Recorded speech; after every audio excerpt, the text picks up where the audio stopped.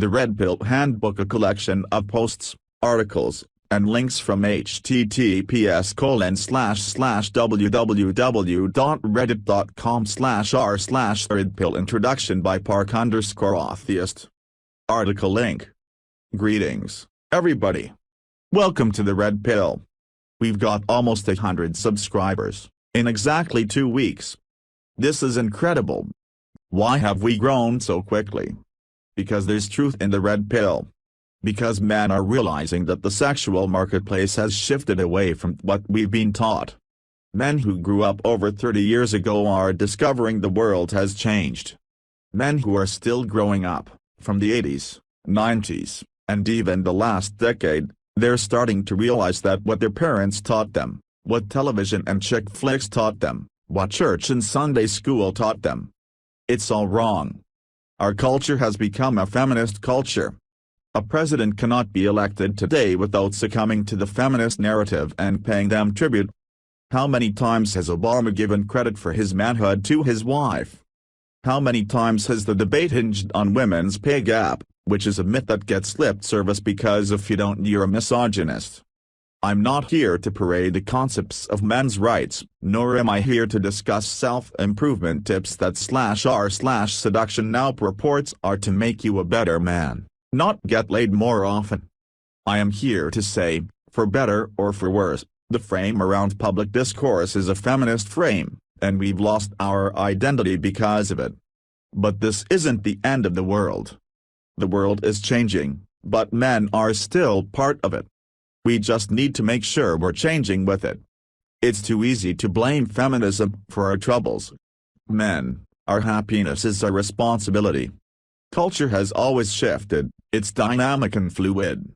It has never and will never stay still. Feminism was inevitable. Equal rights are something I strongly am in support of. For men and women. Women have the right to pursue happiness. Nobody should tell them otherwise.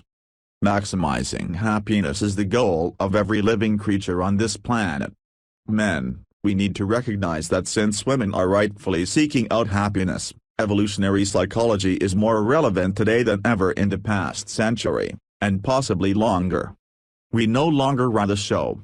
And I, for one, don't disagree that marriage had to change if we were to see equal rights. But now it's time to get serious and realize that our strategy needs to change. Feminism is a sexual strategy. It puts women into the best position they can find, to select mates, to determine when they want to switch mates, to locate the best DNA possible, and to garner the most resources they can individually achieve. The Red Pill is men's sexual strategy. Reality is happening, as we need to make sure that we adjust our strategy accordingly. Welcome to the Red Pill. It's a difficult pill to swallow, understanding that everything you were taught, everything you were led to believe is a lie. But once you learn it, internalize it, and start living your new life, it gets better. As an introduction to the topic, I want to outline what our focus is here at /r/redpill. Mastering game is an important portion of a sexual strategy. A lot of you probably came here from /r/seduction and are probably wondering why we'd need a new subreddit if one dedicated to game already exists. The reason is simple, game is a facet of the Red Pill's sexual strategy. Determining good game is impossible to do so without first understanding the context given by the Red Pill's framework. Something I keep seeing over on the seduction subreddit is a problem taking over most relationship and sex forums. The desire to feminize the discussion, basically making it sound politically correct if read by a female. Yes, game got a bad reputation from girls who demonize manipulation. This is because game is an effective strategy against their own sexual strategy. I believe women's opposition to game can be attributed to the unconscious factors in women's sexual strategy. Please do read Schedules of Mating. When women started becoming vocal about their opposition to game, that's when men decided it would be necessary to make game more politically correct. Oh, we're not here to manipulate women to have sex with us, we're here to become better men, and thus, the female imperative took over game. When men think they must define their own sexual strategy in a way that best delivers results to the female sexual strategy, you know your own strategy will suffer. In a game of chess, do I politely not take out the opposition's queen in hopes not to offend or win the game? Defining the strategy because of the necessity to have good game, we must define what good game is. A large portion of Red Pill discussion revolves around evolutionary psychology. Understanding the facets of the psychology are key to developing a good sexual strategy. Because this strategy is useful not only in gaining the attention of the opposite sex, but continuing relationships, having children, and maximizing your own happiness throughout life, I'm going to argue that defining the strategy outside of just good game is an important facet of Red Pill discussion. Acknowledging reality. Finally, I think our focus should always remain on ensuring that we challenge the reality we perceive and discuss precisely and objectively whether or not our beliefs line up with the testable results we can replicate. I am a firm believer that potential success can only be maximized by maximizing your knowledge of the factors surrounding your success. Keeping your eyes closed and ignoring evidence and facts will not benefit you. Opening your eyes and acknowledging everything, no matter how good, bad, or painful it may seem, is instrumental in making decisions that will lead to the happiest, most successful outcomes. The basics explained by Soft Harem. Article link. Well folks, as 2013 wraps up, this has been a hell of a ride. Our little experiment that /you/park_atheist put together has grown to 28,000 members in a little over a year with no sign of slowing down, and easily one of the most active subs on all of Reddit for its size. Most of us had nowhere to go. We knew the popular social narrative regarding dating was horse shit, but every time we said anything about it we were met with vitriol and shaming tactics trying to keep us in line like good little drones. A few of us got ourselves banned from every major gender-based sub and decided enough was enough. Enter /r/redpill. While you're all nursing hangovers, I wanted to take a minute to discuss our philosophy as a whole, and the direction we want to take for 2014. Just as Reddit is the front page of the internet, /r/redpill has become a major front page of the manosphere. We are now a major hub for all manosphere-related activity. Every single prominent blogger is linked here, browses here, and has done an AMA. We have an extremely active community and it is only going to get bigger. As that happens, the mod staff refuses to let our signal weaken. We will not have our message softened by anyone. What is the Red Pill? A loose and highly debated collection of frameworks that describe sexual dynamics between men and women. In short, it is purely information. What each person decides to do with this information is up to them. Remember, sexual strategy is amoral. You decide what you want to do and how you want to go about doing it. You are responsible for your overall happiness, and all consequences of your actions.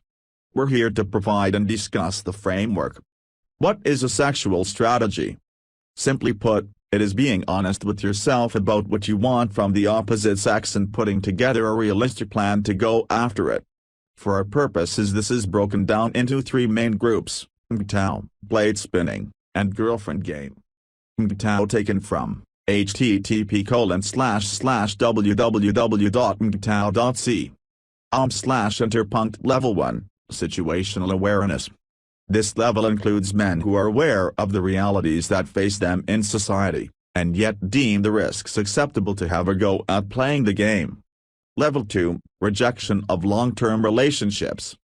Man who rejects all form of long-term personal relationships with women, including but not limited to marriage, cohabitation of any sort which might be classified as common-law marriage, picking up for a single mother's children, or any action which might be used in court to turn him into her legal indentured servant.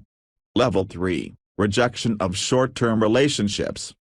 Man who rejects all form of personal relationships with women, including dating, one-night stands, friendships, etc. Any contact with unfamiliar women is kept strictly professional and at a minimum. Level 4, Economic disengagement. man who refuses to produce more than is strictly necessary for his individual survival. He will limit actions that are punished by taxation without jeopardizing his way of life and acceptable standard of living. Obviously level 1 is great, and something we here at TRP agree with, but everything after that is debatable. Level 2 does not include relationships, which are a valid sexual strategy, and level 3 does not include plates, also a valid sexual strategy. If you can find happiness within this framework, knock yourself out, but the meat of TRP will be focusing on plates/girlfriend game. Being the pragmatic bunch we are at TRP, I honestly want to thank all of you MGTOW out there. By opting out of dating and society altogether, you help drive down the value of pussy by no longer validating women, and you're less competition for those of us who pursue one of the other two strategies. Blaze a trail, gentlemen. Blade spinning, otherwise known as a soft harem, and a personal favorite of mine. This is basically dating multiple women at once without commitment. Most of us here will tell you flat out that honesty is the best policy. Let the women know you are not available for exclusivity now, or at any point in the future. TRP does not condone cheating or lying to women. If you tell a woman you're exclusive and then fuck around on her, I have no problem calling you a shithead. Don't do that, it creates feminists and other terrible types of women. http://theracialmal.com/question s=plate, start at plate theory, and work your way up. This is a gold mine for how to spin up your own soft harem. You'll have to master game and have your frame locked up real tight, because this is trial by fire. Always entertaining, rather exhausting, but if you play it just right you can find short and sometimes long-term happiness. Girlfriend game, not exactly something we're known for, but I think there is enough demand that it is relevant. Women worth giving your commitment to are rare. So rare in fact we call them unicorns, and you can consider this TRP on hard mode. Maintaining attraction and frame for one night isn't that hard once you've had some success and internalized game. Maintaining it throughout the course of a long-term relationship is another beast altogether. This is content we haven't discussed much in the past, so we are looking to the community to drive it. If it is something you're interested in, start making theory posts. Mate selection, maintaining frame, captain/first mate dynamics, etc. We aim to be the premier hub for all things RP related, and ignoring relationships because they aren't true RP is ignorant. Which leads us into the next section. Straw or red pill. This is when RP theories become caricatures of themselves. Bitter friends and neckbeard MGTOW, or sociopath Patrick Bateman dark triad alpha bro. Now, normally I'd quote God, lions, sheep, etc., but we need to avoid doing this to ourselves regardless of what outsiders think. The RP community is small, as we seem to only want to divide ourselves further over which sexual strategy is the best. Personally, I think this is fucking dumb.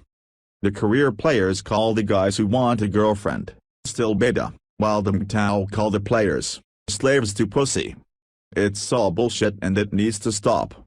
Your strategy is your own to decide, and that doesn't make it objectively better than any of the others. Here in TRP our community is built of all three sexual strategies. If you don't want to support all three, then head on over to the Roosh, MMSL, or MGTOW forum so you can join in on the masturbatory nonsense. RPS also had a good point about alpha and beta.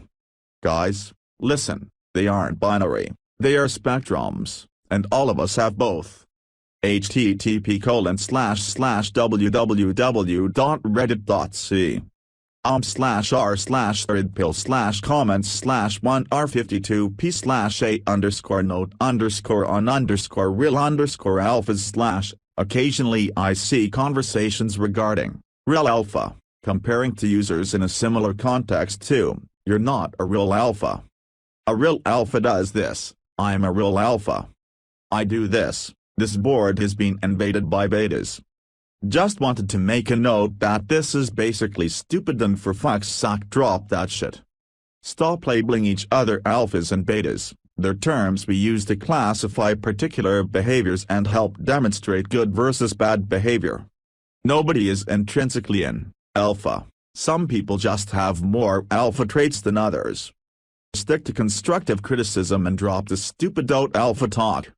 It's not said it, folks. This conversation has become a caricature of itself. If somebody is making stupid mistakes, correct them, but don't get into a stupid fight about who's alpha and who isn't. Furthermore, of course there are people with beta tendencies here. How the fuck do you expect them to learn? And a note to people who are new here or have overwhelmingly beta traits and don't get it, lurk a bit. Pay special attention to endorsed contributors. If you keep giving terrible advice when you don't know jack shit, I might just make a new user flare, continuous blue balls or something. 2014 it will be business as usual except on a bigger scale. You will see a few new additions to the moderator's staff in the very near future, as well as more emphasis on specific sexual strategy discussion. We're big enough and have enough moderation that the pathetic crowd from trolls do not even make it anymore. RPS has been kind enough to start working on Platoned girlfriend/LTR game, link flare to help categorize the new content. We're the bogeyman of Reddit, and I like that infamy, but when new people show up and actually stay for a minute I want us to be the authority on all things related to sexual strategy. Help us really flesh out these concepts and maintain our position as a major hub of the manosphere. Do work. Red Pill Antibiotic Nuke, come and feed by Limitable Man. Article link. This post contains a lot of generalizations which embody fundamental beliefs of the Red Pill philosophy. This list is extensive but not exhaustive. These are bullet points and thus there is not a case study for every point made and there is not necessarily an explanation given with each bullet point. This is because this information has been designed to be snappy and easy to absorb, not an academic dissertation on each belief and concept shared. Think of it as something of a partial codification of many different RP beliefs. Interpunct feminists claim they want equality but what they really want is power without responsibility. They desire both male and female privilege consolidated into one, thus upsetting the gender balance. They want the privileges of being women, privilege such as being economically provided for, getting opportunities based on their beauty and protection from physical harm by others, as well as male privilege, authority, respect for having a career, to not be judged so harshly based on appearance etc. Which is neither pragmatic nor realistic. It ignores the biological basis for how the genders perceive each other and the ignorance that everything is a social construct, and we are mostly the same, when quite evidently this is not the case. Women are irrational and inconsistent. They have a capacity for logic but it is not their modus operandi. That is to say that they must exert effort to be logical as it is not their factory setting. A logical woman is easily baited into becoming emotional. Women are easy to compromise. Their decisions are based on their current emotional state rather than the abstraction of logic. It's this proclivity to change so quickly which causes them to act inconsistently and in contradiction. Women are Machiavellian in nature. This means they are comparatively proficient at being manipulative versus the typical male. The evolutionary theoretical basis for this is due to smaller size and inferior musculature. Women had to learn to use men as tools rather than directly oppose them in a physical conflict, as they would undoubtedly lose in all but very few scenarios. This makes the pronunciation of their strength a propensity to be mentally violent rather than to be physically violent. Physical violence is outlawed whereas mental abuse is not. This allows women to get their way without being held accountable by a system of law. The law does not legislate interpersonal morality to this extent. Where a man's instinct is to hit, a woman's is to do a big shit in your mind instead. Race does not matter if you are rich. A lot of you are small-minded and stuck on the superficial. White, black, Arab, Indian, Asian, whatever. You have a certain perception of the world based upon your culture. Perhaps where you live the white man is God. But no, all racial barriers are overcome by power. Money is power. If you're 5 Asia and with a 2-inch dick that girls laugh at, a 7-digit bank balance is sure to offset that. Focus less on your race and more on your success. Your insecurities will get you nowhere. The real segregation is between rich and poor, and that is even more true when it comes down to women. Never forget that. Rich versus poor is the only thing that matters in this world. White versus black, West Coast versus East Coast, all these other beefs are minor. They are all symptoms of wealth inequality. The bottom line is wealth. Rich versus poor motherfuckers. Women are hypergamous. They feel entitled to a superior mate. You have to be richer than her or at least equally rich, more educated than her or at least equally educated. You need to be better looking than her or at least equal looking. You need to be more popular than she is or at least equally popular. You can offset one area, LMS, looks, money, status, with another, but if you're lower in at least two areas, just forget it. Buying into the last point, this is why 20% of guys are fucking 80% of the chicks. Women date up, men date down, and yes, this has created rising social inequality since women entered the professions. If a woman thinks she is better than you, she can't respect you. If she can't respect you, she can't love you. Women love men differently to the way men love women. Woman's love is based on adoration. Adoration is a concentrated amount of respect. Respect is derived from power. Be powerful if you want to be loved, or you will never be loved. You will be held in contempt for being weak. Women rely on men to be emotionally stoic. We often call this holding frame. You have to be mentally strong so she can lean on you. She finds that attractive. You cannot lean on her. There is a double standard. If you lean on her, the relationship will fall apart. She will not be able to handle your problems and she will no longer find you attractive. You are a man. You have to be better than her, which means to be stronger than she is. This is why women get to be emotional and we have to be non-reactive. We are strong and ignore our emotions so they can indulge in their emotions and enjoy the ride. They find it far more difficult to be logical than we do, and thus it is our burden to be the reasonable ones. Always set boundaries, with everyone. Do not be a pushover. This is probably the most important bullet point here. Buying into the last point, women have little sympathy for weak men. Despite the fairer sex bullshit you may be accustomed to hearing, a man is far more likely to assist a weak man financially or emotionally than a woman is. Women are more selfish than men are in matters of money and love. Man's love is expected to be sacrificial, woman's isn't. Women love pragmatically and have no capacity to love unconditionally for romantic partners, only their children. Men can love women unconditionally. There is a hierarchy of love: men, women, children. Women have a pronounced gender group bias, which means they typically de facto side with other women in a conflict regardless of logic or argument. Women are herd-like and stick together closely. They form cartels and use the power of the group to handpick/destroy enemies. Women have a sexual plurality. If you are a nice guy with money, you are husband material that can nail her after 12 dates and she's had so many glasses of wine she forgets how on a primal level you're not that attractive, just cute. If you are an asshole with nice muscles, you're the guy who gets to nail her after 2 hours of meeting. We call this sexual plurality in rather rhythmic slang, alpha fucks, beta bucks. Women do not care about male weakness and neither does society. If you are weak, depressed, small, poor, uneducated, unconfident, not powerful, then nobody cares. People only care about you when you're powerful or a pretty woman. You have to pull yourself up by the bootstraps because nobody gives a fuck about you. Society will always have a safety net for women. White nuts will charge in, the state will provide, and etc. As a man, you have no such luxury. Your propensity and ability to gain power is much higher than a woman's, but your ability to hit rock bottom is far more pronounced too. As men, we are more extreme than women.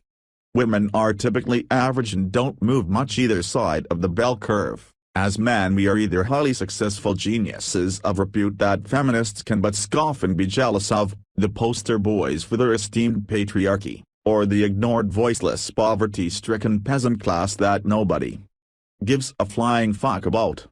The law prioritizes female safety and well-being over logic, honor and justice.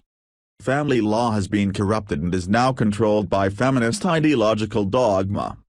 The Constitution's equitable maxims are rewritten by modern statutes. Rollo Tomassi of Rational Mail did a very relevant article on this topic here, http://theracialmail.com/2014/01/14/ The second set of books/Western females, typically Anglosphere and Western/Northern Europe, are self-entitled and come from a psychological position of thinking they're better than you are.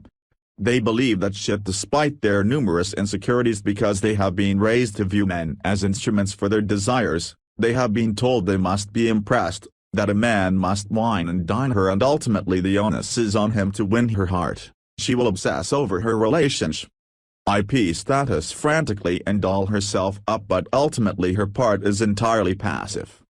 She comes from a position of superiority and illogically believes she is superior to all but the most high value of men. Part of the red pill is realizing her capacity for brilliance is lower than yours, which brings me on to the next point. Women need men more than men need women. Men generally want sex and perhaps a family, so they have a genetic lineage to leave their worldly goods and knowledge to once they die, so they may live on to their offspring. However, women need men for their logical minds and stoic consistency, to make her emotionally stabilized, being the rock in her storm, and also need a partner just to feel complete. Just look at single mother households and all the older women who are single. They're miserable. These women need a man to be happy. Men do not need women to be happy. Men need sex to be happy. A bachelor is not an unhappy guy. A bachelorette is. Women are depreciating assets. Their major asset and unique selling point is their sexual beauty and fertility. Most of them squander their best years on riding the cock carousel, which means fucking lots of different guys in nightclubs, having flings, being generally irresponsible and riding through life on easy mode, getting ahead for no real talent, but because she's pretty and can give head. Women are born. Their ability to conceive children is what makes them women. Men are not born, they are created. Poverty, difficulty, heartache, oppression, pain, these are the things that make men out of boys. This is why you came to TRP. This is why boys come back from the military as men. Conflict and pain is what forges the masculine mindset. Men cannot grow without conflict and learning from their mistakes. Men need to apply their logical minds to problems which arise, elevate, and transcend their previous selves to become more powerful. Men are never born, they are always bred in the bloody fields of battle and war, be it economic, mental or physical. A man is a soldier of differing kinds. A man has learned to repress his fears so he may overcome and achieve.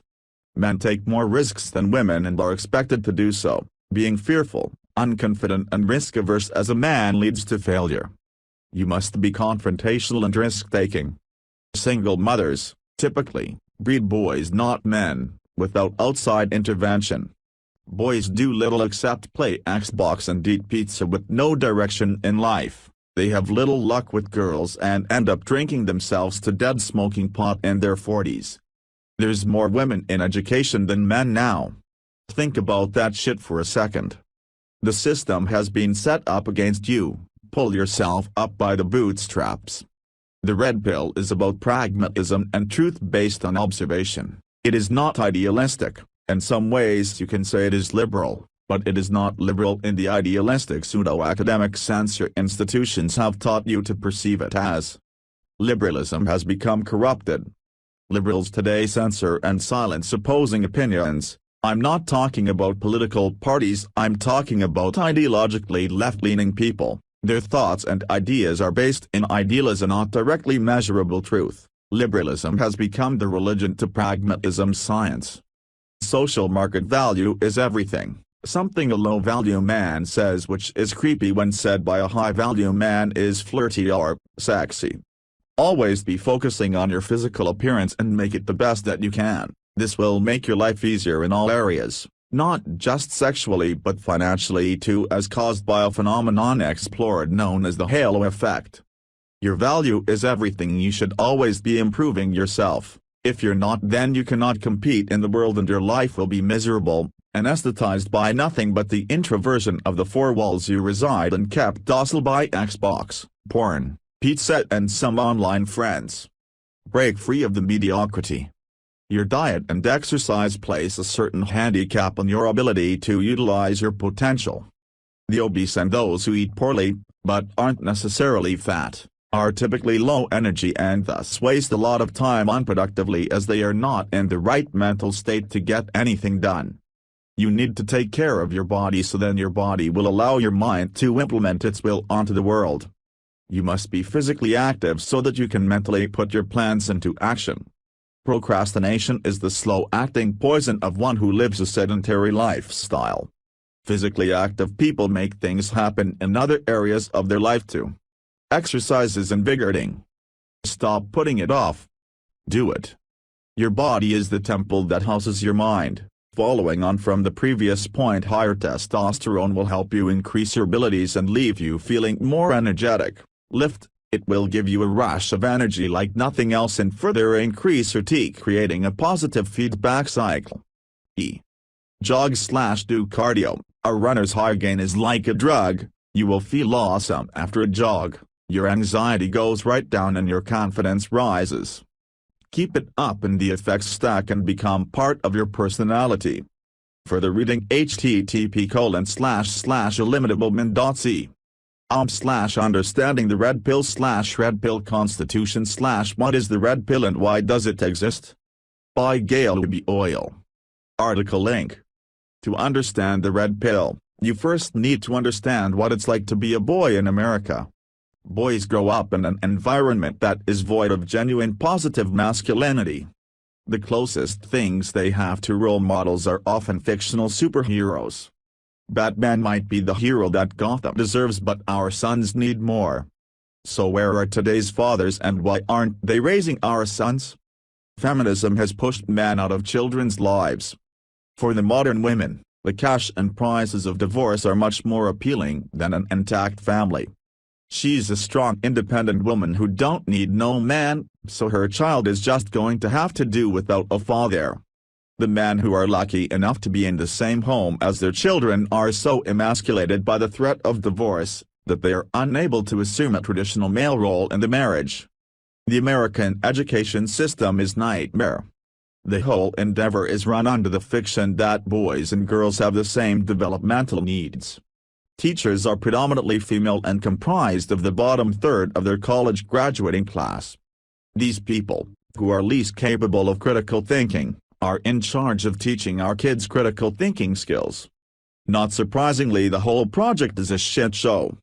The women and betas who run our educational system are so hostile to play fighting, drawing guns and all other childish displays of masculinity that they stamp it out at every opportunity. Growing up in an environment intentionally devoid of masculinity is not good for boys. Most boys don't realize anything is wrong with their upbringing until they start pursuing women. They play the dating game and lose because women are instinctively repulsed by androgynous she-men. Being rejected repeatedly is a painful experience that leads some to soul-searching and seeking out the advice of other men. The red pill is a place for men to exchange ideas. It's a place where men can have open and honest communication with each other without having to be concerned with the consequences of offending strong independent women. The red pill is an imperfect substitute for the male guidance our boys were robbed of by feminism.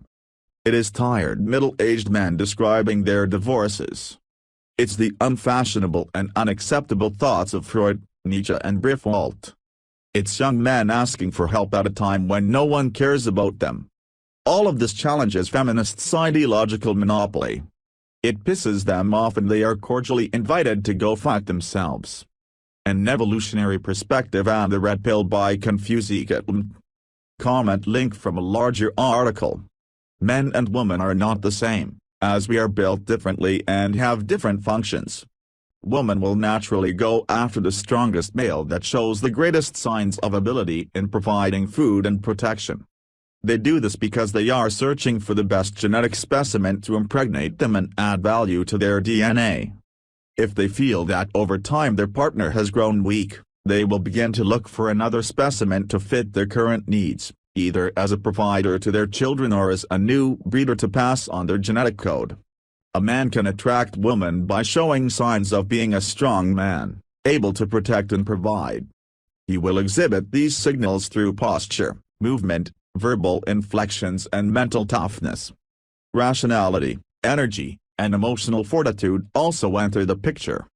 These traits will be judged alongside his height, muscle, clothes, social standing and facial features. These attributes all factor into his sexual market value, which will denote how much women want to sleep with him and be with him long term. Women will at times administer fitness tests, which are manufactured scenarios that women create in order to test if a man is worth/is still worth having as a mate. Women are fairly adept at administering fitness tests, so it is far easier and more beneficial to build up a strong SMV than to try to fake one. A strong SMV will lead to a happier, more confident male. A strong male will have a strong frame, which is his own view of his self-worth, his views, his limits, and his reality. A strong male will not allow his frame to be broken. A strong frame and SMV can be achieved through many paths, including physical, mental, and emotional training. A comprehensive guide to the Red Pill All-in-One Red Pill 101 by Bsotat Salt. Editor's note: the following section is taken from this article, which is an extract of a slideshow presentation. The sections have been split conceptually for readability based on Bsotat Salt's headings into 6 chapters. 1, 2, 3, 4, 5, 6. Introduction. Keep it stupid simple. KISS desires the Red Pill to sexual marketplace, improving sexual market value, SMV. 1. Introduction by Bsotat Salt. Article link. Typical dating advice. Interpunct. Just be yourself. Be confident. The right girl will come along someday. Why doesn't it work? Interpunct. Not realistic and overly simplistic. What good is it if Miss Right walks through the door if you don't have the skills to get and keep her attention? What's the alternative? Become the best version of yourself. Neil Strauss. 2. Keep it stupid simple. KISS by Bsotat Salt. Article link. Approach instead. Don't leave until they tell you to leave or they themselves walk away. Hit the gym. Old-fashioned lifts are best. Eat right. Minimize fast food. Dress your best. Get into a habit of talking to everyone. The Red Pill Handbook 29.3. Desires by Bsotat Salt. Article link. Goals. Before you go any further, you should take a few hours and go through the steps in that thread and really think long and hard about what you want out of life, relationships, you name it. Standards and expectations. What qualities do you want in a mate? Personality, physical, spiritual, economic, cultural. Screen for qualities you seek. Speak up. Let her know what you want. What happens if they fail to measure up? If there are consequences, then you must follow through. Checkpoint. Come up with a few goals and think about how you'll achieve them. What are some standards and expectations? What happens if they don't measure up? 4. The Red Pill by Bsotat Salt. Article link. What is the Matrix? Reality terms and theory. Women like sex. Rational males. Iron rules of Thomas E. Hartist's 16 Commandments of Boon 1. What is the Matrix? Seeing reality for what it is the first step in changing it. Tom Lucky's 2. Reality 1, Alpha, Beta, Omega. Oh my. You often see talk in our community regarding alpha and beta males, but it's important to understand this is merely a framework for understanding the social pecking order. Ultimately, the goal is to find balance. Alpha equals dopamine equals exciting, beta equals oxytocin equals bonding. 2. Body Agenda. 3. Counterculture. Red Pill ideas are met with scorn and disdain because they challenge the status quo. 4. Feminine imperative. 5. Haters gonna hate. You will lose some friends. Your successes are a reminder of their failures. People resist change, and you moving up the pecking order is exactly that. 3. Terms and theory. Editor's note: many terms have been merged with a glossary for ease of reference. Broader concepts remain here. First rule of relationships: in any relationship, The person with the most power is the one who needs the other the least. Dark triad personality, also known as why chicks dig jerks, a catch-all phrase that describes the personality types many women are naturally attracted to: narcissistic, Machiavellian, psychopathic, power-driven, status, low neuroticism and extroverted, low amounts of empathy and agreeableness, not prone to being needy or over-investing. Why are women attracted to these bad boys? In other words, they're a challenge and tend to live life by their own rules. Some research on this subject has also shown that dark triad personality types are more likely to be successful in business. Furthermore, works best for short-term mating strategy. Being disagreeable, an asshole, is attractive to women. Being power-hungry is attractive to women. Never sweating the small stuff is attractive to women. In other words, being an aloof, uncaring asshole, an amalgamation of the above traits, makes you optimally attractive to the greatest number of women, in the short term. However, these traits are not conducive to emotionally healthy long-term relationships. Feminine imperative, the tendency of media and culture to put women first, excuse their misdeeds, rationalization hamster, and criticize any holding of accountability or pointing out of double standards as being anti-woman. The greatest threat to the feminine imperative is men becoming self-aware of their own sexual market value and the dissemination of information about how the imperative uses this lack of awareness to perpetuate itself. Feminine imperative, example: feminine imperative, how it happened. Mirror exposure effect, the more we're exposed to a product or idea, the more likely we'll prefer it over lesser-known alternatives. Nice guys finish last. Being nice isn't itself an attractive quality. In fact, being nice often turns women off. They must be attracted first. If not, you risk coming off as needy, clingy, over-investing.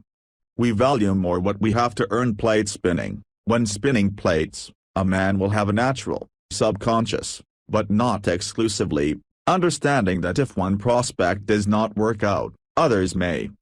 This perspective change often manifests in a man's behavior that women key on covertly. Opportunity and options makes the man the prize. Confidence is derived from options, gives man the ability to next woman without worrying about what's next.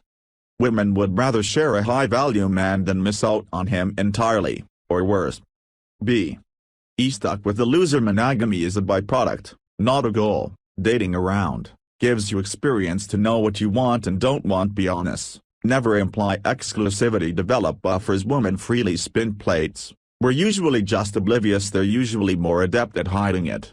Ask metered attention. Spinning plates can help divest time and attention so you don't overinvest with any one woman. Created scarcity propinquity effect, the tendency for people to form friendships or romantic relationships with those whom they encounter often.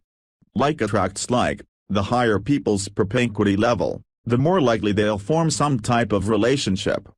For example, living in the same city is higher than different cities, same neighborhood is higher than different neighborhoods, and so on. Rejection, good game takes thousands of approaches. You'll eventually become acclimated so that it doesn't bother you. Shit tests, also known as fitness tests, subtle, and sometimes not so subtle, tests women do on purpose or subconsciously to test men. Typically a congruence test, occasionally as a up or break, is a ham-fisted form of flirting. How to handle shit tests. More often than not, women actually have pretty bad game for. Women like sex. Just look at women's advertising. The media gives them what they want: how to get sexy to attract the best possible mate, to have more sex tips to secure their alpha male enjoyment. And it's not just Cosmo media directed at jail, but is no different. On that note, know your state's age of consent. Interpunct 16 is the most common. Crossing state lines becomes a federal issue and the age of consent automatically bumps to 18.5. Iron rules of Tomasi. This is not a full list of his rules and are merely those I felt work or ones to grasp as quickly as possible for those freshly freed from the matrix. Frame is everything. Always be aware of the subconscious balance of whose frame in which you are operating. Always control the frame, but resist giving the impression that you are. Interpunct always be on the lookout for shit tests, also known as fitness tests. Never, under pain of death, honestly or dishonestly reveal the number of women you've slept with or explain any detail of your sexual experiences with them to a current lover.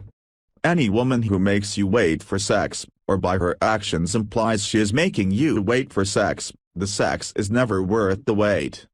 Never allow a woman to be in control of the birth control. Interpunct always use protection and paternity fraud is a real issue. Get paternity tests. Child support is a ridiculous system you do not want to suffer, not to mention there is no guarantee/requirement the money will even be used on the child's needs. Tom Wilkes calls it vaginamony for a reason. Women are utterly incapable of loving a man in the way that a man expects to be loved. What this means is that women are incapable of loving men in a way that a man idealizes is possible, in a way he thinks she should be capable of. Interpunct don't buy into the Disney-esque/rom-com version of relationships. See also, Riffrath's lot is always time and effort better spent developing new, fresh, prospective women than it will ever be in attempting to reconstruct a failed relationship. Never root through the trash once the garbage has been dragged to the curb. You get messy, your neighbors see you do it, and what you thought was worth digging for is never as valuable as you thought it was. Always let a woman figure out why she won't fuck you, never do it for her. Never self-deprecate under any circumstance. This is a kiss of death that you self-initiate and is the antithesis of the prize mentality. Once you've accepted yourself and presented yourself as a complete douche, there's no going back to confidence with a woman. Never appeal to a woman's sympathies. Her sympathies are given by her own volition, never when they are begged for. Women despise the obligation of sympathy. Nothing kills arousal like pity. 6. Heartist's 16 Commandments of Boon 1.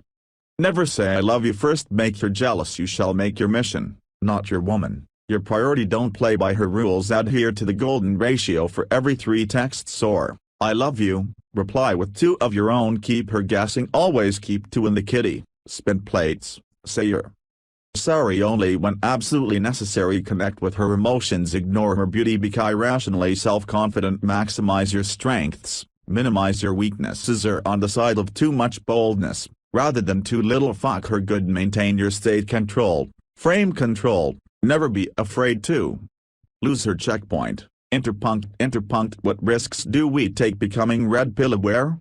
How does this help us? 5. The Sexual Marketplace by Bsot Alt. Article link. Define fantasy versus reality. The bell curve. Hidden realities of the dating paradigm. 1. Define interpunct. Gary Becker was the first to describe human behavior in terms of economics. Roy Baumeister further refined the idea a heterosexual community can be analyzed as a marketplace in which men seek to acquire sex from women by offering other resources in exchange. Societies will therefore define gender roles as if women are sellers and men buyers of sex. Societies will endow female sexuality, but not male sexuality, with value, as in virginity, fidelity, chastity. The sexual activities of different couples are loosely interrelated by a marketplace, instead of being fully separate or private, and each couple's decisions may be influenced by market conditions. See also, Riffrath's law. Economic principles suggest that the price of sex will depend on supply and demand, competition among sellers, variations in product, collusion among sellers, and other factors. Prostitution is illegal and age of consent laws were created in order to raise the cost of sexual access by lowering supply. Artificially props up older women's sexual market value, which, surprise, are the very people who demanded those laws. Research findings show gender asymmetries, reflecting the complementary economic roles, in prostitution, courtship, infidelity and divorce, female competition. The sexual revolution and changing norms, unequal status between partners, cultural suppression of female sexuality, abusive relationships, rape, and sexual attitudes. Male and female sexuality not valued equally. This is what allows for money equals sex. The sexual revolution considerably lowered the price of sex, to women's detriment. See also, women in college and those 30+ respectively bemoaning hookup culture and no good men. 2. Fantasy versus reality. Fantasy per the feminine imperative. http://i.timgear.com/dwttfg6.b and G interpunk supported by and propagated throughout the mainstream media. Reality. http://i.timgear.com/ifxnack.b and G interpunct smv is not equal, changes as we age and differs dramatically between men and women. 3. Hidden realities of the dating paradigm. The entire paradigm flip-flops as we age. By mid to late 30s, men have the power and continue to do so for the rest of our lives. Settling down in your 20s is a mistake, as you don't realize your full potential until your 30s. Sexual market value, SMV, can be improved manually. 4. The bell curve. http://i.timgear.com/tuesdaysolar.b and G green represents women naturally attracted. Yellow is where most women fall. Game matters. Red represents women who no matter what you do they're just not going to be into you. Goal is to minimize the red and maximize the green sections. Though self-improvement, I wrote more on this here. Checkpoint. Think back to your goals and standards and expectations. How does this section apply to them? Take a few minutes and refine as needed. 6. Improving sexual market value, SMV, by Bsotat Salt. Article link. Fitness and fashion. Social attributes. Status. Game 1. Fitness and fashion. Being fit is itself an attractive quality. It evokes feelings of safety and protection and overrides height issues. For short men, body fat should be under 20%. 10–15% is attainable and maintainable. Obesity epidemic means 33% of Americans are clinically obese and another 33% are clinically overweight. This translates to being at a healthy body composition nowadays is effectively a form of peacocking. And being 10–15% BF plus being jacked most certainly is. High-intensity interval training, sprints, Tabata protocol, 8 rounds of 20 seconds maximal effort plus 10-second recovery prowlers. Let's stick to the core. Lifts diet. You can't out-train a bad diet. Keep it simple equals paleo or zone. No such thing as cardio. Intensity is key. James L.I. Doug Guff. Weight training. Stick to the big lifts: squats, deadlift, press, bench, overhead press, pull-ups, rows. Beginners, stick to the basics. Starting Strength is a fantastic program for beginners and intermediates. Select new rules of lifting. Forget the high-volume workouts found in muscle magazines.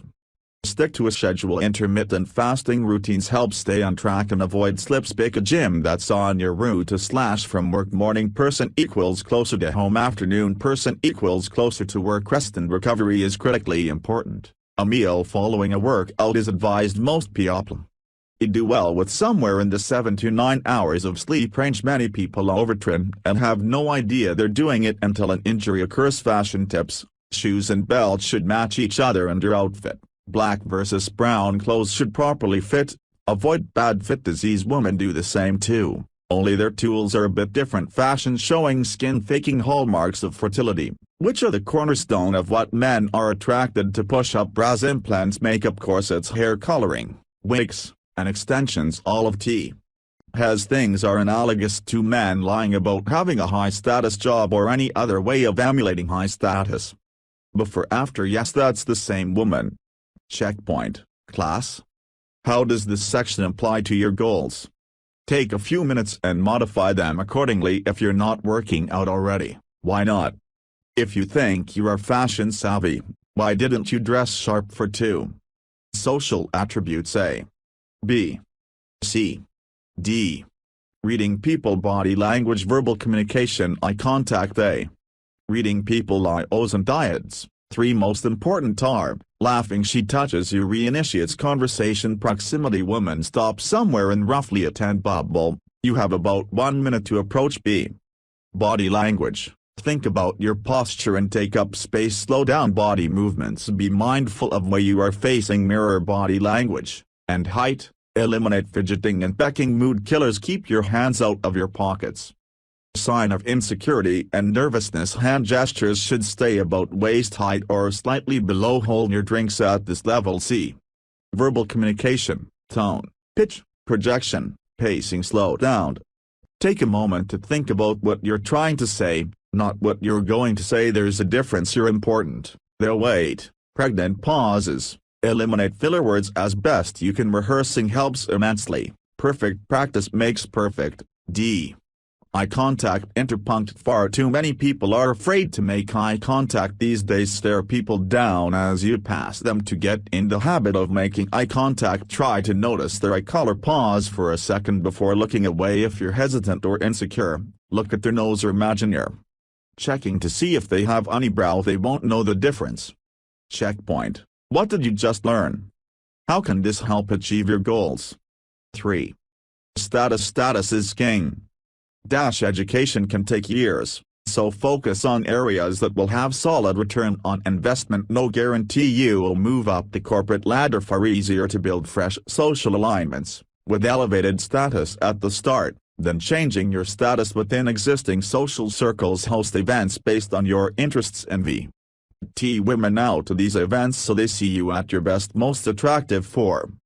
Game. A, B, C, D, E. What drives social alliances? First impressions. External versus internal. Breaking rapport. Qualification. F. Gift of gab. G. Training wheels. A. What drives social alliances? Propinquity. Mirror exposure effect. Investment. Second most important element. The person least invested controls the relationship. Build investment mutually like a layered cake. Qualification drives the process. Start out investing slightly less than the other person helps get them to chase invest. Meant example of what not to do. How many of you text like this? Scale back how much interest you're showing. 3:2 ratio. B. First impressions. You have roughly 6 seconds. Forget the 3-second rule. It burns up half this time just standing there. How you move plays an important part. Being rejected. They don't know anything about you as a person. They're just rejecting your approach methodology. Approaching what U.S. A to break the ice open isn't actually all that important. How you say it is what matters. Should not put them on edge or make them defensive. Build comfort. The entire point is to transition into a real conversation. Direct versus indirect. Each has its own merits. Direct is better for situations where time is limited and / or seeing if they're naturally interested. See also, will curve. C. External versus internal game. External game, also known as outer game, is all of the things you do and say. Techniques, gambits, pick up, structured approach. Internal game is your beliefs, self-worth, character, disabusing yourself of, blue pill, thinking, understanding of the sexual marketplace. D.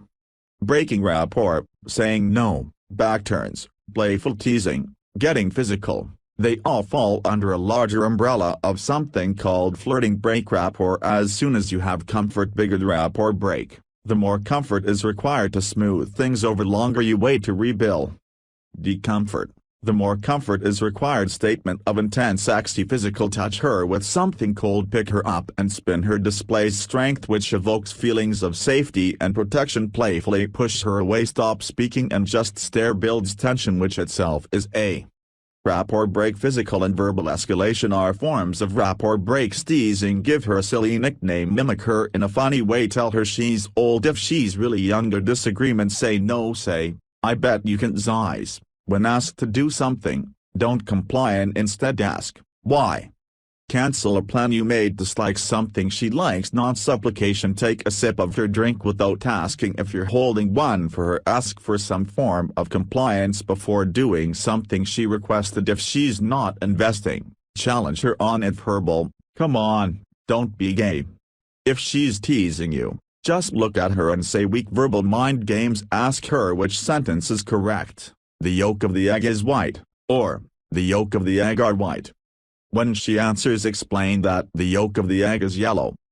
Disqualification. Saying you like a trait she doesn't have. I like blondes, and she's a brunette. Have her see you talk to other women. Pre-selection plus their rapport break is mighty powerful stuff. Mention your girlfriend can later recover by explaining your girlfriend is actually a girl. F. and that you have lots of them, just like she probably has lots of guy friends. Disqualify objections before they are made. Powerful tool for mitigating problems during an interaction, also useful for breaking rapport, flirting, and can be used to frame others, third parties, in a negative light. Useful for getting others to want to fulfill expectations and getting them to qualify themselves to you. Sexual large physical escalation. Saying something about her is sexy. As a rule of thumb, I always do this so she knows my intent. Avoids the friend zone. People relationships say. Extending the topic of conversation to sexy. Qualification, arguably the most important long-term aspect of game. Don't stick your dick in crazy screens for women who are a good match. Remember, the bell curve drives investment. Combats asked you are demonstrating interest in more than just her looks. Prince Charming is discriminating because he has options. As a type of pre-selection. Being choosy shows you're not afraid of her. Beggars can't be choosers. Gets the rationalization hamster going. Does he have options? Do I have competition? Built-in dread game. Best one based on real things about your life. Don't punish investment, even if it wasn't up to your standards. Change topics. Reward with some form of haptics, also known as Kino. This is the basis of escalation. Qualification statements and hoops are two methods I like to use because they're simple and effective. Qualification statements can invoke the natural human instinct to want to live up to expectations. Small qualification hoops are typically yes/no. Questions are generally boring interview question. NS build minimal investment. If she answers and then goes into a longer answer, that's an indicator she's interested in the subject and might like you. Medium qualification hoops typically follow yes/no questions. Large hoops are open-ended and / or very personal questions. Note, if they uncommit to answering a question, shrink the hoop down a level. Also, qualification and disqualification used in tandem is extremely powerful. Checkpoint. How do rapport breaks and qualification correlate to your goals and desires? Come up with a few examples of each. Gift of gab - goal of conversing is to develop investment. Guys usually do the heavy lifting at first. Vertical versus horizontal. Horizontal is surface stuff that doesn't dig deeper. For thoughts and emotions. Check-ins have a few topics in mind and screen for common interests. Common topics for professio. Now types are relationships, people, hobbies, career, job, and travel. Younger women typically are interested in beaches, shopping, movies, partying. Choose topics that will be of interest to your type of women. Don't be afraid of the occasional awkward silence, can be thought of as rapport breaks. Build commonalities. You give a little, they give a little. Multi-layer cake statements. Then questions. Texting should flow this way to reward, statement, question in that order. Essentially qualification and escalation. Personal stories should focus on the topic, not yourself. Training wheels. Keep it simple, revisited approach and stay until they tell you to leave or they walk away. Embrace awkward silence is their form of rapport break. If they break the silence with "Sue," that's a form of investment on their part. You broke rapport, now they're seeking comfort with you. Instigate, isolate, escalate approach. Build comfort. Justify why you are talking to them. Break rapport. Build comfort. Lock in. If doing so is a rapport break, then build comfort. Qualify. If it's a rapport break, build comfort immediately after when they jump through hoops. Escalate. Escalation is often a rapport break, so build comfort afterwards. Build commonalities. Builds comfort and rapport. When you have comfort, break rapport. This is the building blocks of flirty. And it's emotional stimulation. Swap contact details by calling back to the above reasons you cited earlier in the conversation. What's the best way to stay in touch? Seed reasons to stay in touch. The 5 stages of Red Pill by Whisper. Article link. I'm probably not the first person to observe that taking the red pill is a gradual process, and that the loss of illusions, like any other loss, initiates a grieving process. But it's worth pointing out that psychology's general 5 stages model of the grieving process applies to TRP. 1, 2, 3, 4. Denial. Women aren't like that. They're people just like everyone else. Treat them all as individuals, and you're sure to find the right one. Anger. WTF. Bitches are all like this. They have no honor, no loyalty, and they don't really love anyone but themselves. Fucking cunts. Bargaining. If I work real hard and learn all the pickup moves, then at least I'll get laid. Depression. Getting laid by shallow, obnoxious women has become dull and unrewarding. And there's no sense looking for a unicorn?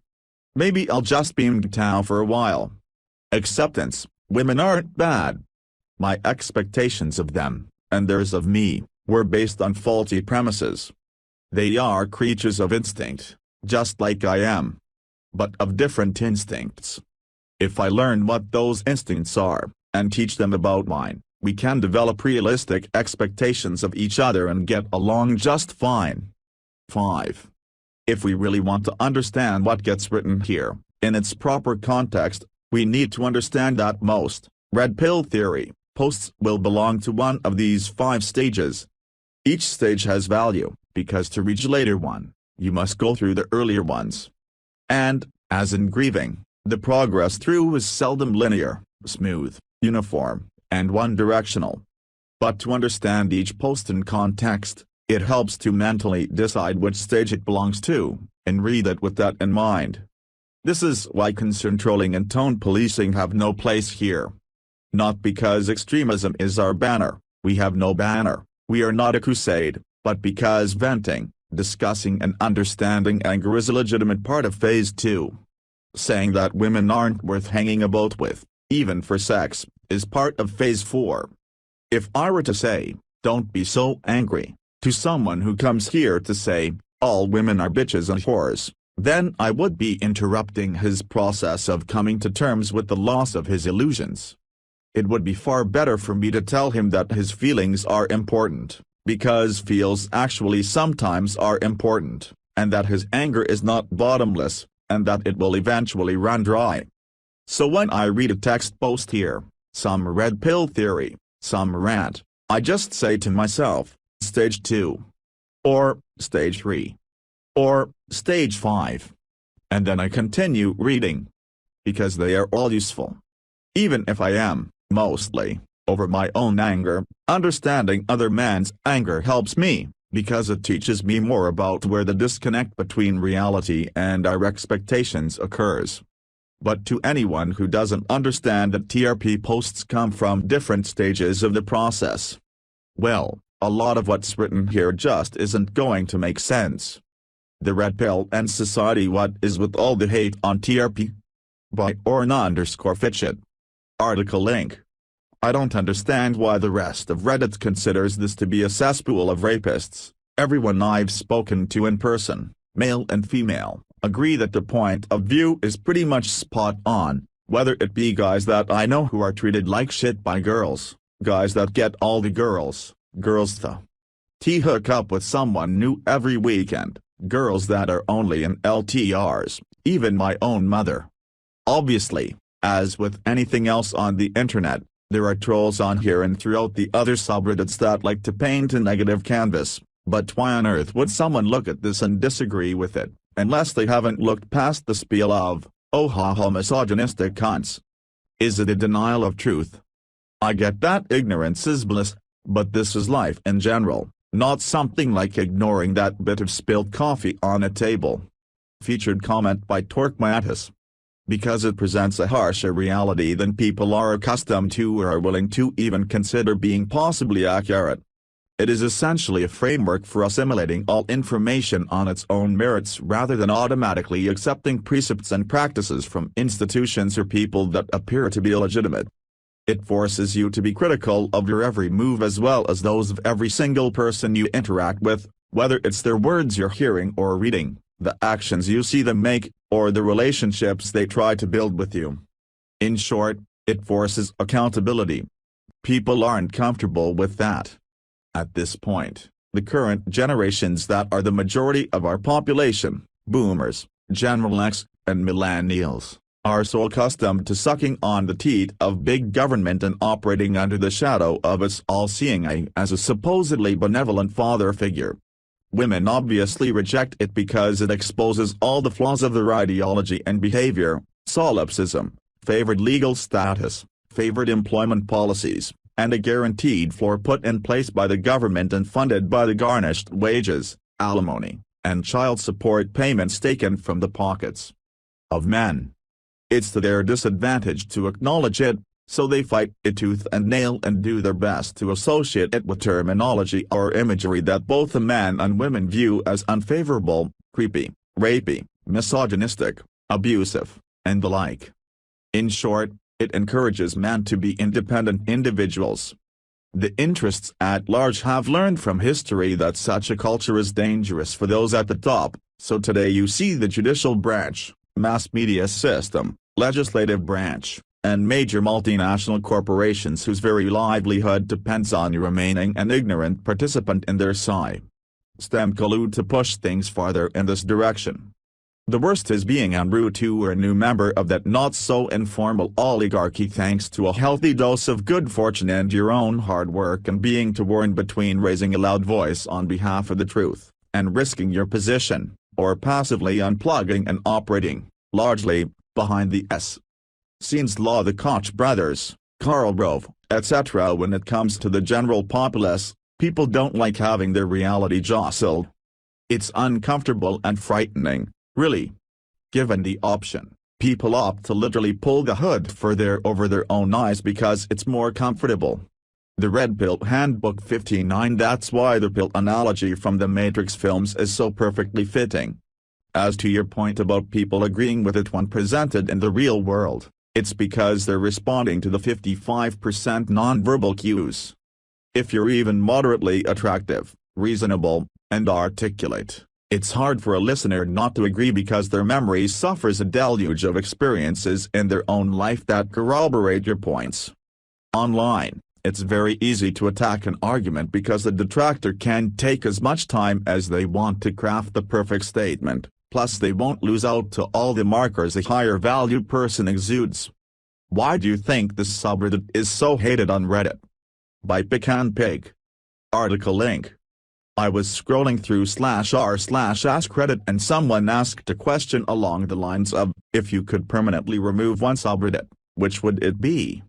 And within minutes there were several people saying they would remove this subreddit and calling you all woman-hating children neckbeards, etc. etc. The worst I've seen here is being people rude and on, alpha bag, kind of way and generally not giving a shit about other people, but that's it. P.S. I post in /r/men's rights and we get attacked all the time for supporting equal opportunity, which is understandable since equal opportunity would mean less opportunity for a lot of people. What the hell do you guys do which threatens anyone? Featured comment by DRRRRR. Here's the long answer for why most people, even you raw dudes, hate us. And I will explain it without calling TRP haters any names or saying they have their heads in the sand. I will assume their hate is rational. Long answer, no TLDR, because I actually want to address how TRP is a cancerous mole on the skin of Reddit modern culture. People hate TRP because we have been taught that certain things must not be discussed, namely sex, female desire, how it works, how social status works, how love actually works, and differences in between gender. Discussing these topics is simply revolting because it is such a social faux pas. It is so low status and shameful to talk like, hey, I can't get laid, I need help, I had a bad upbringing, my dad walked out, I have a lot of pain in my life. What the fuck do I do? How do I get women? Help, I'm horny. Imagine that for a second in real life in a college classroom with a friend is like, well, my friend, you need to get attractive to women and women are attracted to confident, in shape, charismatic men who have their lives together. Since you are a fuck up and have no understanding of how to piece those aspects together and actually become, say, confident because you didn't have a good father, I will break them down to you. This scene would cause revulsion in your stomach because it's so socially upsetting and cringy and wrong. It communicates low value and low value is, for better or worse, disgusting to people. An eyesore, this is human nature and I am not complaining. TRP is an eyesore. It is hard and gross and bitter and nasty to look at. Just because we are at our computers does not mean we do not react as if we were amongst people on a gut-brain level. We still feel the revulsion from a socially inept act. I fully agree the discussing of the topics we discuss is socially inept. It examines failure as much as it examines success. It shows you pain. Look on here, you will see a lot of guys in pain. I used to post a lot of Mr. and I still see the value in the site, but you guys have your heads shoved up your butts with regards to the fact that most male problems or pain, as I said earlier, stems from social failure, personal failure, sexual failure, more sexual failure, and financial failure. Most male pain stems from not fucking, poverty, social shame, being low status, feeling powerless, depressed, being out of shape, and being undesirable. Jail, public education, courts, and colleges sucking ass creates a lot of male pain. Yes. Good on Raw for engaging with that. I appreciate the work, results or not. Gathering money for a vigil, for example, is huge. But we do not actually have power to reverse the trend in our society. Feminism has won. End of story. We are never changing back the feminist lean and anti-male bias in these government popular opinion sanctioned institutions. Prison industrial complex being a meat factory of poor males, and taxpayer sinkhole, is never going to change in our lifetimes. For example, colleges are going to get more feminist, public education is going to suck more before it gets better, because we as a nation must experience tremendous pain before we change.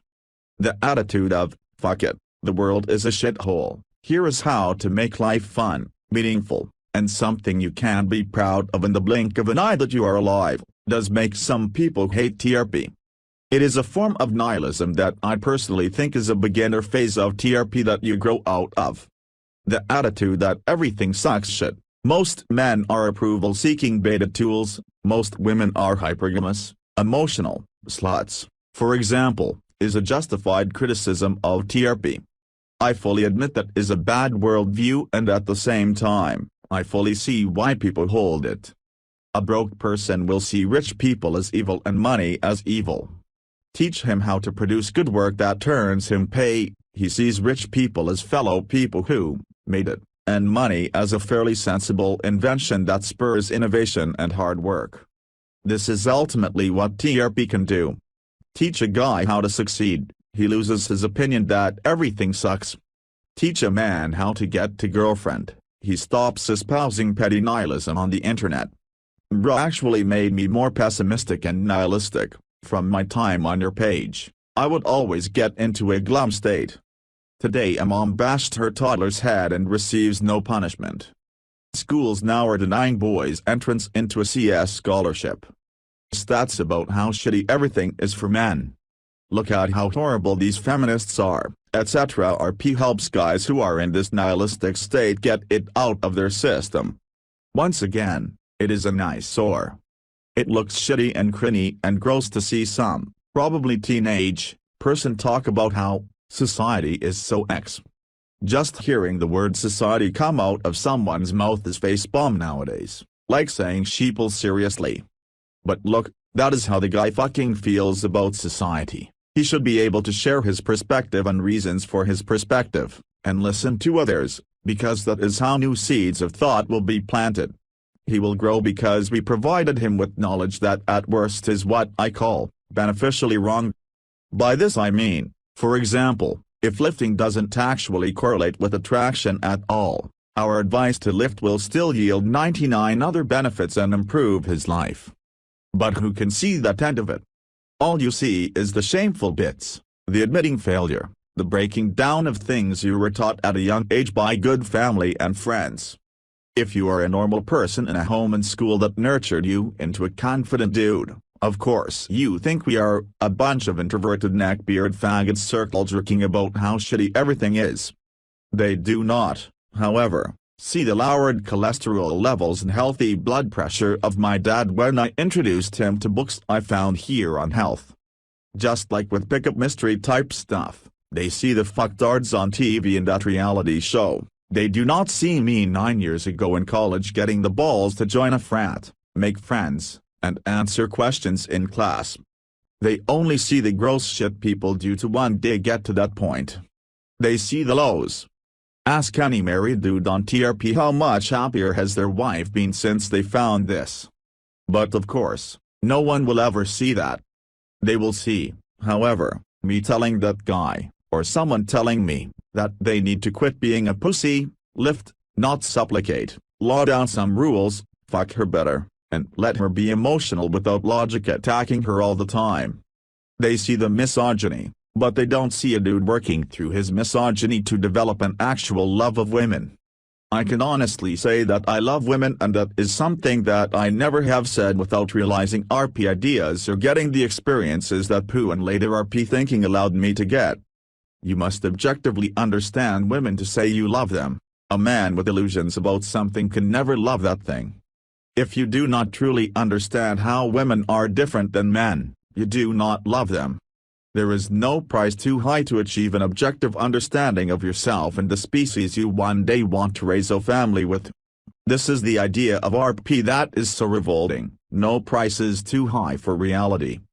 Shame, looking like a retard, being misogynistic by societal standards, etc. It is a small price to pay in the pursuit of objective, uncensored ideas. Most people cannot pay that price. If something will earn them success but make them look like a degenerate moron, they will not do it. End of story. They see us being willing to look like idiots in the pursuit of success, so naturally rather than confront their own avoidance of tough choices, they sit back upon whatever accomplishments they do have and talk shit about how pathetic it is that some people have to do more to get to their level. Because ultimately, that's all TRP hate is. Successful people who hate on TRP are generally just dudes reluctant to a great environment to grow and thrive in, so they naturally think other dudes who didn't become a success must be serious jackass losers. Unsuccessful people who hate on TRP, most of them, since I have met very few successful people who engage in online hate, are dudes who hate on guys who actually try to fix their problems instead of escaping from them. People who share problems, most men share similar problems, often display massive hatred towards guys who decide, holy shit, we're all a bunch of losers, fuck this, I want out, I will literally do anything to not be like how we are. Hopefully that sums it up. I have no problem with TRP receiving hate. I want TRP to be discussing things society will not discuss because otherwise, we are worthless and discussion here has no merit. We are not being objective if we are approved of. The day people on Ask Reddit espouse our merits in great numbers, I'll stop posting here. Excuse me. Why does everyone assume you guys are abusive assholes? By Sky Clown. Article link. I prefer to make my own mind up about things, so have spent the last few weeks dipping in and out of the material in Sidebar. It's been fun and informative. Some things I already knew but couldn't articulate, plenty of the other stuff was fresh to me though, and I'm in my 30s. I've read a few of the comments here over the last month or so, and there does seem to be a few 12-year-olds on power fantasies, but generally the community is normal, sharing stories and resources, offering support and guidance. I still don't understand why it gets such a bad rap. I tried to defend the scientific honor of /r/red pill the other day in a thread where Op was asking for help with confidence. I simply said it had scientific merit and that they should come read the Sidebar material, but they equated it with breaking a horse and buried me. This seems terribly intellectually dishonest to me. Why is there an assumption that if you understand this material that you become an abusive, misogynistic dickhead? It's ludicrous. First time poster, so thanks for reading. Featured comment by Limitable Man. Why is there an assumption that if you understand this material that you become an abusive, misogynistic dickhead? Because you are agreeing with the community whose very existence undermines the gynocentric status quo of feminine primacy. By asserting the masculine viewpoint as primary, or even a valid counterpoint, you automatically become a threat. The hive mind rationalizes your arguments as backwardly patriarchal, and therefore irrelevant, bigoted and outdated. Then it gets spun as people like you are the reason feminism exists, when actually, the reason you looked for a place like this is exactly because of the effects feminism has had on you and those around you. Despite the damage feminism causes to developed societies across the globe, a lot of people are personally invested in it due to their own psychiatric problems. Others are not staunch SJWs/activists, and many may not even identify as feminist, but due to the institutional influence of feminism they will embody lots of feminist norms and values. Particularly, those of you with a bachelor's degree or higher, have been drowned in feminist propaganda. I find the more educated people are, the further from reality they tend to be. Not because they are stupid, but because they have spent many years in an institution which pushes forth feminist norms and values, they become indoctrinated. Effectively, most of the population, whether they know it or not, agrees with the idea that the genders are equal, but that we must also artificially elevate women and give them special privileges. So what's the reasoning for this, you may ask? In an attempt to be concise, it's kind of like the concept of white guilt, except it's for all men. Race card does not trump gender card. The way institutions are biased towards women today is due to the idea that men owe women due to the supposed barbaric nature of man pre-feminism. In essence, it's the construction of a male guilt, and women getting an easy ride today is some kind of reparation for that. That's how they justify their benevolent sexism. Feminism in its current form is all about maintaining double standards stemming from traditionalism that benefit women whilst destroying the double standards from our civilizational past which benefit men. It is ultimately the restriction and demonization of male freedom, expression and sexuality to make way for completely unmitigated freedom of sexuality and expression for females. Instead of helping men and women understand each other better in spite of our differences and helping us cohere into a strong, somewhat moral and productive society, feminism encourages and thrives off facilitating decadence. Using newspeak like liberation to define the decadence it encourages when said liberty is really just a positive spin on fucking anarchy. If you know your history, feminism reared its head in Roman civilization just before it fell. There appears to be a cycle where a civilization becomes so prosperous that it can afford to entertain notions such as feminism, only for those same notions to contribute significantly to the eventual downfall of the civilization, usually by lowering the birth rate and not incentivizing beta men to work hard for the tax base. You get a return to harems, rather than monogamous nuclear families like you do under traditional Christian-based monogamy. To these people, the feminine viewpoint must be hegemonic, and they don't care how many young men, girls with daddy issues and grown men that this feminine primacy adversely affects. As far as they are concerned, the masculine viewpoint is backward, barbaric, misogynistic and unworthy of listening to. They are oafs, they are bigoted, they are close-minded, and they often have a personal vested interest in maintaining the feminist false narrative. Some through product of having invested so much personal time into the ideology, others due to prevailing business interests. Unfortunately, the generation's feminism has tainted are irreversibly tainted because once someone is indoctrinated by an ideology, it's very hard for all but the most intelligent of the pack to come out of it unbrainwashed or otherwise, mentally free, or lucid. An example is, say, old people in Germany. A lot of them will think Hitler was a great guy and still hate the English because of remembering WW from their childhood or whatever. They have some investment in Nazism. But if you ask a young German today what they think of Hitler and the English, they'll say Hitler is bad, English are fine or whatever. Completely different ideas, same people.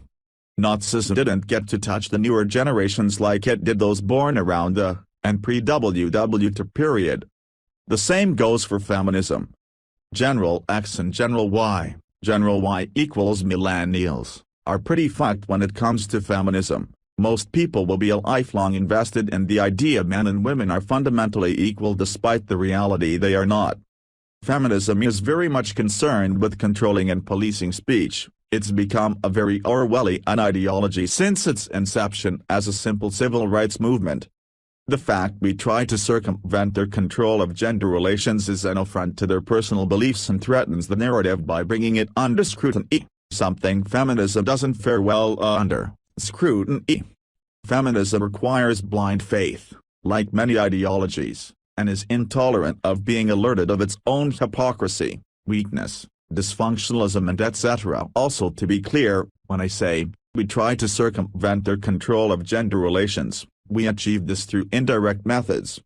We do this by claiming our masculinity and autonomy through hyper-independence. With independence it is difficult to be controlled. We are not a movement, we are personal philosophy. We do not fight for change through political activism or a coup d'etat. We don't try to change society to fit our needs, the feminist model, but instead we introspect and make improvements to ourselves so that we may thrive in spite of society's support, or lack thereof. Feminism, like many a social ideology, is narcissistic and irrationally arrogant. It doesn't even consider it may possibly be wrong, or flawed, and it will not allow itself to be undermined at any cost regardless of any negative outcomes that occur as a result of that. Of course, like many ideologies which started with a rational and noble-seeming ideal but morphed into faith-based cults, if you don't toe the feminist line you will be ostracized from society and people will say horrendous things about you because they don't like you. Because you are one of them, and not one of us. You are not a person to them. You are an other. And as history has taught us that if you are considered an other, witch burnings, then you are not welcome in society. If you tried to build a church in Saudi Arabia they'd probably chop your head off. Well, being red pill in a feminist country is that equivalent. Witch hunting and doxing galore. Which is why I never answer questions about my age or what I do for a job. It says I live in London on Twitter, that's it. 12 million people there including the metro, have fun finding me. For your own sake, don't post any personal information. Without the internet a platform such as this probably wouldn't even be possible and feminism would have absolute domination rather than a majority. Whilst the internet has been great effective at spreading feminism, especially to poorer countries, it's also served as a medium for fighting against it. The internet, my friend, is truly beautiful and we should all be thankful that we got to live through its inception and see firsthand just what it can do for us as a species. The internet is the best source of free information and freedom of expression to ever exist. It is because of the internet you have the chance to read things which don't fall within the realm of political correctness, but things which are also outside that closed stringently moderated bubble of opinion. Political correctness to me is just a code word for views, opinions, language usage and beliefs which fall within a spectrum of predetermined institutional acceptability. The changes to the language, calling normal people silly and all this shit has Orwellian undertones. Read 1984 if you haven't. And if you read it pre-Red Pill, read it again for additional insight. Deconstructing, M-Squy, the Red Pill, will kill you inside by Ivy Ascarade. A response to an article written elsewhere on Reddit.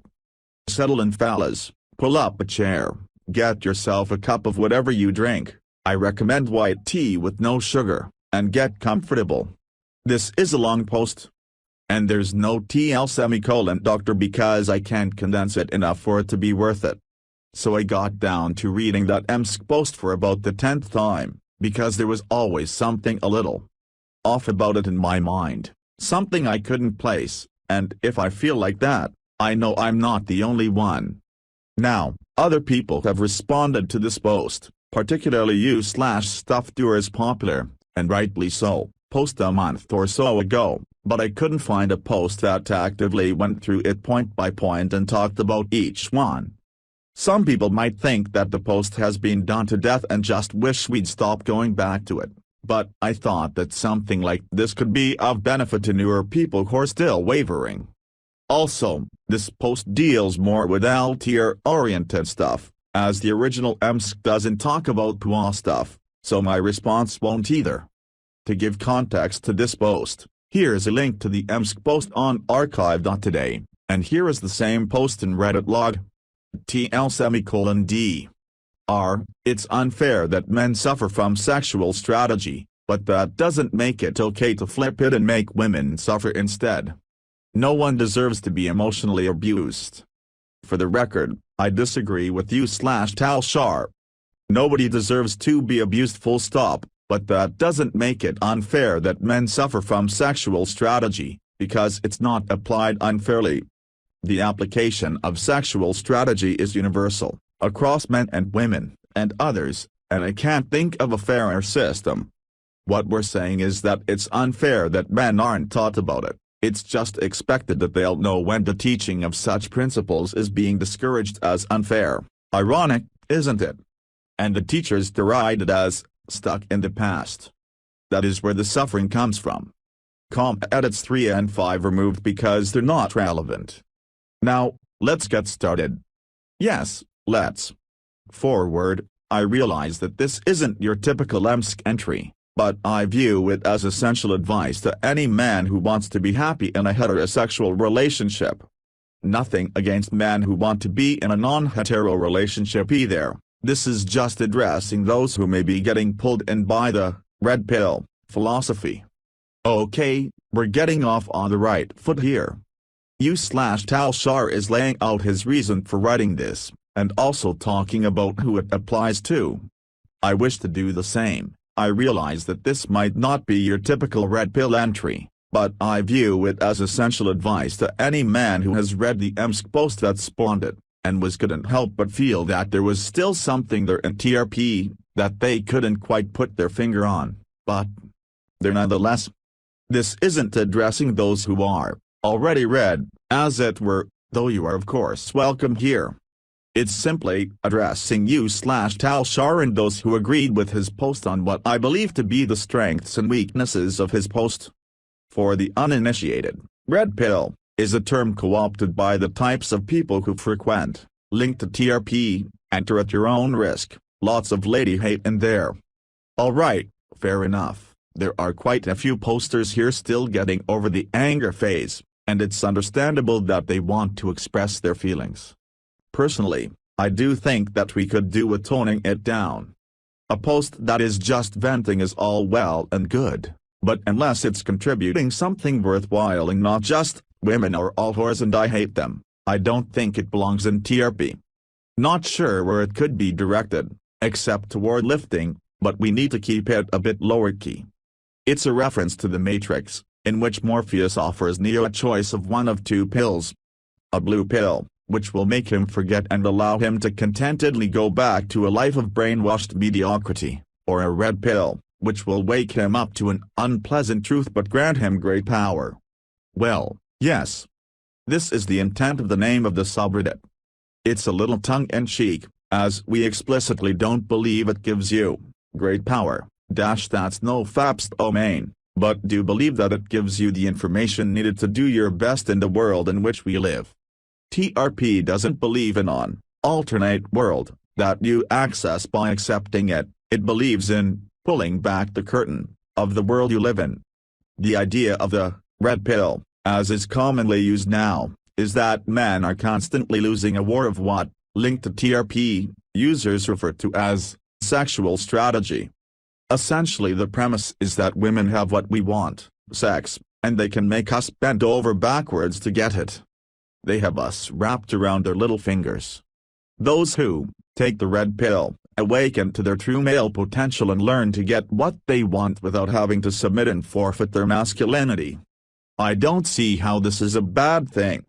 According to the premise of TRP, refusing to let others take advantage of you is a good thing, and women have been taking advantage of men who don't know better is what TRP prevents.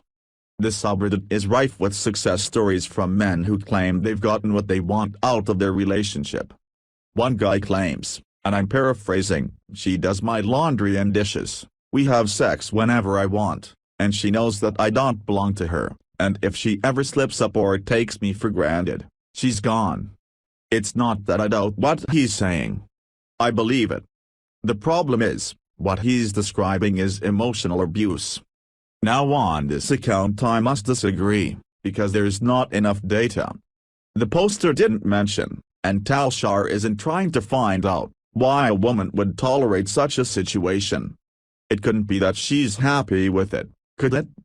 It couldn't be that she's getting the benefits of an LTR with a guy who she genuinely likes, and sees doing the dishes/laundry as an act of love. Maybe she's a woman who's willing to work at her relationship, and the poster hasn't discussed what he brings to the table, and you better believe he's bringing something, else she'd be out of there faster than a hamster out of cage. The other thing I wanted to focus on from this paragraph is, if she ever slips up, snip, she's gone. TRP teaches that this applies equally to males. Failure to hold frame, showing weakness, giving in to her shit tests, all of these will lead to her becoming less attracted to you, and once it gets to a certain point, leaving.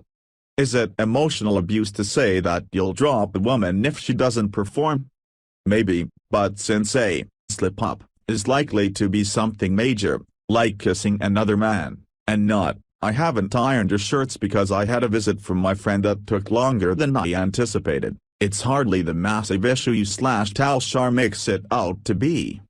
What the Red Pill advocates is taking advantage of common weak points in the typical female psyche, most of which are present in your typical male psyche as well. Everyone has weak points, and most of them are common to all humans, though some are more pronounced in one sex or another, to put pressure on women and bend them to your will. Users advise doing things like keeping her guessing, changing what you want and then berating her for not keeping up with your whims. Yup. TRP advocates taking advantage of women to bend them to your will. It absolutely says, the best basis for a good relationship is Stockholm Syndrome. It doesn't say, she does it because you make her happy and she wants to reciprocate. When we tell people to, be clear, but most importantly, be decisive. Make a plan and stick to it. We are absolutely advocating, changing what you want, and, whimsy. Several advise that you never show affection for her unless she's done something to please you. Yes and no. Positive reinforcement is great, but we don't say, don't send her random little gifts as surprises. I've never once seen a post on TRP saying, women hate to receive a bouquet of flowers without doing anything to deserve it. Also, is you/Talshar saying, never initiate, or, you should show affection even when she's not behaving?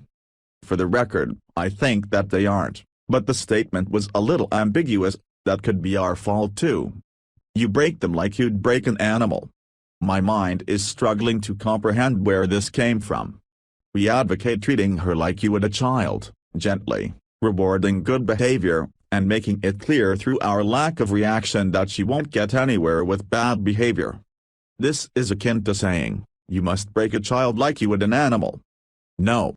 Just no. And it's damned effective in some cases. It'll get you what you want if you do it right. Including if what you want is a stable, happy, loving marriage. Thanks go to Ian Ironwood and Dalric for proving that TRP and marriage are more than compatible, certainly more than our detractors, and some of our own, claim. It's just a shame that, doing it right, isn't what you/Talshar thinks it is. But you shouldn't want that, and here's why. I shouldn't want to get what I want. I shouldn't want to know how to get what I want. I shouldn't want to know how to keep a woman happy in the long term. You/Talshar reframes it as, red pillars abuse people to get what they want, but that's not what we do. Sure, there are people like that, but that's because there are people like that in every walk of life. It's not that TRP makes X% of its readers assholes, but that X% of people generally are assholes, and this applies to TRP as much as anywhere else.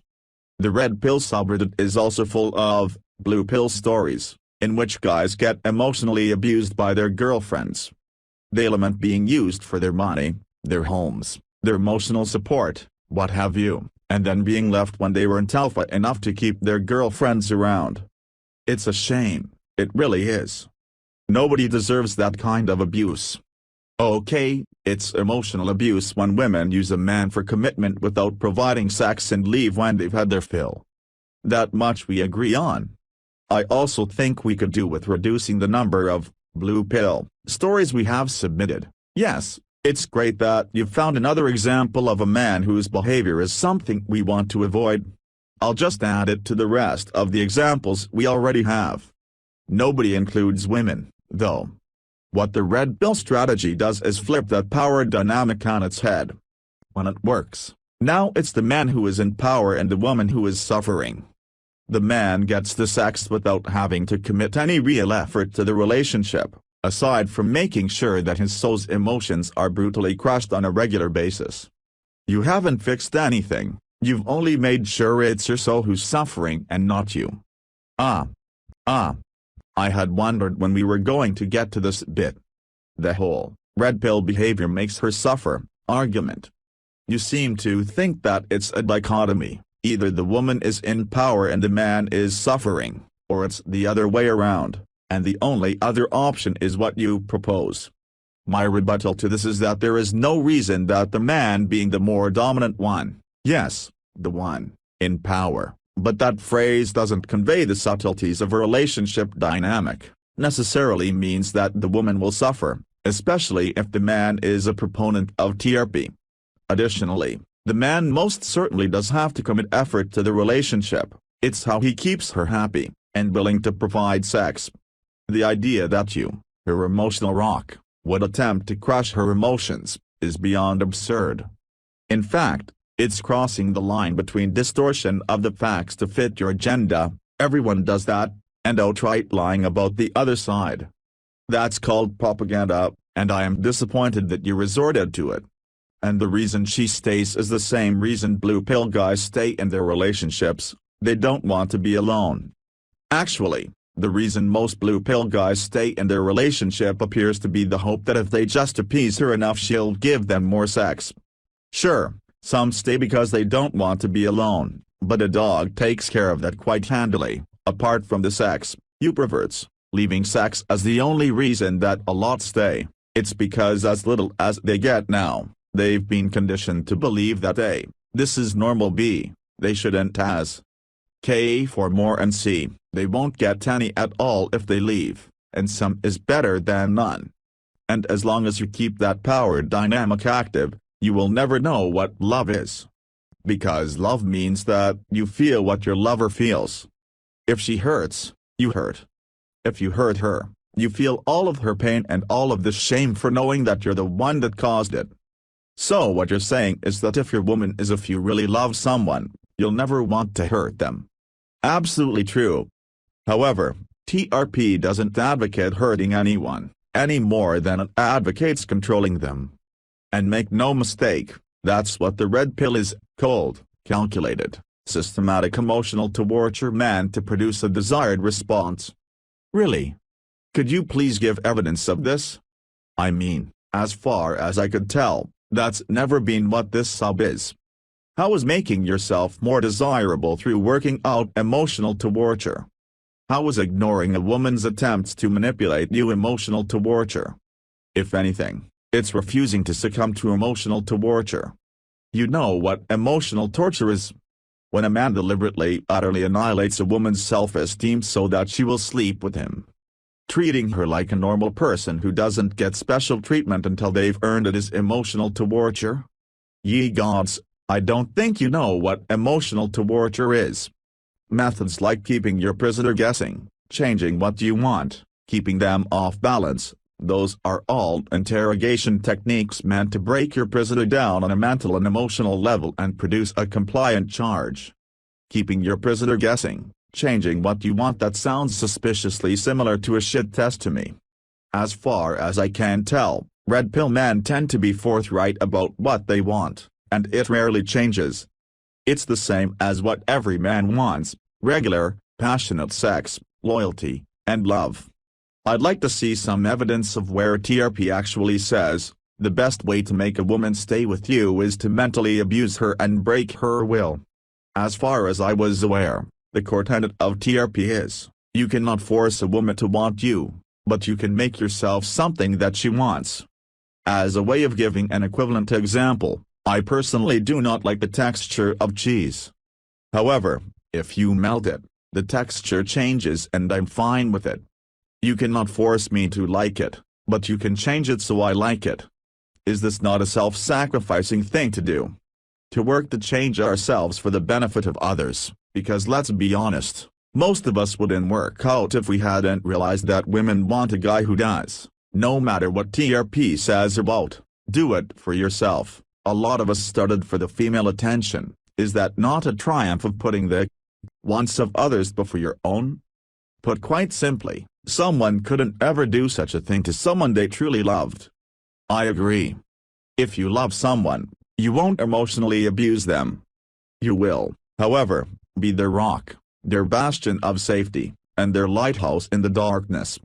You will not attempt to deceive them, nor will you physically abuse them. If you love someone, you will understand how to keep them happy, and TRP equips you to do this. There is one thing that Red Pill has right. Sexual strategy sucks. But the solution isn't getting better at it than your soul is. The solution is agreeing with one another that you're not going to play the game. If a game is going to always suck for one player, and both players care about one another, they're going to find a better game to play. Again, no. TRP explicitly doesn't say, sexual strategy sucks. It says, this is what sexual strategy is, and leaves it to us to make value judgments. U/Talshar also assumes that people can not play the game.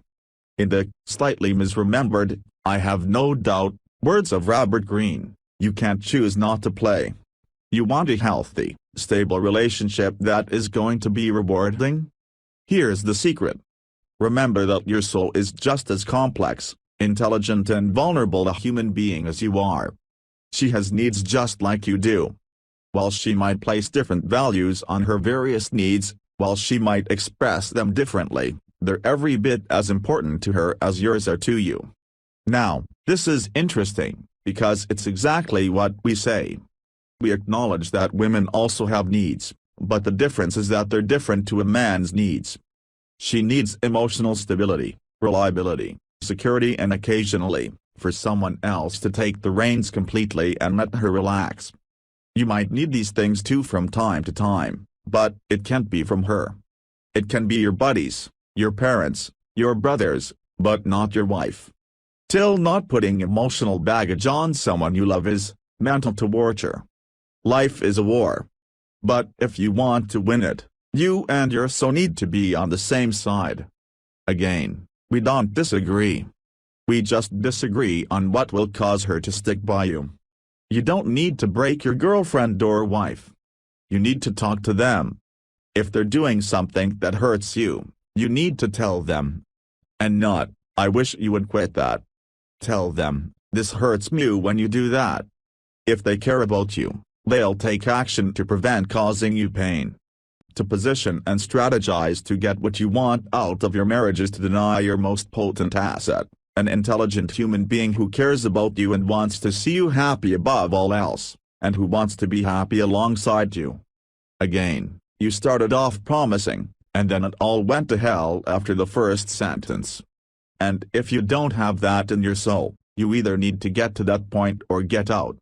There are many, many worse things than being single. One of them is being in an abusive or emotionally vacant relationship, on either side, abuser or victim. Don't view your time as being single as a sexless desert. View it as a time to grow and realize who you are. You need to be able to define yourself as an individual before you're ready for a relationship. Human beings are as diverse as life on this planet. For every type, there is a counter-type. There is someone out there for just about everyone. However, none of your relationships will work out in a healthy manner until you realize that women are people too, not animals to be broken.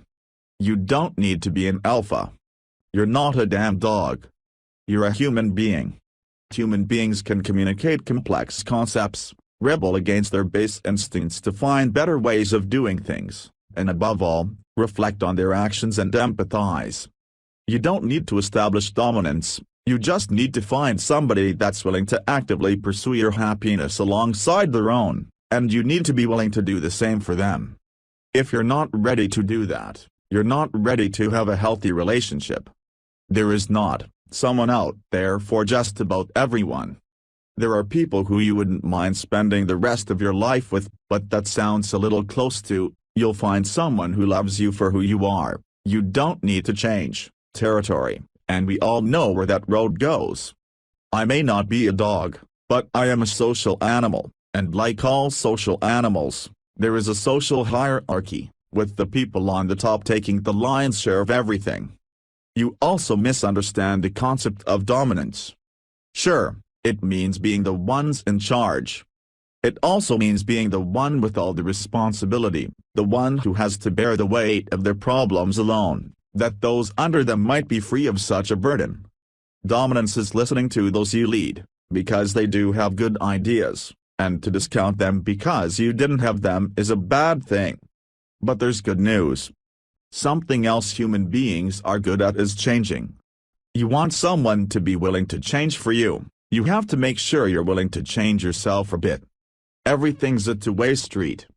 Just make sure you're changing for the better. Being willing to change doesn't mean flopping over and doing whatever is asked of you.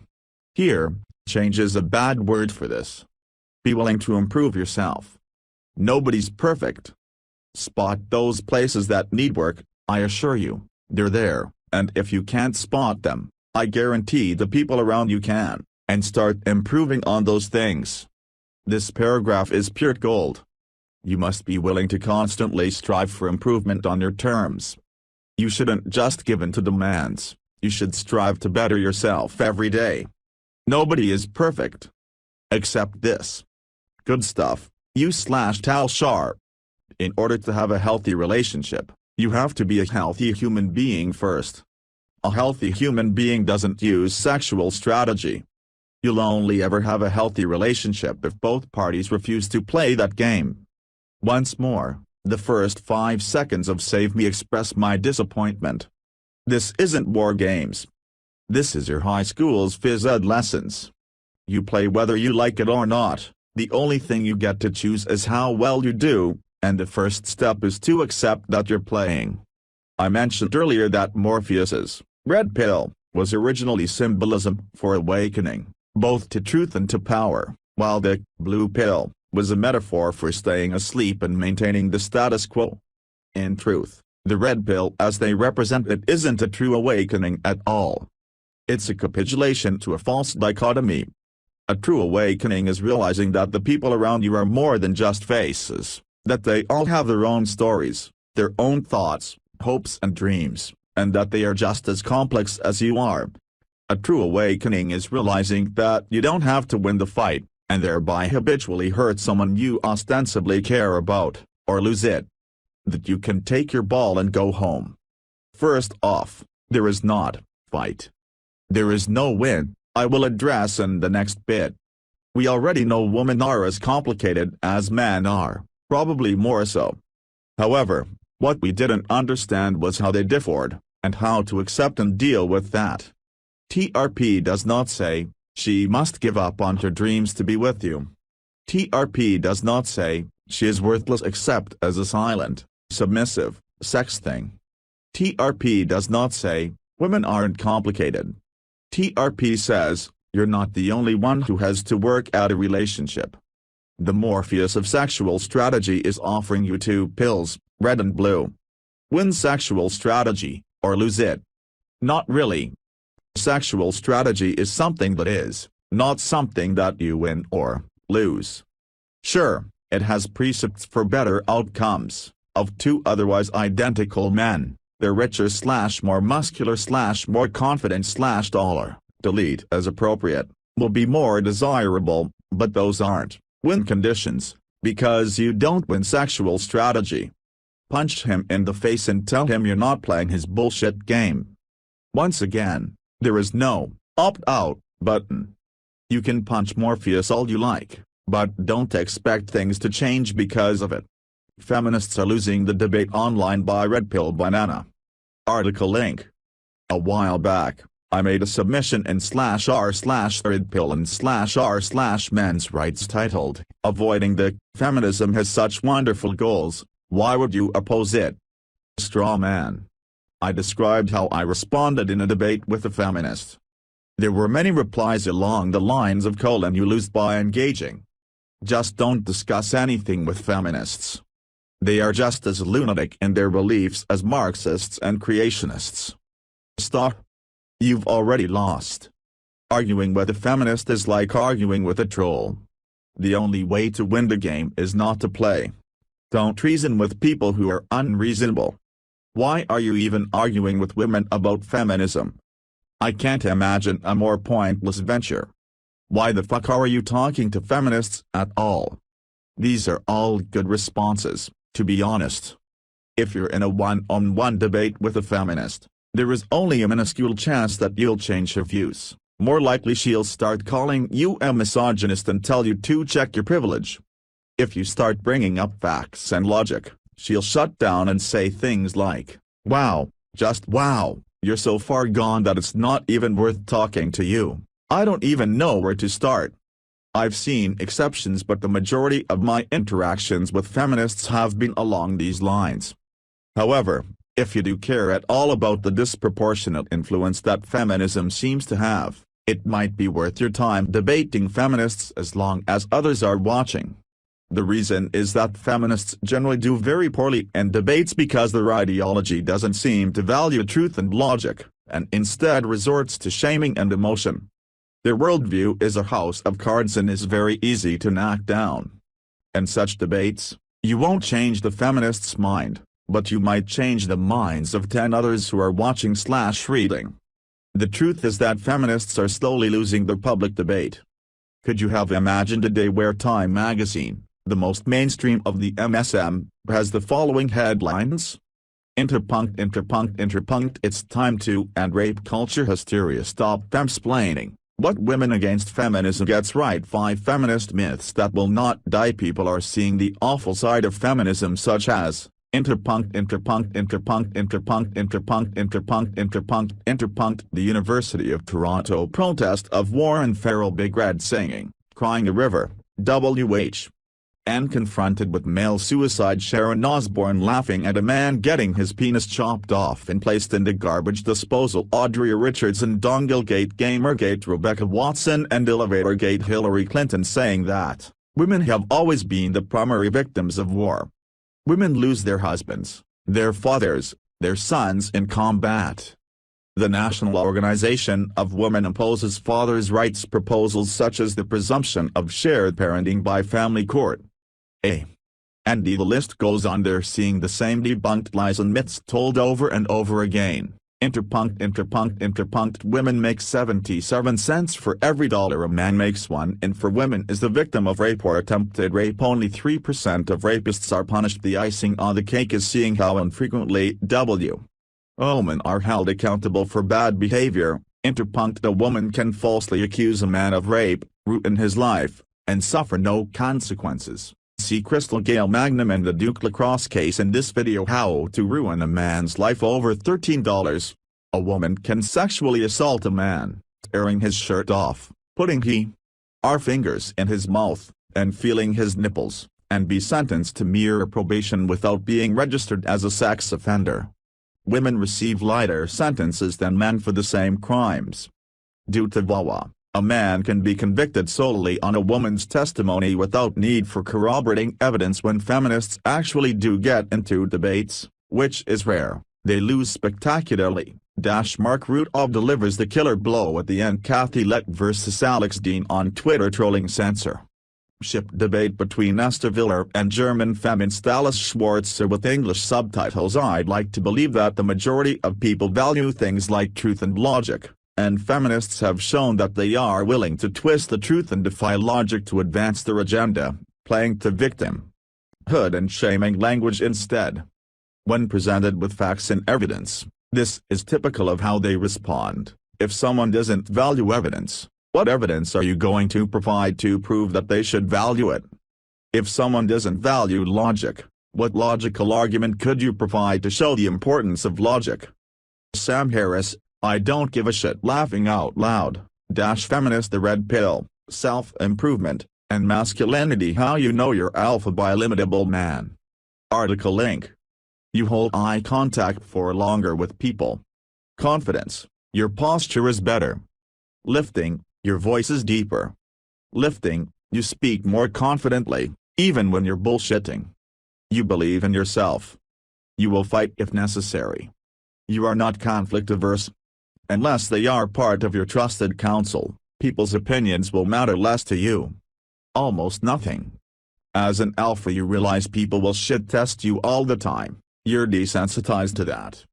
You see women as passive beings in the dating game to be acquired/seduced, not same-level equalists who are negotiated into contract. Attraction is not negotiable. You embrace pain and use it as a power source to keep pushing you further with your goals.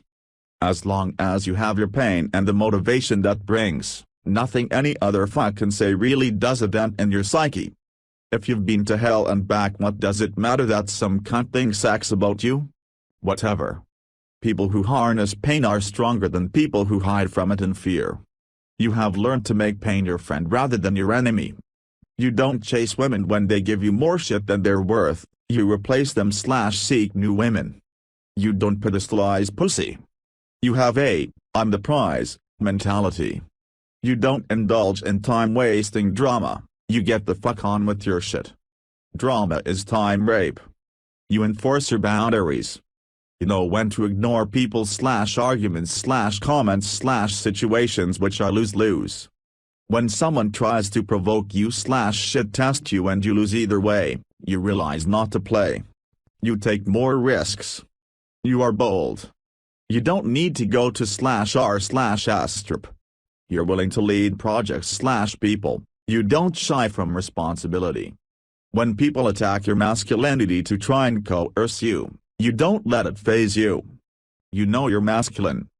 Someone telling you you're a bitch because you won't go to the shop for them elicits a laugh at how pathetic their manipulation is, not a, "Oh boy, they're right, I'm not even man enough to buy shit for them." You become less tolerant to bullshit in general. You realize people, but women specifically, are always putting out subtle dominance tests to see how you will react. Your self-belief/frame will allow you to handle these fluidly and organically as and when they come. You don't need to read books or have preset plans to handle social situations. Men specifically will actually test you more than when you were beta. You will find they feel threatened/insecure by your masculinity that they lack, so they will throw more shit at you. Usually they do this passive-aggressively. In a way, they're much like women. Funny how similar beta/omega men can be to women. They all characterize feminine behaviors. Extension of the previous point, narcissist alphas will try to amog you. Think of the obnoxious gym rat guys. If a guy is trying that kind of theatrical bullshit around you, he feels threatened by you. Unfortunately, the brotherhood mentality does not extend too far out of the manosphere. You realize you're on your own in this world. Your parents will die one day. Everything is down to you. You can only rely on you. People come and go, friends, women, whatever. You make yourself dependable for your needs. You realize when people are playing hard to get, men or women, and so you ignore them in response when they do finally decide to bother with you. You're quick to next people in general because you come from a place of abundance, not neediness. You're not lazy, you're always trying new shit to find your way in life.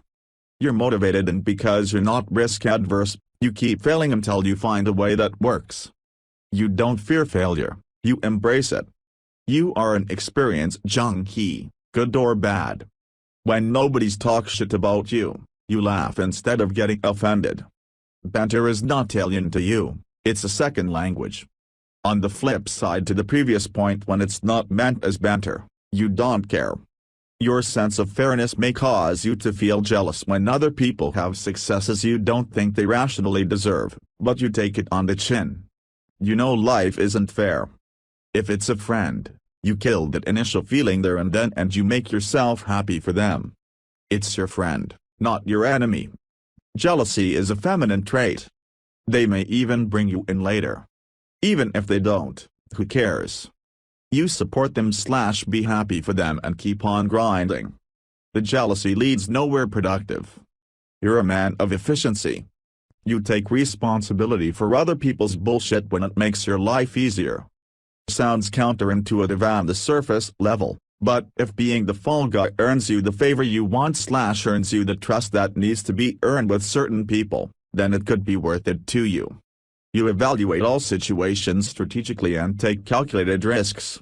On the flip, you do not take the rap when it does not benefit you. You get shit the fuck done. You don't let problems build up, you thwart them before they become bigger problems. You handle shit. Some of these points overlap, I realize, no need to tell me. I will have more self-improvement based stuff on there in the future, got a whole little portal planned, which I'm excited about, kind of like a syllabus. Likewise, I'm committed to quite a lot of future Dark Triad content. For the alphas in progress, RP can take a long time to actualize. If you've been here 6 months and nothing has happened yet, that's because you're still unlearning old habits. Maybe you're not lifting yet, but you've stopped doing drugs / alcohol so much and you've cut your video game time down. You're not making gains, but you're mitigating vices. You will have cheat days / relapse days, don't sweat it. Success is not linear. You have to deprogram before you can reprogram. Don't give up on yourself, keep reading and making baby steps. If there's anything I can recommend first and foremost, it's to get 7 to 8 hours sleep a night, get a weightlifting program on the go and eat as best as you can for the budget that you're on. The energy and focus you get from lifting will help kickstart everything else. If you're too pussy shit to work out in a gym or you can't afford the monthly subscription, get a weight set and work out at home. There is no excuse not to get your lazy ass off the computer chair. Keep on keeping on, gentlemen. Abundance mentality, alpha, versus scarcity mentality, beta, by Limitable Man. Article link. People with the scarcity mentality tend to exude desperation resulting in the pursuit of social dead ends. Chase women. They cannot hold frame. Spend a lot of their time living mentally in the past. Going over and over things they cannot change. Have profound regrets which shake their confidence.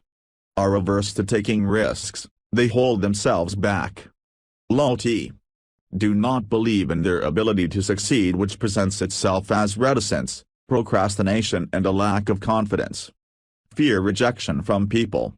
Require external validation from the group to feel content. They're insecure and lean on others. Ultimately perceive themselves and the world around them as lacking where it matters, happiness and opportunity. People with an abundance mentality tend to exhibit nonchalance and indifference. Sometimes they're arrogant, typically uncaring of small matters. Replace women. They hold frame well under pressure. Spend a lot of their time living mentally in the future, only coming into the present for breaks. Have profound ambitions which fan the flames of confidence and acts as motivation for action. Tend to be adrenaline junkies who get off on high-risk, dangerous behavior. High-T. Are obsessively bold about succeeding. Expect rejection from people. Validate themselves through their self-improvement. As long as they keep momentum, they're secure with themselves. Self-reliant. Ultimately perceive the world around them as rigorous, but conquerable. Further reading http://illimitable-min.c.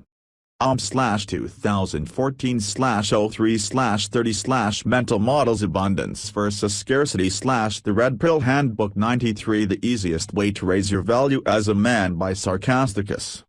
Article link. The easiest way to raise your value as a man is to spend a majority of your day engaged in high-value activities. We know instinctively what are high-value activities: lifting, working on your career, working on your side career, approaching women, learning a valuable skill, etc. Most men spend most of their day engaged in low-value activities, watching TV, surfing the net, engaged in social media.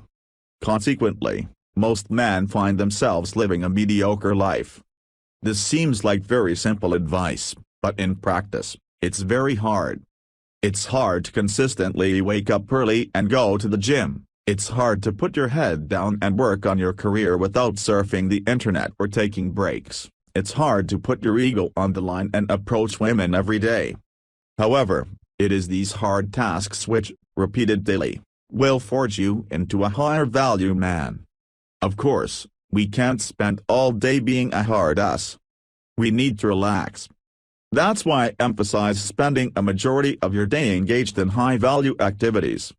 For example, in a 16-hour day, I'll likely spend 12 hours engaged in high-value stuff, and 4 hours of goofing off.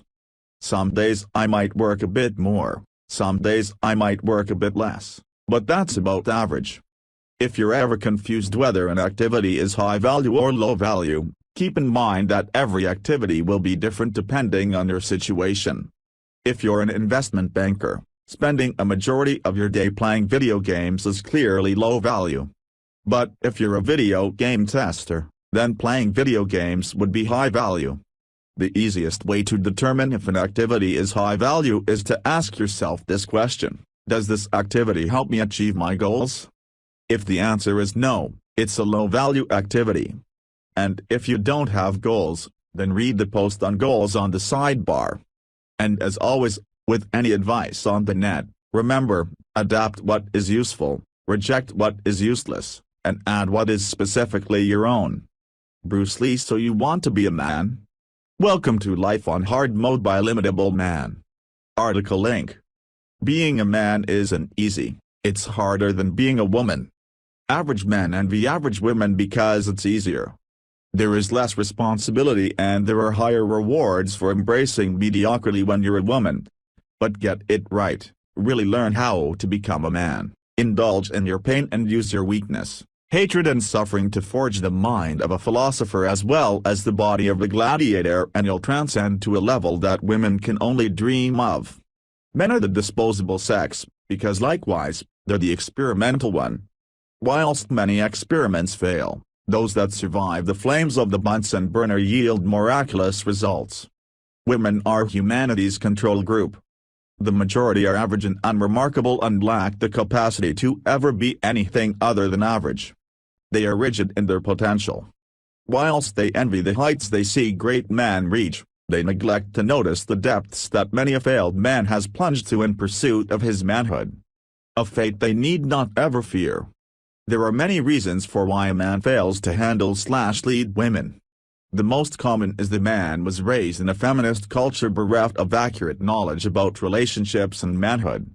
Another, perhaps more tragic, is when a patriarch gets ill and loses his vitality after an accident/old age, and by the loss of authority his ailment brings about, he becomes unattractive to his woman. It doesn't really matter what the reason is, because the bottom line is that as a man you don't get to be weak. If you're weak, you're unattractive and you lose out. You lose out in a way a woman doesn't for being weak. Female weakness is a source of power for raising awareness, playing on the save-a-hoe complex of men to protect the fair maiden. Whilst male weakness on the other hand has no place in the world. None at all. Anywhere. Nobody will cherish it, and nothing will change because of it. Egalitarianism as a concept is by merit of this, not an intrinsic human disposition, but an intellectual social construct. As a man, most people won't help you for being weak. They don't sympathize with your weakness. They laugh at you and, how you could ever let yourself get like that. As a man, they laugh at you and they enjoy ridiculing your weakness as it makes them feel powerful to know that they're not at the bottom of the food chain. They indulge in the antithesis between your weakness and their power because it feels good and it reassures their own insecurities. Your weakness is a reminder for other men what not to be, or to allow themselves to become. What not to be is the only useful function that weak men serve to others. For a man there is oft nothing but schadenfreude and contempt for his weakness. Some will kick you down further and call it tough love, and of those saying, tough love, few will mean it, thinking it may help a weak man bounce back. Others don't mean it, they just don't care and don't want to look bad for being uncaring. That's why, the whole macho thing, is something that women will never truly understand the purpose of, because it's not something they need to rely upon to be respected or respect themselves. They ask men to open up to the fragility of their humanity at their own peril, unaware of how self-condemning such an exercise is for man. Unaware how quickly even the smallest iota of weakness a man indulges in can consume and transform said man into a bumbling joke. Women don't have to be strong, or emulate strength or pretend to be strong for anything but their kids. They get to be weak and look for someone to be strong for them, and they will still be respected as humans for making that choice. The women who do manage to become strong, do so to their own detriment, taking on the role of man and masculinizing to achieve strength, making themselves unattractive to men in the process. Where there is compassion and sympathy for the weakness of women, there is little if any, for men. The home loose statistics reinforce this idea across humanity. A weak woman is an unfortunate woman, and she can still be attractive to men. She is unfortunate in the sense that nobody assumes her undoing is her own fault. A weak man is a failed man, unattractive to both men and women alike. A failure in that it is assumed he didn't have what it takes to succeed, there being nobody to blame but him. As I stated prior, women aren't the experimental sex, men are. And so as men we're all held personally responsible for the experiment that we call our lives. It's all or nothing. Death or glory. Carpe diem. You are disposable. The world does not care about you. By Let It Jar. Article link. Men have always been the disposable sex. It's the biological truth of our species. The number of wombs in a tribe represented its most important resource, the capacity for reproduction. One very happy man could generate enough semen to impregnate the women of an entire tribe. So what about the other men? They have zero inherent reproductive value. Their only value is what they can produce for the tribe. That is why women are objectified for their beauty and men are objectified for their resources. That is the most basic, naked contribution of each sex to our species' survival. What does that mean? Your life is inherently worthless. There are only two people in this world who truly care about you, your mom, and your dad, if he's stuck around. Society does not give a shit about you. It sucks, but it's our biological tendency. Men have risked their lives to explore the world, work dangerous jobs, and go to war. Millions of men have been ground into the dust under the boot of the modern war machine. And for what? Resources. Watch this, and think about male disposability, the D-Day scene from Saving Private Ryan. Look at those men in the boat. Grim, determined, some prepared to die. And for what? Patriotism. Honor? Because they were shamed into doing it by society. Most of the men in that boat will die. Machine gun rounds will pierce their organs. Mortars will blow off a limb, and they'll bleed out. Or they may simply drown in the channel under the weight of their gear. Edit. Some of these men were drafted, meaning they had no choice. That's slavery. Side note, how could anyone in their right mind expect women to go to war? The only memory of the dead man will be a tombstone in a national cemetery, and the grief of their mothers when they receive a typed letter from the U.S. Army. Civilization was paved with the bones of men. You are disposable. Society doesn't care about you. Care about yourself first. Always. Because outside of your mother, nobody else will. Respect is earned by arched winner. Article link. There's a post floating around today from 4chan, containing a story as old as time. A guy gets dumped by his girl because she found someone better. I guess I can elaborate with a little more detail. A guy and his girl move into a new apartment. The girl starts hanging out with some of the people there, doesn't come home one night, and the next day dumps her boyfriend. She explains that she met someone else, is really attracted to him, and was with him last night. The guy asks, "Did you fuck him?" And she responds, "No, but I'm going to." She explains, essentially, that she didn't want to cheat on him, so she waited to break up with him first. Honestly, that little factoid doesn't matter. The part where she spends all night with this other guy talking about how they're going to fuck, making sure she has sure thing lined up before dumping her boyfriend, that's cheating, too. just as much as fucking the guy would be. If you ask me, she might as well have fucked him. Our red pill brethren predictably flood this thread with comments about how annoying women are. How can she be so callously disrespectful, people ask. I actually find it interesting how much more direct and honest women are toward men that they don't respect. Once she doesn't need you anymore, she doesn't need to lie to you anymore. I'd give it decent odds that this girl was telling her guy the truth, and she hadn't fucked the other man yet. She's breaking up with him anyway, she clearly doesn't respect him, and she gains very little by lying to him. It's not like she seriously expects this guy to remain her friend or admire her for not actually cheating. That's stuff she's telling him for his benefit to let him down easy. She doesn't benefit from that. But anyway, TRP predictably complains. Women have no honor, no respect, yada yada. But there's something our fathers told us, or should have, that really applies here. Something society tells us daily, actually. Respect is earned. Think about what we're asking of this girl, or of women in general, if we expect loyalty. We're asking that if a woman meets another man who's better than you, be it better looking, higher status, more wealth/security, better social acumen, more interesting skills and hobbies and shit to talk about, whatever, that she pass on this better opportunity solely because you came along first. Essentially, we're asking women to only commit to a relationship with you if she expects to be with you forever. She can never cheat, never dump you for a better offer. Just stick around forever, or until you dump her.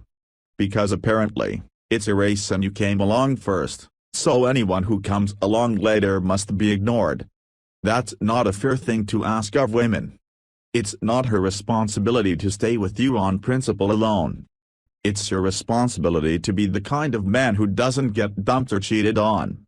It's your responsibility to earn her respect, every minute of every day.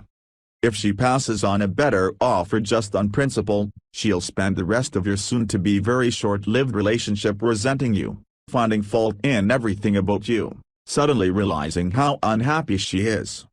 Society's message "respect is earned" is a true one. Where society fails us is in the shitty advice we're given on how to earn respect.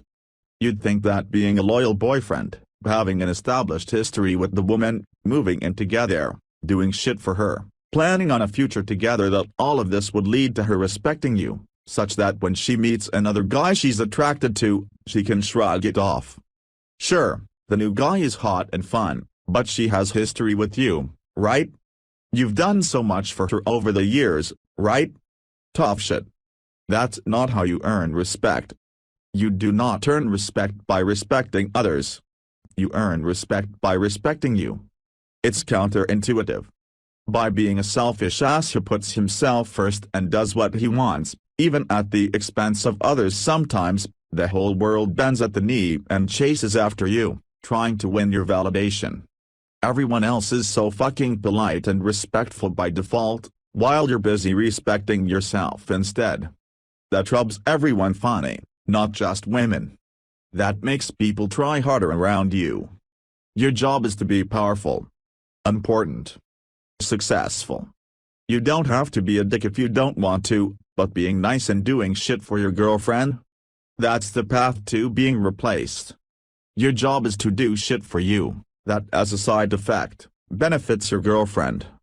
Your job is to be a man that raises others up. That raises the value of everyone in the room just by being there. To be the man that every woman wants to fuck and every man wants to be. You don't avoid getting cheated on and dumped by being a nicer boyfriend. You avoid getting cheated on and dumped by becoming a man that nobody in her right mind would ever risk fucking things up with.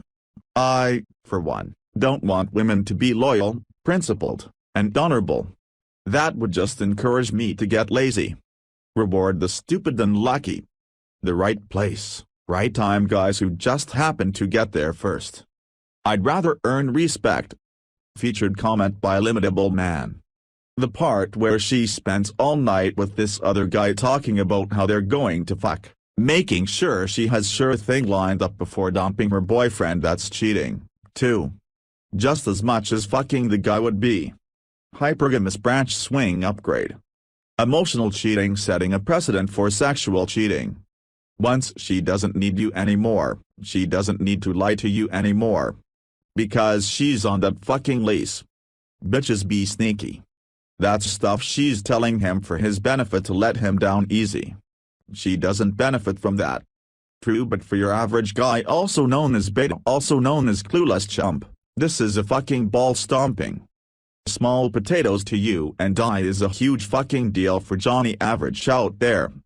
Remember, TRP stacks the deck heavily in your favor. IMO, TRP equals the social equivalent of insider trading. Think about what we're asking of this girl, or of women in general, if we expect loyalty. Oh my god, my trigger. These hoes ain't loyal. Fuck's sake. Chris Brown keeps possessing me spontaneously despite my lack of enthusiastic consent. That's not a fair thing to ask of women. It's not her responsibility to stay with you on principle alone. It's your responsibility to be the kind of man who doesn't get dumped or cheated on. It's your responsibility to earn her respect, every minute of every day. If she passes on a better offer just on principle, she'll spend the rest of your soon-to-be very short-lived relationship resenting you, finding fault in everything about you, suddenly realizing how unhappy she is. Even though I don't take too well to this kind of passive, "you're the man so it's all your fault" kind of language, I have to agree with the general premise. If you can't command respect, or inspire it, you won't get it. With men/or women. Obviously women are more pragmatic and less honorable generally speaking, plus they're who you want to fuck, so the chances of getting burned are higher with them. Don't think a guy who doesn't respect you won't burn you either though. It's that simple. Women are relentless with this shit. Their love is entirely based on adoration stemming from respect for your superiority. That's superiority relative to her. If a better option comes along, the comparison becomes a three-way. No pun intended, and if he trumps you, she'll be tempted to branch swing. If they don't respect you as being the shit, then they can't, truly, love you. So yes, despite fairness, female nature isn't fucking fair, but it is what it is. This is quite right. If she's ditching your ass, it doesn't mean she's not a cunt, but it means she's got better options. Bitches, be pragmatic. Cut your losses, and if it's your style, get revenge. I, for one, don't want women to be loyal, principled, and honorable. That would just encourage me to get lazy. Disagree. Women would be a lot more fucking likable with these traits. As it stands, you're on shaky ground. Her loyalty being directly chained to your power, unless you're quite the head fucker. Why do you think so many guys care about the DT? Average alpha gets circumstantial loyalty. Mister, I own your mind and blow you away with 50 Shades of Grey style fucking, owns her body and soul, and will alpha widow her for fucking eternity, effectively making her a toxic asset on the dating market. In relation to the previous paragraph, Law 41 is a fucking bitch. If you translate it into the 48 laws of TRP, Law 41, don't step into a great man's shoes, would be, don't date a bitch who used to fuck with a dark triad alpha. So that's your drug dealers, your murderers, your sadistic types, convicts, those really Jeff to the core kinds of people who really are trite in the head but had all the charm and cunning to get her enthralled. If she had a relationship with a guy like that, just run for the fucking hills. You will never have more of an emotional effect on her than he did. Which means over in solipsistic girl world, over in their little head of hers, you're inferior to him. You're not the best she ever had, because you don't make her feel as passionately as Clive the Cocaine Connect. You could be a billionaire ripped famous motherfucker with all the game in the world and you'd still be the fucking beta-bucks to her in spite of your SMV. You won't even put a dent into what that guy did to her. She's fucking spoiled. Fucked up. Deflowered mentally. Cut and run. Women could be all these things, and not wanting to starve to death, my material desires, and having intellectual passion would inspire me to not be lazy. I guess you're right, some guys wouldn't do shit over sex, but plenty of guys have passions aside from sex. Some people think the only reason we have passions is because we hope we'll get laid from having them. But I disagree. You have passion for the sake of passion. A mission for liking the fuck out of something and finding it interesting, not because you think, hey, neurology might get me laid so I'ma do that. It's not like doing gender studies, is it? Ha ha. I think the constant dread of, if I'm not on top of my shit, I'm gonna lose everything, is not a strong place to be coming from. It's true, it's the nature of the game, but being aware of it and being significantly invested, also known as married/LTR, is a loser's game. I understand guys want companionship, a lot of you are romantics and you're scared of being lonely as you get older, but you're losing when you give her the commitment jackpot. You're in a perpetual war known as a relationship, or a marriage, hoping that you can keep this war between husband and wife in a fucking limbo so she doesn't cash out into government/judicial sanctioned victory. Can't slip too much. Can't lose your job. Better not get sick for too long. Can fail too many shit tests or catch a motherfucking break. Because what happens if you cave? Your world crumbles around you. Relationships are TRP on hard mode because in a culture where society isn't stacking the deck in the man's favor, the fickleness of women predisposes them to cut and run on your ass. When you treat men and women as legal equals, due to how women love, you make monogamy merely possible rather than probable. They are fickle, false law whoring motherfuckers. If you're not close to perfect in your game, health, money, and one other gay interested in her trumps you in most of those fields, you're fucked. Royally. On that point, don't tell TR anything over a 7 if you want to crack at love. The hot bitches have too much power and you have less room for error. If you want to fuck hot girls, play them. I can definitely understand the angle I think you are getting at, which is that an oversexed and well-fed man is a lazy man, but I think it's weak reasoning for justifying the fickleness of female nature, and even condoning it. Female nature is pretty fucking shit. Yeah, it's possible to come to terms with it, but justifying fickleness as a positive or even acceptable trait is an escapade in hamstring. Realizing and accepting aren't the same shit. I realize bitches are fickle, but I don't accept their fickleness. Just because I realize they are like this, I don't have to like it, accept it. You can love women all you like, but what you love is inherently shitty on a morbidly profound level of significance. And I can see why a guy craving to love wants to fucking reconcile his need to love with the nature of women. I get that, I do. I really do. It's so shit your love has to delude you, and I see it seep into how guys, in love, or trying to make an LTR work, think. I'm here to cut through that impairment. As long as you realize that, but choose to love regardless, for your own sake/happiness, then cool. But let's not get shit twisted. You LTR guys mellow the fuck out and get really rose-tinted. Careful. By Arch Winner. If it's sidebar material, we've taken a turn for the worse. The notion that we should be uncritical of a woman's extreme hypergamy, made worse by feminism eroding traditionalism, and all it entails is simply folly. Sure, we can accept the new rules of the game and accept the heightened importance of dominance, of game, of maintaining frame above all else. We can acknowledge that qualities that were sought after in a male partner in the past, during long era of traditionalism, honesty and decency, are no longer valued. We can't do all this in bang as much as we can. But to go a step further and claim that what women are doing by overvaluing Cro-Magnon era qualities in men, and if they have a cessation of them for a short period of time, it's okay for them to fuck the neighbor, is going way too far in my opinion.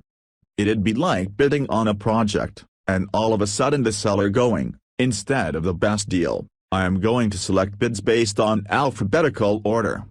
You could have worked 6 months on that deal and now the rules are arbitrary and frankly, asinine. I would get with the program and change my company name to Aardvark Unlimited, but under no circumstances would I praise the seller and think they are doing me a favor. Women are doing what's natural. Killing people is natural and so is rape. We don't praise or condone people for simply following what comes natural. What we are comparing modern female behavior with is the past compact between men and women, which was based on mutualism. Which means past good deeds do accrue to the present. You're playing the long game, not vine swinging the minute the tingles subside or guy B gives you more tingles. We can adapt and win at this corrupt game with frankly outmoded and somewhat ridiculous rules. But I'll be damned if I sit here and say the people creating the new rules, hypergamous twats, are somehow justified and righteous for constructing the new system. Nor do I think every time some twat cheats on her BF that it's the guy's fault for not holding frame, being dominant enough, etc.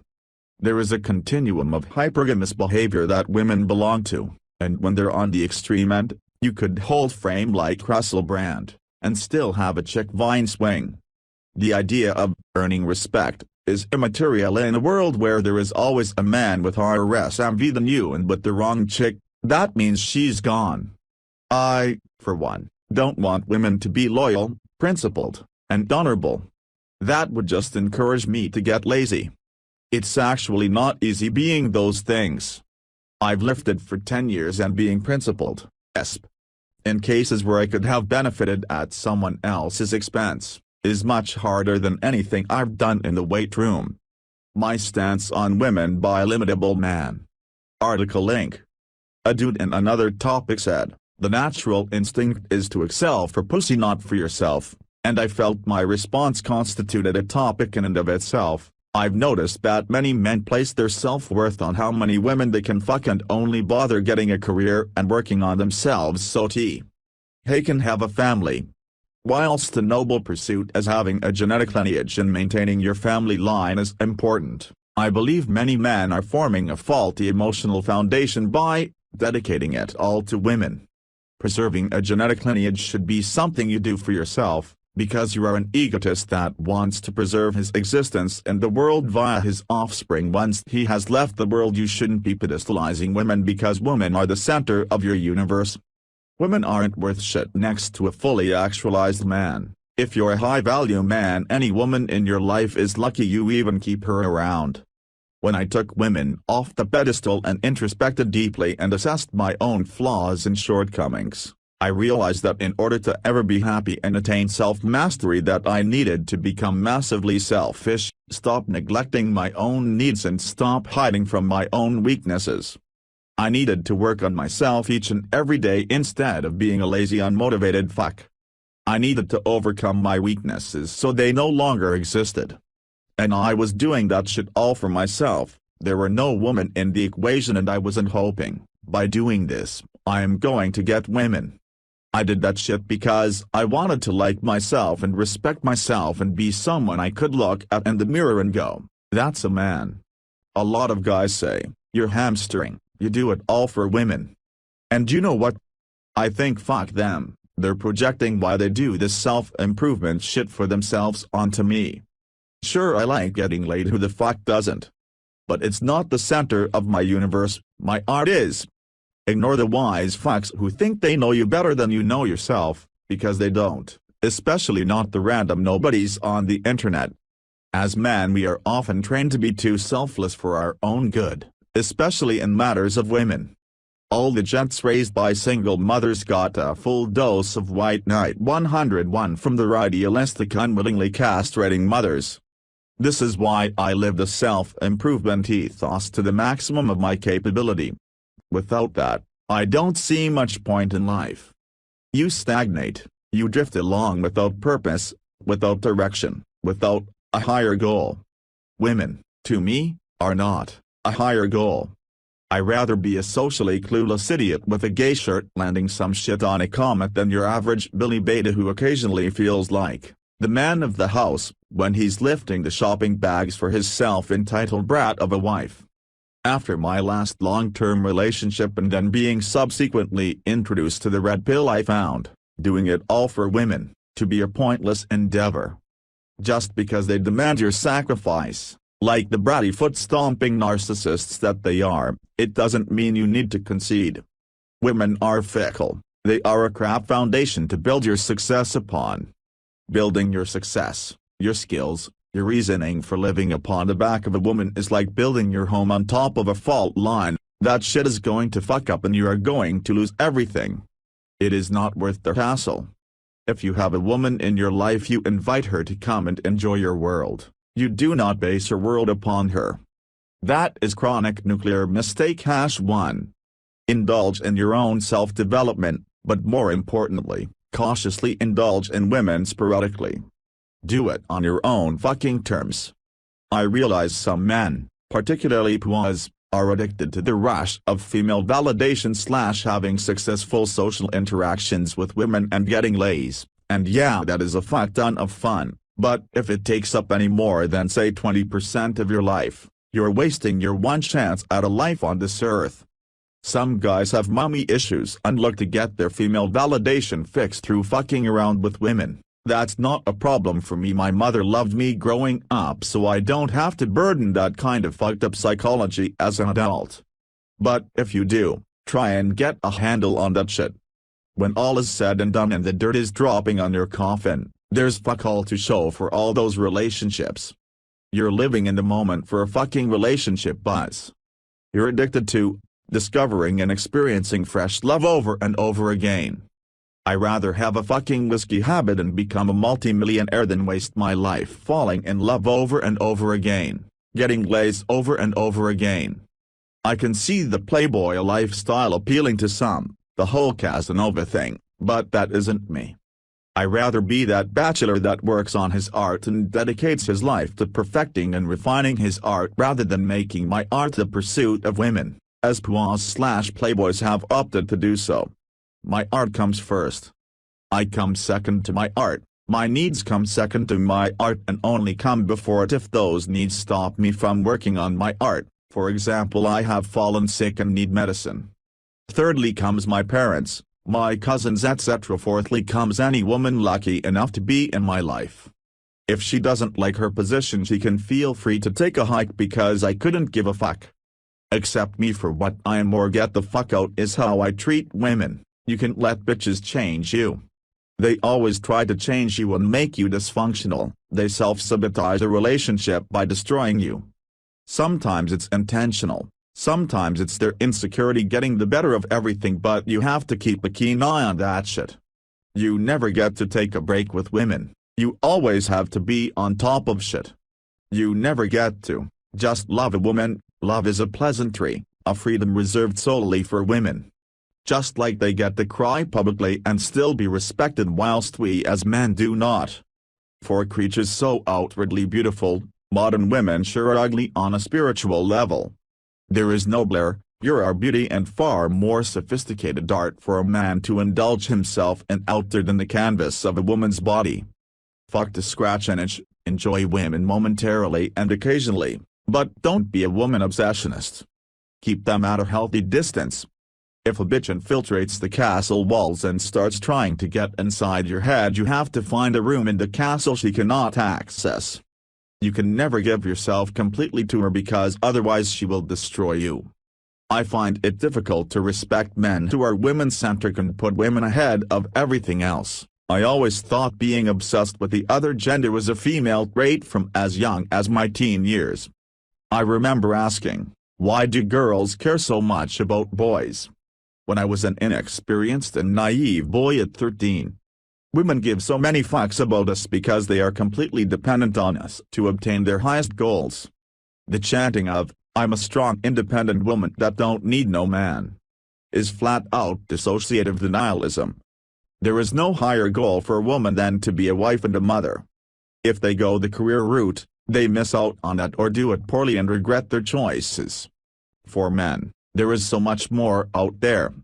We are the kings of the abstract. Our logic sets us free from the shackles of emotional neuroticism and allows us to seek pleasures from our hobbies to an extent that women can only dream of. Women envy us, but we need not be indebted to them. The paradigm is what it is. Women are something we indulge in, but we don't have to dedicate to them. A wise friend once said to me, "Women are dream killers." He's not wrong. Don't be a fucking pussy-begging idiot. You are more important than the pussy your dick needs to fuck occasionally. Male bonding, arousal addiction, and isolation by veggie_girl. Article link. Let me first say that humans are attracted to arousal, and not just the sexual kind. The human brain is like a gym rat that loves to work out and is only happy when it's working or being stimulated by self-produced chemicals or externally introduced drugs. To deny the brain stimulation and work will lead to insanity or death. Source. Not all arousal is sexual, simple mental stimulation counts. However, where an individual brain draws stimulation from can go far to shape the personality. There is a saying, "You are a product of your environment," that touches vaguely upon that. I wish to go a bit deeper, perhaps in another post. For this one there's 3 related things that mainly need to be covered. The end result of male socialization is a set of defaults that are programmed by society, culture, media, family, and religion. The typical male attributes are supposed to be strength and self-reliance, success, no sissy stuff or don't be like women, sexual interest and prowess, active, independent, tough, aggressive, dominant, stoic, and never cries. Bem. 1974, Broverman et al. 1970, Herek. 1986, Zilbergeld. 1992. These defaults define a fanciful standard of masculinity. Source. Aside from male bonding, nearly every other source of stimulus in a modern boy/man's life is going to cause an undesirable effect. Television has been feminized, the internet has been feminized, schools have been feminized, and even online forums such as Reddit are rampantly diluted. There are few places of masculine bonding, but men/boys need it more than ever. The existence of TRP is virtualized monument of that need. Social interaction with men is a positive experience, and research by Philip Zimbardo shows that men actually prefer the social company of men. This socialization causes a cortical arousal that has a direct effect on the reticulating activating system, and leads to higher production of vasopressin. This can be a determining factor on whether someone pursues the activities of an introvert or extrovert. Source. There isn't yet a lot of research on this topic, but it's worth considering that 18 US presidents were fraternity members, and there is also this long list of unsourced statistics regarding fraternities reminding us that all of today's male leaders came from groups of men who socialized together. So where does arousal addiction and isolation play into this? It prevents it, and more. It has been proven that humans will seek out the highest state of arousal that involves the lowest amount of work. Source. This leaves both men and women in a state of addiction to whatever fleeting arousal they can achieve. For women it's often free male validation, where I could use r/Gone Wild as a case study. Which activities do we see an epidemic of addiction towards among young men? Porn, video games, drugs, or a combination, all of which cause the brain to produce an easy and otherwise risk-free source of happy chemicals. Source. Why is porn so addicting? Because visual erotica in particular arouses more than just genitals, it also induces a brain arousal, activation, level that is unseen with other forms of stimulation. Source. This is particular to males. When a man sees a naked woman, parts of his brain activate that were otherwise not active. Hormones begin pumping through his body. His brain is on hyperdrive, and it likes it. But what good is that in isolation? And there is a lot of isolation going on, more than ever before. The average boy spends a minimum of 3,650 hours playing video games by the time he is 19 years old. Source, with the median being closer to 10,000 hours. This isn't to say video gaming is a bad thing. Quite the opposite. Gamers have been found to be 25% faster to make decisions, and have improved coordination. Source. Some would even say that, an hour a day, gaming, is key to success in life. However, the problem with the average gamer is all of this is done in isolation. Skype and TeamSpeak are no substitutions for physical socialization. Remote communication does not trigger the brain to produce the same chemicals. Source: gaming and porn, in moderation, aren't the problem. Isolation created by overuse of these habits is the problem. Does this scenario sound surprisingly familiar to the social anxiety experienced by many men and women? In a later study on the effect of total isolation from birth, the researchers found that the test monkeys, upon being released into a group of ordinary monkeys, usually go into a state of emotional shock, characterized by autistic self-clutching and rocking. Harlow noted, 1 of 6 monkeys isolated for 3 months refused to eat after release and died 5 days later. After several weeks in the company of other monkeys, most of them adjusted, but not those who had been isolated for longer periods. 12 months of isolation almost obliterated the animals socially, Harlow wrote. They became permanently withdrawn, and they lived as outcasts regularly set upon, as if inviting abuse. Source: this is a bigger issue for men because women can afford to have zero social skills on the sexual market.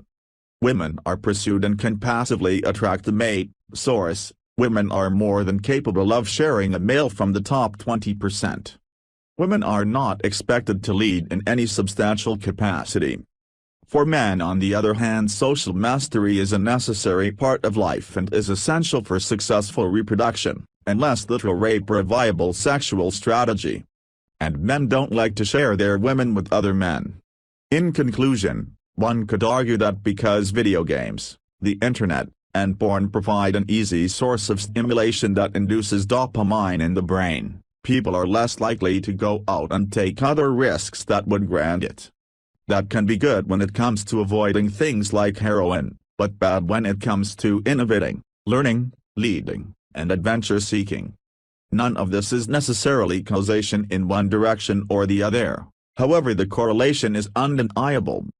TL:D. Male bonding is extremely important, especially for young boys/men. It produces essential skills/habits men need that will push them to the top 20%. Using a computer to communicate is still isolation. You need physical people, embracing, touching, even hitting one another. Arousal addiction doesn't help with the isolation problem.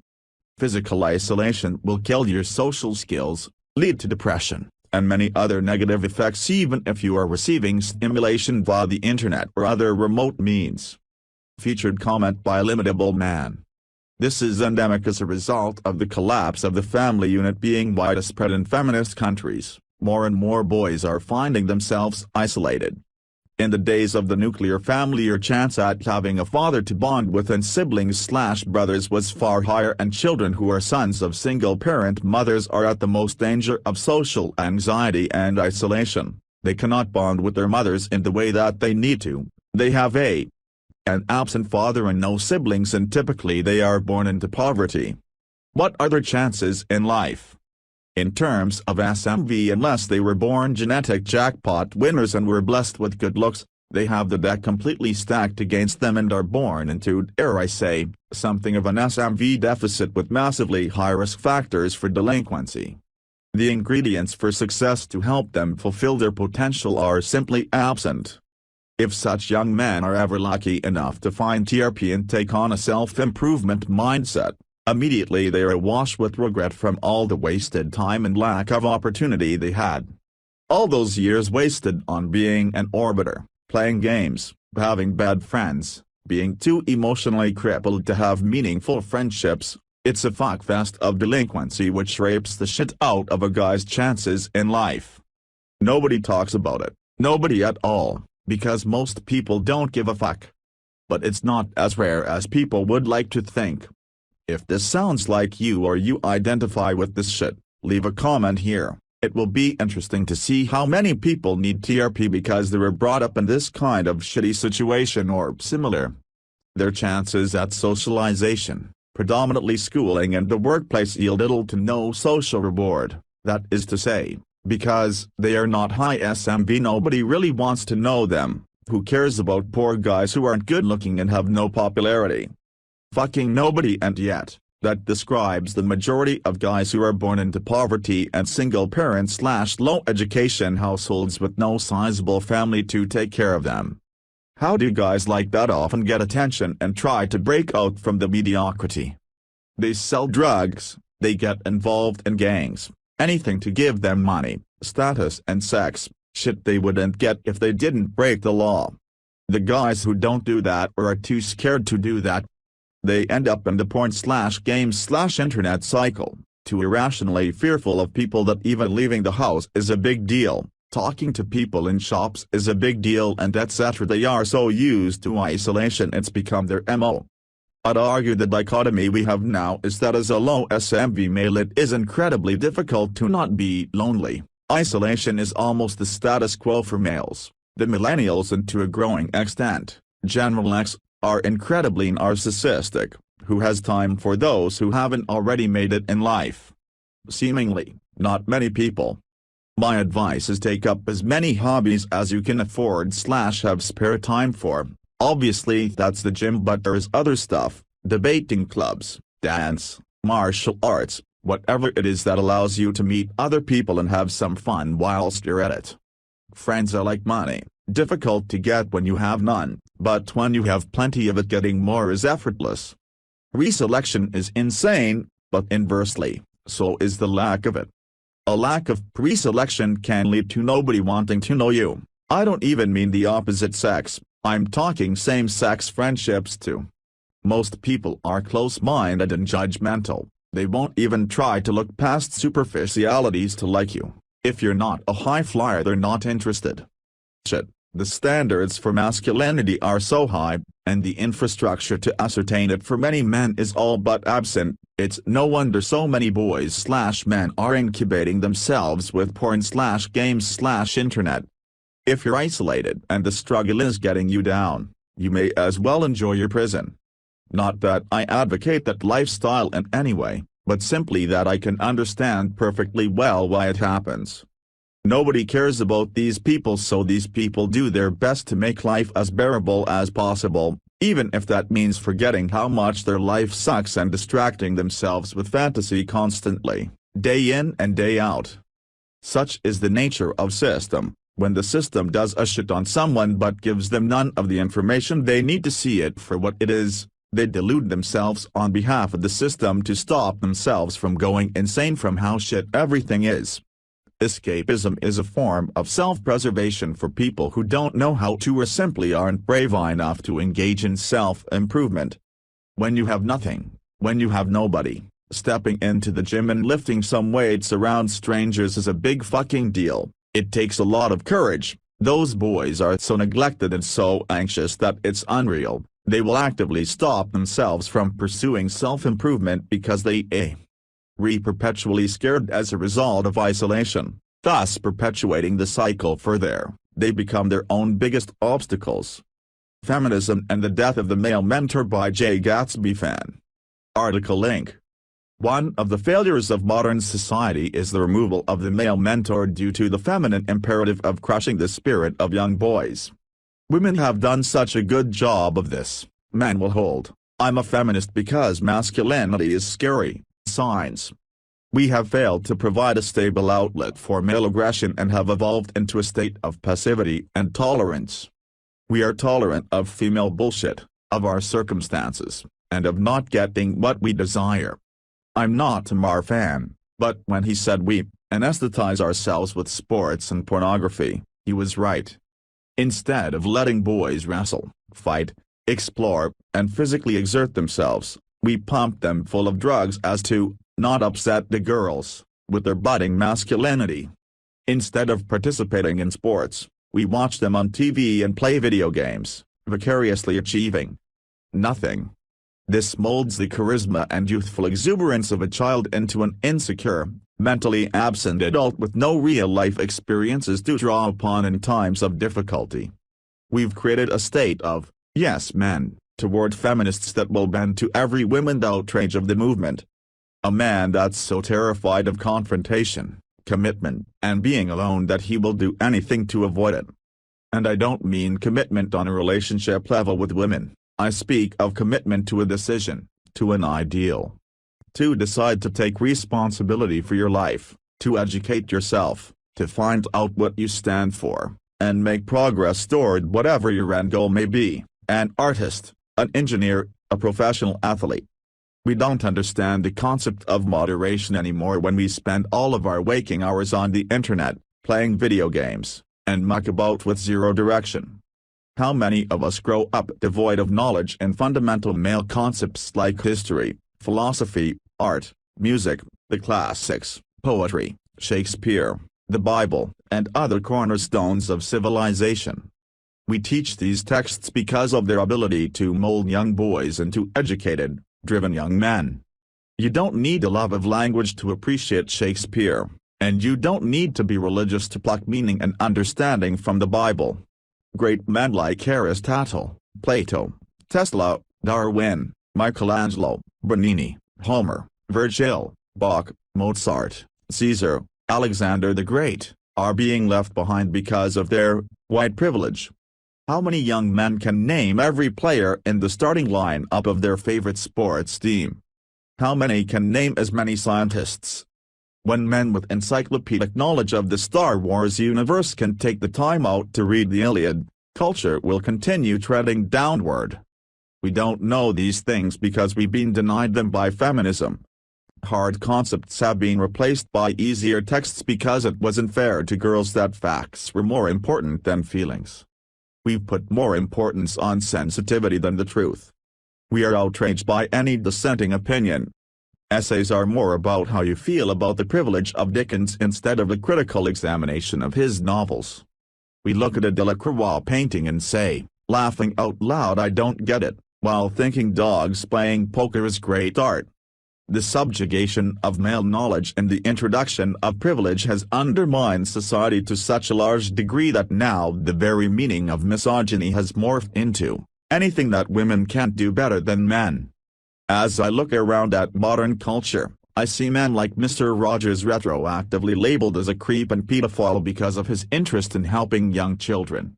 You'd be hard-pressed to find a more compassionate and caring individual than Fred Rogers. But modern feminism has deducted that men are incapable of such feelings and commitments without ulterior criminal, sexual motives. We have let women deracinate male influence because of irrational fears of molestation from any man that comes within arm's reach of a child. If you haven't already, I suggest you watch the movie The Man Without a Face with Mel Gibson. In it, Gibson plays a teacher, Mr. McLeod, that is involved in a serious car crash that kills one of his pupils. The physical scars and emotional guilt has left him reclusive and unable to process his grief. It isn't until he encounters a young boy, Chuck Norstad, that he discovers a reawakening of his passion for teaching. This film is classic red pill material. Chuck wants to escape the crazy house of his mother and to sisters for a boarding school to follow the footsteps of his father and someday become an Air Force pilot. The women have no idea how to handle his energy or exuberance. His mother hops from marriage to marriage, his sisters can't help him, and he's lost in the world without a positive male outlet. The mother keeps going after betas, unable to point Chuck in the right direction, including a Yale professor who introduces himself to the boy by saying, "Just call me Carl. I don't need any of that imperialistic, post-Hegelian, authoritarian crap for my ego." Doesn't sound out of place in today's social justice world, does it? In McLeod he finds a mentor, a teacher, and a friend. While McLeod teaches Norstad essential things, geometry, Latin, and English, he imparts more important things. The concept of hard work, the importance of taking responsibility for what you want, why integrity and ethics are the virtues a man should live by, and how learning to reason and think for yourself is the only way you'll discover the meaning of truth. How many of you would have been able to benefit from a man like this? How many young boys would today? We need to reintegrate the concept of male wisdom and mentoring to young boys again, or we're going to grow up into a world that's weak, overly sensitive, and passive. Where things like stare rape are words with legitimacy. These are not virtues of a healthy, tolerant, and growing society. It's the death knell before the actual tough guys come to kick our ass. An overview of Power Talk by Biceps Blastingstad. Comment link from a larger article. Let me preface this with the caveat, Power Talk is very misunderstood by most of TRP. The original author was writing about dynamics in the workplace, not about dynamics between men and women. Power Talk, according to Mr. Rao, is conversation concerned with the transfer of power. If there are no stakes on the table, there can be no power talk. To some extent, I disagree. What follows is a slightly twisted definition of power talk. This is my take on the subject, modified slightly to be applicable to interactions outside the workplace. If you want to know what the creator of Power Talk thinks, you should go read his articles. Power Talk defined Power Talk as deliberate, weaponized conversation, the intentional use of word choice, phrasing, and ambiguity to benefit the speaker. There are many ways in which Power Talk can be utilized, maintaining ambiguity and plausible deniability, getting information from somebody, concealing your own intentions, protecting your own information, communicating with other Power Talkers, and many more examples. Nearly any deliberate use of conversation to gain an advantage falls under my definition of Power Talk. Who uses Power Talk?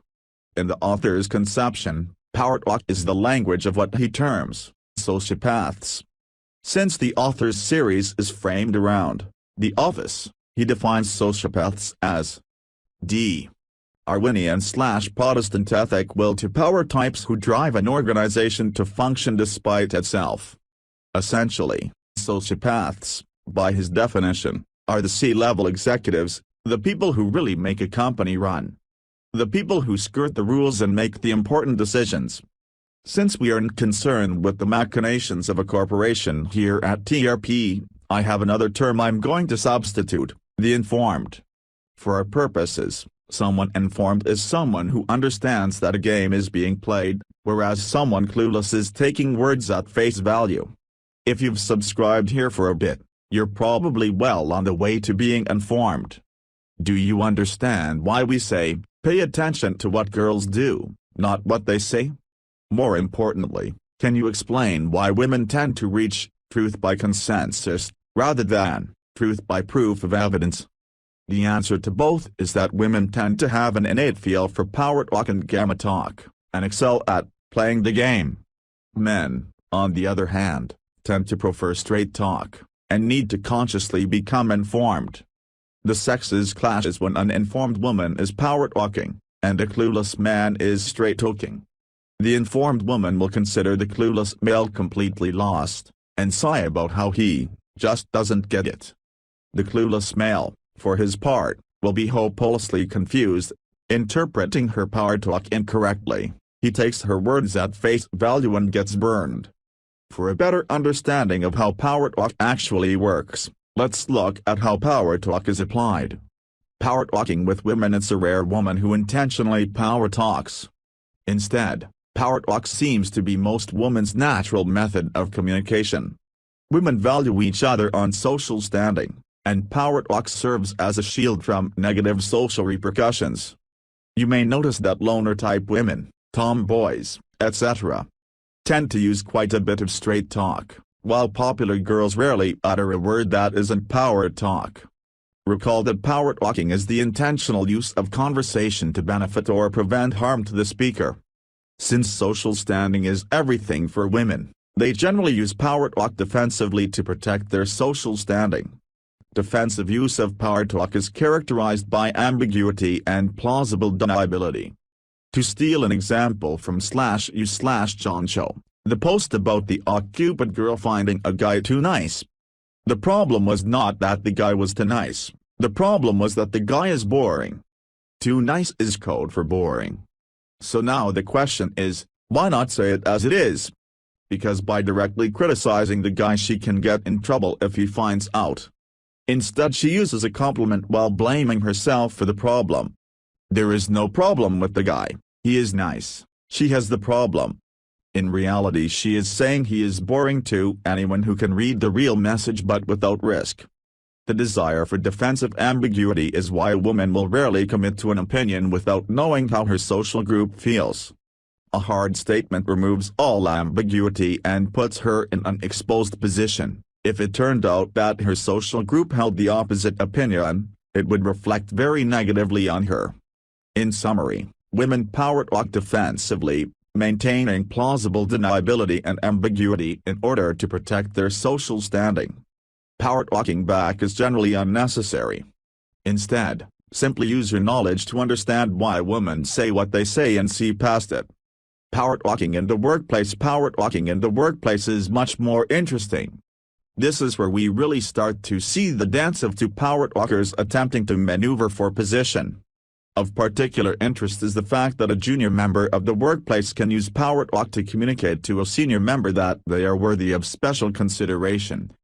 Very few people have the savvy to effectively power talk, and those who do are generally found in the higher ranks of management. Power talk in the workplace is typified by 1, 2, 3. Protecting your own information and attempting to gain information from others. Communicating information, in code, to other power talkers.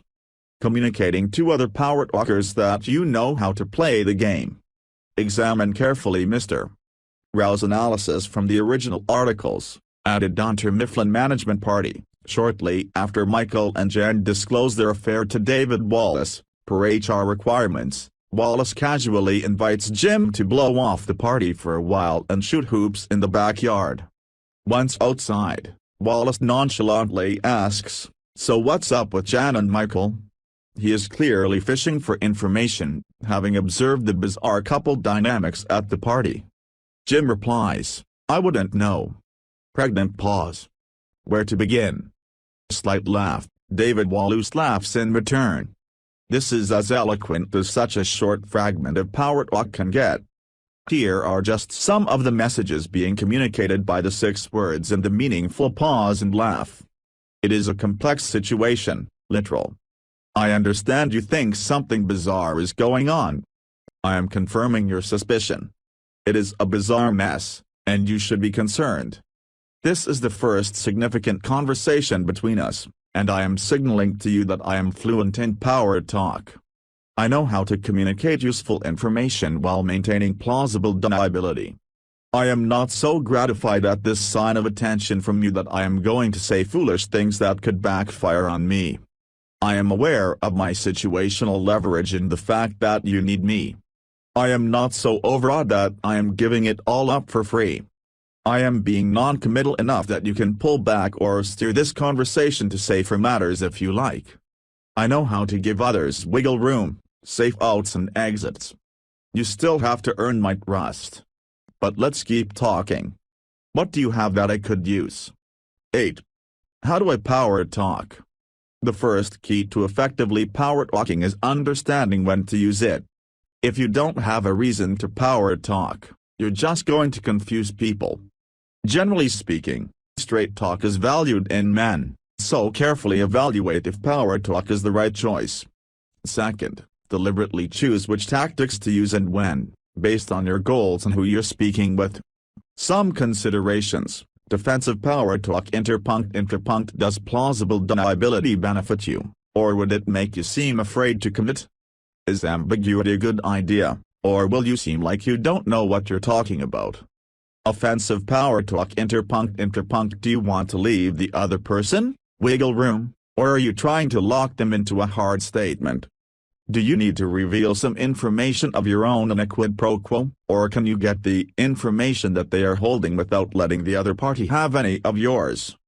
Are you trying to signal to another informed person that you know how to play, or are you trying to maneuver around somebody clueless?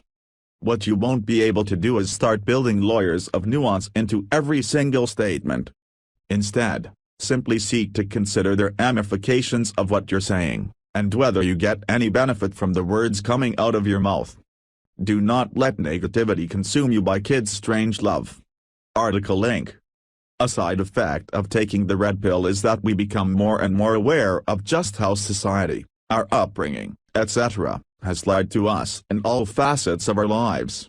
This can be a beautiful and empowering thing and should serve as a catalyst for us to improve our lives. However, let me ask you this. Are you really using the red pill as a catalyst for improvement, or are you using it simply as a space to vent your frustrations? Are you now working out more, pursuing girls in a more effective manner, reading more, expanding your mind, etc.? Are you making any positive changes in your life since taking the red pill? Or are you just here to bitch and moan?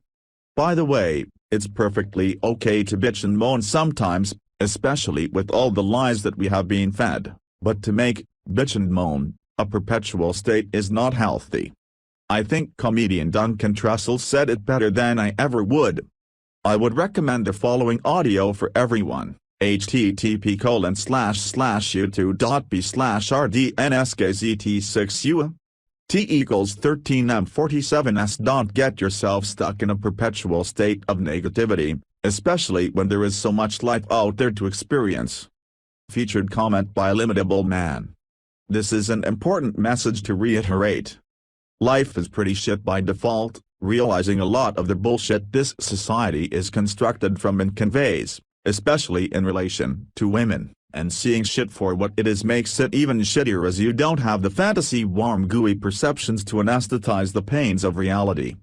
Reality is a pretty shitty place, but you need to understand it to be able to have the power to cultivate your own reality into what you want it to be, to make that cash money, to fuck all them hoes, to jet set, to be well read, to have a family, to be a multi-millionaire, whatever the fuck it is you want, rather than let the system assign you a pre-selected power-limiting role which curbs your civil liberty, personal power, your own perception of yourself, your ability to hold influence, and a bunch of other crap, likely the role the system would ascribe to you if you would just go with the flow. W is a role that does not fulfill the tenacity of your ambitions. So taking the pill can actually make life seem worse. Sure, it's empowering to know the truth, but not everyone can handle the weight of that truth. The truth is power, but with power comes responsibility, and the responsibility of realizing how truly fucking shitty women are, how pragmatic and manipulative they are, and hilariously, how only some of them are even self-aware of their own fucked up irrational natures can take quite the toll on them. And this is why it's important to develop a coping mechanism. I encourage you all to inject positivity into your life. Watch stand-up comedy, go join a comedy club. Honestly, stand-up for the most part is red pill as fuck. You can get away with saying what you like as long as it's funny. We've all seen it with Bill Burr, Dave Chappelle and the other greats. Building your SMV can cause growing pains, and you may need to lean on things like comedy and junk activities like playing video games to ease the growing pains, but as long as you have direction and are still growing and seeing progress, that's okay. Eventually, when your SMV is high enough, it will reward dividends in and of itself. If a problem in your life is broke, fix it. Dash overweight. Start jogging. Can't work out because of injury? Find workouts you can do which won't exacerbate the injury. Miserable fuck. Find shit that makes you laugh. People in your life bring you down? Get the fuck rid of them. If it's not immediately possible, for example, you can't afford to move out from your crazy single-parent mother, then just avoid her as much as you can. Not got any friends? Socialize more, drink some alcohol, go to the comedy club. Spending too much money? Downsize. Can turn enough money? Hustle. Get educated. Kiss some ass. Read 48 laws. Find an edge. Do something. Give up on yourself and the world will too. Ironically, all these problems are things which need to be solved in order to increase SMV, and once your SMV is high, you will find none of these things are problems. We're all on the path, and all of us are at different stages of the path in periods of life. Some of you are doing this for the first time, others of you have been burned before and are doing shit you've already done before to rebuild. Whatever. Have a mission and fucking go for it. Lethargic because you've got no energy? Drink water. Blueberries. 1 lemon in your tea a day. Make that green tea. Get at least 7.5 hours sleep per night.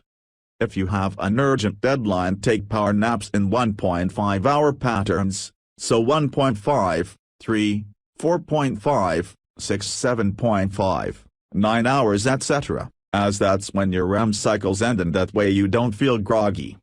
Life is fucking hard and unfair, and women are heartless, ruthless observers of your value who will use you for basically any benefit you can provide. But then, although perhaps not so competent in the art of Machiavellianism as the average woman, men do the same fucking shit too.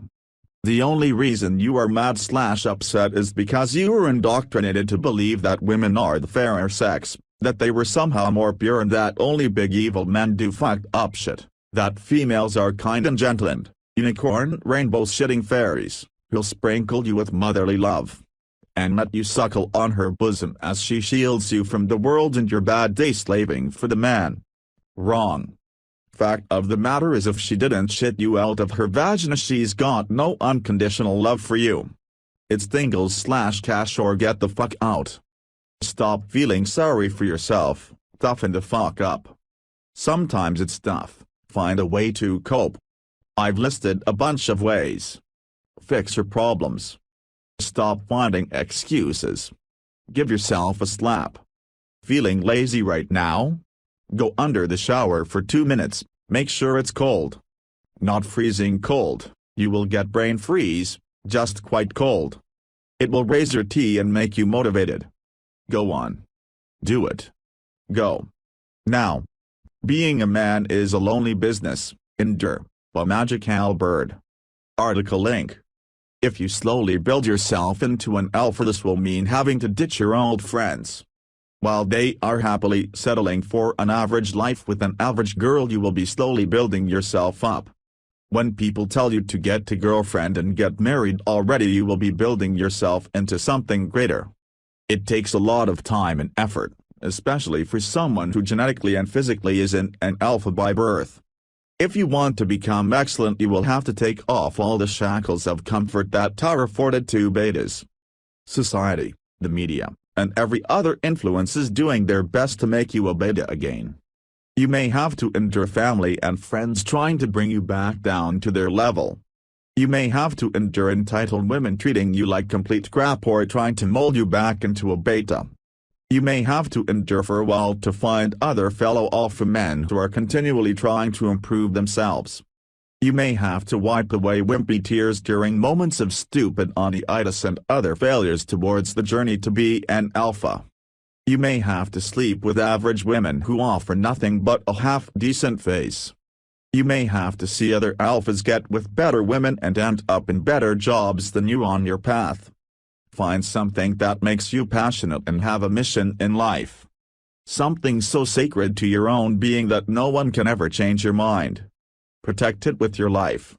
Even if you're a skinny 55 guy who has a dream to sleep with models and you work hard at life by getting your looks together and other SMV features, you could probably get some shorter freelance models here and there. The road to being an alpha is going to be lonely, so endure. Featured comment by Soltron9. I went from a dorm kid to a professional with above average money, a decent flat and divergent LTR in 3 years. The core concept of my advice: become a psychopath. When I moved to the college dorms, I decided that I won't see people as before. I saw them as puppets, as a social experiment. They were pawns in my social learning game. You have to accept everybody is a temporal companion in your life. As were your high school classmates, as are your college mates. As will be your colleges from your first workplace. As will be from the second one. What you will experience, after you moved on to the next stage, nobody gives a shit about you. When you're at your first workplace, your college friends won't give a shit. When you move to your second job, the guy you were having lunch with every day, hour-long conversations and a few pub nights from the first workplace with won't give a shit about you. It's all temporal. What does this say to you? A relation to another human either gives you an advantage or it's a waste of time. When my best friend started to stop giving a fuck about me because I decided to work instead of finishing my degree, it really fucked with my emotions. It was only the lonely path remaining. standing out from the crowd. You do that by building a successful and stable life. You don't need other men's approval, which you are seeking probably. Every woman will see that you are standing out by having frame, career, interests, muscles, and your own place. No frat boy will be your competition. You have to develop the daddy vibe. It trumps everything. How do you achieve that? Monk mode.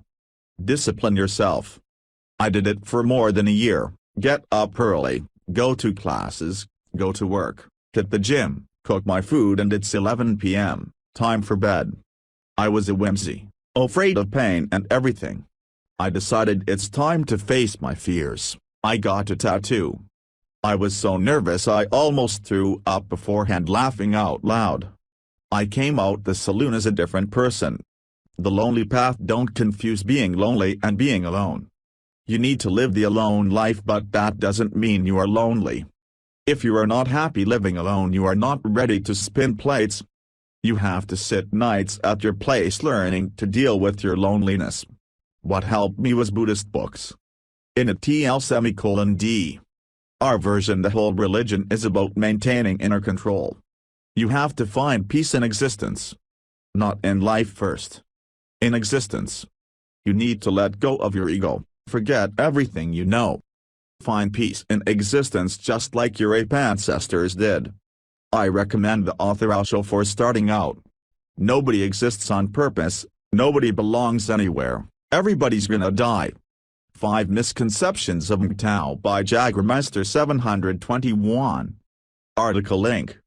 After a thread about a popular MGTOW forum shutting down, I realized red pillars here have diverging views on MGTOW.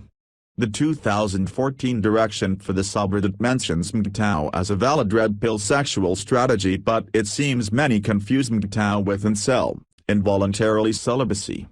MGTOWs are much maligned by the usual suspects, just as herbivore men have been before them, and so it's not surprising to see others, even other red pill men, absorb these misapprehensions. For sake of clarity, I'll cover 5 misconceptions about MGTOW. Misconception #1. MGTOWs are bitter that they've never had sex. Most men become MGTOWs after a marriage or a set of relationships. Which means they've had sex.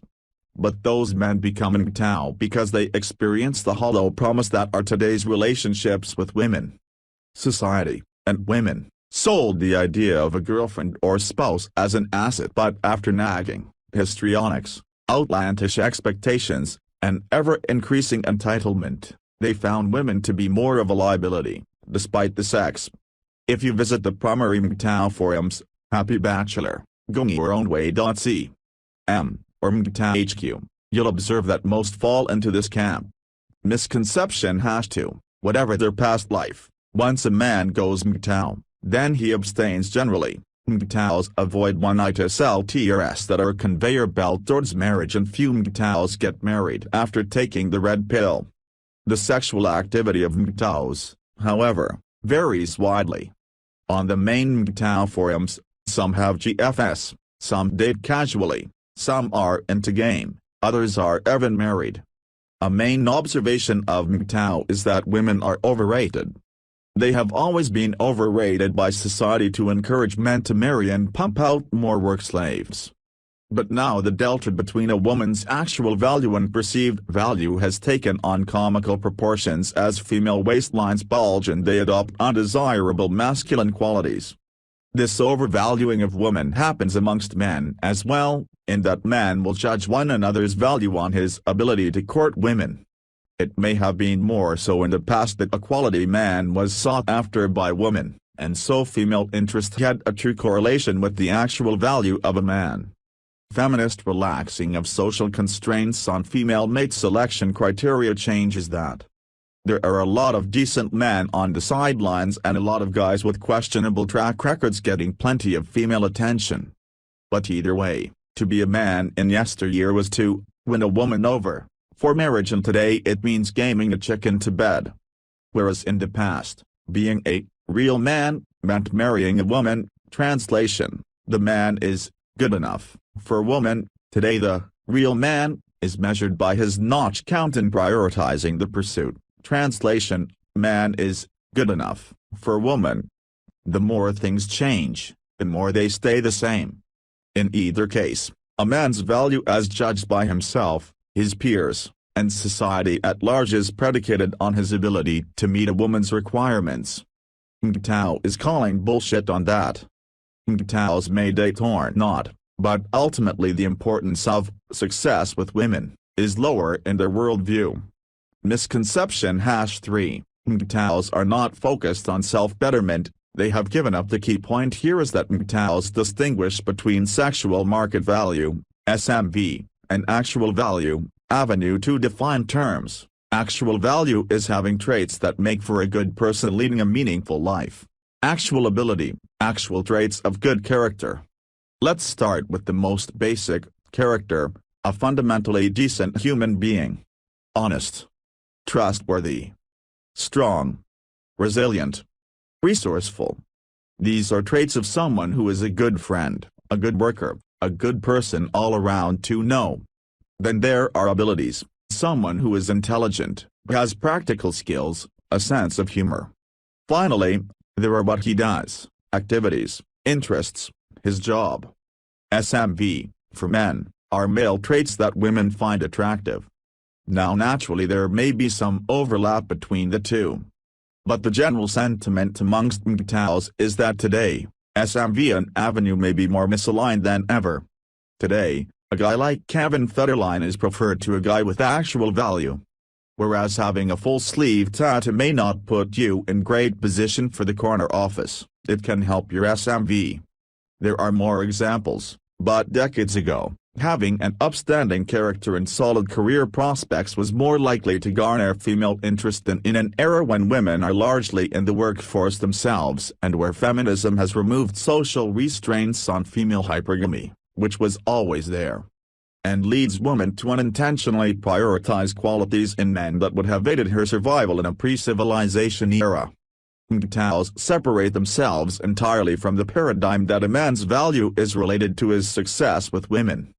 MGTOWs focus on life itself and discuss interests such as boxing, boating, lifting, surfing, cars, books, video games, real estate, as well as standard things men talk about like career and travel. They see self-betterment in two dimensions, improving actual value, and enjoying life. Since some MGTOWs are interested in dating, there is talk of what one can do to improve SMV. But that is just part of the discussion. On giving up, many MGTOWs simply don't find pursuit of women to be all that it's hyped up to be. Some men don't mind shit test after shit test and the standard fare of maintaining a woman today. Some do. Life is all about investment and return, and that influences how we spend our time. MGTOWs observe that given the nature of women and the trajectory we're on, greater investment is needed for much lower return. And the cost of even maintaining an investment or portfolio comes at the expense of doing the things one enjoys. That's why many MGTOWs who've come out of relationships aren't champing at the bit to get back into one. Misconception #4. MGTOWs are hermits who are basement dwellers and shun all social interaction. Ghosts are a subset of MGTOWs who seek to minimize social interaction. But they are only a segment of MGTOW in general. Many MGTOWs are pursuing an active, social life, and have more time to do so. One reason people believe that MGTOWs avoid society is the 4 levels of MGTOW, cited on MGTOW.com, and which is also cited on Red Pill's 2014 direction. These levels include, Level 1, Situational Awareness. Level 2, Rejection of long-term relationships. Level 3, Rejection of short-term relationships. Level 4, Economic disengagement in reality. Suffice to say, many MGTOWs don't go on to Stage 3, Rejection of short-term relationships, and even fewer go on to Stage 4, Economic disengagement. There is no central mouthpiece of MGTOW and everyone is free to articulate their philosophies. My view is that MGTOWs lead full lives absent the pressure related to relationships or success with women, which they see as an overhyped social imposition. On the forums, you'll encounter oil company executives, blue-collar workers, musicians, A wide variety. Misconception #5, MGTOWs are angry men enter into MGTOW awareness at different stages. Some do so right after divorce. Given the nature of family courts and their biases, who could blame those men for being angry afterwards? Like with other disappointments, people go through phases of dealing with this one, the false promise often encountered with LTRS and marriage. There is typically surprise, anger, discontent with society and double standards, acceptance, and then enjoying a red pill lifestyle absent the need to man up and find a soulmate/get married. Some MGTOWs express this anger by complaining about women. I see it as explaining the nature of women. Because MGTOWs are not blinded by their need to court women, they can often be objective about female dynamics, faulty logic, and irrational nature. As Bill Burr says, women are constantly patting themselves on the back for how difficult their lives are, and no one corrects them because they want to fuck him. MGTOWs don't have this problem and often can be effective on calling women on their BS rather than justify female behavior for any number of reasons. When a man is actively courting women, he is often forced to justify warped female behavior since critiquing it doesn't aid in his pursuit. It is simpler to characterize it as justifiable behavior. Women can be faulted for being women, rather than acknowledge that certain female behavior has gotten worse, not due to biological changes, but a more hospitable culture to female nonsense in general. Final thoughts: red pill is a starting point. From the red pill, based on our values and preferences, we can go in different directions. Blue pill society has rigged the game against men, and the red pill is about finding the right countermeasures to live life and enjoy it. The history of the manosphere has been that our sense of pride in validating our own life choices have often led us to cut down other men not following the same exact path. It explains the constant one-upmanship that's taken place in the manosphere. We may not agree with each other's approach, but hopefully will acknowledge the validity of differing approaches, and the reality of overlap between the different approaches as opposed to there being discrete movements. To each his own. Guides to Success in Self-Improvement: a 7-step guide to swallowing the pill by No_face. Article link. You have read a lot of theory about the nature of women, hypergamy, hypoagency, rationalization, etc., and game and so on, but some newbies may benefit from a step-by-step guide to actually swallowing the pill. Step 1. Lifting posture. Before you start lifting, you need to make sure your posture is okay. If not, you risk pinched nerves, bad form, and injury. Your posture is poor because you have poor habits. In particular, one shoulder lower than the other. Typically right-handed folks have their right shoulder below their left. This is caused by higher development of the right breast muscle compared to the left and weak back muscles. The instructions below assume your right shoulder is lower. If your left shoulder is lower, swap the words left and right below to fix this. Stand with your left shoulder near a door jamb or pole. Raise your right arm all the way up. Bend it at the elbow so that it makes a right angle. Grab the door jamb or pole and stretch. You can put your right foot ahead. Hold for 20 seconds. This should temporarily fix your shoulder imbalance. You now need to do side and front shoulder raises with dumbbells, not a barbell. You should also do chest flies to develop your chest muscles. Start with the lowest weight possible. In the beginning, they will feel too light. As you increase the weight bit by bit, you will notice that it's harder for your left side. You should continue to exercise at this weight until both sides find it equally hard. From here on, when you increase weight, they should feel equally hard. Head forward position/kyphosis, generally caused by sitting 4 hours in front of a TV/computer. Fix it using this technique. https://www.youtube.com/watch V = Lieutenant_DFRNMDGS You need to stretch your lower back and strengthen your abs. The best way to strengthen abs is to walk up an incline, on a treadmill for example, or to suck your abdomen in and out. Once your posture is good, You can start on a beginner program such as Strong Lift 5x5 or Starting Strength.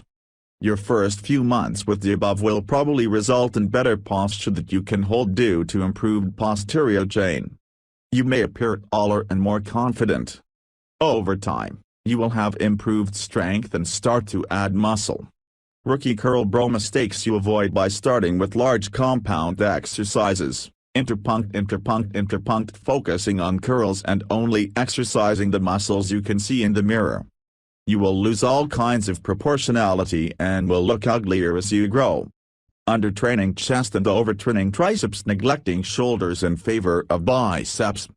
Step 2. Style until your posture is fixed from Step 1 above. You should not be investing in new clothes. If you're a fat bastard, you should wait until your pants slip off and even then only buy modestly until you think you have relatively flat abs. Then you can go shopping. Try different brands and see what looks good on you. If you are lucky, a cheap, factory outlet type brand such as Tommy Hilfiger will look good on you and you can restock your wardrobe for a couple of $100. If buying short the Red Pill Handbook 143 sleeve t-shirts and shirts, best to wait till your arms are big enough that the sleeves are snug. Until your chest is the widest part of your body when viewed from the side, no clothes will make you look good. Make your interests and lifestyle part of your style. Do you go motorcycling every weekend with your buddies? You should go for a biker jacket. Do you hang out with your investment broker friends at high-class New York City bars? Wear expensive suits. Are you a mechanic? Jeans and t-shirt. This is something for you to figure out on your own. Do not copy your buddy. Be an individual. In the beginning, a new style may make you feel conscious. Gradually add new clothes and stop wearing the old clothes. You will need to wear your new style a few times before you feel natural and comfortable in it. After a few days you won't even feel like wearing the old clothes anymore. Step 3. Mission. You need a mission in your life. Think about it this way, if you die in the next year, how would you want people to remember you? As a great writer? A political activist? A musician? You need something to work on, something you would contribute to the world. Not everyone will be a world-changing agent, but you need to find something that you are very passionate about. Ever heard of Khan Academy? His passion is just to teach. He has risen above the millions of teachers who teach for a paycheck. Any mission is awesome if you have the passion for it. Your mission is how you see yourself and how others see you. It is how you meet people who have interests aligned with you. Your mission enables you to enlarge your social circle and improve your social circle game. Choose it with care. Step 4. Frame. Frame is simply your idea of yourself. Are you a cool, confident, fun, awesome person? Are you witty and intellectual? You need to develop alpha characteristics in your frame such as stoicism, abundance mentality and high value. Step 1, 2, 3 above in your characteristics as you see yourself feed into your frame. Make sure it's clean. In particular, you need to weed out anything bitchy out of your frame. Many shit tests are simply integrity tests of your frame. Did you get upset when she said she does not like men under 6 feet tall? There goes your frame of being cool in the face of stress. Feel the need to demand explanation for her flaking on a date? Your abundance frame just dissolved. Step 5. Game. There are entire manosphere posts you can read about game, but almost all of it can be concisely boiled down to 16 commandments of Poon. My experience regarding dealing with women in your social circle is simple. Interpunct until you have high value, don't even bother talking to women. Go into monk mode and work on yourself. You will know you are high SMV when multiple women open you, talk to you of their own volition, smile at you, etc.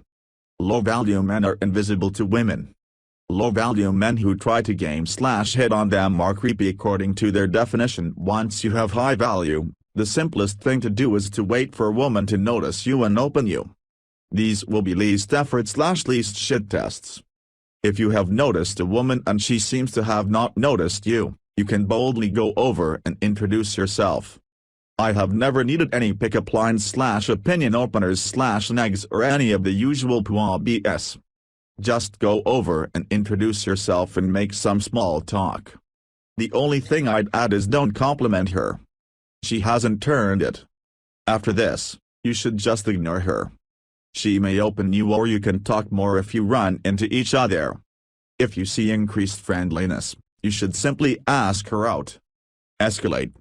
Step 6, Dominance. You need to dominate your woman physically. Lift, mofo, lift, mentally, you are smarter than a woman, right? Emotionally, be stoic, bro, and sexually, escalate. You also need to dominate the relationship. No supplication, no compliments unless it's for something she did to please you, and sex acts. Read Daniel Rose's Sex God Method. Eventually, as you get closer, you can occasionally break these rules. Remember, LTRS requires some amount of tenderness and support. Step 7, Maintenance. As a TRP male, you need to constantly get better. When you stagnate, the lack of change will bore your woman and she will be susceptible to tyrannate hypergamy. Learn new things and surprise yourself and her all the time. Focus on you first. And second. And third. And blah blah. Worry About Women. 7th by Arched Winner. Article link. A lot of people, especially new people, show up on the Red Pill wondering, what specifically do I do to improve my life? They're not looking for academic theory about women and power talk and discussions about how shitty women are and how alpha and beta various examples of men are. They're looking for concrete help. Advice they can implement today to make their lives better. First, join a gym, or start going if you already joined but don't go regularly. Or go back if you used to work out and stopped. Make time for this. Every day. Or maybe 6 days a week. Or every other day if you have shit to do. But minimum 3 times per week and preferably more. Do strength training. Look up strong lifts 5 times 5 or something comparable, and fucking do it. Cardio in between if you're going every day. This is your time. Don't talk to girls. Don't talk to guys. Don't waste your gym hour. Just work out. It will suck at first but get easier. Here's the key, it doesn't matter if you get stronger or look different after a month. You will, but it doesn't matter. The way you walk, talk, and carry yourself will become better, in a way you won't notice but others will, if you know that you've done all you can to prepare your body to face the day, every day. And it's just plain good for you to grow some fucking muscle. Second, eat well and get enough sleep. Staying up until 4 a.m. drinking beer is fine when you're 19 and in college studying for an exam, but you're a real person now, and you wake up at 5 a.m. to work out. So eat real food, not bars and shakes, cut out soft drinks and energy drinks and other bullshit, limit alcohol to social drinking, learn to cook, and buy actual shit from an actual healthy grocery store. And sleep 8 to 9 hours per night. You have nothing to prove to anybody by staying up until midnight. You have a job, a workout regimen, and a life to live. Lack of sleep hinders all of that and makes you a less efficient and a less attractive human. Third, get a job if you don't have one. Get a good job if you already have a shitty job. Get ahead at your good job if you already have one of those. You can look on Indeed.com or Monster or any other job site, but be forewarned, every job posting you see on the internet will get 1,000 resumes. Do a general search for companies in your industry and just send them letters and a copy of your resume. Follow up within the week. By phone, not email. Talk to everyone you know and get hooked up at places you never would have thought to approach. Networking is the best way to get a job, and having a day job and steady income affects the way you walk and talk. Even if you don't notice this, others will. Even if you're in school now, get a part-time job doing something cool. It's a great conversation piece, and when you're finally out of school, the fact that you did something besides go to school the last 4 years sets you apart from other college graduates first starting to send their resumes to employers. Fourth, talk to strangers. All the fucking time. Are you in line somewhere? A coffee shop? The student union at your university? Are you on a street or in a building, or at the gym or anywhere else where other people exist and aren't busy working? Just chat with strangers. You're not trying to make a new best friend or get a date. You're just chatting with people, both men and women, 30 to 60-second stops, maybe 10 people a day. Most of this will go nowhere and be super awkward, but maybe you meet someone you can add to your network and contact later. More importantly, however, you get over the inherent fear we all have of rejection. You talk to strangers without caring what they'll say or think. It's awkward and stupid, it sucks and you look dumb and have nothing to talk about. But 6 months from now, you'll realize that you're actually good at talking to people. Strangers are as afraid of you as you are of them, and you develop a knack for getting other people to seek your approval, rather than vice versa. This translates into more success meeting women, more confidence at job interviews and business/social functions, and the like.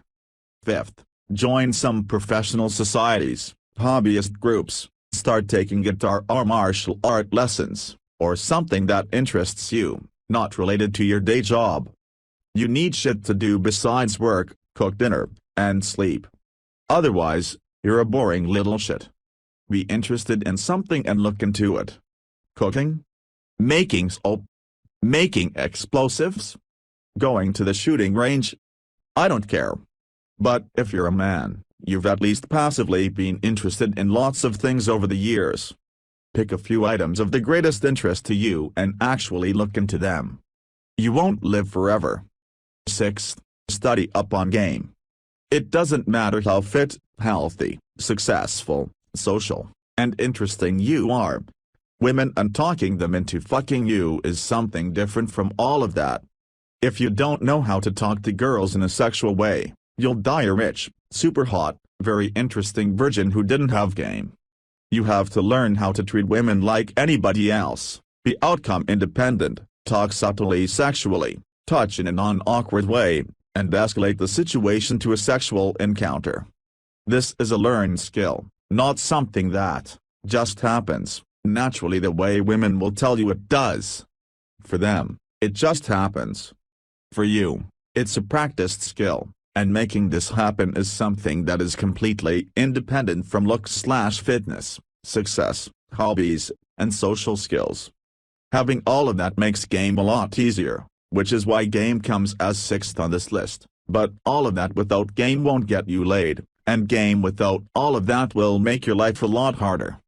Finally, start going out every weekend, or maybe one weeknight a week, and approach women constantly, the same way you talk to strangers above. Note how this is 7th on my list, and not all that important. Women don't matter if you haven't done 1 to 6. And you can be happy and successful just doing 1 to 6 and forgetting all about women. That's actually key. If you're not happy, all on your own, just with who you are, what you've done, and what you're capable of, then you'll never land a woman, not a worthwhile one anyway. If you're physically fit or at least confident about your gym routine, healthy and well-rested, professionally successful, socially not awkward, have hobbies and interests, and are at least decently versed in game, you finally have a decent chance of not being blown off by the average woman. As noted above, treat women like talking to strangers. Just chat with them like anybody else, in a non-awkward way, and you're already leagues beyond the normal loser, who doesn't have the courage to walk up and talk, and when he does, he's an awkward loser. Just talking to women and coming across like an awkward, non-loser puts you in the top 25% of men. Being subtly sexual and escalating via touch puts you in the top 20%, give or take. Not caring whether you're turned down or not and moving on to the next woman like the one who just pissed on you doesn't count puts you in the top 15. Being fit, successful, socially apt, and interesting, on top of good game, puts you in the top 10. The top 10% gets laid every weekend. Maybe not by every single woman they approach, but by the end of the night, you'll have a fuck buddy lined up. But this comes after a few weeks or months of hard work becoming worth a shit. The key is being happy without women. If you're fit, successful, socially apt, and in possession of useful and interesting skills and hobbies, you should be able to have a decent life without women. Women would rather line up to be the gravy on your awesome life than be the main course, featured on the otherwise empty plate of a loser. Goals, a quick guide on how to attain them by Bsot Salt. Article link. Setting goals is an effective method of achieving success in life, whether it be short-term or over the long term. There are 5 key aspects to creating goals: 1, 2, 3, 4, 5. Be specific. They need to be measurable. Track your progress. Are your goals practical? Stay on track. Keep your eyes on the prize. Be specific. Write down goals in specific details so you can clearly see what you plan to attain and how to achieve it. State exactly what you want and how you plan to get the results you seek, such as who can help and what training you may require. What do you want to accomplish, short and long term? Where? Identify locations and venues you will do the activities. When? Establish time frames for short and long-term goals. What is your target date? Who can help you reach your goals? Do you seek mentors, expert advice, or wings to help you in field? Measurable. Establish metrics to track your progress. Keep a documented record of your successful steps toward your goals. How many? Do you have a goal of approaching a certain amount of women per day/night/week/month/year? How long? Do you have a goal of spending a specific amount of time meeting women? Tracking your successes can help encourage you to keep going and give you solid feedback on our efforts and whether something is working or not. The best strategy for sticking to goals is to keep track of your progress on a daily basis by writing it down every day. This very act of writing down activities/steps taken has been shown to improve results and to encourage consistency. It allows you to learn more about your habits, stay accountable to yourself, and keep track of any progress or slips. A good record includes the following: A. Type of activities. B. How long you spent doing that activities. C. Intensity of the effort. Did you push your own boundaries or did you play it safe? D. Comments about any difficulties to help you in problem solving for the future. Practicality. Are the goals reasonable and achievable in the time allotted? Know your limits and work around them as best you can. Not everyone gets to be an astronaut. Staying on track. Maintaining progress is one of the hardest challenges when trying to make changes to your life, whether it be changing a habit, fitness, or improving your communication skills. Getting started can be difficult, but staying committed is even harder. The key to successfully navigating obstacles to maintaining your progress is to acknowledge slips will happen despite your best efforts to plan for them. The key is to build consistencies and a regular schedule and to get back on that horse as soon as you get thrown off. There are several things you can do to help stay on target. 1. Keep it meaningful. Continue to remind yourself of the personal benefits you'll get when you achieve your goals. Setting and keeping meaningful goals that are realistic and attainable will increase the likeliness of success. You are much more likely to strive towards a goal you care about and feel close to accomplishing. Reward yourself. Rewards increase the likelihood that you will do it again. When you reach a metric, give yourself a reward.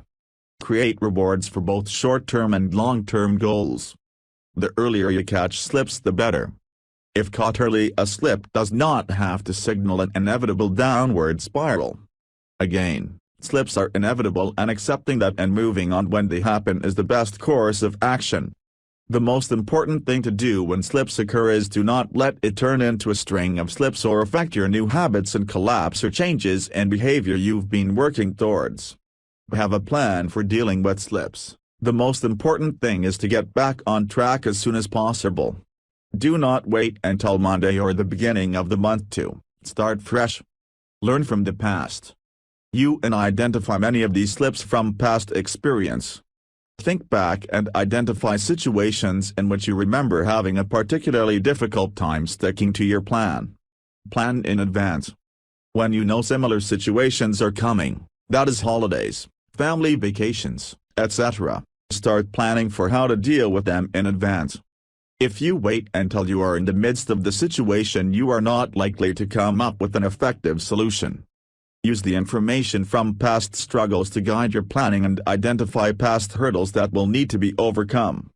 If you find you have relapsed, pull out all the resources that have helped you in the past to get back on track.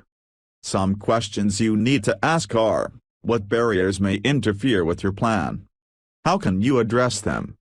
If you cannot stick to your primary plan, what is your backup plan? The measures of success are not whether there are dips in your progress, but whether overall you are progressing in spite of occasional slips. Let's Do Money by Arch Winner. Article link. Hi, guys.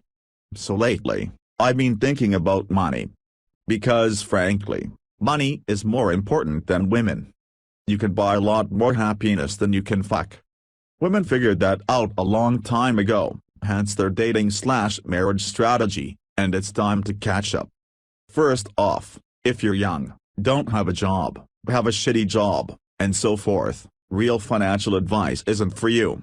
The advice you need is obvious: get a job. A good one.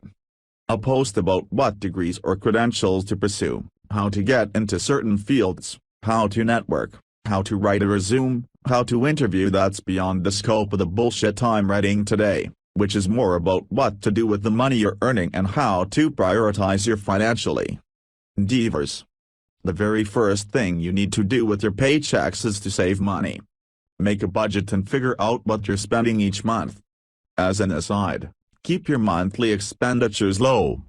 You need a place to live, a used car that you preferably buy with cash to get you to work, an old non-state-of-the-art computer that connects to the internet, an old non-state-of-the-art cell phone, a cheap gym membership, clothes for work and the gym, depending on your job, where clothes can double as clothes for going out, food and water, and if you really want to splurge, a television.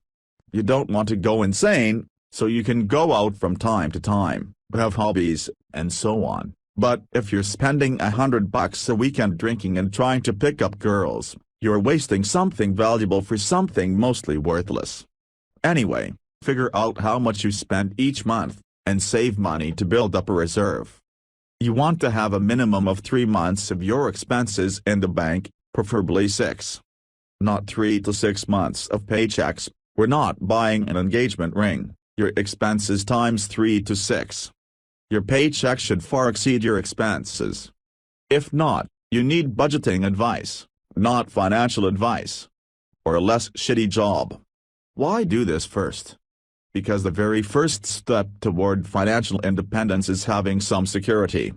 Knowing that you can lose your job tomorrow, or even make the conscious choice to quit your job and pursue other avenues, or get sick or injured or something, and continue your life exactly the same stuff, same quality of life, same everything for 6 months.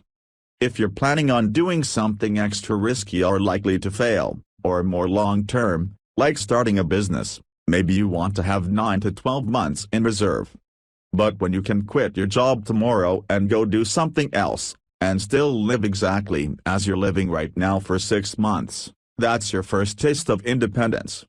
Once you have 6 months of living stashed away in the bank, put this in a separate account if you don't have the discipline to not touch it when it's in your general savings account. You have the freedom to be more aggressive with the rest of your money. After all, if you lose it all, then lose your job the very next day, see above. You can go right on living for half a year. But the saving doesn't stop once you get to 6 months of costs. From that point on, you should be saving 10% of your gross income, minimum. 12 to 15% is a better goal. 20% if you can afford it, but that requires some serious quality of life sacrifices. In this context, saving doesn't mean a bank account. At this point, you should be moving on to investment vehicles, retirement accounts, and so on. You can still keep extra cash, set aside in a separate account for projects you want to save for, like getting a house, building something, buying something, going somewhere. But try to stash at least 10% of your income somewhere it can grow. And start this young. Because time is your most valuable asset. Women figured that out a long time ago, too. That's why they're always after your time. There was a post that touched on this, actually, that bedroom set you bought your wife. Don't think of it as $11,000 check. Think of it as 4 months you slaved away in the office that you'll never get back. But it's not just those 4 months you worked. That 4 months of income you didn't save today will turn into several years of extra working before you can retire. That bedroom set your wife wanted extended your period of slavery for years. And she probably complained about it once you had it anyway, and fucked her boyfriend on the bed instead of you, and got the bedroom set in the divorce even though she hates it, so you had to buy a new bed at your new place and set yourself even farther behind, not to mention the checks you have to write your wife each month. But I digress. Time is your most valuable asset. A lot of people will write an extra check to their bank every month toward their mortgage, because we're all told that this adds up. You'll pay off your house sooner, and just think what you will be able to do in 20 years instead of 30 when you have an extra $2,000 a month. You can bank that. But look at it this way, saving $500 every month today, in your 20s or 30s, and just paying the minimum to avoid getting foreclosed on, will net you far more money than paying off your house, than saving $2,000 a month starting in your 50s. Mortgage interest rates are low today, so you can get away with this and come out ahead. The same applies to all of your debts. If you have a debt with an interest rate of 8% or higher, pay it off. Maybe pay off your 7% debts, too. It's hard to get a solid 7 to 8% rate of return on most things today. But anything lower than that and you're better off just making your regular minimum monthly payment and saving the money you're thinking about paying toward a debt. Because when you pay extra money on that debt, your creditor takes that money, invests it, loans it out, gets interest on it, makes money on it that could be your money. You're better off making that money. You can still pay off your house in 20 years instead of 30 if you want, but do that by making shit tons of money today, then writing a big check in 19 years and 11 months. Not by paying an extra $500 a month to the bank. Because when that house is finally yours and all of your other debts are paid off, you won't have shit saved away to retire, and you'll already be 50. Further, when you give money to your mortgager or another creditor, that's money you can't access. Sure, you feel good about having more equity in your house, but you can't do anything with that equity unless you want to sell your house, incurring closing costs, moving costs, etc. And let's say you sell your house and turn a profit. What do you get with all of that equity you bought? The exact amount of money you put in back again. No growth. You pay your mortgage off, you get your profit, and you get your equity back.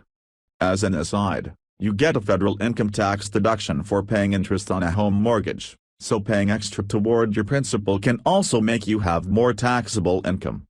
So you should be saving for retirement, right? Better dump all that money in your company's 401k plan. Nope. 401k's are a scam. You should definitely put money into a 401k, though. Exactly as much money as your employer matches, then not a penny more. Because that employer matching is free money, an instant 100% rate of return. But after that, pre-tax retirement accounts are a losing affair. Taxes never go down. They go up. When you're in your 60s, assuming the government doesn't keep raising the age when you can access a 401k, do you seriously think taxes are going to be lower than they are today? Or that dollars will be worth more? Let's say you do some math, and to live comfortably at retirement, you're going to want $8,000 per month. So $96,000 per year. When you pull that out of a 401k, you have to pay taxes on that money. So you don't get $96k a year.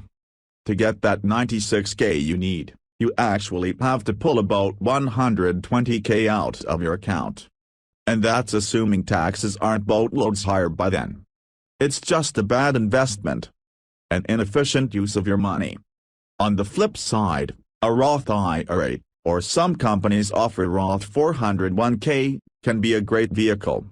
Roth accounts are actually such a good vehicle that the government is probably going to shit-can them before I get to retire. If your company doesn't offer a good retirement plan, or you're self-employed or a contractor or something, and your income is below the legal cap, you should be saving the maximum in a Roth IRA every year, and putting the money with a good financial guy. When you finally get around to choosing stocks or mutual funds, pay attention to dividends. Look for the word value in the title of the mutual fund, or do some research on a company's stock history. Most financial guys focus on growth alone, which is a crapshoot. You buy something today and hope that years from now when you sell it, it's worth more. You diversify what you're buying so that if something tanks, you can offset the loss with gains from other things. Not a horrible strategy, but no growth. If you focus on things that pay dividends, that dividend money can be banked, spent, used to invest in other things, or even automatically reinvested in whatever's generating the dividends, which leads to more dividends next quarter. Companies that pay dividends have to keep doing it. If they pay their shareholder dividends this quarter, then next quarter decide not to, their shareholders get pissed, a lot of them sell some stock off, the stock price goes down, and all of those fat cat shows lose money.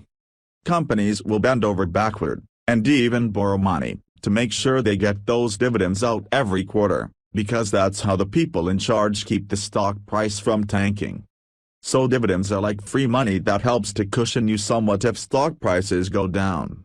The not quite accurate thing financial advisors will tell you, that still serves as a good illustration of how you should be thinking, is the 3/20s approach. If you save 20% of your income for 20 years straight, you can retire in 20 years. That's not really accurate for a lot of reasons, but the overarching premise is a good one. Time is valuable. More valuable than money. So young guys in their 20s and 30s ought to be getting their shit together now, so they can retire in their 40s and 50s instead of slaving away for women until the day they die. Dealing with loneliness as you work toward becoming a top 10% man by no boarding. Article link. Thanks to TRP, I finally dedicated myself to getting my shit together. Lifestyle, body, fashion, money, etc. to work and becoming a man who is in the top tier of self-made men. I say self-made because if you're on this sub, your life situation probably hasn't put you in that position by default. These are the men who, among other things, get the best years and the deepest passions of girls that the remaining 95% of men only dream about. But to become such a man will take years of intense effort, followed by a lifetime of maintenance. There are no shortcuts.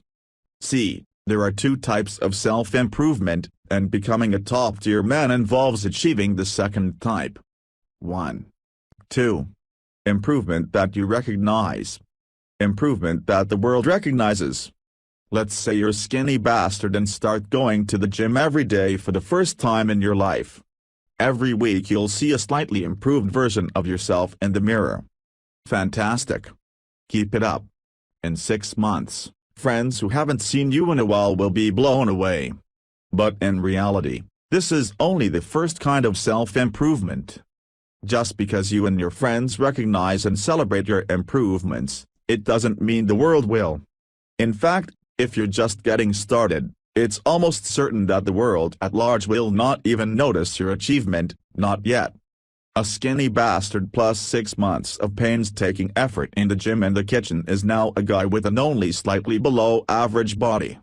Wonder why the hotties aren't responding well, despite you having made so much progress and being validated regularly by your peer group? It's because the girls are not comparing you to yourself from 6 months ago. They're comparing you to their world. To the hot, successful, fun, cool guys they've been lusting after and getting with since they were 12. Sound unfair? Sure. But if you've embraced DRP, and I mean really embraced it, you've come to accept that nobody owes you anything, and sure as hell not these hotties. For me, this was the toughest part of the pill to swallow. More so than even the hypergamy truths.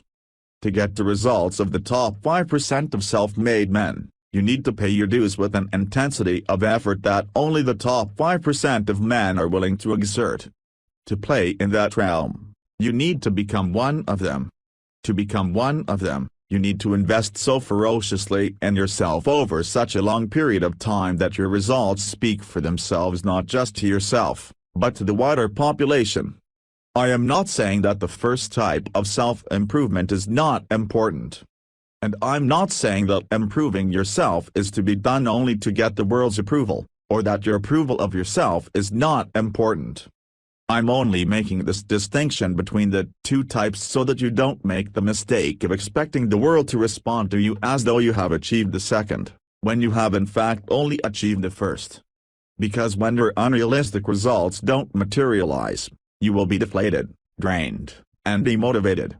The first type is a prerequisite, and it's only by appreciating your own results that you keep the motivation to stick with it long term. In order to improve yourself to the point where you're in the top tier of men, it will take years. Frankly speaking, many of us here aren't going to get laid tonight. Some of you may not have been laid in months, if not years. Many of you may be overweight, if not obese. Others may be repulsively skinny. Some of you may have no friends, low confidence, or no sense of self-worth. Fine. We're in TRP here, where we accept the current situation so that we can work on it and change it to our satisfaction. Having said all this, let's get to the meat of this topic. If you're this guy I've just described, how do you lessen the sting of loneliness that you feel as you walk the path towards becoming a top-tier man?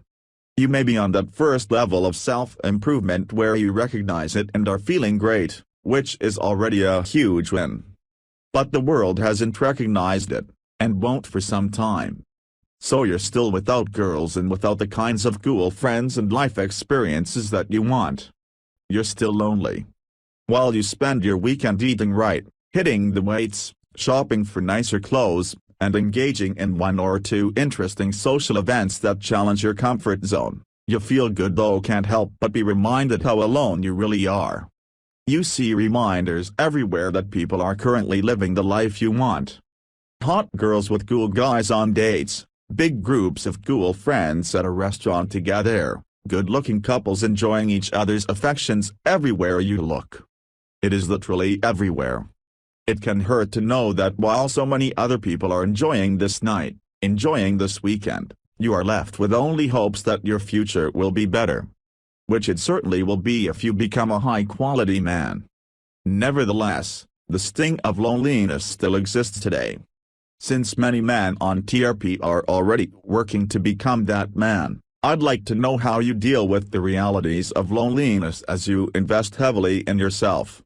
Maybe you have friends, but they're the kind of people you're with only because the alternative is isolation. Maybe you have a girl you're seeing, but she's barely attractive to you and only slightly better than masturbation. You're going through the process of self-development and feeling a new sense of purpose and self-control, but you know it will be a long time before you can make a real dent in your situation.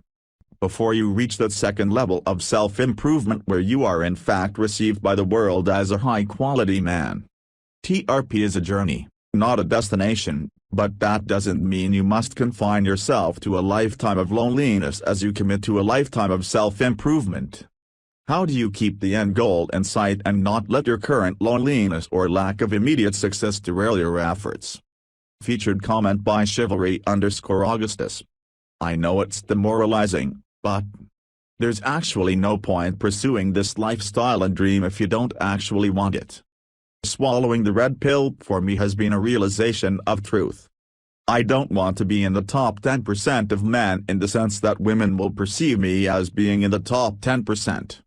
What I mean by that is, I don't want to work damned hard to up my SMV just because it will up my SMV, especially because being a wealthy bachelor is never how I foresaw my life developing. In actuality, swallowing the pill has been a realization and an acceptance of the futility and the reality of the void. If, indeed, I do become wealthy, or I do become stunningly attractive, or I do become this or that or whatever, It will be because I wanted to do that for me. I will become greatness for my own sake, if indeed I do. But as far as women are concerned, what sense does it make to me to elevate myself above other men just so the vapid half of the human population can like me on a superficial level? This is where I'm having real trouble with some of the elements of RP. My life as I see it now is one bereft of pressure or ambition. I want to bum around for a decade and see the world. I don't particularly care whether I live or die. I am happier than I was, but I am happier more because I have embraced the utter sense of solitude that inevitably prevails when you realize that, truly, all men are islands. Hence, dealing with loneliness is not something that you can do on a temporary and ongoing basis. Rather, loneliness is the prevailing reality and you have to determine what exactly you are going to do knowing that that is true. I know that seeing loneliness as the context may seem perverse to some, but that, I feel, is the nihilistic nature of things. That is why committing to self-improvement seems like a crazy idea to me unless you genuinely want it. For me, you have to accept and embrace the loneliness first, and from there, progress to the point of deciding if, and eventually, how, you are going to deal with it. But I don't get the constant obsession here with being a high-quality man. Ultimately, you're going to pay your dues time and again to win a prize that, at the end of everything, isn't much of a prize at all. It's just a life of toil and the hope of making up for a life of frugality. The Red Pill, Dating, and Relationships General Sexual Marketplace Theory Briffalt's Law by Red Pill School. Article link. This has been posted a few times, and comes up in comments a lot, but we've got a lot of new users here. Briffalt's Law, the female, not the male, determines all the conditions of the animal family. Where the female can derive no benefit from association with the male, no such association takes place. There are a few corollaries I would add. Interpunct past benefit provided by the male does not provide for continued or future association. Any agreement where the male provides a current benefit in return for a promise of future association is null and void as soon as the male has provided the benefit. See Corollary 1. A promise of future benefit has limited influence on current/future association, with the influence inversely proportionate to the length of time until the benefit will be given and directly proportionate to the degree to which the female trusts the male, which is not bloody likely. Full post here. Men Are Not Happy by Arched Winner. Article link. About once every month or two, there's a post somewhere on Reddit, by a woman, saying something like, "My boyfriend suddenly started doing red pill stuff and now I want out," followed by 4 to 6 paragraphs explaining how her boyfriend is now a controlling, abusive asshole who works out and wants sex. Because these traits are, of course, very, very unique to the red pill, and any guy who exhibits them obviously went online, found us, as we ruin him. These threads get seized upon by our detractors, who eagerly point out, see, the red pill doesn't work. It just ends relationships and turns guys into assholes, independent of what is and is not actually red pill behavior. Situations like these are based on bad assumption. Simply put, in examples like this, the lamenting woman has presupposed that prior to her man's changes, their relationship was actually good, and he was actually happy. Then he ruined everything by reading some bullshit online that told him how his relationship ought to be, then trying to implement it. This begs the question, if the relationship was fine before the boyfriend went all red pill on his woman, why is he trying to change things? Why did he go on the internet and seek out the manosphere? If he's happy with his relationship the way it is, why is he trying to find ways to improve his sex life and become more assertive? All of this, of course, assumes that A, the stories presented on Reddit are true, and B, the man actually sought out the red pill and didn't just stop kissing his girlfriend's ass for any number of other reasons. The red pill is here because men aren't happy. They don't want to be sweet and sensitive and do things for women all day long and be the perfect boyfriend, while having subpar sex once every 6 weeks, paying out the ass for expensive dates and gifts, sacrificing personal time, and getting bitched at and threatened with the breakup if a New York of this perfect behavior ever dips slightly.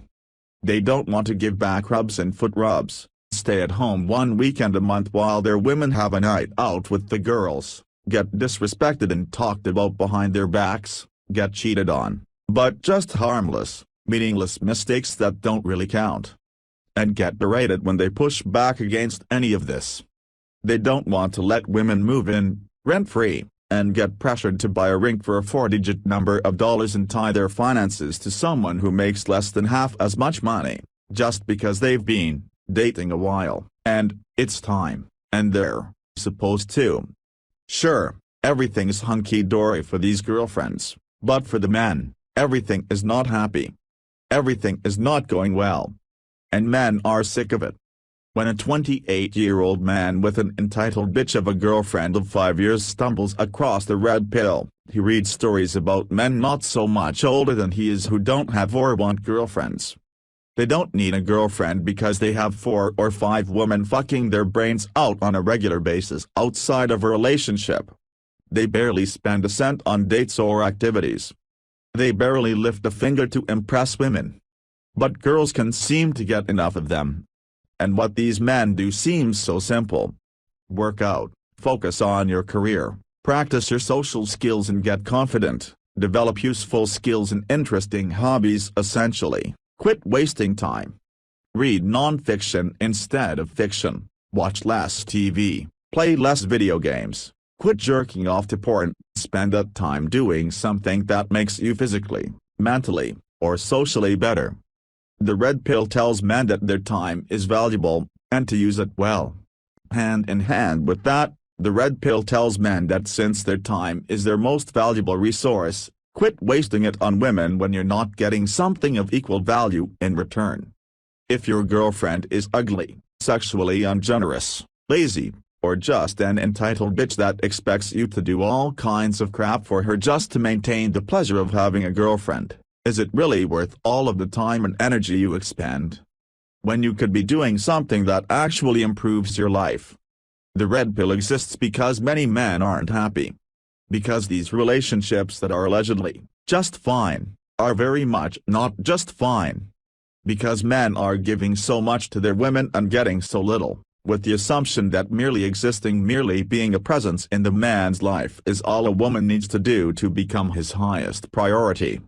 That men should be falling over themselves getting in line for the right to say, I have a girlfriend, and nothing more.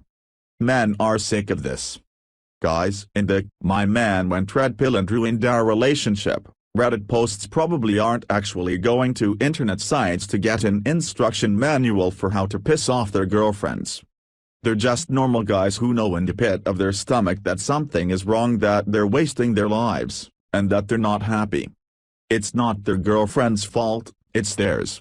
And they decide one day, for whatever reason, to try to take control of their lives, of their relationships, and build something they're actually proud of.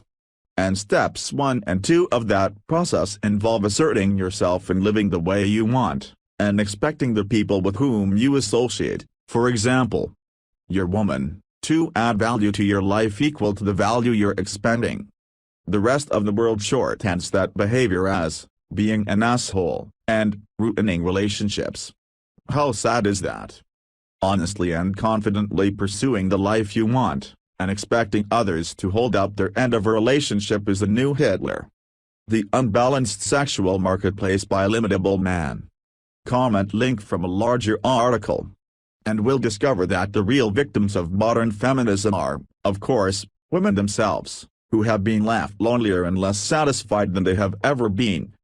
I find it hilarious how much of the article basically outlines how the typical woman treats the average man like a pile of fucking shit, and then concludes that in their hostile ignorant arrogance, they end up being the real victims due to loneliness.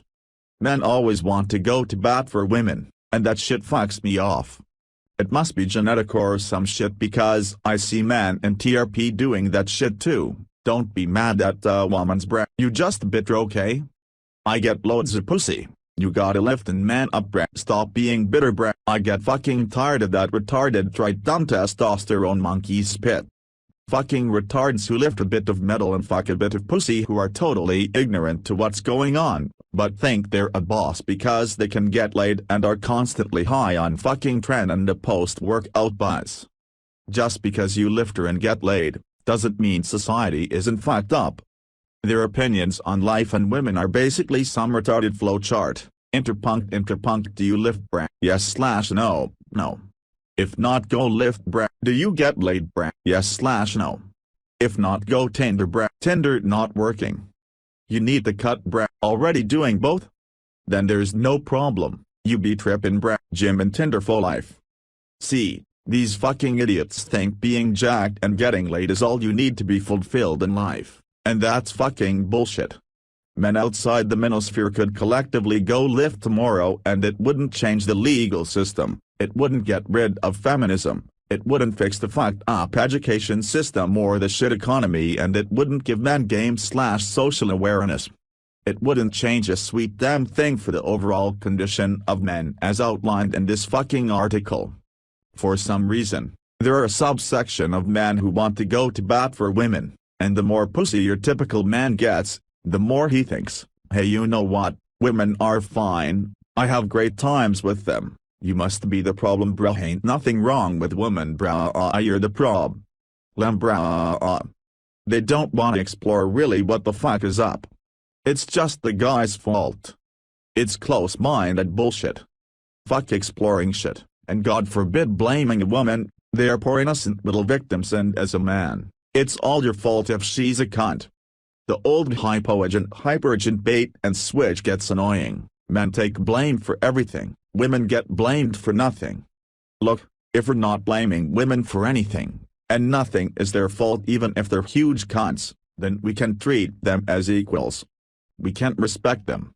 We must see them as inferior children, hence the sidebar post, she's the most responsible teenager in the room.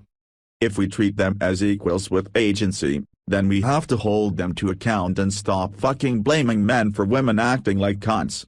You vest-wearing juicing fuck, need to stop telling men they are fucking bitter because they have genuine rational grievances with bitches. You need to stop looking down on men who don't follow your self-prescribed juice/lift/Tinder lifestyle. Shut the fuck up gloating/going to bat for women and realize you're a fucking idiot so high on juice and pussy that your opinion amounts to jack fucking shit. You're a dumb bitch enabling ape looking for his next orgasm, that's all you are. You may physically epitomize masculinity, but mentally you're as bad as the fucking main Jana feminist David Futrell. Please, pick a fucking side, because I'm tired of the bait and switch and play that is used whenever it is beneficial to serve the plight of women. Men taking the blame for shit outside their realm of control is, in my opinion, full warp speed male hamster. Women always need the #1 spot in the victim Olympics, don't they? And men and women collectively enable that bullshit mentality. Society needs to figure the fuck out whether it wants to treat women as agentless puppies that need to be fed and watered all chained up in their kitchens, or to treat them as fucking people with equal agency, which means stop going to fucking bat for them and validating their bullshit with, as they.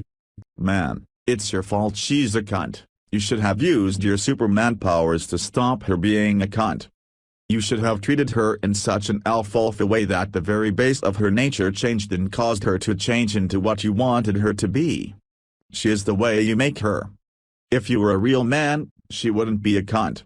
Because the fact she has daddy issues and feminism taught her that anything with a dick is a symbolic incarnation of Satan is irrelevant. It's all your fault if it don't work with these bitches. And so the masculinity shaming and blaming continues in its epic as ever fashion. Look, both men and women are sick right now, in fact the whole damn society is. Women are too mentally violent and feral, the worst of their femininity is running amok. Men are too confused, passive and directionless. That's where TRP comes in, but men should only be taking responsibility for their own destinies, not blaming themselves for the inevitable theatrics that come as part of the package and dealing with your average day Looney Tune of a woman. I never subscribe to the, as a man, it's your fault she's a cunt if she's a cunt mantra, and I never will. Some women are just fucking cunts, plain and simple, and you're an idiot if you think you can make poison drinkable, or tame the untamable serpent. It takes a whole fucking society to bring bitches in line, and society has failed all of us. This whole, she's got no agency when she's playing her victim card, but she's as equal as you with as much agency as you when she needs representation and respect is fucking bullshit. The mixed messages are what really fucks shit up. And that shit really fucks up young men in general, and the sheer prospect of an LTR for a man. It's such a head fuck that I understand why a lot of guys think, fuck this shit, and look for escapes.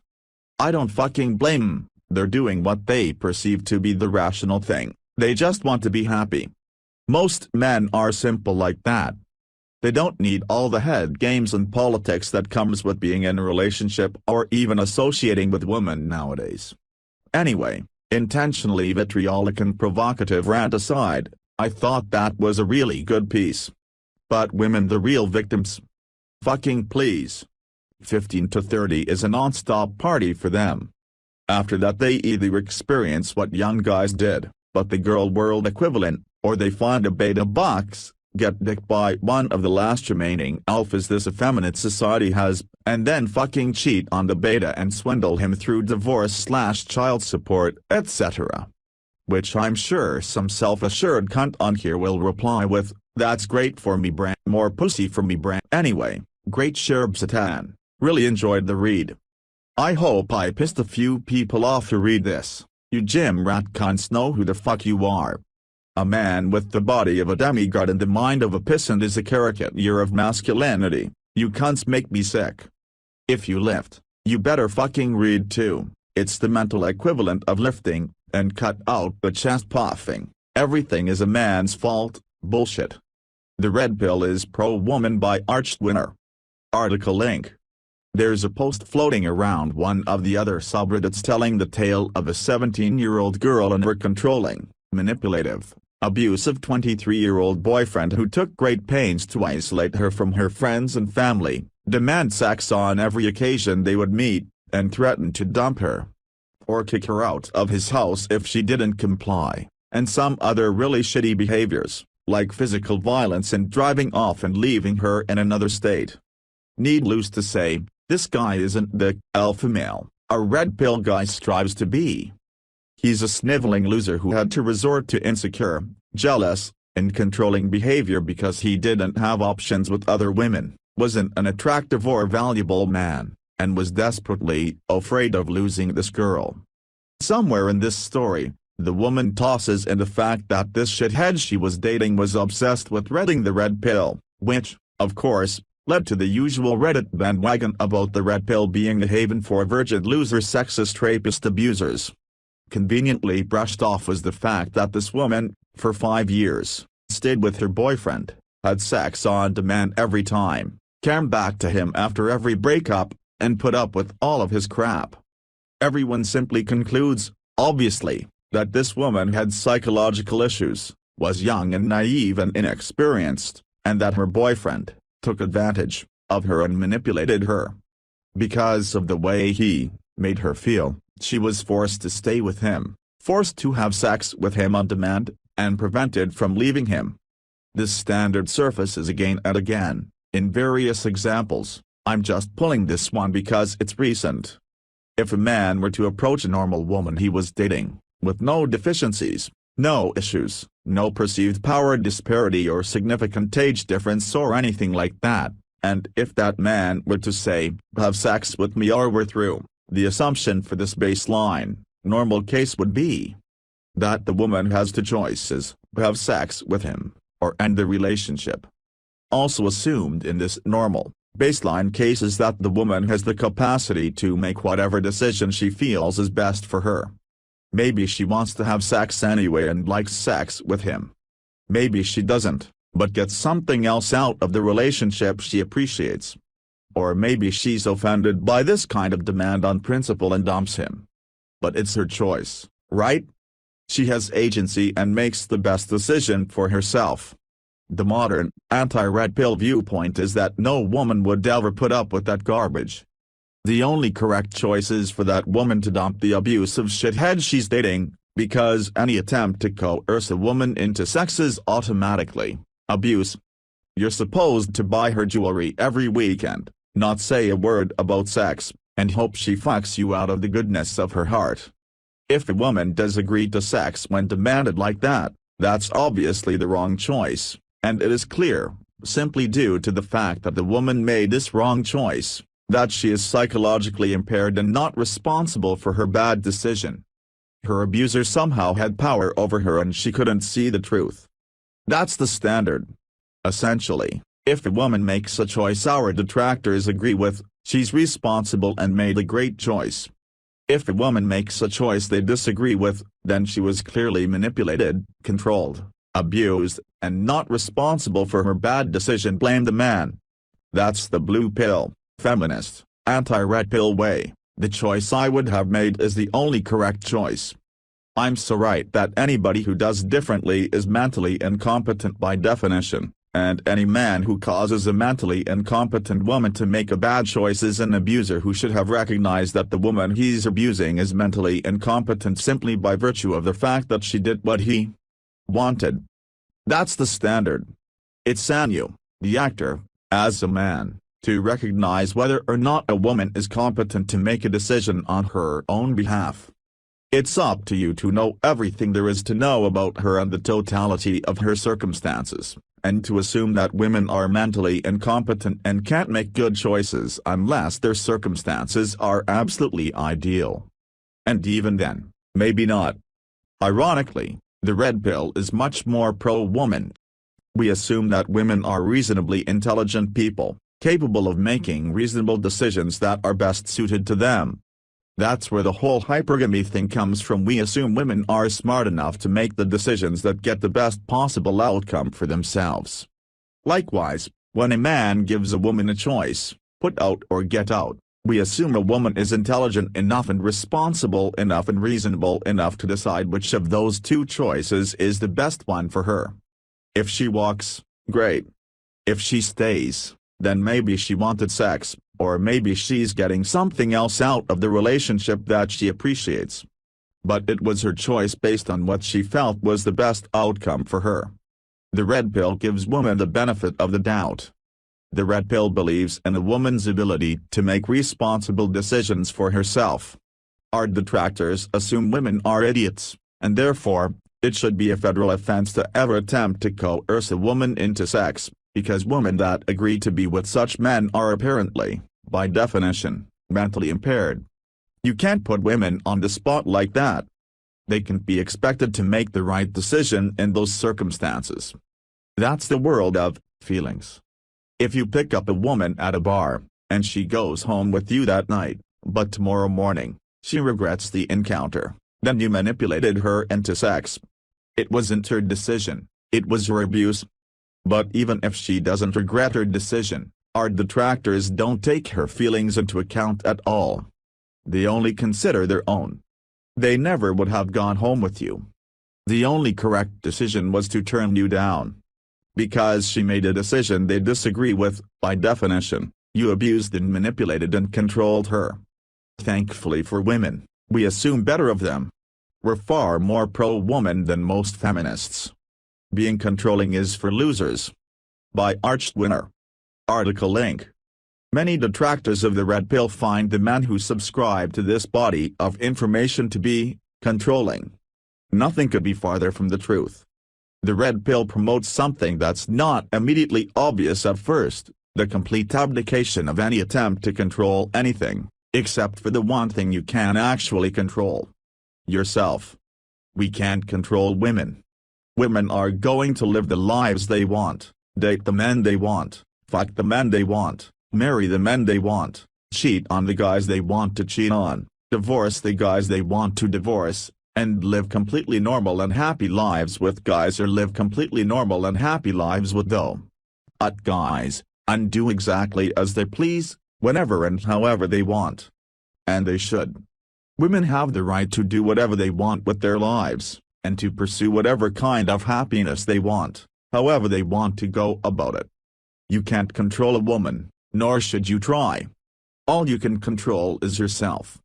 You can choose to become physically fit, You can choose to become professionally successful. You can choose to become socially apt and well-connected. You can choose to learn useful skills. You can choose to pursue interesting hobbies. You can choose to live a fulfilling life, all on your own, with or without women.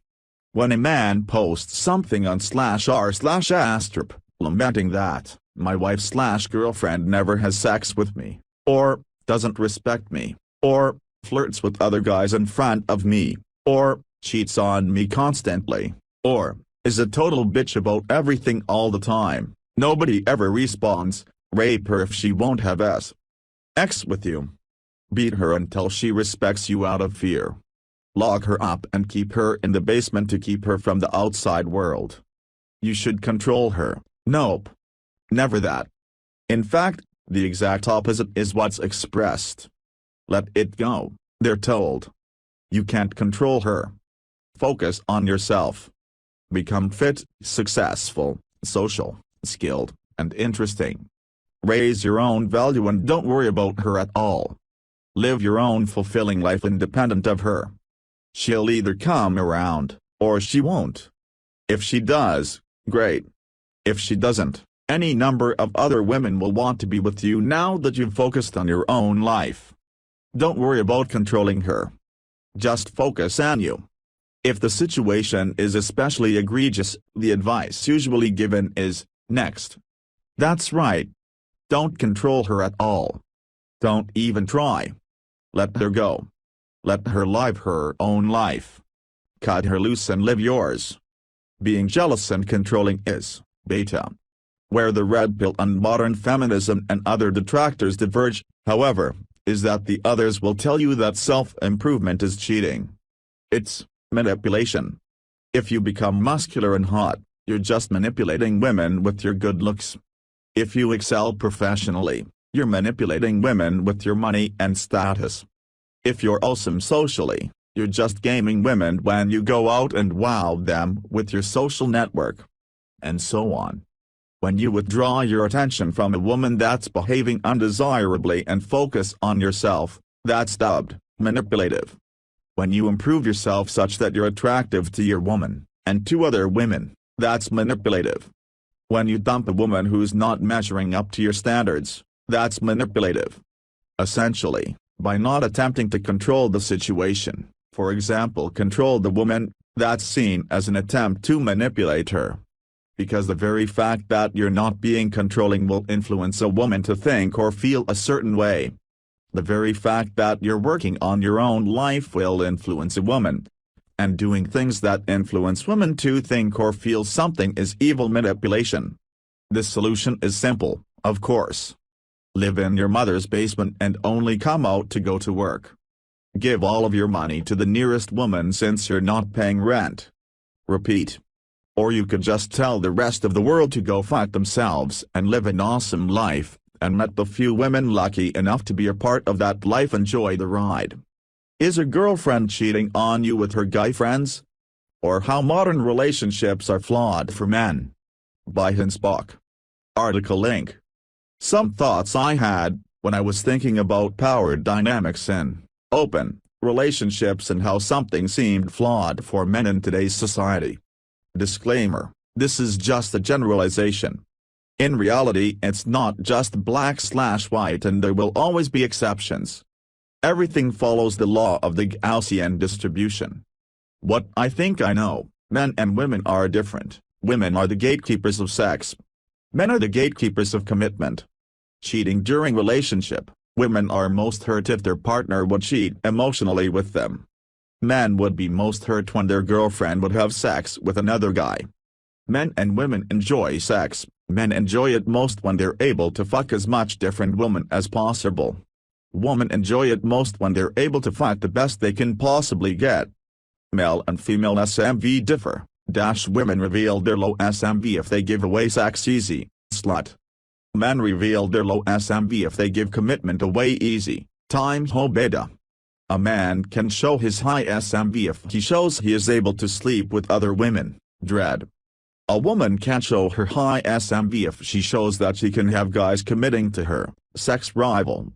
Man and woman can be friends, interpuncta man. In a relationship, having a female friend always wants to have sex with her, because she has high SMV for not wanting to give away sex easy for him. A woman having a male friend doesn't want to sleep with him because he has low SMV for giving away commitment easy. Edit. Male counterpart. A woman, in a relationship, having a casual sex partner always wants him to commit to her because he has high SMV for not giving away commitment too easy. A man, in a relationship, having a casual sex partner doesn't want to commit to her because she has low SMV for giving away sex easy. Big leap, but, correct me if I'm wrong, this all would lead to a woman with a guy friend or sexless orbiter, we are just friends, who validates her and actually commits to her equals a man who has casual sex with other women without commitment. Basically this means the concept of relationship is always inequitable for men, because, having guy friends, orbiters, is socially accepted for women. But having casual sex during a relationship is not for men. A fair monogamous relationship would mean men can't have casual sex, and women can't have guy friends. Edit. A fair more free relationship would mean a man can have casual sex and woman can have guy friends. Everything above that is polyamory. Society likes to ignore a woman's past sexual behavior when judging her character. Don't fall into this trap by submitter. Article link.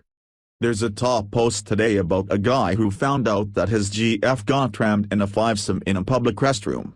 He found out she lied about this and her total partner count. Of course, the girl is so confused as to why her BF has now shut her out. Why are men so intimidated by a strong, outgoing woman? This comment caught my eye. It could be the number that threw him off, or the fact that you lied to him. You'll have to figure out which one it is. This is indicative of how wider society views this issue.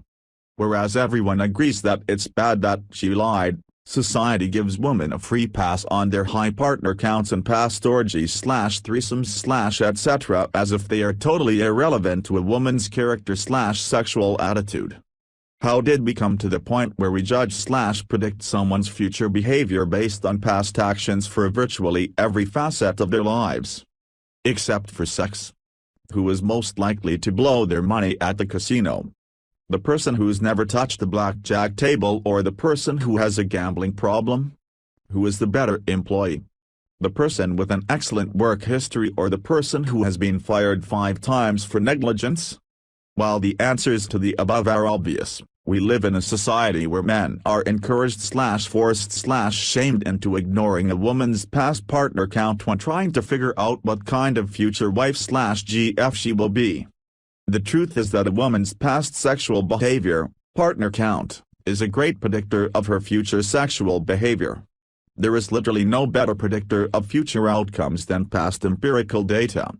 And one key piece of data that determines how you view sex is actually how much you've had sex.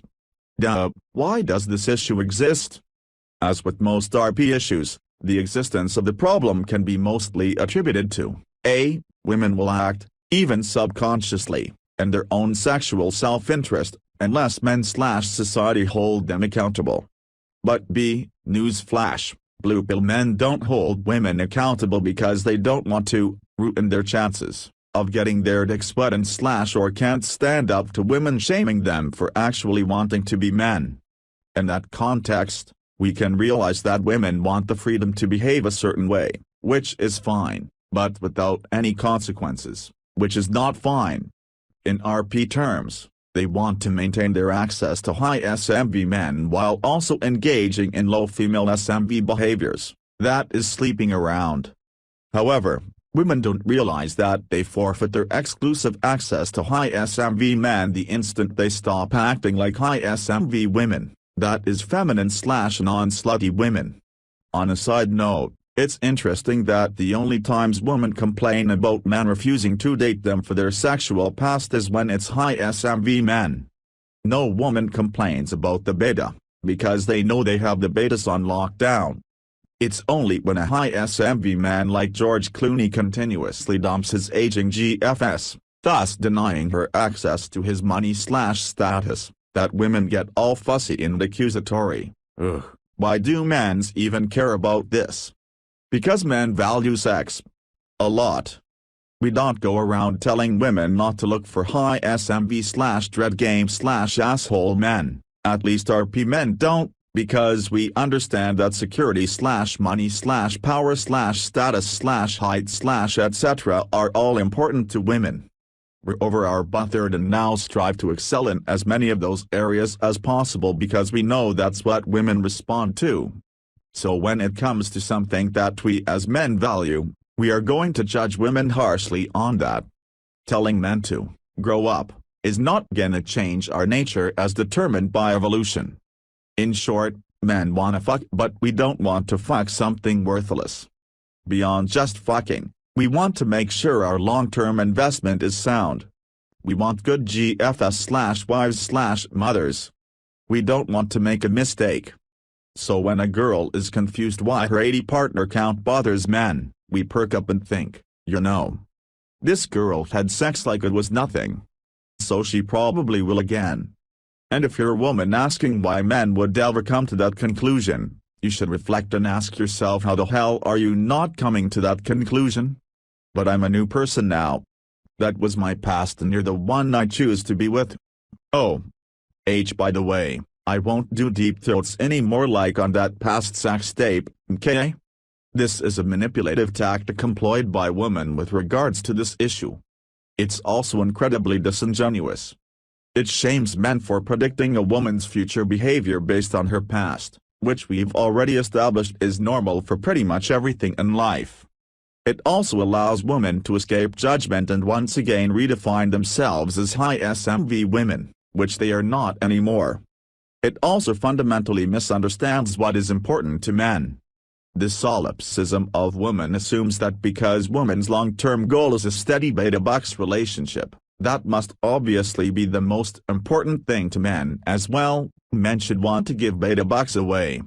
Thus, all of her past is null and void, because the important thing is that she is ready to commit and settle down right now.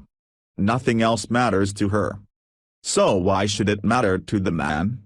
Chalk it up to the male ego or pride, but men take ownership of mostly everything in their lives. As fathers, husbands, even as car owners, guys have named their cars/boats female names since ages ago. The role of men is as stewards of society and family units. And what those in our charge do definitely reflects back on us. Men are also competitive and a perceived inability to handle our shit is poisonous to our self-image. In that context, one can easily understand why we don't like the idea of our GF getting pounded 5 ways in a bathroom and then our friends/family finding out about it. We're now the BF who allowed our GF to get nailed to the urinal wall.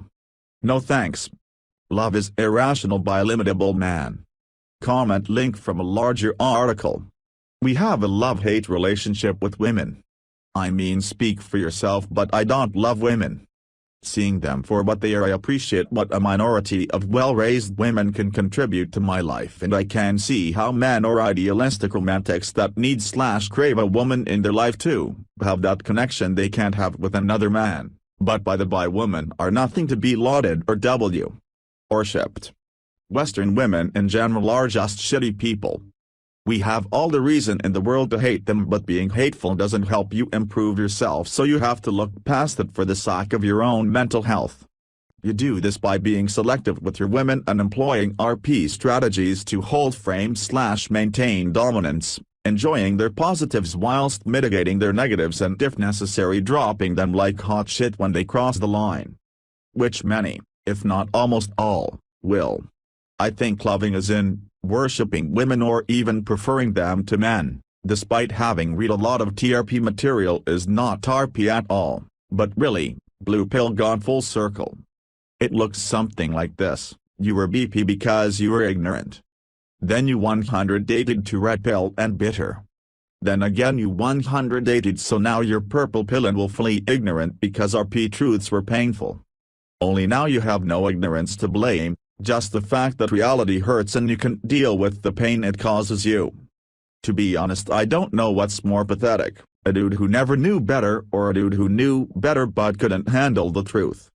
Not meaning to present a false dichotomy, as it can certainly be more nuanced, but you get my drift. I'm not trying to get too deep with this specific idea.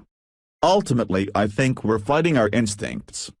Our instincts are to romanticize women, care for them, provide for and protect them, seeking sexual favors in return to pass on our genes.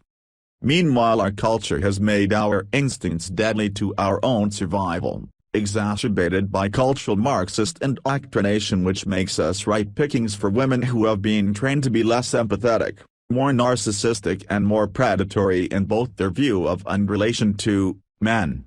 Women are manageable when their egos are kept in check. This is why nagging works, but allowed to get high on, "You go girl," instant validation for the tiniest and most asinine things, such as a selfie, they become incredibly narcissistic.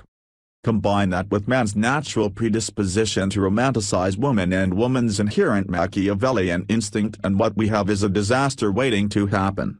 What we have here is a culture that brainwashes men to give in to their romantic instincts instead of utilizing them selectively and giving in to them sporadically, whilst dissecting and supplanting their masculinity to populate their psyche with feminine viewpoints.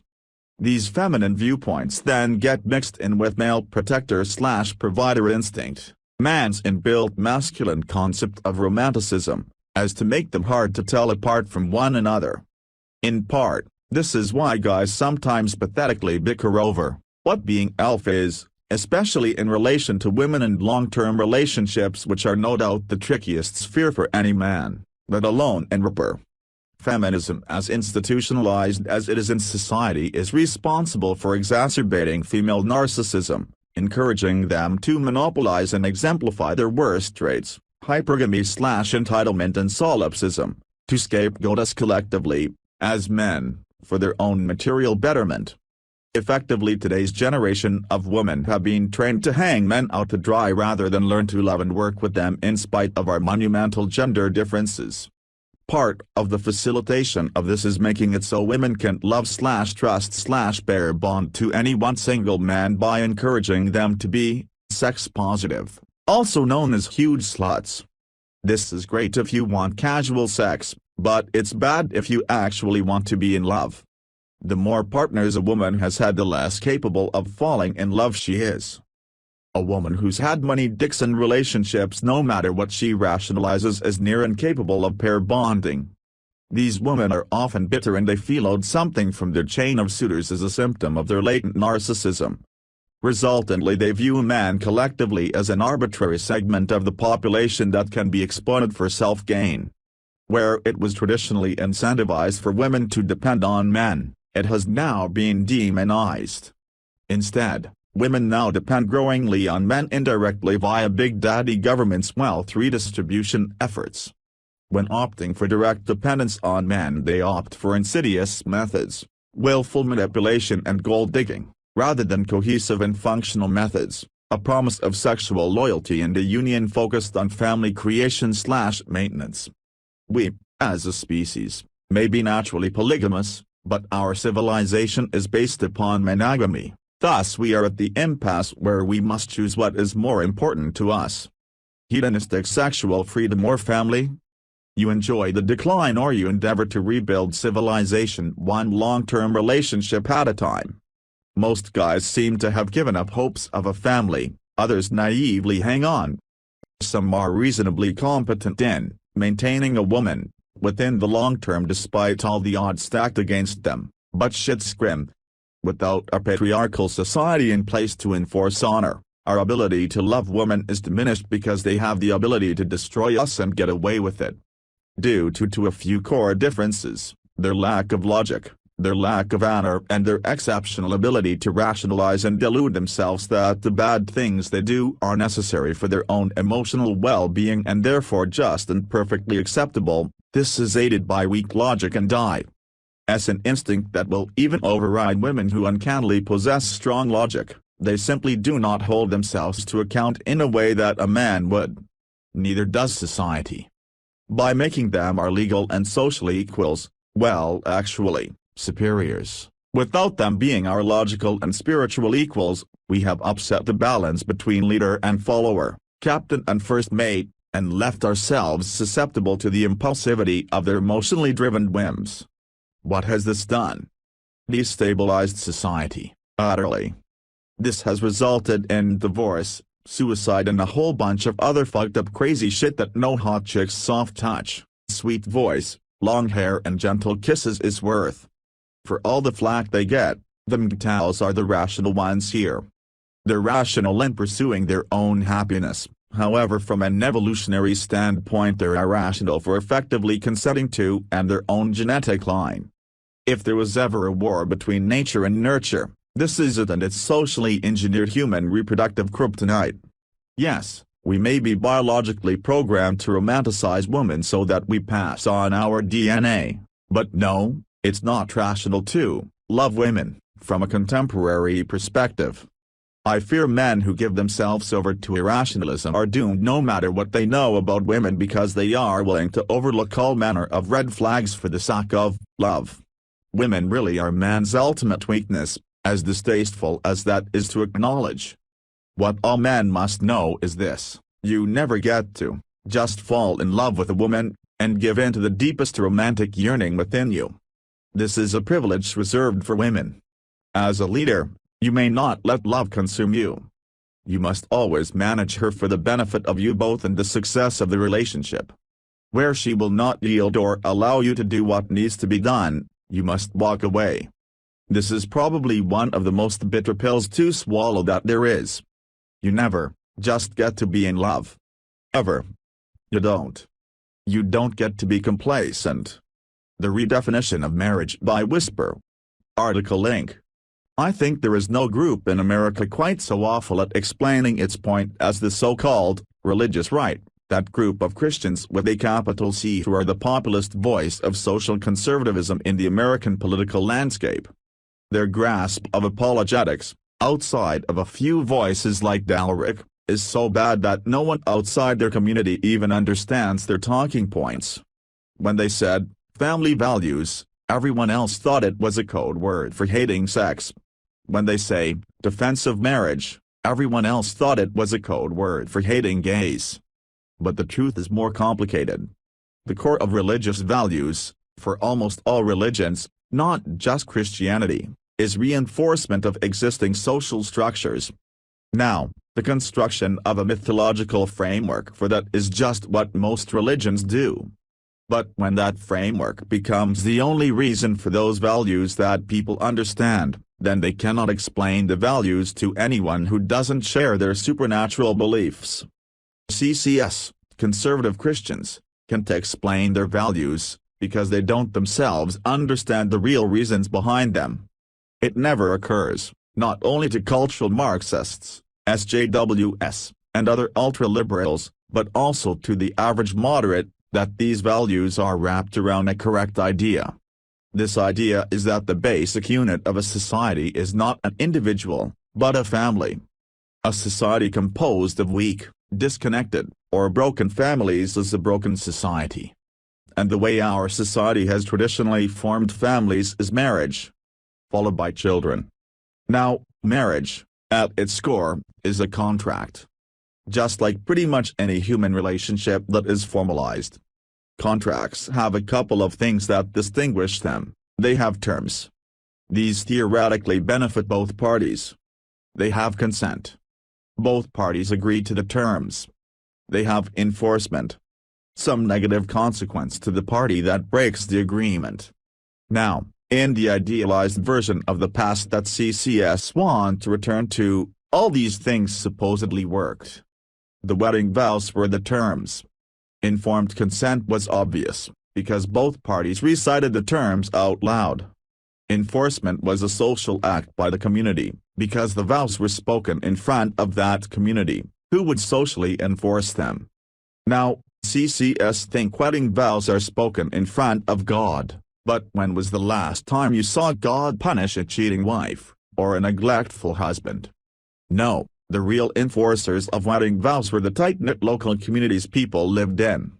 If the marriage contract was broken, the community would judge who broke it, and ostracize that person.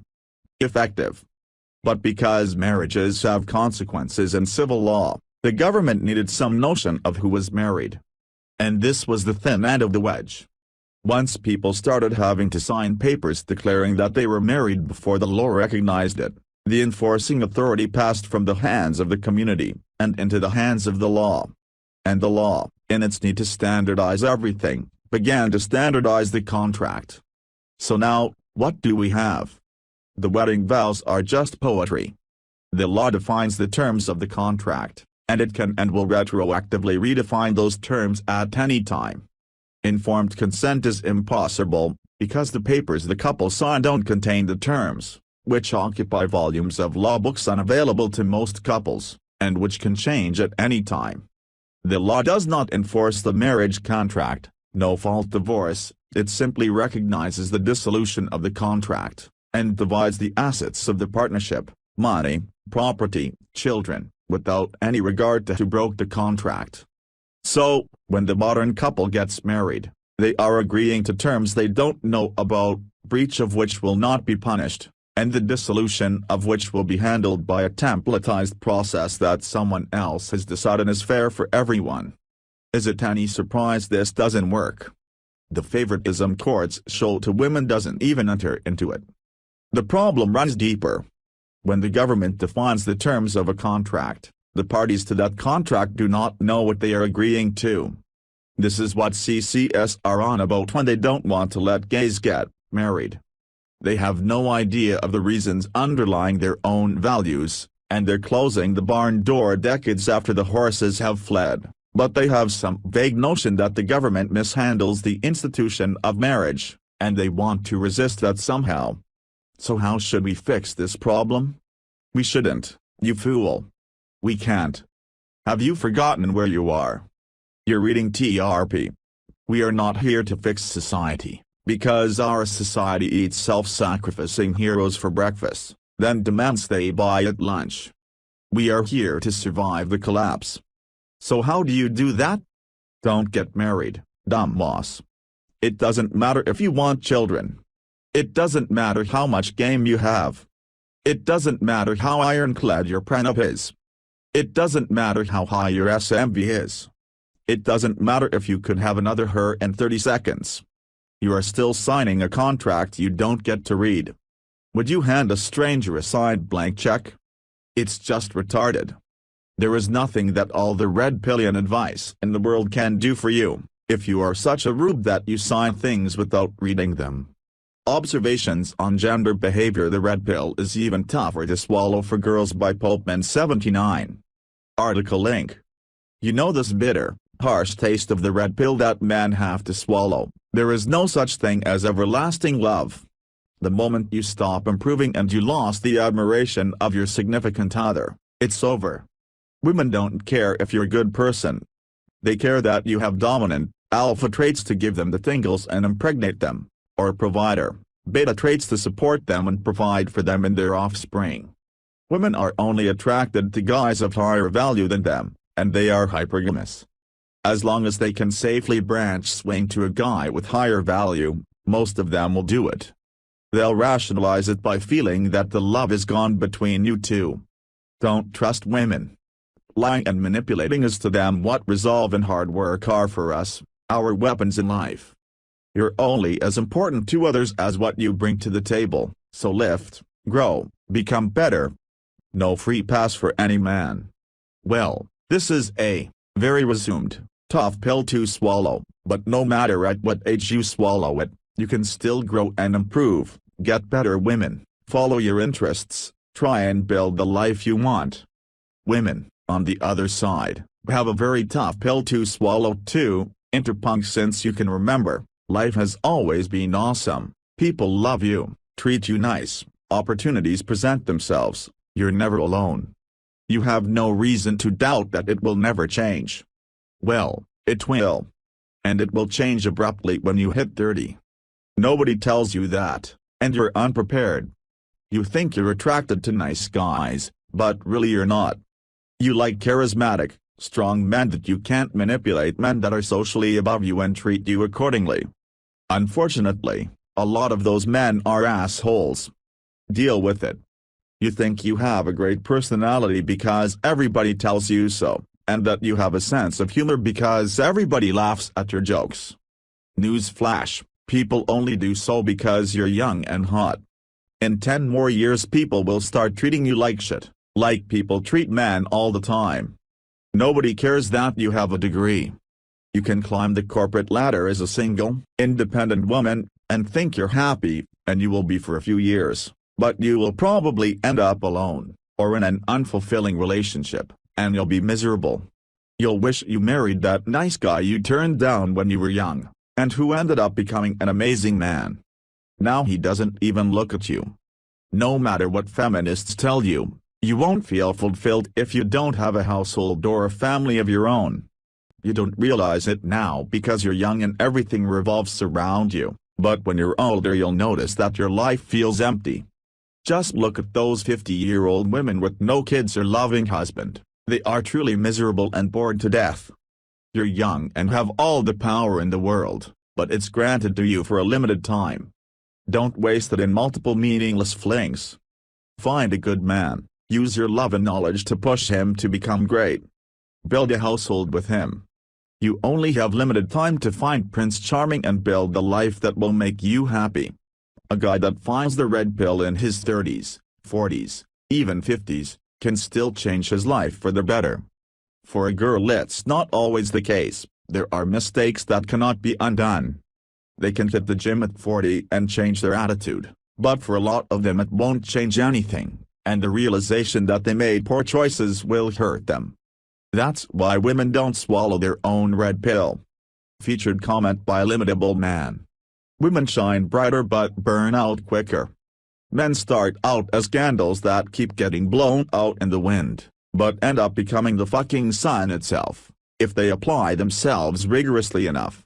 It may be harder to be a man than to be a woman in many ways. Men may take the bulk of the responsibility, but I would infinitely prefer to endure the trials and tribulations of man than the mediocrity inherent of feminine kind.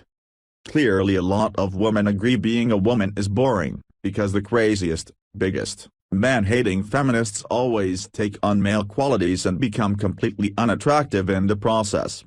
They have Freudian penis envy on steroids. They are totally and utterly jealous they weren't born man because they defy femininity and its rather minor responsibilities, instead gravitating towards the masculine. These are usually your naturally high-T girls/tomboy types, but feminism as an ideology mandates low-T women should aspire to live their lives in much the same way. They use female herd mentality/groupthink to shame and boss low-T women into high-T female behavior, essentially more masculine behavior. Women's biggest philosophical conundrum is this: do I want to be attractive to men, or do I want to be interesting/have a career? Because you can't have both. Sure, a career woman can get a man, but not a high-quality man, not a man she wants or will be in love with. So what is more important to her? Love or money? Lifelong high-quality commitment or academic/business success? The men she wants aren't interested in her. Women always think they can have the best of both. I'm a mother and a CEO, but they can't. Career mothers breed fucked up kids and expect the father to take on a motherly role. If he won't, the kids are raised by complete strangers, the tale of every rich kid ever in the modern age.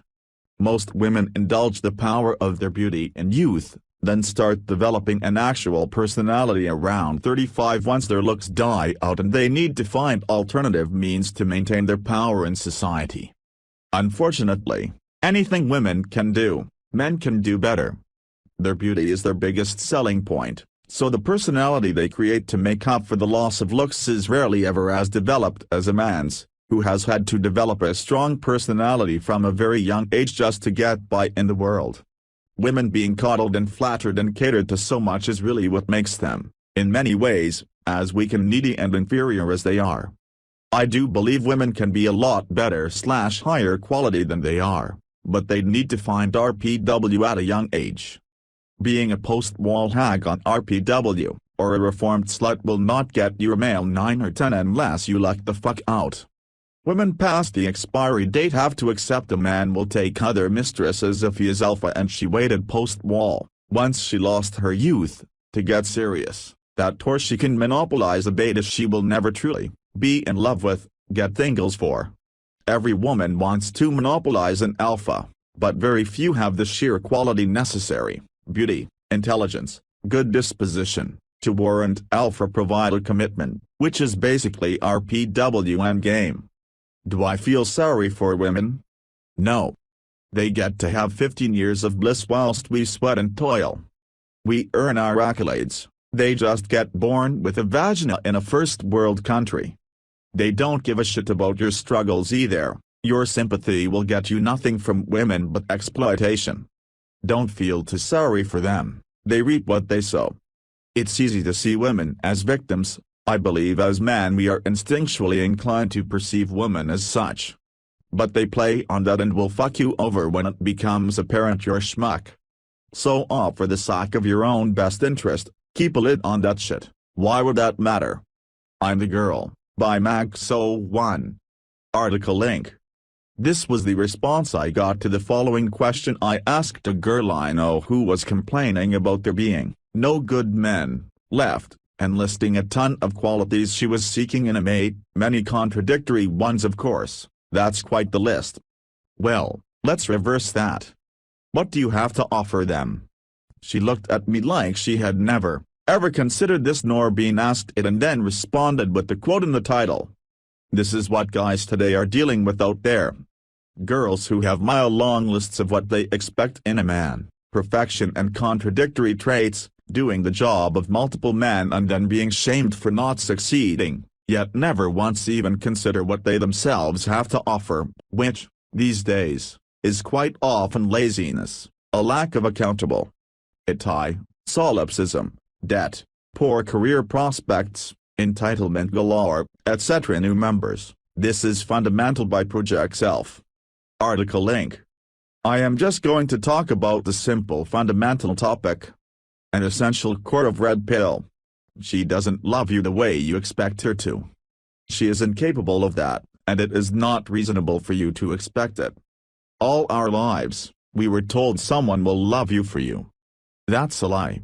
You certainly can find love, tons of it, passionate love, nurturing love, forgiving love, and you can find it over and over again.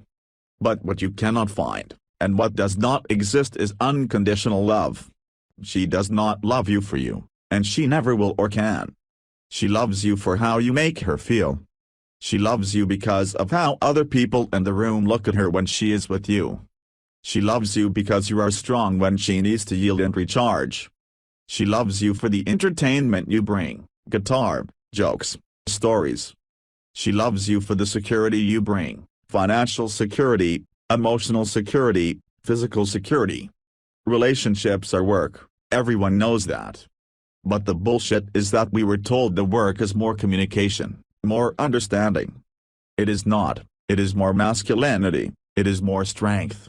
She brings nurturing love to the table, a deep holy feminine energy. That means you have to damn well bring the masculine energy to match it. There is a balance, and if you act in a feminine way, if you regard the relationship as more important than she does, she will grow in masculinity to offset your weakness. And she will resent you for it. Be the 100-year-old in her life, be the strength and let her be woman. She will shower you in love. But you have to do the work. You do not have to do it perfectly, you just have to do it. She doesn't love you by soft harem. Article link.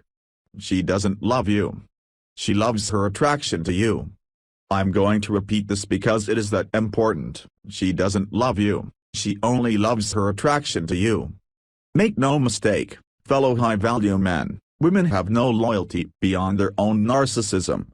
The days of the lifelong partner your grandmother was to your grandfather have been put to rest. The instant validation and unnecessary amounts of attention your average attractive woman get are completely out of control, and they thrive on those high dopamine levels. Combine that with our post-feminist society which never tells women, no. And you have the current mess. What does this mean for you? Well, it's quite simply really, maintain attraction. Lift. Dress well. Don't take any shit from anyone, and be the man who puts her in her place. Women crave leadership and dominance, regardless of what all those pseudo-husband feminists might say. Just don't think for 1 second that she loves you, because she doesn't. She loves the tingles you give her by not being like all the other pandering low-value men who have been trying to beat down her door. She loves the primal orgasms from being held down and ravaged. She loves how her friends pine over the new mysterious guy, and most importantly she loves that you maintain your frame when she is being completely irrational, but she does not love you. Remember, she'll get her dopamine fix with or without you, so you might as well get your dick wet for your troubles. The worst thing a woman can do is accidentally fuck a beta. Provider-type men used to be something noble, something to strive for, but in an age where we have abundance in every facet of our lives, they're redundant. Women do not have to worry about food, shelter, or security. It is all taken care of by Big Daddy government, or beta men, so they are free to pursue all their deepest, darkest fantasies with little to no repercussions. How many threads are posted here regularly that tell the same story? Happy relationship, good sex, everything is going well, but she wants to mix it up, ride new cock, and usually the guy caves. Her attraction is waning and she needs her fix. Movies like Eat, Pray, Love make this idea popular. Why work on your marriage and care about your family when you can go get some hot foreign strange? Exactly. Don't be the chump husband, be the hot foreign strange, or, if you're a Heinz 57 like most of us, just have enough dark triad traits that give her the tingles. And please, for the love of FSM, don't fucking talk to me about this unicorn you heard about from a friend of a friend. We deal in probabilities in this community, and it is highly unlikely you are going to meet an attractive woman with any sort of loyalty. Yeah, they're out there, just like winning lotto tickets and Google startups are out there. Don't be a victim of regret rape because you caved to her bullshit and she needs to save face because you are no longer attractive enough to brag to her friends. Be the attractive guy who holds his space and is ready to replace her at the drop of a hat, because that is exactly how quick her attraction can nosedive. I shouldn't even need to write this last paragraph, but we've had an explosion of growth lately, and with that come the newest flock of people on the fence. Also, ladies, we don't want your advice. If you want to drop some truth about how there are all kinds of attractive and feminine women out there and we're just going after the insecure bar sluts, I will swiftly remove your cliché cellulite-ridden ass from our community. Women don't give a fuck about your feelings by 2_long_didn't_read. Article link. Lately we seem to have received a new influx of newbies who think that clicking subscribe to this subreddit is all that's required to take the red pill, and more arrogantly, that their beta outbursts from that point onwards constitute red pill behavior. This post aims to address one particular irritation I have with these people and red pill confusion, their feelings. More and more I see the nonsense peddled up to, front up, grow some balls, and tell a woman frankly how you feel, is red pill behavior. Worse, that is some kind of success story for an obvious beta or better to come here, read a few headlines, and then profess their feelings to their disinterested target and awkwardly break free from their orbit by stamping their feet and whining that they just can't do it anymore. Wah wah wah. It isn't, and the quite frankly ridiculous upvoting of the positive comments to such behavior is a worrying development for the signal-to-noise ratio of this subreddit. When it comes to feelings, start by remembering this: women discuss their feelings, mostly for the same reasons that they do anything else, for validation and attention. Men simply act on them. There is no reason, at all, ever, to discuss your feelings with a woman. Firstly, it's a waste of your time because they don't care, they get no validation or attention from it after all, and secondly, it does irreparable harm to your frame and SMV, and is a surefire way to render any vagina as dry as the Sahara in minutes. Why? Because women don't care about how you feel, they only care about how you make them feel. They care about the tingles you give them when you maintain your alpha frame and the SMV you have in public. They care about the protection they feel when they are out in public with you. They care about the direction and purpose you bring to the relationship and in turn their lives. They care about the financial security and social status you bring. They care about the orgasm you give them when you let your testosterone take over and give them the rough fucking they so desperately crave. Women are programmed to be nurturing towards their young, not their men. Men are there to provide and protect while they raise their young, and if they have to be nurturing towards you too, that means you're a poor protector and provider. Displaying any trait that reflects poorly on your ability to be a strong protector and provider is infuriating to a woman, because nothing annoys a woman more than accidentally fucking a beta. For their men, they are simply interested in what you can provide, and what they have to do for you to keep providing it. Do yourself a favor, gentlemen, keep your feelings to yourself. I've been hurt in the past, by Arch Winner. Article link. I used to meet a lot of women who allegedly loved me more than any man they'd ever had previously, but went to great lengths to never, ever have sex with me. They weren't virgins, many had quite their history with men. But I still never got anywhere. Their reasoning was grounded in woman logic. I've been hurt by a lot of assholes in the past, and I really care about you, so I want to do this right, or some variation of that. If you're a loser, upon hearing that, you'll think to yourself, oh, joy. I'm totally not an asshole, and she notices that and is rewarding me with a real, non-sexual, relationship instead of a shallow one that's going to fail. I'm so lucky. I'll wait forever for such a wonderful person. I should find something nice to do for her right now to let her know how grateful I am. Here's how that woman logic sounds to a real guy. Other men worse than you have gotten farther with me, in less time, with less of an emotional and financial investment. But because I care more about you, I am making you jump through hoops and making you spend a greater amount of time and resources to get less far with me. Because I care more about you. What? Why are you looking at me like that? This makes perfect sense. Yes, giving less to people I care about more makes sense. Here's what the girl really means. I've begged you for a chump. I don't think you have options with other women, and I don't think you're willing to walk away, so I'm going to frame this relationship on my terms. We fuck when I want to, and that's going to be after I've made you jump through a bunch of hoops to prove you're my little compliant bitch who's going to give me all the time, resources, and validation I want, at will. If you were a real man, you'd have fucked me already. But I've cast you for the role of bitch. I don't care about you. I care about me. I don't even like you.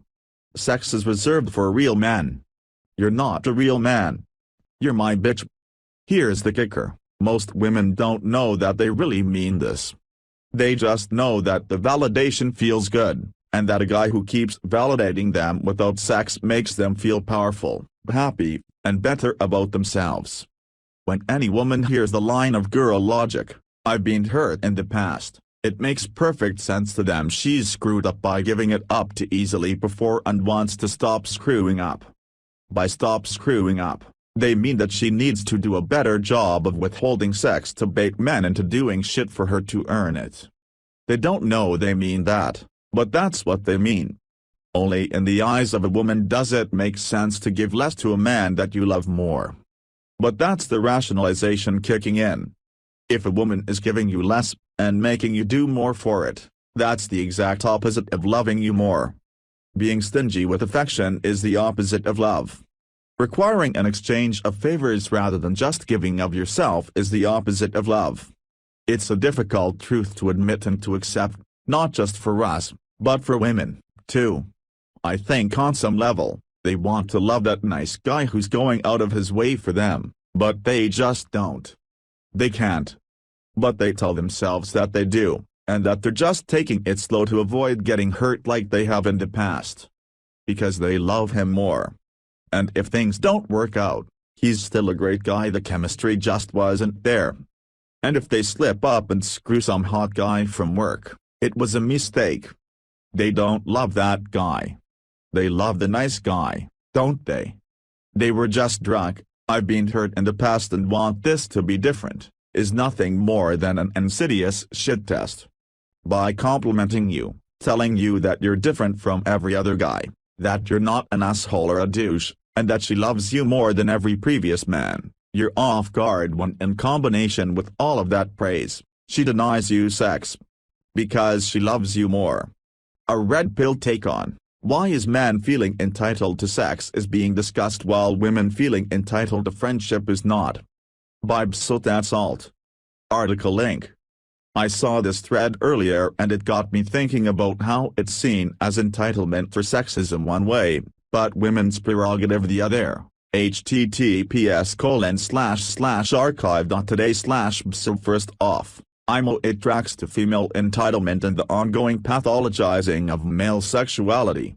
You've all heard it before, some iteration of, guys can just put in nice guy coins and expect sex in return. The red pill reversal of such thinking is, women can just put in sex tokens and expect commitment from a guy. The reason it's so rare to hear this reverse position is because of how gynocentric our society has become. Many women typically feel they're entitled to friendship when it suits them, and many don't even give it a second thought that a guy might deny being friends with them if she turns him down sexually/romantically. What it all boils down to is a type of frame control. Oftentimes they're expecting you to just go along with it, so when you stand up to her in a sense and say, "Hell no," so many times I've seen the women lose their shit. They've just never been told no or been rejected before. Men deal with it regularly, so we're sorta numb to rejection, but when it happens to women, especially attractive women, it has a much stronger impact. As a commenter in the linked thread stated, many women will use a man as utilities in lieu of a boyfriend, all without granting him any of the benefits of dating. For some reason society expects men not to have a problem with this. If I had to sum up the point of this thread, it's that men need to stop allowing ourselves to be used by women in this manner as they aren't treating us as actual friends. If a woman wouldn't come to your place to move furniture, or pick you up at the airport, or help you around the house when you're sick, like you helped her, is she really a friend, or is she just using you? If you need a way of gauging whether or not you're being used, request some investment on her part on par with that she has asked of you. And judge her on her behavior. Investment should be mutual between friends, so if you find you're investing more than she is, then odds are she's using you and you've found yourself in the friend zone or are an orbiter and don't even realize it. In other words, you are still plugged into the matrix. Featured comment by Limitable Man. Women have a great capacity for using man for as much as the man will allow himself to be used for whilst granting him nothing in return. Capitalizing mainly on the attraction said man feels for said woman, which she does not reciprocate. Instead of being open and honest and letting said man know she isn't interested, she exploits his attraction for personal gain. Women hamster around this shit and pretend they are legitimate platonic friends and that nothing is one-sided. A very rare arrangement, but really she just has him pegged as a bitch. He is what is known as an orbiter. Someone who is constantly around and available to her, a phone call away, ready on her whim to carry out whatever favor of the day the bitch in question needs. That's not friendship, that's exploitation. Especially if she expects that because she's the woman, but wouldn't do it in return. Women see orbiters as backup dick for when shit hits the fan with the BF. The hotter she is, the more orbiters she'll have. The #1 orbiter gets to have emotional pity sex with her when she's low and she splits with her BF. She'll either be so damaged from the breakup she'll actually downgrade to #1 orbiter as an LTR, or she'll get back with her BF, tell the orbiter it's a mistake and how she never should have done it and they were better off as friends and she doesn't want the sex to ruin anything and blah blah blah. Basically a flowery version of, get back in the friend zone bitch. Sympathizers who will come to her aid when having problems with said BF or female friend, an employer etc. Validation givers/ego feeders/narcissistic supply favor givers, help her move, taxi her around, buy her some food, get her a drink, do shit for her to make her life easier in general, value spending money on her without actually giving her money, saves her money on getting her own shit, paying for an actual taxi, buying her own food and etc. a way to make their BF jealous and leverage him, basically dread game. A BF whose girl has 5 to 10 male friends is going to be way more paranoid than a guy whose girl only has female friends. Of course, if the guy voices his paranoia, she will shame him as being unreasonably paranoid, controlling and blah blah blah, and that she's known these guys a long time and won't get rid of them for anybody. Basically, it's manipulative bullshit. I remember once a girl I knew was trying to get me to orbit, coworker, but I had no interest. She asked me if I could help her carry some furniture, I'm built, from the store to her house. Her house wasn't far from the store, but it was heavy, and she had a lot of stairs to go up, as well as lots of long winding corridors until you got to her apartment. It was in a block. I said nothing. Gave her a funny look and she said, "I can pay you." I said, "How much?" "Make it worth it," and she just dropped the conversation. You see, she didn't want to give me value for helping her do something that adds value to her life. She just wanted to use me as a tool for adding value to her life. She said she'd pay me as a shit test, hoping it'd activate my kindness and say, "Oh no, don't worry about that, you ain't gotta pay," so then she could go, "Oh really, are you sure? You're so kind," and get a favor out of me, or some shit like that. It's not like we were good friends, and she's asking me to put myself out for her in a way that my real friends very rarely ask me to. Not my real friends are all men. Not someone abusing the label of friend or acquaintance to try and get favors out of me. I have practically no white knight instinct in me at all and see right through these stupid games. These stupid games where they falsely offer to pay, be it a date, or some fuel money, or for helping them do something, and only do so for plausible deniability, hoping it will entice you to offer it for free, so then if you ever use it against them or realize they are taking the piss out of you, they can go, "Well, you offered, I didn't make you," and then they can frame you as the bad guy and convince the hamster that they're the victim and you're the one in the wrong. Women need to do that to fuck with you. However, if you actually take them up on their offer of payment, they'll roll their eyes like, "This guy doesn't get it. You weren't meant to say that, you were meant to just be a good little beta and offer me free shit," which will elicit a raised eyebrow back of, "I do get this shit, and that's why I'm not fucking helping you with your shit." You see, when male friends offer to pay their way, it's because they don't want to take the piss but need my help. These bitches expect benefits/perks for free because they're women high on their own self-importance, trying to enjoy the benefits of feminism and traditionalist chivalry at the same time. So you accept their fake offer of payment and they back the fuck down with a, "Never mind," or they pay begrudgingly, giving you a funny look or some shit like that. Friendships with women are one-sided. 99% of the time they aren't even fucking friendships. It's her getting you to do shit on her terms that benefits her, knowing the only reason you do things for her is because you think she's hot, but she won't fuck you, because she knows as soon as she fucks you once you'll expect it repeatedly and she'll lose leverage over you.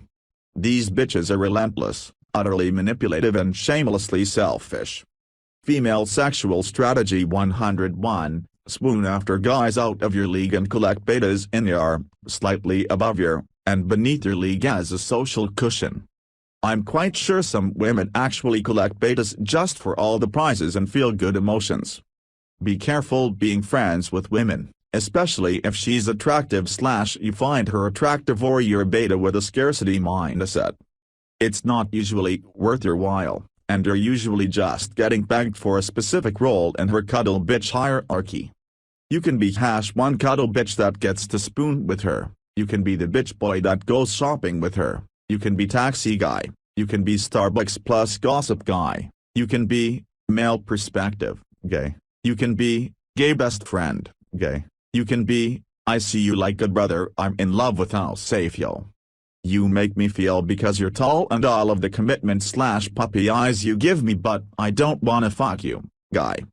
You can be a lot of different roles that a boyfriend should provide for her. In fact, you can be one of many things which are all contradictory in one guy and thus need to be spread out upon multiple guys so she can enjoy all the varying elements of the being in a relationship experience, except yo.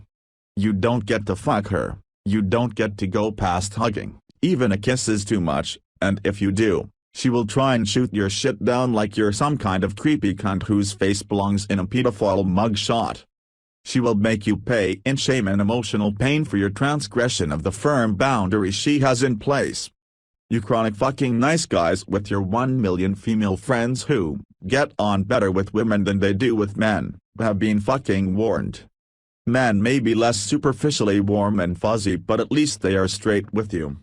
They don't fuck with you like this. They don't lead you down the garden path and raise your hopes up about what your friendship means only to deny you every time you leave your boundaries, just to shame you back into place so you continue providing them one specific benefit.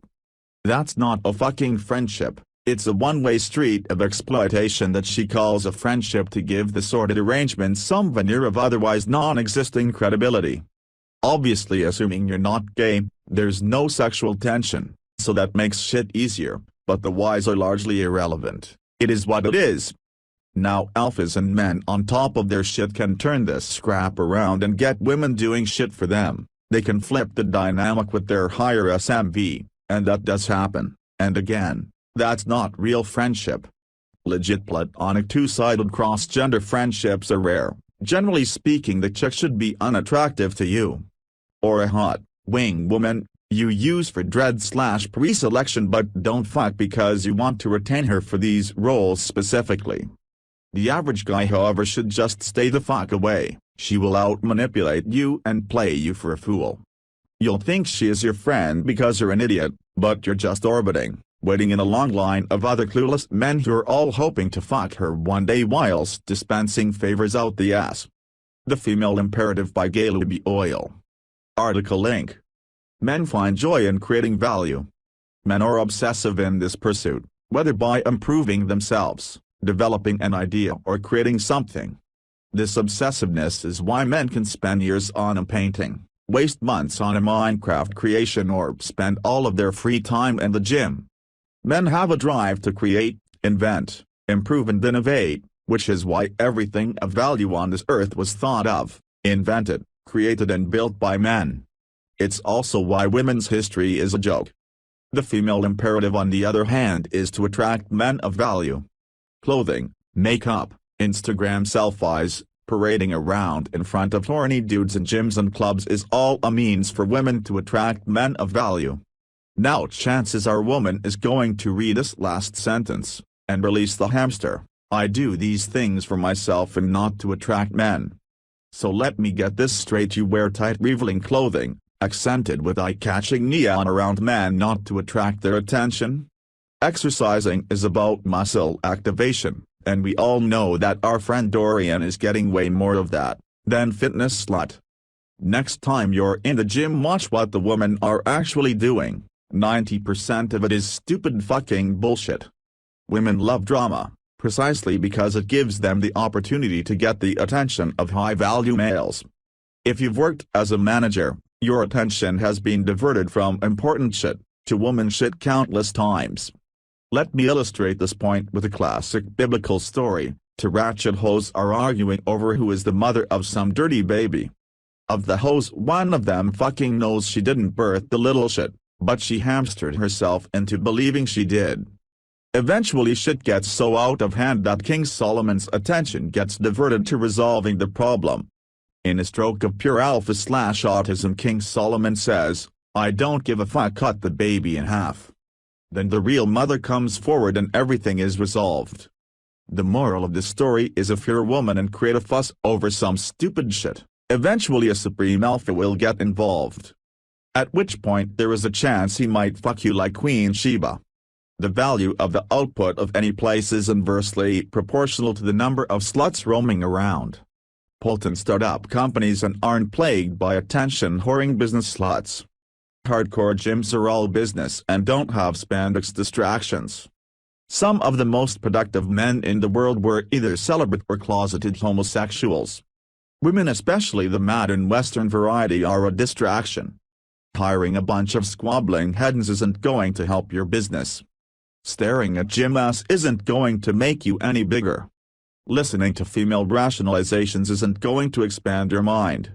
Focus on your dreams and creating value. The women will show up after you are a success. It is their biological imperative. Why girls get over guys quicker, author unknown.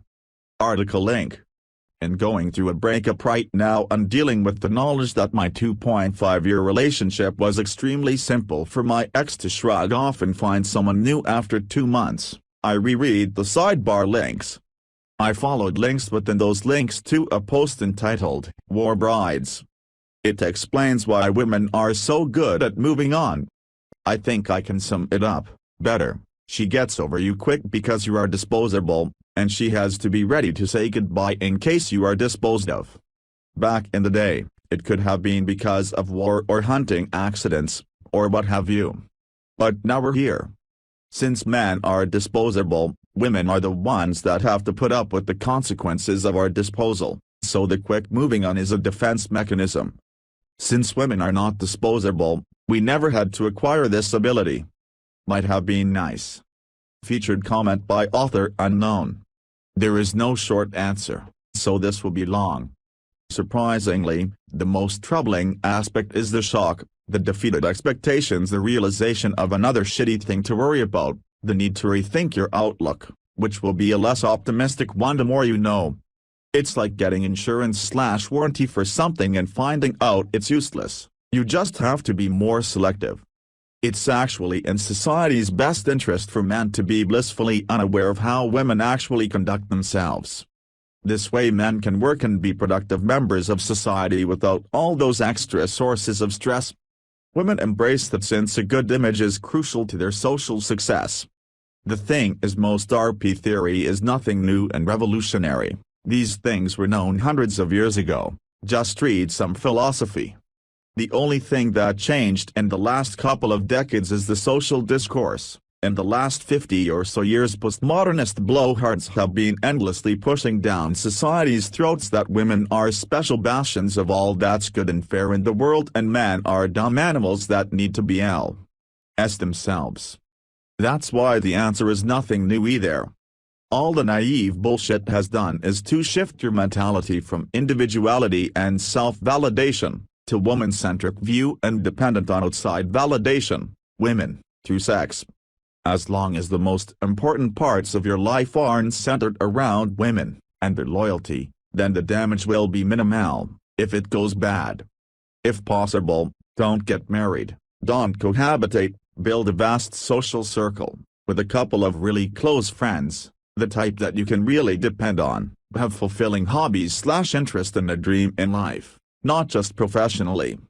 Attain wealth and power if you can, but don't consume every second of your life trying. If you really want a LTR/marriage situation, learn to pick up on red flags. Even pink flags, small things get more annoying after 10 years together. Read a lot of material on psychology and behavioral science. Learn to be an excellent judge of character. Test potential mates. It's not manipulative to find out who you're spending the rest of your days with. Ignore the shaming caused by this. Low-quality women hate being vetted. It makes them doubt their overinflated worth. If a woman gets angry for something she does herself, testing you, she's not LTR material. Tests. Interpunk sympathy tests. Great for avoiding alpha fucks beta bucks. Women generally lack, beyond superficial levels, the ability to care for anything that does not affect themselves, or their children. So fake a personal issue that affects you, and not at all her, deeply, see if her instinct is to support you and care for you.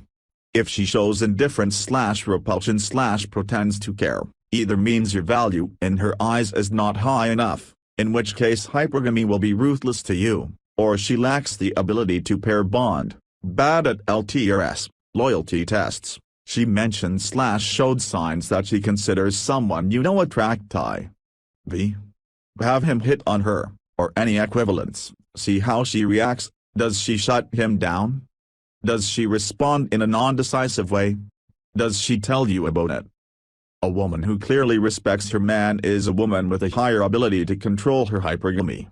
Compliance tests: make a couple of irrational demands, not illegal, with conviction, making sure she understands how important those requests you made of her are to you.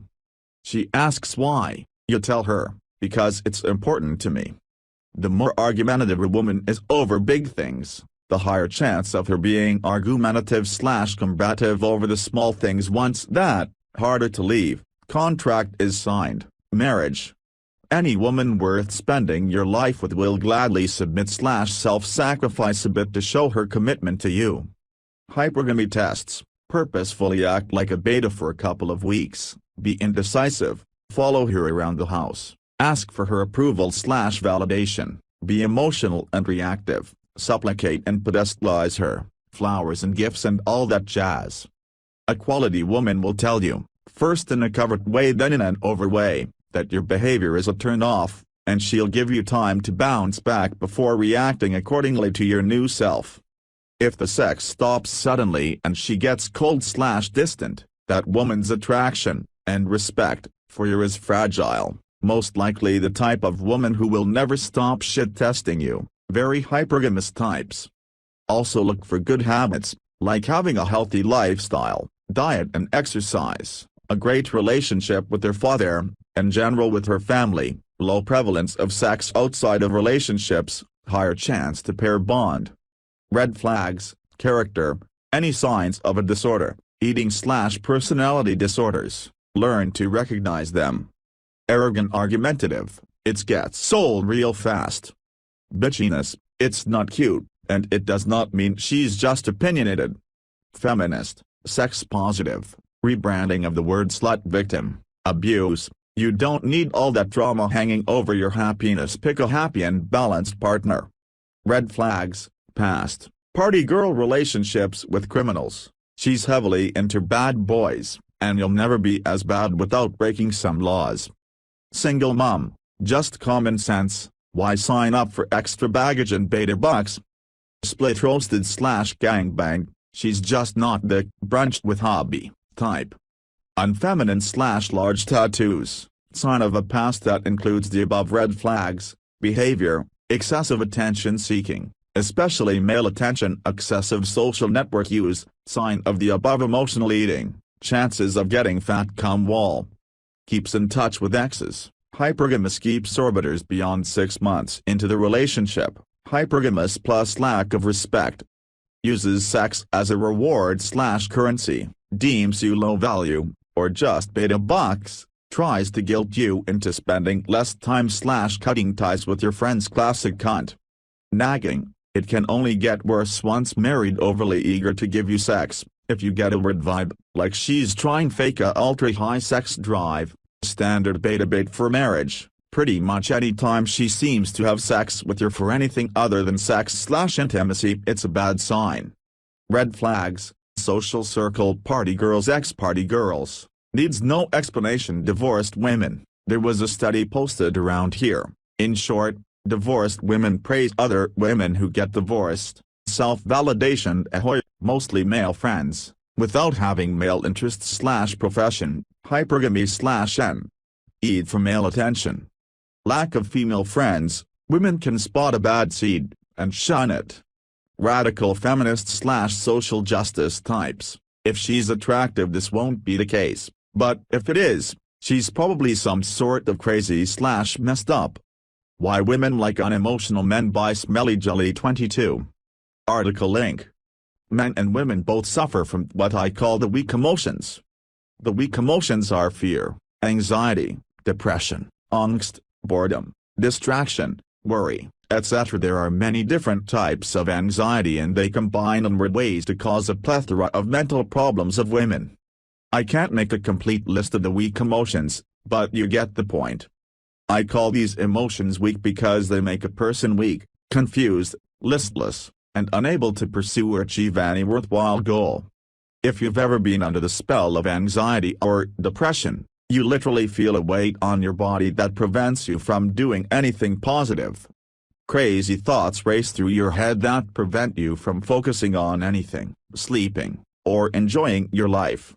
Worst of all, the weak emotions are constantly changing, coming and going, so a person feeling them has no way to battle them or a solid footing to rest their thoughts and emotions on. Some scientists have argued that the weak emotions have an evolutionary purpose, but as a matter of practical reality in the modern world, the weak emotions usually just cripple people and serve no good. The weak emotions are very difficult to overcome and basically make life shit for anybody experiencing them. This is a wild oversimplification, but mental illness is basically when a person's weak emotions become too strong and a person's logical mind cannot control them. There is one thing that can conquer the weak emotions: masculinity. What is masculinity? It is difficult to describe any human emotion in words, but I will attempt to define masculinity as an emotion, or a series of emotions, that make a person feel powerful, confident, competitive, aggressive, focused, etc. In other words, masculinity is an energy that makes one feel they can overcome any obstacle life throws at them. It is probably the result of various chemicals in your body. The precise definition of masculinity is beyond the scope of this article, but you know it when you see it. The only thing that can conquer an emotion is a stronger emotion, and masculinity is stronger than the weak emotions, so it can conquer and silence them. A person who can focus his masculinity with his logical brain can plow through the weak emotions, focus on his goals, feel powerful and dominant, and become successful. Masculinity clears all the emotional debris and useless thoughts floating in a person's head and focuses them. Just as both men and women feel the weak emotions, both men and women are capable of masculinity. Women who have no men in their life oftentimes are often forced to become masculine. Women also naturally become more masculine as they age, perhaps because of their body produces more testosterone. Both men and women enjoy feeling masculine because it kills the weak emotions. Now here is where the misogyny starts: because women are less masculine than men, they feel weak emotions on a stronger level than men. Studies have definitively shown that women experience anxiety and depression at twice the level men do. Maybe the chemicals in their brain produce more anxiety and depression, or maybe they just feel it worse because they don't have masculinity to combat it. Who knows? Feminists argue that women feel anxiety and depression more than men because society is tougher on women, but they're probably just creating a bullshit explanation to explain data that is not favorable for them. Because women feel the weak emotions on a stronger level than men, they have historically been stereotyped as emotional, weak, irrational, hysterical, crazy, unstable, constantly changing their minds, etc. Women being emotional has historically been the excuse for not giving women rights, because women are just as smart as men. Women in power are often considered bitches probably because people suffering from the weak emotions are more likely to feel anxious and threatened, and lash out and become defensive. Another reason women may become bitches is that they are trying to fake masculinity, but because they don't have the actual emotions that accompany masculinity, they come off as unconfident and vindictive. Please keep in mind, women don't like being tortured by their weak emotions. They know they are crazy. They know nothing good comes from anxiety. Women hate their own emotions. That is why women are often disgusted by men who probe their emotions and want to fix them. They know there is nothing to fix. Their concerns are stupid, illogical, frivolous and constantly changing. There is no rhyme or reason to them, so trying to satiate, address or fix them won't solve anything. Women know they are being crazy, and a man who enters the world of their emotions is just losing himself in a maze with no exit. Women would oftentimes rather men dismiss or ignore their emotions rather than to respond to them as if they were legitimate concerns. They also prefer men listen to their problems rather than offer a solution because they know there is no solution. They don't want their problems solved, they want to be in the presence of masculinity so they can forget their problems. Because women hate their weak emotions, they are attracted to masculinity. They admire anybody who is calm, collected, unemotional, focused, ambitious, motivated, unshakable, confident, powerful, and happy. They also like people who are disciplined, live by rules, and have strong boundaries because those things break weak emotions. Depression makes you want to sleep all day. Well, you can conquer depression if you are forced to wake up at 6 a.m. to go to the gym. Women are also attracted to men who are not afraid of other men and cannot be broken or intimidated by other men, or nature. If a man is calm, focused, and driven, and can also defeat other men in whatever competition exists, then there is nothing to worry about in life and no cause for weak emotions. He can obtain food, a place to live, comfort, security, happiness, etc. He may not be able to deliver those things today, but he has the emotional makeup for it. Women need that. The reason men act beta around women because they don't understand how awful weak emotions make women feel and how amazing they feel to be around a man not affected by those emotions. For example, it's stating 101 that a man should take the lead on a date, choose the restaurant, guide the conversation, choose the next bar, etc. Most men don't know this instinctively. Instead, they think, well, I don't really care where we eat, I'll ask her what she likes.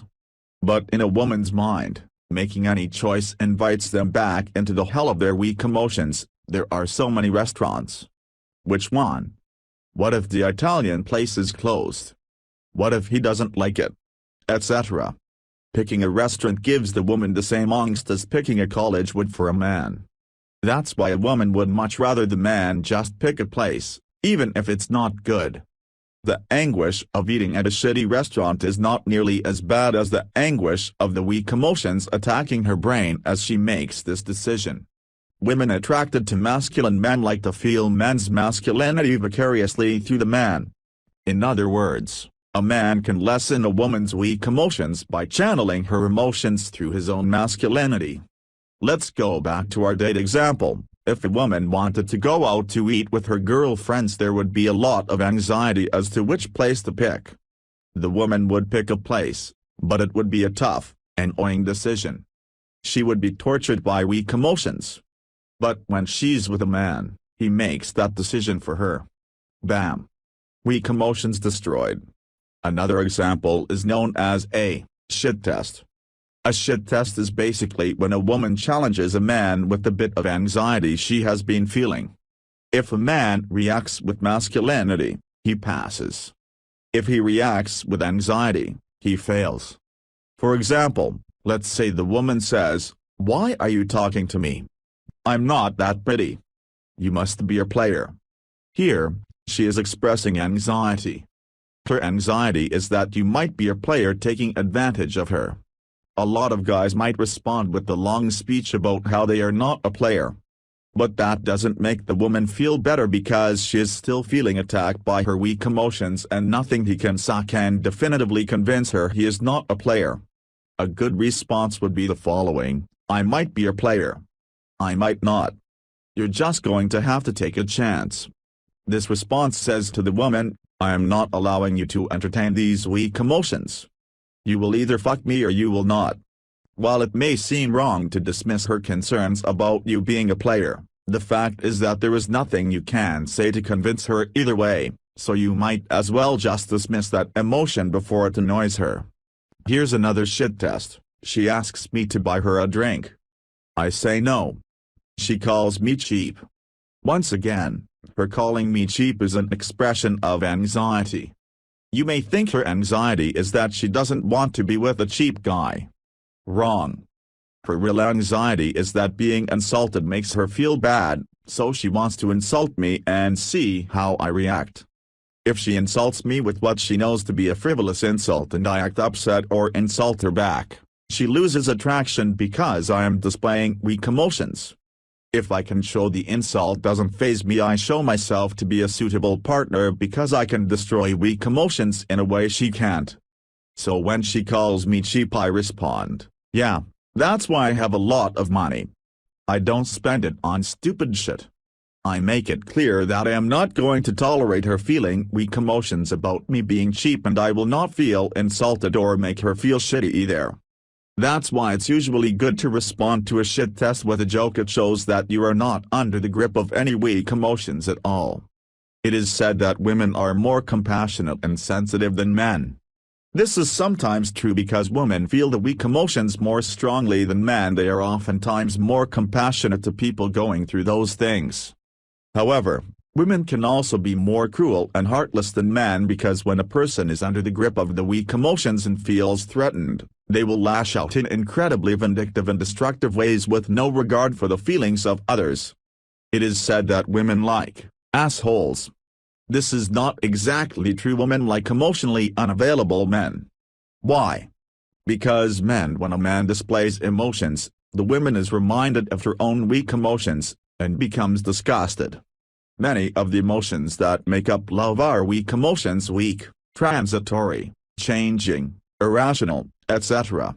Women don't want a man who loves them, but a man they can love with no problems. It is much more attractive to a woman to see a man be passionate and emotional about something other than her, but also to let her tag along so she can channel her emotions through him and feel masculine through his life. Another reason that women like assholes is that society teaches us that if a person displays weak emotions we should respond with concern and compassion. But as we have learned, that's not what women want. Women want a guy who will oftentimes dismiss their concerns. So the upshot? When dealing with women, the man has to be an unbreakable pillar of confidence. He has to show little to no anxiety, and if he does show anxiety, he must immediately have a solution for it. He must smile and have fun, because that is what people without anxiety do. And when the woman expresses anxiety through her words or behavior, he must immediately set her straight. These facts are difficult to accept and apply. For one thing, men naturally want to make an emotional connection with women, so it is difficult to extricate from yourself that situation and remember that you can display or encourage weak emotions. I have dated girls that were going through difficult times in their life, but my advice only made me look unattractive.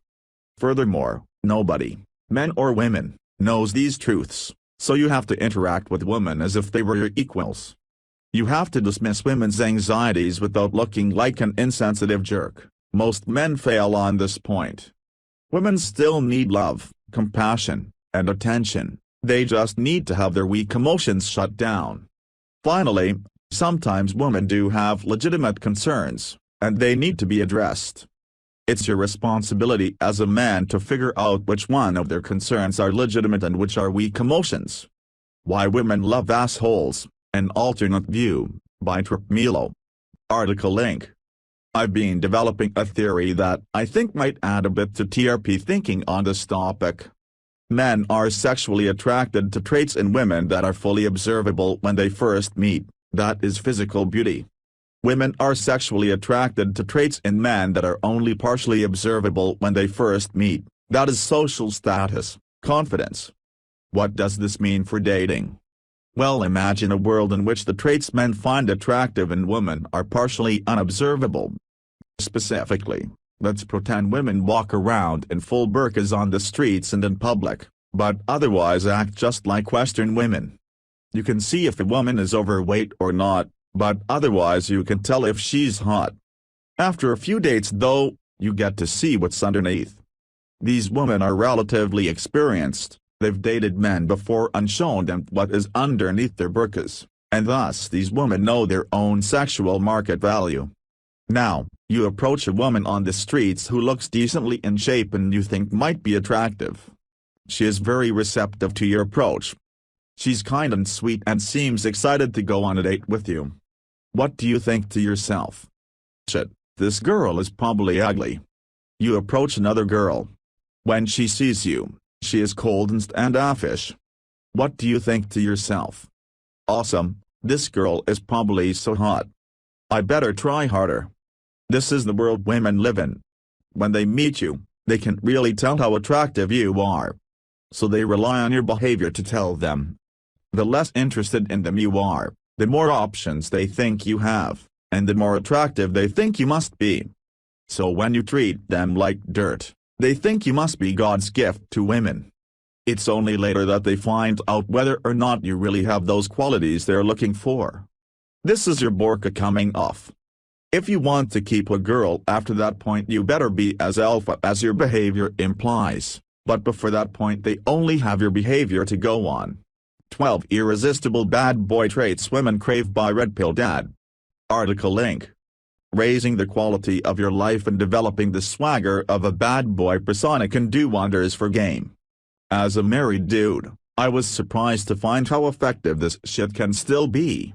With her dual sexual strategy, she's either looking for alpha lover or provider guy. What sets these categories distinctly apart are the way you make her feel. What do you portray and offer, thrills or security? Alpha lover offers the desire path by giving her a sense of danger, excitement and adventure. Provider guy offers the love path by giving her comfort and protection. You can trigger her desire path by displaying bad boy traits. That's what she looks for when shit testing. To see if you're a badass or a wuss. She also wants to see if you value your freedom, and consider your SMV higher than hers. 12 Irresistible Bad Boy Traits Women Crave. Confidence, cocky to the point of brazen, versus meek uncertainty and insecurity. Directness and decisiveness, say what's on your mind and clarity about what you want, versus waffling and meekly tiptoeing around. Dominance, command respect with social, intellectual, emotional and physical power, versus putting her on a pedestal and acting subservient. Indifference, remain aloof, less reactive and not concerned about what others say and think, versus being an overly attentive, try hard. 5. Entitlement, feel unconstrained to take/demand what you want, versus feeling unworthy. 6. Exciting, take risks, seek adventure and lead a more interesting life, versus seeking comfort and security. 7. Freedom and selfishness, rebel's attitude, say and do what you want, uninhibited and self-focused, versus conforming and attending to others. 8. Leadership, lead yourself/others to reach goals, versus passiveness and uninspired. 9. Masculine, exude rugged, controlled mannerism, versus a soft, caring feminine energy. 10. Menacing, disagreeable, dangerous vibe, versus friendly and harmless. 11. Mysterious and unpredictable, contrasting qualities that stimulate curiosity, versus boring and predictable. 12. Teasing, playfully disrespect her, intentionally ruffling her feathers, provoking her instead of trying to put her at ease. Bad boy behavior indicates power and higher status. Acting in an uninhibited, entitled, powerful and dominant manner persuades her to categorize you as a lover rather than a provider. If you smile too much, lavish her with attention and act like a perfect gentleman, you'll kill the seduction. Why? She craves drama and excitement, not comfort alone. And acting eager and polite is indicative of beta status. She knows NHV guy would act far more aloof and indifferent. In her eyes, that cowboy wearing black is much sexier than the one in white. That bad boy lifestyle is a roller coaster of excitement, while the steady positive force of the good guy is comforting, but dull. She's going to get away with whatever she wants. Accept it. Stop Caring. By Schrodinger's Dog. Article link. A lot of guys on here take some satisfaction in talking about some stuck-up 27-year-old cock carousel rising cunt is gonna slam into the wall face first and regret her years of slutting around. I have bad news for those of you who think there's going to be some karmic fairness to this. She's not. Most of them are gonna lock down some poor beta sap. That girl that you know banged 3 guys at that party? She's going to get her wedding, with $30,000 flowers at the ripe age of 32, some virgin beta provider that she only has sex with twice a year. She's going to continue to find alpha cock, have a kid that's not his, and divorce rape him and make him pay child support. That girl that smashed a guy's head with the beer bottle. He's going to get beat up by a horde of white knights if he tries to retaliate. That girl in your computer science class? She's going to get betas doing all the work for her and a fast-track career in Intel or Apple due to feminists claiming women need more help in STEM. She's going to get her way. Just because you shut her down, doesn't mean that there aren't 1,000 other horny blue pill men trying to build the greatest pedestal since the Tower of Babel for her. So let go. Accept that she's going to easily win by virtue of her second X chromosome. We do not choose who we are born as. You could be a starving African child who's never drunk clean water. You could be a child soldier. You could have been born in North Korea. You could have been Princess Diana's oldest son. Appreciate the fact that, despite this being an unfair world, you got a pretty good deal. Appreciate that we have no control over our birthright, but control over our lives. There are people above, and people below. Realize that this is not just between men and women, but those of all social classes. Let the anger drive you. But know to let it go. Learn to find more meaningful reasons to excel. The sooner you accept some people have it much better for much less work, the sooner you will decide to improve instead of complain. Because all feminists do is complain. Outrage will not help. Anger only makes you seem bitter to others. And nothing is a bigger turn-off than bitterness. Lying about sexual partners by we__legion. Link comment from a larger article. Women lie on surveys all the time, at a rate up to twice that of men, to reflect more socially acceptable answers. So much so, researchers say such surveys are nearly always inaccurate. This holds true even if the survey is anonymous with no risk of repercussions. It's almost like they're convincing themselves of something. Examples: the news articles just summarize studies. According to a study done by Ralph Johnson of Sacramento State College, 48% of men, but only 5% of women, expressed a desire to engage in extramarital sex. Yet in actual frequency of infidelity cases, women managed to engage in extramarital sex almost equally. Source: David Buss. Link, text excerpt. Influenced by cultural expectations, men and women will lie about their sexual behavior but not about whether they engaged in other gender-related behaviors, a new study finds. These results confirm a 2003 study by Fisher in which she found that women who weren't hooked up to a lie detector reported fewer sexual partners than men. But when they were hooked up to one, their numbers evened out with the men. In this new study, the number of reported encounters surpassed men.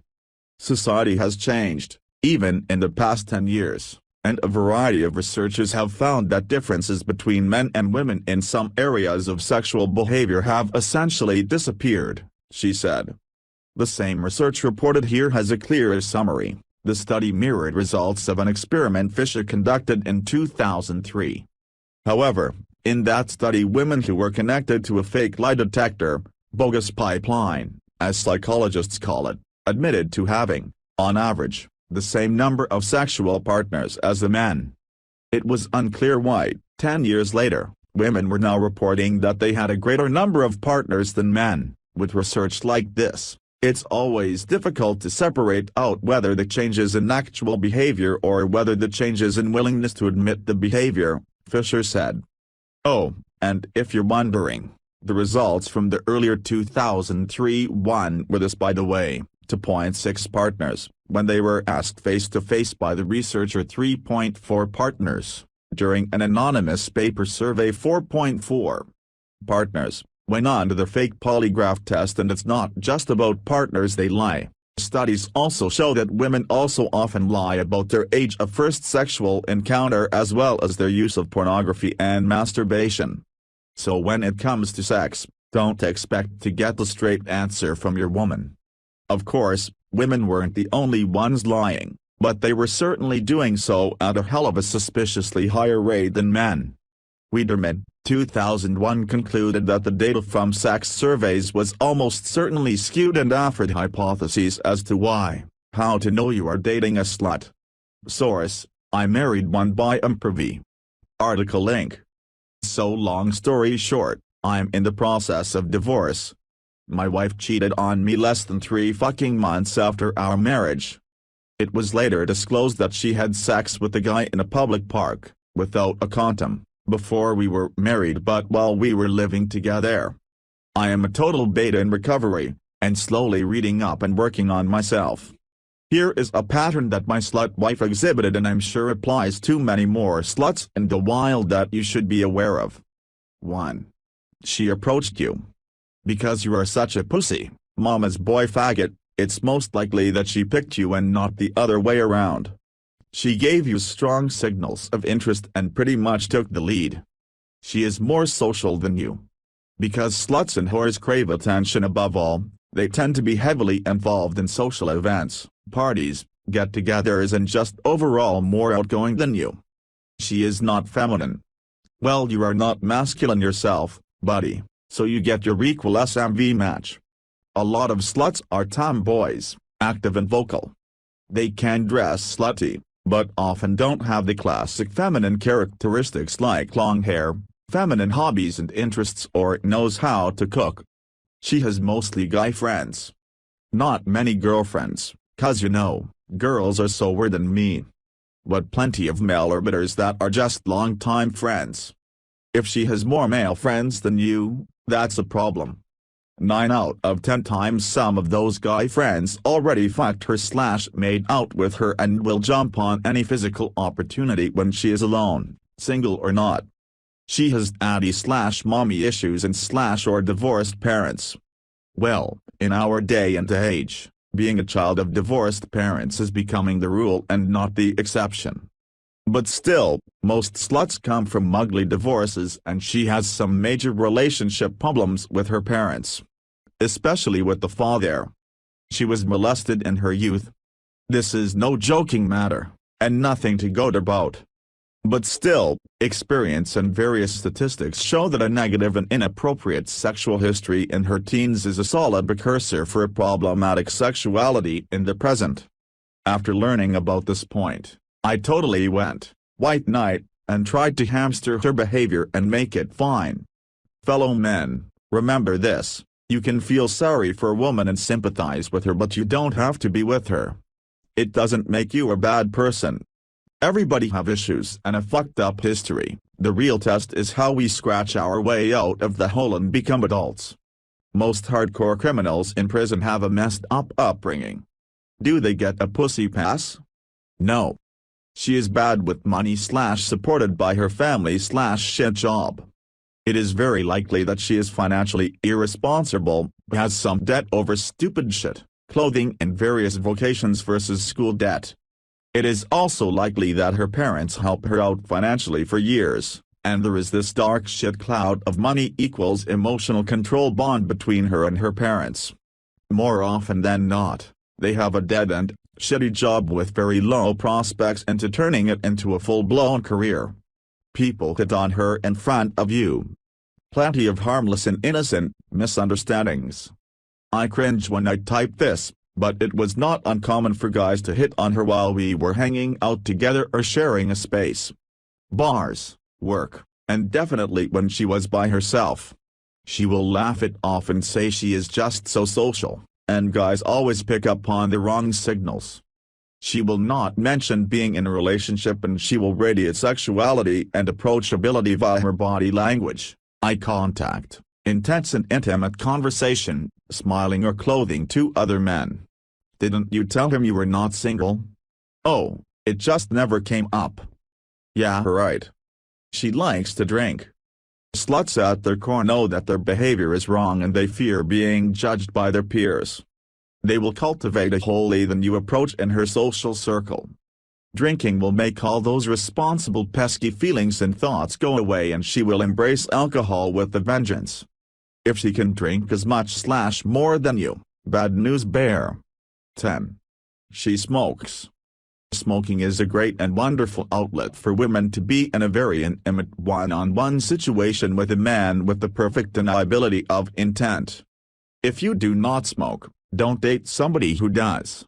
You will always wonder what is going on in the smoking corner, or be that clueless beta that stands near their smoking spouse and other smoking persons being the only straight-edge one. Most escalations with taken women that happen at parties follow a similar pattern: drinks with a guy, smokes with a guy that will turn to intimate conversation and then to an inappropriate behavior. If you don't smoke and she does, danger Will Robinson. 11. She likes to go without you and drink. It could be ladies' night out, it could be a guy friend's house party. If she goes without you and gets drunk once a week or more, that is a bad sign. 12. She is jealous at you more than you are jealous of her. This is a strange one. I had complete trust in her and always complimented her, with very seldom expressions of jealousy and insecurity on my part. If a girl even smiled at me wrong or lightly flirted with me when she was around, she would get extremely jealous, turning it into a 4-hour insecurity accusation fest. It is ironic that the person most being afraid of being cheated on, my slut wife, ends up doing the repeated cheating herself. 13. She cheated previously on somebody else. Well, no shit, Sherlock. But when you are in love, and she is sharing a beautiful pearl of truth like that with you, don't assume she was young and inexperienced. The guy she dated was abusive/shit/low quality. We on the other hand have true love, and this will never happen. Think instead, how many months in is she going cheat, and with how many people? 14. You started an LTR shortly after crazy sex on the first date situation. You started to date after a first meeting one-night stand, thought it was a magical connection. Yeah, it was sleazy alright, but she is not a slut or gives sex easily. We had this once-in-a-lifetime connection, and the fast and easy sex just meant how in love she was with me. No, it wasn't, you fool. When you bang a chick you don't know, with no rubber, in an open space, with people not far away, it's no Disney love story, you dumb moss. You just banged a hoe. Most men bang them and call it a night, they certainly don't date them. 15. She had multiple abortions. I don't have anything against abortions, but it does show poor planning, poor impulse control, and just stupid immature character. Use pills, make the guys wear a condom, get on permanent birth control, odds. If you have 2+ abortions before you are 24 years of age, that is a major red flag. To summarize, don't be stupid like I was. Sluts, fuck them, don't marry them. User submitted additional signs. 1. She has major emotional stability issues, that is bipolar, BPD, etc. When going through either manic phase, or sometimes even depression, some girls will want to fuck, and if you are not around, anybody will do. User Chronos 33. She has gay friends. Because they are non-judgmental, you just sucked a guy in the toilets. You go girl. User Move. Now she gaslights, for example. Creates a problem and then blames you for it. Is insecure about her image and seeks validation by the act of sleeping around. User Year 3030. Woman cannot tell you how you must proceed. She can only tell you what she wants to experience by whisper. Article link. It's well known that women give incredibly poor seduction and relationship advice. It's also well known that they are completely unaware of this. But what if we were to ask ourselves why? What is the common thread in all bad female advice that makes them think it's good? How does it look good advice from their perspective? The answer is female solipsism. When you ask a woman for dating advice, not that you should, unless you could use a laugh, she is incapable of imagining how the world must look through your eyes. Therefore, she can only tell you what she wants it to look like from hers. A woman who says you should do X or Y, therefore, isn't talking crazy talk. Just self-centered narcissism talk. She's giving you good information. If you insert words like, I want it to look/feel like, or, I want people to think, in front of every statement.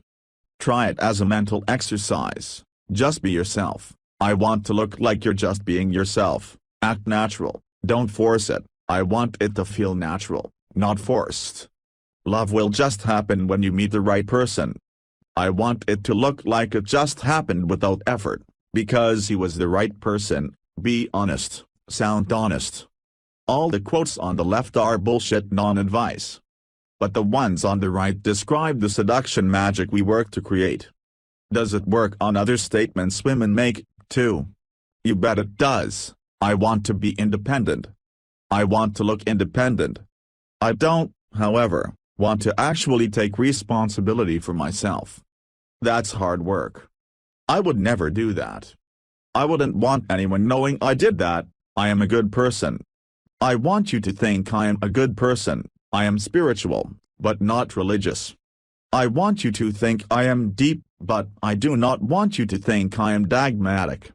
We can see that pretty much every woman says makes perfect sense if you proceed from the assumption that she is the center of the universe, and hers is the only perspective there is. If we think about, we can even start to have ideas about where female solipsism comes from. Women are both evolved and raised to deal with people, not things. In the world of things, there is one true set of circumstances, the way things really are. Fail to grasp it, and you can't get anything done. Your machines don't work, your bridges collapse, your software crashes and brings down the New York Stock Exchange. But in the world of people, what's important isn't what's really there, but what you can convince other people of. To a woman, truth equals consensus. It isn't important what's true. It's important what you can make people believe. And telling any literal truth just weakens her ability to sell the story she wants to sell. So when a woman tells you something, she isn't stupidly unable to know she's bullshitting you. Nor is she maliciously trying to pull your leg. It's just that, to her, communication consists solely of people trying to bullshit each other. Any other possible way of communicating doesn't enter into her awareness. That's why you can stand 10 feet from a woman and scream, "What I mean is the literal content of the words I just said."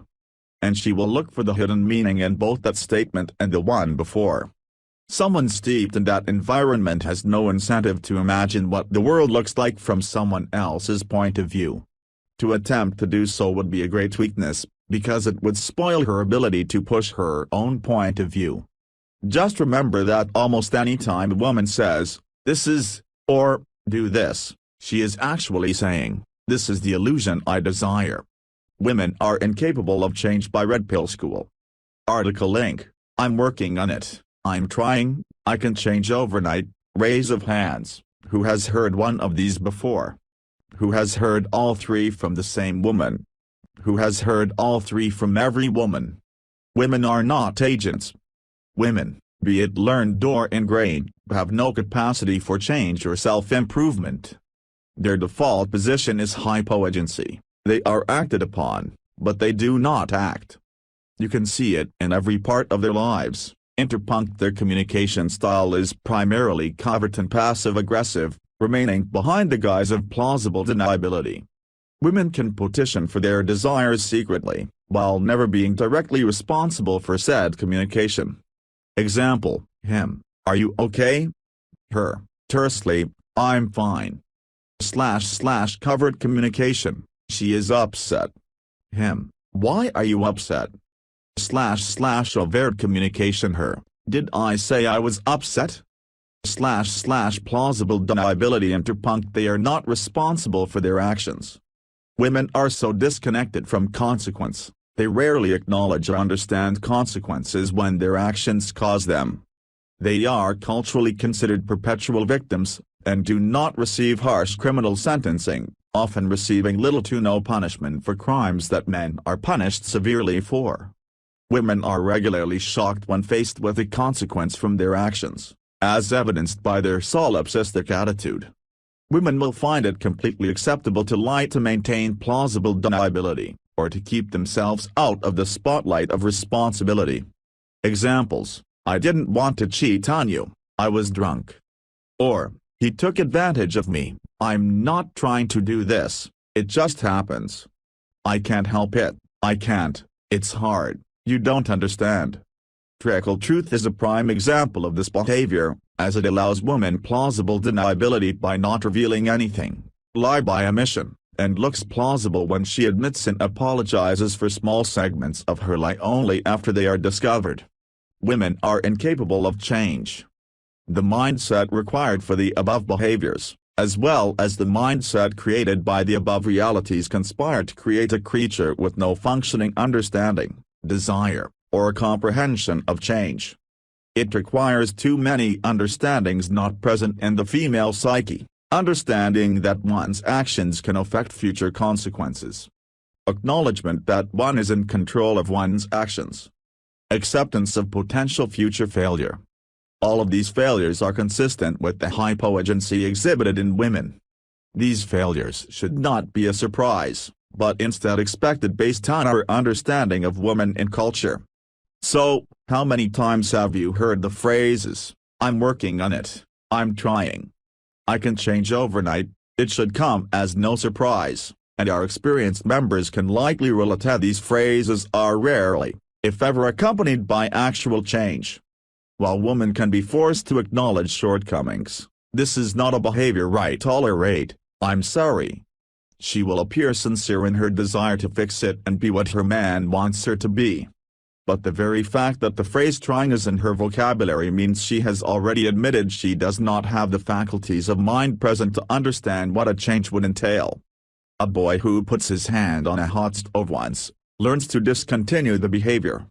The boy does not say to his mother, "I'm trying to learn this behavior needs to change." Nor does he take the next month of continued burns to let it sink in. What would any prudent person think if the boy did? A boy who puts his hand on the hot stove repeatedly is mentally ill. Many often criticize my decision to leave women, the most responsible teenager in the house, in the sidebar, but I have yet to see any compelling evidence that this is not the case, or even that this article is not too lenient. "I'm trying" is the placating cry of the female, hopeless in her endeavors to understand the connection between herself and the world around her. Events happen around her and to her, by others, by fate, and by the alignment of the stars. The world must be a fascinating thing through the eyes of a woman. Buckled in safely for the ride, watching as the trees go by.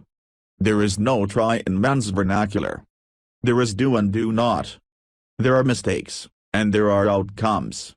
But a behavior that is understood to be wrong creates a consistency of mind. When processing external details and circumstances, one does not process these details through a state of mind one does not have. Instead, he understands and plans responses to his surroundings with the understood consistency of his mind. Things he has reason to be true and untrue wait on this processing. There is no mistaken desire to put one's hand back on the stove unless he is not truly convinced that it is disadvantageous.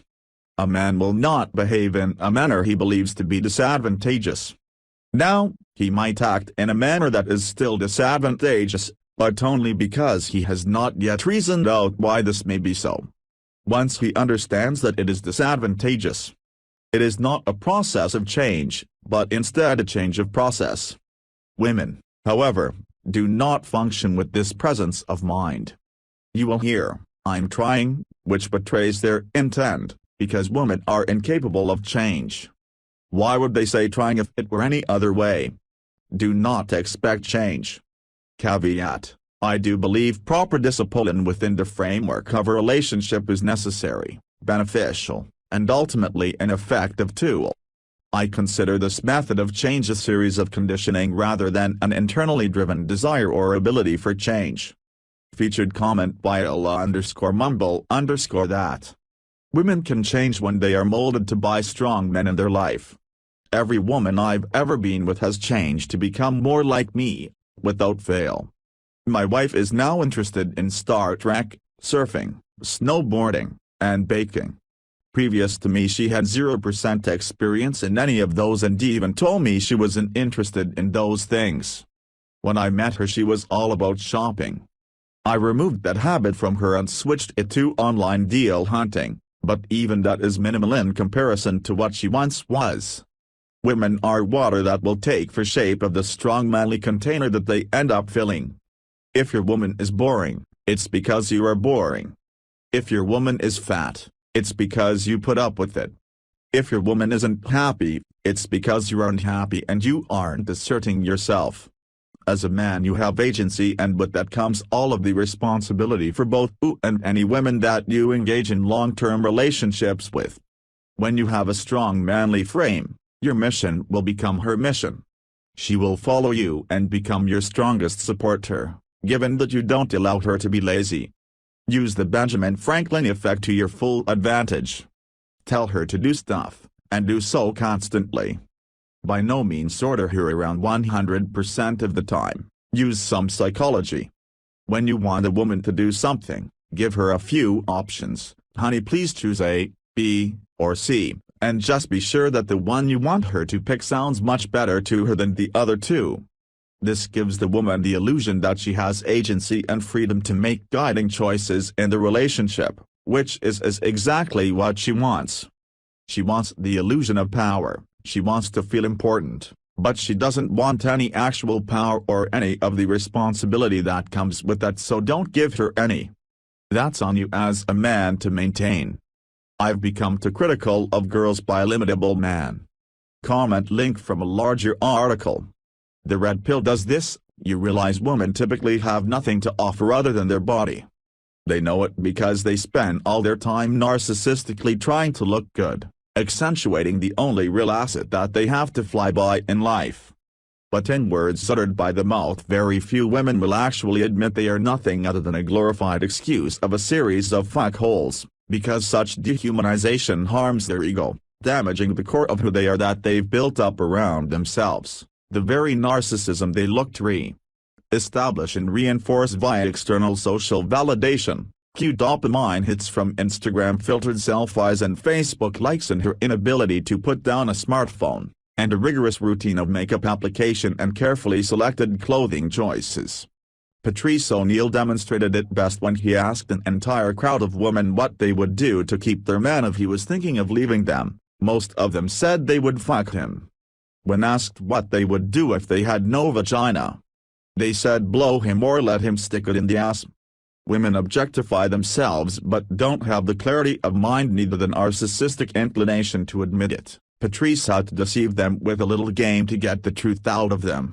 Having any negative opinion on a woman, be it well justified or well reasoned, is automatically misogynistic in the eyes of women, as you not only harm their egos to be as critical of their group collective as they are of men, but their addiction to emotion means they become lost in indignation and the wrath which that calls forward, rather than to critically deduce truths from your logic. In short, they do not respect logic and truth like men do. They respect feelings above all else, and making them feel bad in a critical manner is in and of itself a misogynist act as far as a woman is concerned. Most women are fucking disappointments in comparison to all the hopes and dreams we've ever had and were ever fed in regards to them. It's the fucking Disney shit making you feel let down. Typically one should expect very little of women, as so few are worthy of anything more than a fuck. Even good conversation tends to be a rarity. Quite many of them lack the ability to be mentally stimulating. Occasionally you may be surprised, and in such a circumstance you run the risk of falling very hard for her, as she stands out so prominently. However, no matter her difference, she is a woman like any other. She has the same needs and will run all the usual shit tests, making the same demands and etc. For those who can be bothered and are in the right phase of their life to do so, if you want yourself a desirable woman, you will have to cultivate femininity and desirability into yourself. Such is the extent of the Red Pill Woman project. Red Pill women are works in progress, being guided by a good social network and the desires of the man she has pledged to give her long-term allegiance to.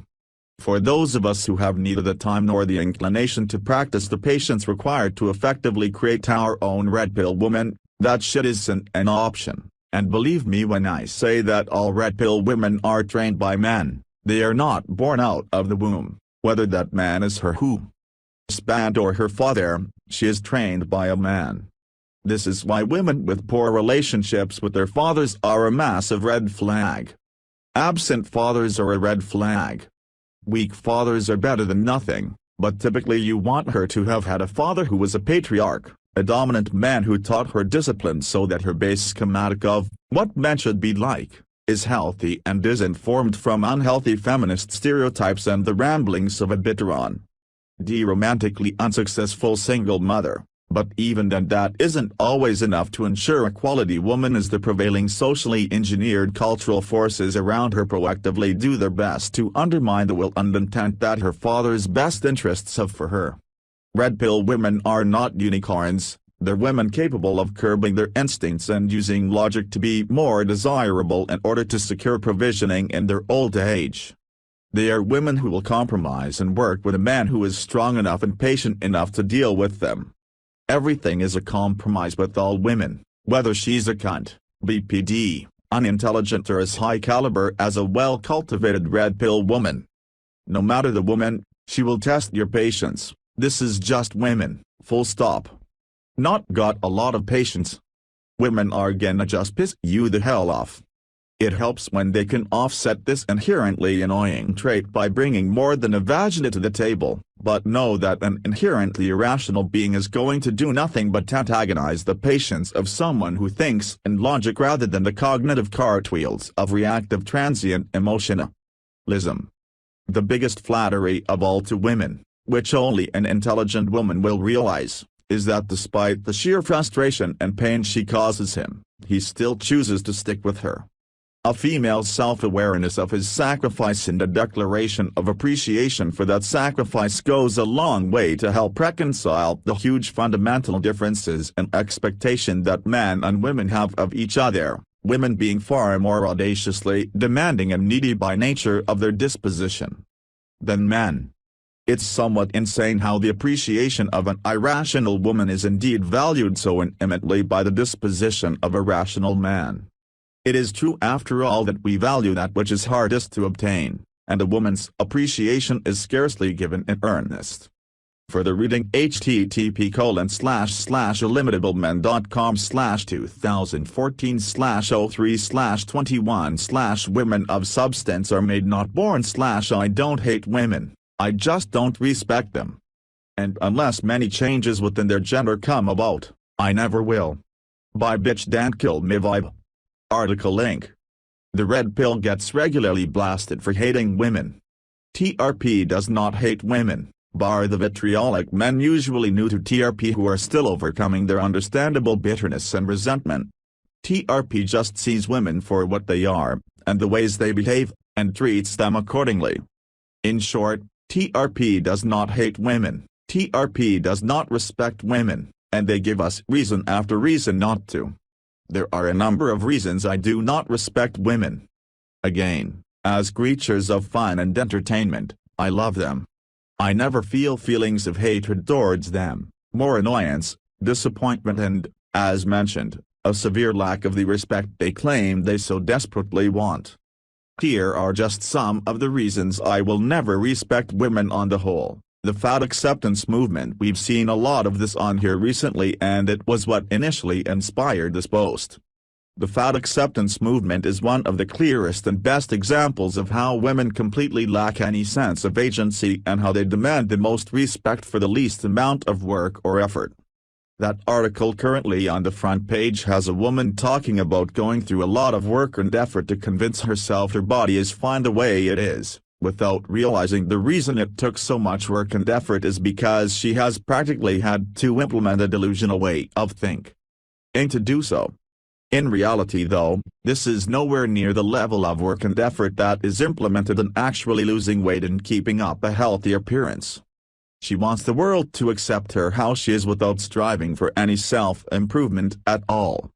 She wants the world to enable and actually embrace her lack of motivation and apathy.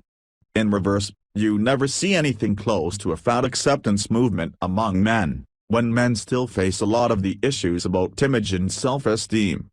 Men get just as bombarded by the media about what is attractive and what isn't, and instead of trying to rewrite the rules to our benefit, we either shape up, or don't. That's our choice. Not all men decide to improve themselves, I'll admit, but we don't try and create an entire movement to make us feel better about our unhealthy lifestyles. I've started packing on a few pounds myself, and instead of thinking, I need to convince myself, and others, that this is okay, I think, fuck, I really need to get to the gym. This is not good. Child custody laws. I understand that some of the problems surrounding child custody laws in modern day fall on our broken legal system, but my issue is the way women actively and intentionally recognize and exploit these broken laws. The way women embrace the broken system surrounding child custody laws is another example in women's solipsism, and worse, their complete disregard and almost sociopathic lack of care for not only their husband/partner/lover, but the father of their child, their offspring, who without would never Avenue being able to grant her such a gift to begin with.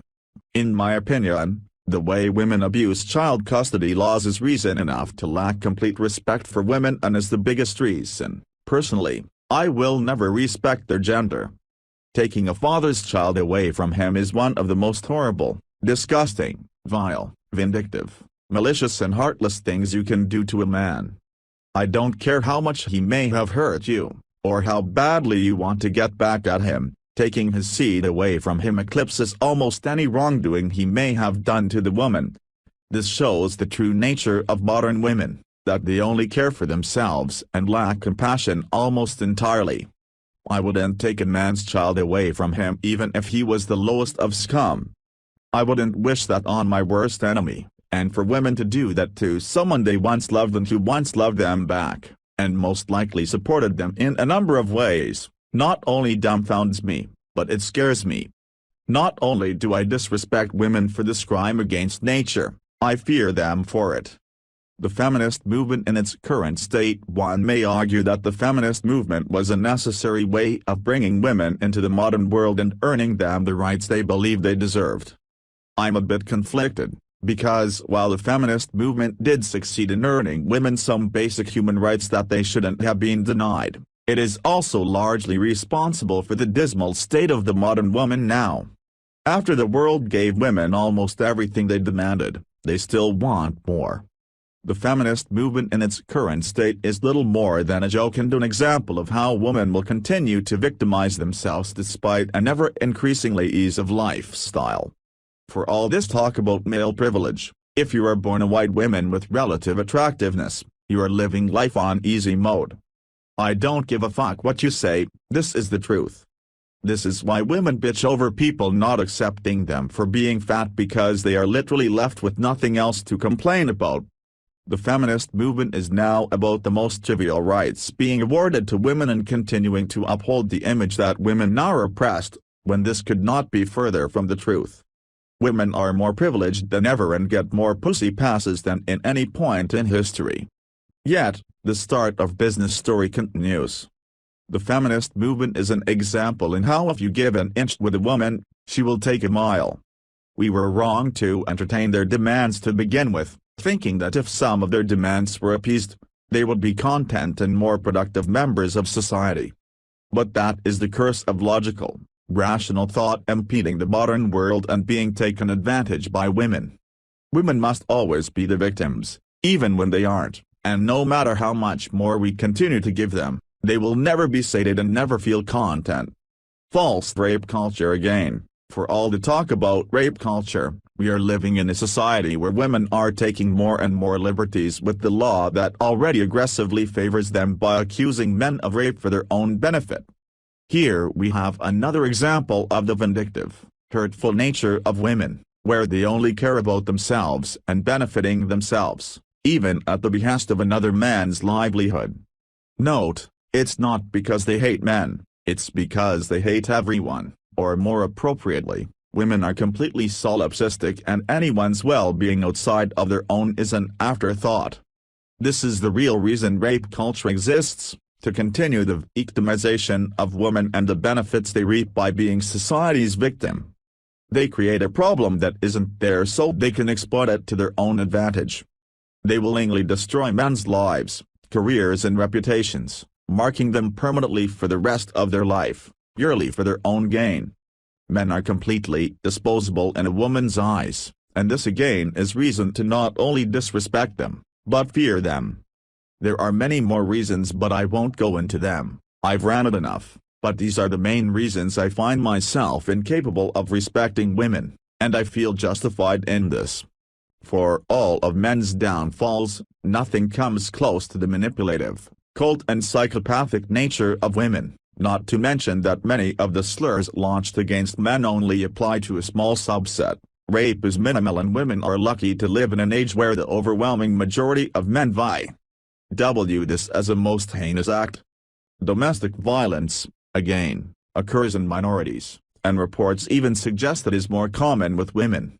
However, the reasons I have listed here apply to an overwhelming majority of modern women, hence the entire movements often backing them. These are things we see on a regular basis, implemented by women daily, enabled by our media, things we hear about so often, we have simply just come to accept them in defeat. Think child custody laws. No one even bats an eyelash when a woman wrenches the very seed from a man, when this should be viewed as an act of ultimate disrespect, and any woman who does so should be shamed for the rest of her life. Instead, her behavior is enabled.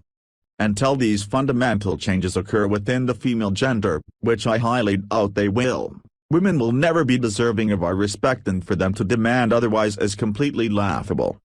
Again, I do not hate women. I love women, I love fucking them, I love laughing with them, I love having fun with them, and even sometimes losing myself in the emotional roller coaster that is their feminine nature, which I am unable to experience. But respect them? Never. Not until these horrible rituals are called out as the disgusting, inhumane practices they are. Women want a wedding, not a marriage. By the infamous 1124. Article link. As a young buck in his mid-20s, I'm seeing more and more of my peers getting engaged or tying the knot. Per usual, social media platforms are the relied upon methods by these couples, girls, to get the news across. In most of their posts are either pictures of the engagement ring or the wedding dress or other ceremonial nonsense, with herds of women congratulating the recently engaged or wed, jealous that they don't have what the other woman has. We can also see this obsession with fantasy weddings on television shows like Say Yes to the Dress, among others. What struck resonance with me was the overwhelming sense that these fantasy weddings and exciting engagement announcements were marketed for women by women. Never mind the fact that a lifetime commitment, 5 to 8 years, was about to be forged. I strongly believe that most women lack the fundamental ability to look past the god of their fantasy weddings and honeymoons and the influx of praise and attention they receive from their peers at their announcements and ceremonies, and this lack of foresight leads to a declining marriage. No. Happy anymore. This concept also gives credence to the notion of, she doesn't love you, she loves the idea of you. She loves the tingles her fantasy wedding gives her. Gentlemen, if you must marry, find a girl who couldn't give a shit less about the god and showiness that will cost 99% of men tens of thousands of dollars. The Modern Woman's Sexual Strategy by Red Pope. Article link. I'm calling this the Modern Woman's Sexual Strategy. It is their formula. A woman's default script for her 30s and 40s. /you/kill_your_ego posted a controversial father he is fucking a woman, knowing she keeps BB in reserve. He made a joke, saying he should knock her up, since her BB genuinely seems like he'd make a great ad. One TRP member was disgusted. His comment and Op's response, "I would not let a beta raise my son." Laughing out loud. As if you even have a choice. His answer is the absolute truth and the correct response. It may make you angry. It may make you sad. Put emotion aside for a moment and we'll examine the topic in depth. I'm assuming you've skimmed the sidebar. You've been beaten over the head with F/BB, but go reread Briffault's Law if you can't remember it. In this article, we're going to put 1 and 1 together and make 2. F/BB plus Briffault's Law. Right now this woman wants the F. Once she's pregnant, she will want the BB. She does not want top praising her kid. According to his story, the one and only benefit he provides is sex. Why the fuck would she keep Pop once pregnant? His job is done. His desires are irrelevant. F is sexy and cool, but unreliable and distant. BB has a 6-figure salary and stability. No contest. And so she will do the responsible thing and outgrow her F bad boy. She will settle down and get married to BB. She will even convince herself BB was the one she wanted all along. Her true love. And the event she marries the F, or BB is the actual biological father, results do not really differ.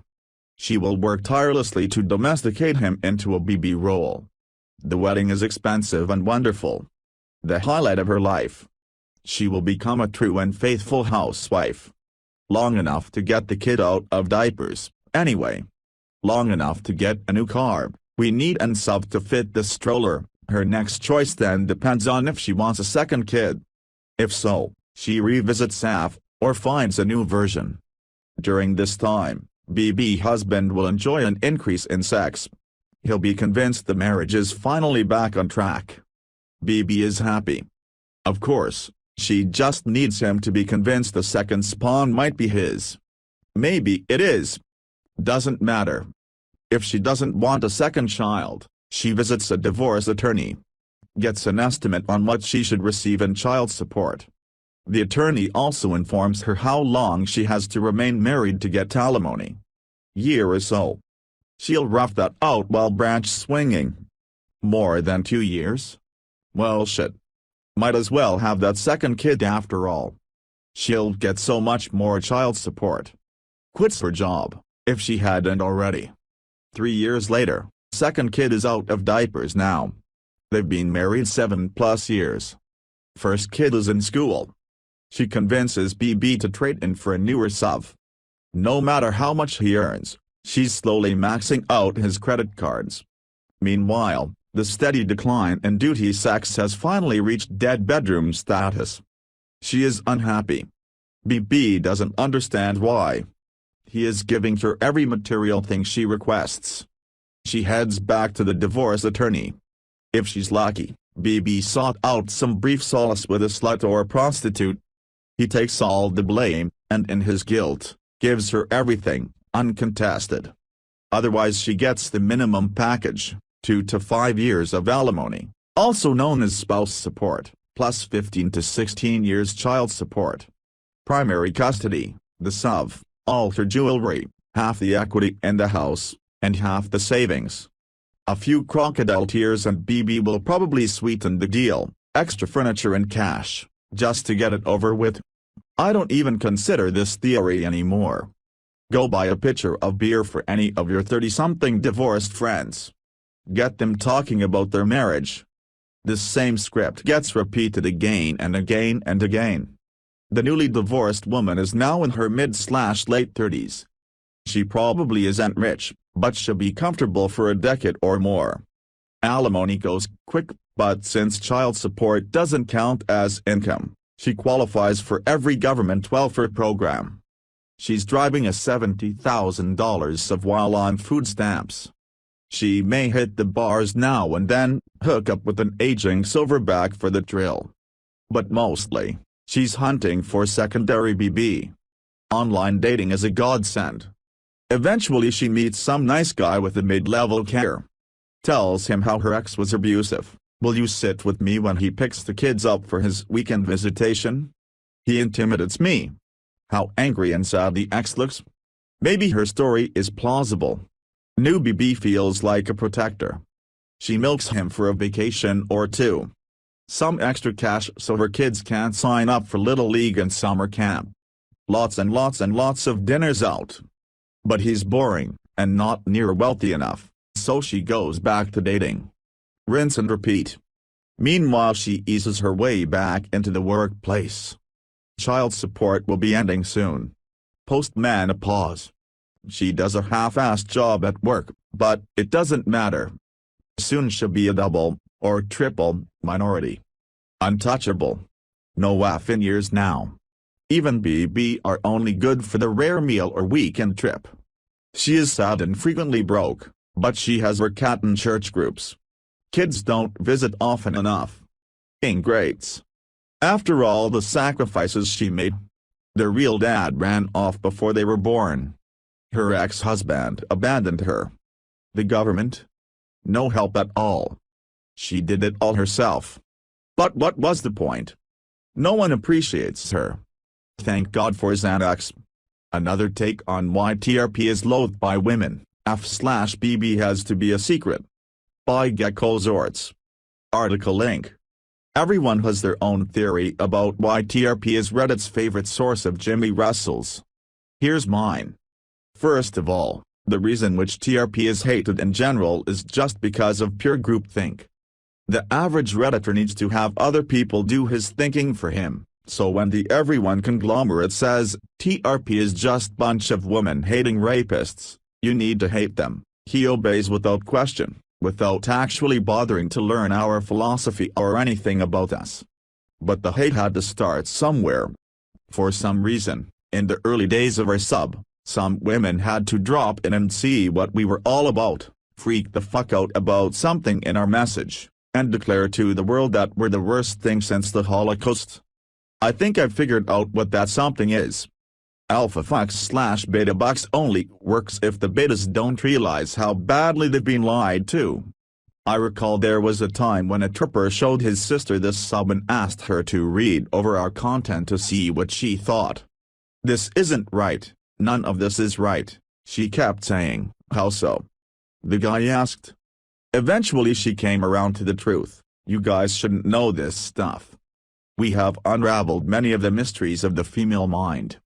One of the most significant is that women want to get fucked by weightlifting frat brothers who give them dark triad tingles, and want to get flowers, money, emotional support, and post-wall commitment to weaker men who don't have so many sexual options. So think about what happens when those betas start to discover this sub. Wait a minute, they say. You mean that when I was composing her love letters, buying her plane tickets so she could visit her boyfriend on the other side of the country, being her shoulder to cry on when she got dumped by her boyfriend, holding her purse while she was getting fucked in the bathroom stall in the club, assuring her she was beautiful and perfect like a wish wrapped in a dream, and being her faithful orbiter all those years. She didn't ever have any intention of having sex with me.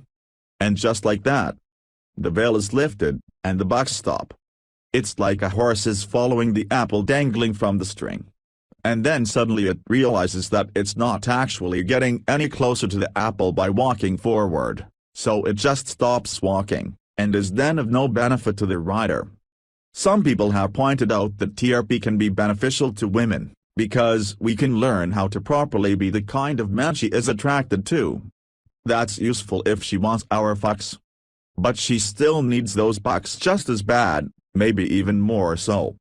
Free meals, free drinks, emotional support, companionship, validation, and most importantly, unconditional commitment even though she's halfway through her 30s with a beer gut and kid to take care of.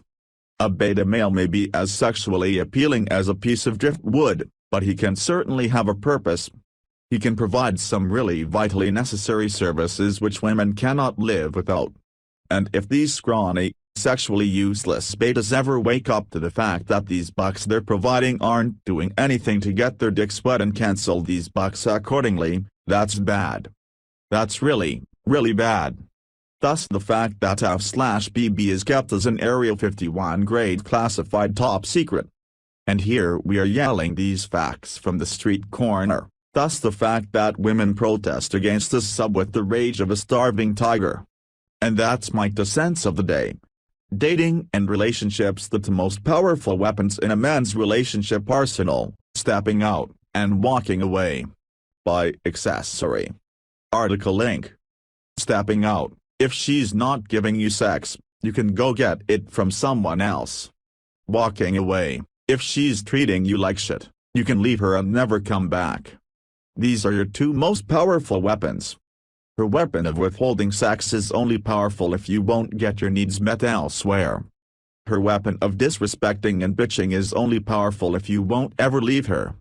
Marriage is the surrender of these supreme male powers, and that's why it's so potentially dangerous, and so rarely successful. These are your nuclear options, and it's better if you never have to use them, but it's foolish to give them away without very careful consideration. The most unattractive trait of all, trying to attract a woman by arched winner. Article link. There's a post today about a very pathetic man. A man who went above and beyond to try to woo a woman. The specifics don't matter, but since the post was strongly upvoted around here and clearly resonated with a few people, I'll expound a little bit. Some jerk-off loser got dumped and created an overwrought romantic website to try to get his ex back. Naturally, The entire female internet community pissed all over him and mocked his efforts. Surely, some women at least recognized and appreciated his effort, but figured that his ex just wasn't into him, or maybe he just wasn't their type, right? I mean, any man who makes that kind of effort to woo a woman is worth something, to someone, right? Wrong. Women everywhere pissed all over him. They called him a loser. These facts don't matter. You could replace this idiot with any penis owner, replace his website with any romantic gesture large or small, and replace his ex-girlfriend with any female anywhere in the world, and the response of women at large would be the same. Pay attention to this part: if you are attempting to romance a woman, you're a pathetic loser. This isn't just what the red pill thinks. It's what women think. It makes no sense, right? I mean, don't women want romance? Actually, it makes perfect sense. Let's explore the reasons why. Viewing the universe through the eyes of women: if you do something with the intention of making a woman like you, that's manipulation in their eyes. Note the italics: to make a woman like you. When you're trying to make her like you, you're not really romantic, you're not really nice, you're just creepy. It doesn't matter if you're actually nice, if you're actually genuine, if you're actually romantic, and that you weren't trying to be manipulative at all. If you're doing something that seems like you're trying to make a girl like you, you're a creep. Because trying to win a girl's affections with your behavior is trying to circumvent nature. You're trying to turn something thousands upon thousands of years old, inscribed into our genetic code, into a transaction. You're trying to buy sex or a relationship with romantic gestures and niceness. Women hate that, because if you could influence their emotional state like that, you'd be taking their power away. You don't choose whether she likes you. She does. And any attempt to influence her decision is subversive and creepy. You're supposed to be yourself, and maybe, if you're really lucky, she'll pick you if she finds herself naturally attracted to you. Trying to convince her to pick you automatically takes you out of the running, loser. Because trying to convince a woman to want you is what losers who can't get women the real way do. The way to make a girl like you is to do the exact opposite. Look like you're not trying to win her over. Do your own shit, and blow her off to do it. Be too busy for her. Be dismissive of her. Do shit that improves you and benefits your own life. Shit that makes you a better man, who's attractive to women, without actually trying to attract women. Because remember, actually trying to attract women is creepy. It's manipulative. Girls don't even appreciate that you're trying. The very fact that you are making any effort at all to attract a woman instead of just doing your own shit is controlling. You are trying to control a woman's emotional state by acting in a manner intended to influence her. They hate that. That's why gaming women and poo tactics and becoming a red pill man work incredibly well in the real world, but women who read about all of this on the internet hate the hell out of it and call it creepy, rapey, manipulative, and swear that it would never work on a smart woman. Because when they read about game on paper, it's an action you're taking to try to attract women. That's creepy and could never possibly work, because trying to attract women is manipulative and automatically fails. It disgusts them to read about it, and they couldn't possibly be less attracted after reading that text. When they experience an evil red pill man in the real world, however, he just seems like an attractive guy who's different from all of the other creeps who are trying too hard. A confident man who has things going on and doesn't really care if she fucks him or not. He's totally different from all of those pathetic losers trying to buy sex from her with kindness, compliments, and drinks. I guess web pages, too. Gentlemen, stop trying to attract women and focus entirely on yourself. I know it seems counterintuitive. I know some guys around here worry that if they just do their own shit, no woman will ever notice them and they'll never get laid again. If that's the case, you're doing the wrong shit. Quit playing video games and eating Oreos in your mom's basement while jerking off to porn every day, and start working out, eating right, excelling professionally, and learning skills. It's hard work, and far less pleasurable than just screwing around all day, but you get a reward. Not women, a real reward. You get to feel like a badass every single day of your life. You get to wake up excited every day, full of energy. You get to love your life, which is far more rewarding than loving a woman. And by the way, women fuck guys like that without them having to do much more than just walking up and saying hi. Your wives and girlfriends are fucking guys like that right now. Red pill versus blue pill dating behavior by Nice Thingy Who Can Tave. Comment link from a larger article. Who has actually had success from TRP philosophy? Answer: everyone who has tried it. Let me paint a red pill versus blue pill picture for you. You tell me who the real winner is. Blue pill guy sees a girl at some social function, or maybe in class. Fantasizes about her. Imagines that she's just the best thing ever. Over the course of weeks or months, finally works up the courage to ask her out. She says, sure, okay, whatever.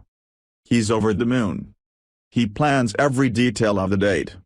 He literally loses sleep stressing over it. On the day of the special date, he texts her that he's looking forward to it. She doesn't respond for several hours, but then eventually she says she can't make it. Texts her the next day, still hopeful. No response until the following day. She's still busy. This goes on for a while. Finally she tells him to leave her alone. Blue pill guy meets a girl through friends. Fantasizes about her. Imagines that she's just the best thing ever. Over the course of weeks or months, finally works up the courage to ask her out. She has a boyfriend. He continues to crush on her for years. Blue pill guy meets a girl through friends. Fantasizes about her. Imagines that she's just the best thing ever. Over the course of weeks or months, finally works up the courage to ask her out. She says, sure, okay, whatever. He's over the moon. He plans every detail of the date. He literally loses sleep stressing over it. They go on the date. He shows her his quirky, nerdy shyness. But he also shows her what a total gentleman he can be. She tells him he's the best friend ever. Over the course of months or years, they continue being friends with him, buying her stuff and helping her move. They never so much as kiss. Red pill guy sees a girl at some social function, or maybe in class. He says hi to her that day. He tells her about what he's doing that weekend and invites her along. She says, sure, okay, whatever. Then he forgets all about her. He goes to another social function and chats up other women. Red pill guy understands that most women are going to flake on him, or they're going to, better deal, him, meaning, they'll hang out, but if something better comes along, they won't show up. He doesn't care. It doesn't bother him any more than water being wet bothers him. Some girl texts him Saturday and says she can't make it. She's really sorry. He replies, lame. He isn't remotely bothered. Another girl texts to confirm that she's in. He hangs out with her. He attempts to make something sexual happen. Maybe she's into him, in which case they fuck. Maybe she's not, in which case he doesn't care. Red pill guy meets a girl through friends. At the very first opportunity, he asks her out. She has a boyfriend. He says, that's cool, and thinks no more of it. Later, when she breaks up with their boyfriend, she considers going out with him. Red pill guy meets a girl through friends. At the very first opportunity, he asks her out. When they go out, he remains somewhat aloof and distant, he teases her appropriately, and he unambiguously communicates his sexual interests. If she's into him, they fuck. If not, he doesn't care. If they decide to be friends, he holds her to the same standard he would hold a guy friend. If she asks for a favor, he says, sure, just buy me a beer, or something like that. He doesn't let her take advantage of him, and he doesn't harbor unrealistic fantasies about her. This is what I mean if I advise guys to not care. Note that women aren't flocking to the red pill guy. It's just that he doesn't get encumbered with any one girl that he hasn't had sex with.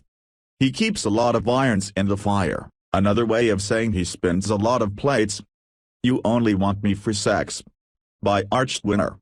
Post link.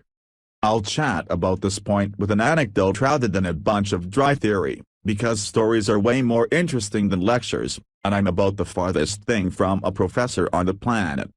Back in my pre-red pill days, about once every month or two, my wife would snidely declare to me that I only want her for sex. This insidious and offensive declaration always coincided with the one time every month or two that I would ask for sex. Because we were having sex about once every 1 to 2 months. The ritual would go that after my attempts at advances and escalation got nowhere for 59 days, I would finally break down and actually talk about sex, because open communication is the key to a great relationship. That conversation was immediately met with defensive snarking. How dare I imply, by the mere act of asking for something, that my wife is imperfect? I'm a mirror, after all. And every time my wife asked me to do anything, it was never a request. It was a message, always delivered with a choice of tone and words that said, "Why haven't you done this thing you should have known to do already? Why am I even having to lower myself to ask you to do this at all? You're not worth a shit." My wife never asked me to do anything. She accused me of being a loser, under the guise of a polite request, and when confronted about this would always respond, "What? I was just asking you to X. Why are you getting so defensive? Feeling guilty?" So naturally, whenever I asked my wife for something, no matter how innocently I meant my request, what she heard was a reflection of her own thoughts: "You're not doing something you should be doing unasked." And because that statement, which the old beta me never meant, was 100% true, those unsaid words stung her even more. She knew she was supposed to have sex with her husband and wasn't, and my asking for sex shone a light on her failings. Thus, an innocent question from an innocent beta husband provoked an astounding, almost suspicious amount of defensiveness. "We haven't had sex in 2 months," was unfailingly met with, "I'm always tired because you never do X, Y and Z, and everything you do it's always half-assed because you're such a selfish loser, then I have to do everything myself. And I don't feel like having sex with a selfish loser. All you ever talk about is sex. You only want me for sex." Even Bait Me from years ago was taken aback by that statement. Because Bait Aim was still a highly educated nerd, and as a nerd, he knew that 1 divided by 6g is less than 2% of the time, and that words like all and only used in that context really didn't apply to something that happened less than 2% of the time. Bait Me also understood that going to work every day, making 80% of the family income, cooking every meal, doing the laundry, paying for maid service, and handling a good chunk of the childcare duties made statements such as, "I do everything," from his wife seem like a little bit of an exaggeration. So instead of saying, "No, baby, don't say that. I love you for," insert validation here, and it's not about sex at all. And by the way, I'm a supplicating loser not worthy of respect or fucking, as evidenced by the fact that I don't even have the balls to stand up to such a blatant falsehood for fear of angering you. Bait Me said, "Wait a second. I'm pissed off here. Not about you accusing me of wanting sex, because wanting sex is normal. But because you're essentially calling me an idiot. We never have sex. Like once in forever. If I only want you for sex, then what you're saying is that I'm so fucking stupid that I don't realize that we never have sex, and that I'm so fucking out of touch that I think this is normal. Or that I'm such a loser that I think the once and forever that we do have sex is the best I can do. You know what? Forget it. I don't want to have sex after all." 15 minutes later, my wife had cooled down and said, "It's fine. If you want to have sex, we can have sex," in a very risible tone of voice, making it clear that she was making a great sacrifice to do me this incredible favor. That got me all pissed off again.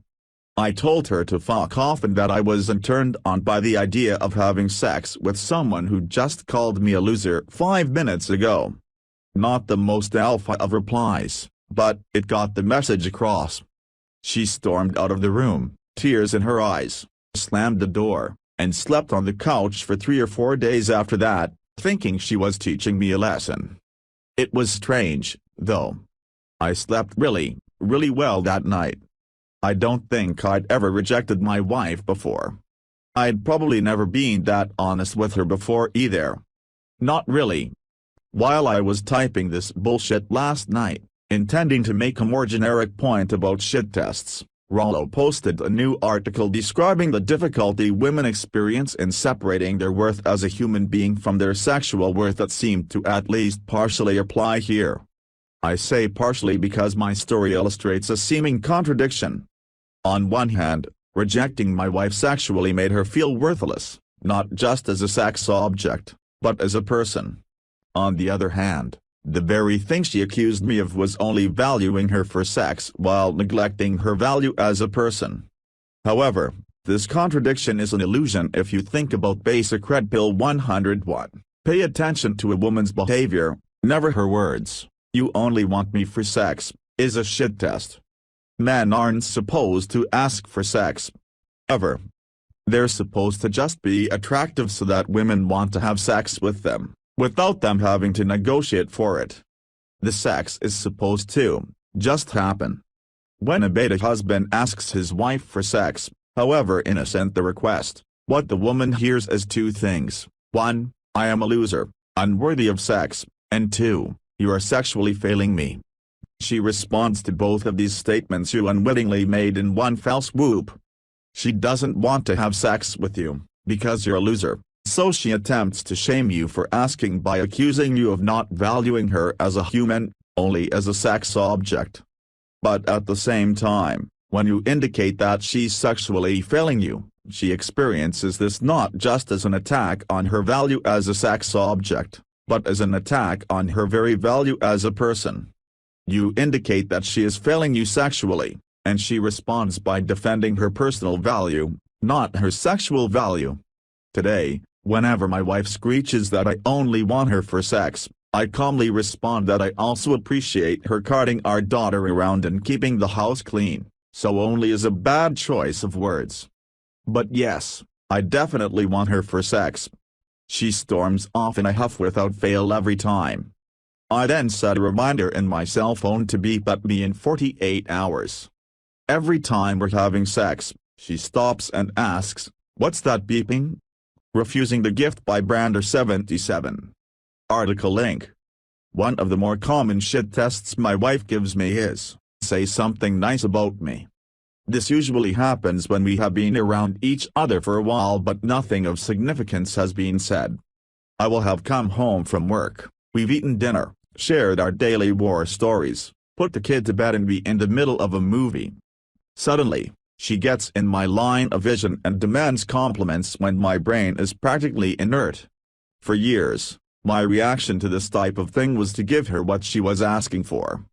My efforts would be unsatisfactory because the compliments always sounded forced, which of course they were. My resentment of this built over time, and eventually I had a script ready at hand for responding to the question. It was a resigned, "Here we go again" routine where I sounded like I was in a call center. A few times I tried confronting the situation head-on, telling her she couldn't just push a button to have me dispense heartfelt compliments at a moment's notice. Logical and accurate? You bet. Didn't work. Nope. It was only after TRP that I considered refusing to engage in her demand at all. Nowadays, this scenario rarely comes up. When it does, as it did yesterday, I sarcastically reply, "Something nice about me." Not the response she wants. She gets a sour look. I give her a shit-eating grin. Then I grab her face and kiss her in a way that says, "You are so silly, but I love you anyway." She resists. How dare I not take this seriously? A playful struggle ensues. She doesn't resist the second kiss. Then she's off and away, acting like she's pissed but unable to contain her smile. For years, I tried to accept and process her emotional insecurities, make them my own, and try to address them. That's the playbook we were given. And yet, only when I started disregarding these scenarios as the childish games they are did we become happy with the results. There is a fairly well-known internet tale about Buddha refusing to accept a man's gift of anger. The doctor of it is that Buddha refutes an angry man's frame, displaying his own emotional independence. This parable applies not just to anger but to a wider range of human interaction. In our daily lives we are surrounded by people who try to manipulate us by activating our anxiety. The kid that throws a tantrum, the car salesman that sits the customer in the negotiation room, the wife pestering her husband for compliments, they are all attempting to influence behavior through emotional discomfort. I don't want to hear the kid cry. I don't want to sit in the tiny room. I don't want her to be upset with me. In TRP parlance, a shit test is emotionally manipulative behavior, and we are shit tested constantly, not only by the romantically interesting women in our lives, but by almost everyone we meet. Most people don't realize what they are doing. They are simply using learned behavior that has often yielded results. So why is this learned behavior so effective? As Chuck Palahniuk put it, we are a generation of men raised by women, and as Dr. Glover points out in No More Mr. Nice Guy, many of us, and I would argue a majority of us, grew up in a situation where we were abandoned or abused. Developed in childhood, our coping strategies tend to be about appeasing others to the detriment of our self-interest. The indoctrination continues as we grow into adults. Our educational system compels us to artificially enforce self-esteem and confidence in others, regardless of merit. Our media deludes us with the chivalry is rewarded, true love conquers all, happily ever after myth. Our legal system and corporate policies place our lives and our livelihoods in the hands of those who may punish us simply for upsetting their sensibilities. Failure to make one's life partner adequately happy will result in the loss of the life you worked so hard to build. In short, we are being taught cradle to grave to take ownership of the anxieties of others because that will give us validation and preserve us from harm. The corollary is that if there is a lack of validation or harm befalls us, it is because we did not adequately address those anxieties. Dealing with this shit crushes a man's spirit, so he will spend a lot of time trying to predict how his own behavior might generate anxiety in others so that he may avoid, deflect or manage it. He pushes his own needs to the back while he attends to others, and isolates himself to reduce the sickening workload. This is the primary ingredient of the blue pill. Therefore, I propose that the axiom of the red pill is to refuse the gift of negative emotion from others, expressed or implied. The guy who tells you your shirt looks stupid. The girl who asks you to buy her a drink. A clingy mother. A verbally abusive father. All trying to move you via negative emotion. All different, yet all the same. It's not about fighting back, it's about refusing to engage at all. Easier said than done, of course. I am certainly nowhere near perfecting my inner Julie Andrews. But the first step is awareness. Here is how I started down this path. The first sign you are being given a gift is when your interaction with someone is making you feel compelled to do something you don't want to. When you find yourself in that situation, take a moment and ask yourself, is this what I want to do/say? If not, refuse to comply. Just say no. It is almost certain that other person will increase the pressure. How dare you not do that thing? It is there, right at that moment, when you feel that increased sense of guilt, the need to appease and not rock the boat and make that person happy, that you are feeling the withdrawal symptoms of the blue pill. Note it. File it. Embrace it. Make it your companion. Then double down on your refusal to do something contrary to your own desires and self-interest. People around you may not like it. Some of the more demanding people in my life have become extremely put out by my new lack of compliance. What happened to Brander 77, they ask.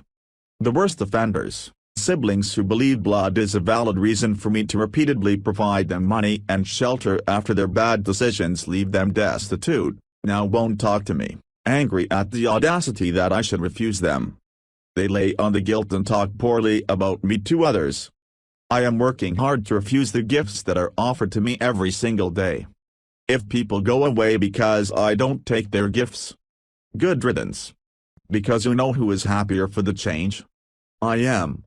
And that's refreshing. You're the island, and she's the seagull by Jar. Article link.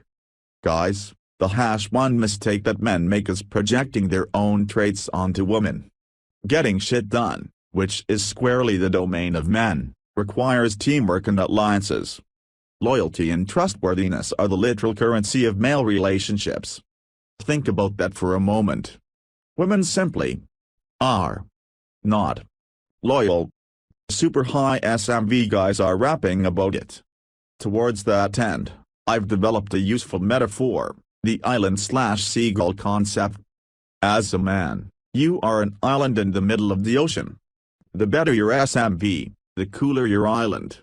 More food sources, better weather. Generally a rockin' place for a seagull to hang out. If your island really kicks ass, the seagull might stay there forever. However, seagulls can fly. They're designed for it. If they catch whiff of a better island, and they think they can make the journey, they'll go. Period. The corollary to this is, it is useless to try to convince a seagull to stay there. Because fuck you, they can just flap their wings and adios. All you can do is make the island a place where seagulls would really want to hang out. Also, it's absolute lunacy to give a seagull domain over your island. Because they'll just eat all the food until there's none left, and shit everywhere. When there's nothing left to take, adios, on to the next island. You'll just be a barren, shitty rock on the open water. By the way, do you live yet? You should go do that. Don't just make her do what you want. Make her want to buy Archie Winner. Article link. I made a comment last night in the Married Red Pill sub that I really think ought to be elaborated on here, because it's something that doesn't always get discussed head-on, and sometimes gets lost among other points. When we talk about interactions with women and all of the things we employ raising our value, physically, financially, socially, implementing, dread game, and so forth, the typical end result is to get a woman to do what we want. Usually sex or some other behavior that demonstrates submission to our leadership. That's a win, right? That's validating. When a woman does what we want due to who we are, what we're like, and how we behaved, we won, right? Honestly, I think that's a little incorrect. Not entirely wrong, mind you. Just kind of like viewing things when the camera lens is out of focus. The goal is not for women to do what we want. The goal is for women to want what we want. It's a subtle difference, but a very important one. If you pay a prostitute for sex, then you got a woman to do what you wanted, didn't you? Not really, because it wasn't sex that you wanted. It wasn't even free sex that you wanted. It was desire. You didn't want sex itself. At least not only sex. You wanted a woman to want to have sex with you. Because that's good sex. That's validating. The same is true if we swap out legal tender for different kinds of currency. If your girlfriend sucks and you attempt to try out some dread game and, whoops, you don't have a mind for subtleties or critical reading and accidentally blackmail the living fuck out of her, she might be desperately afraid you're going to dump her and kick her out of your apartment and onto the street. She might even fuck you out of fear to avoid that fate. Now you have a woman trying to manipulate you with sex, just like you manipulated her into sex. Neither one of you is happy or satisfied. The sex probably sucks, too. Likewise, if a woman is nagging the hell out of you and being a generally disrespectful bitch, and you attempt to withdraw emotionally, and whoops, you accidentally become a raging, threatening, pissy asshole, your woman might think, shit, I just wanted him to leave the toilet seat down. Why is he acting like this? I don't want to deal with this anymore, so I'll just shut up. She might even fuck you just to calm you down. Once again, You have a woman trying to manipulate you with sex, just like you manipulated her into sex. You're both unhappy and unsatisfied. And the sex sucks. We don't just want our women to do what we want. We want them to want what we want. And that's a lot harder. A woman will submit to you when you're a man worth submitting to. She will ride you all night long and let you plow her like a caveman if you're a man worth fucking.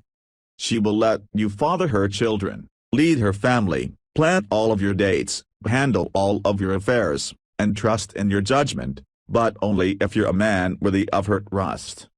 If you're a man who actually has worthwhile judgment, she's not going to hand the reins of her life to just anybody, and especially not the reins of her children's lives.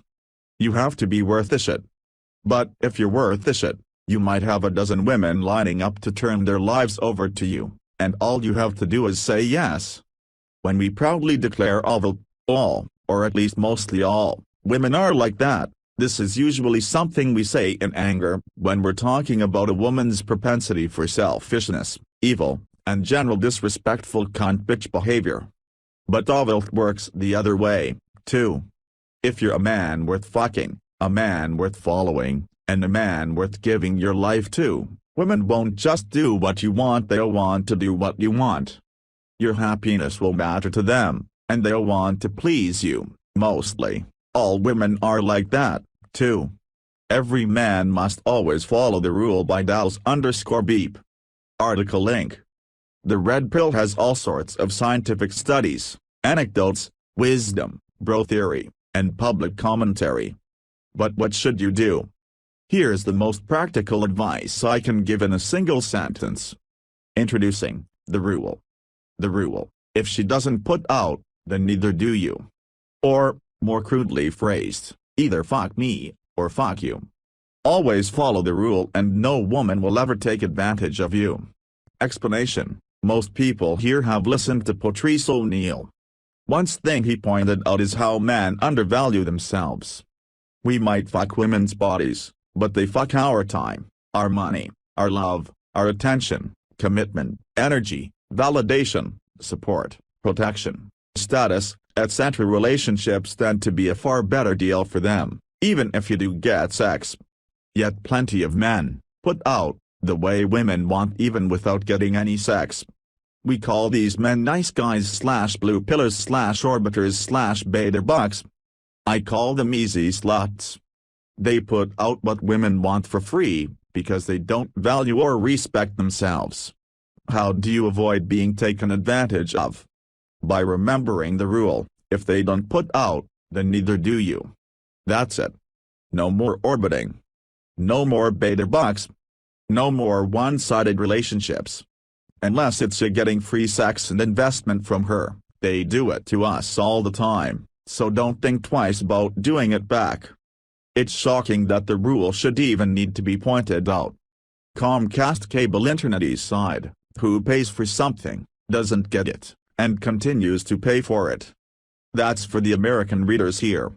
If every man followed the rule, as I believe they should, society would immediately begin to fix itself.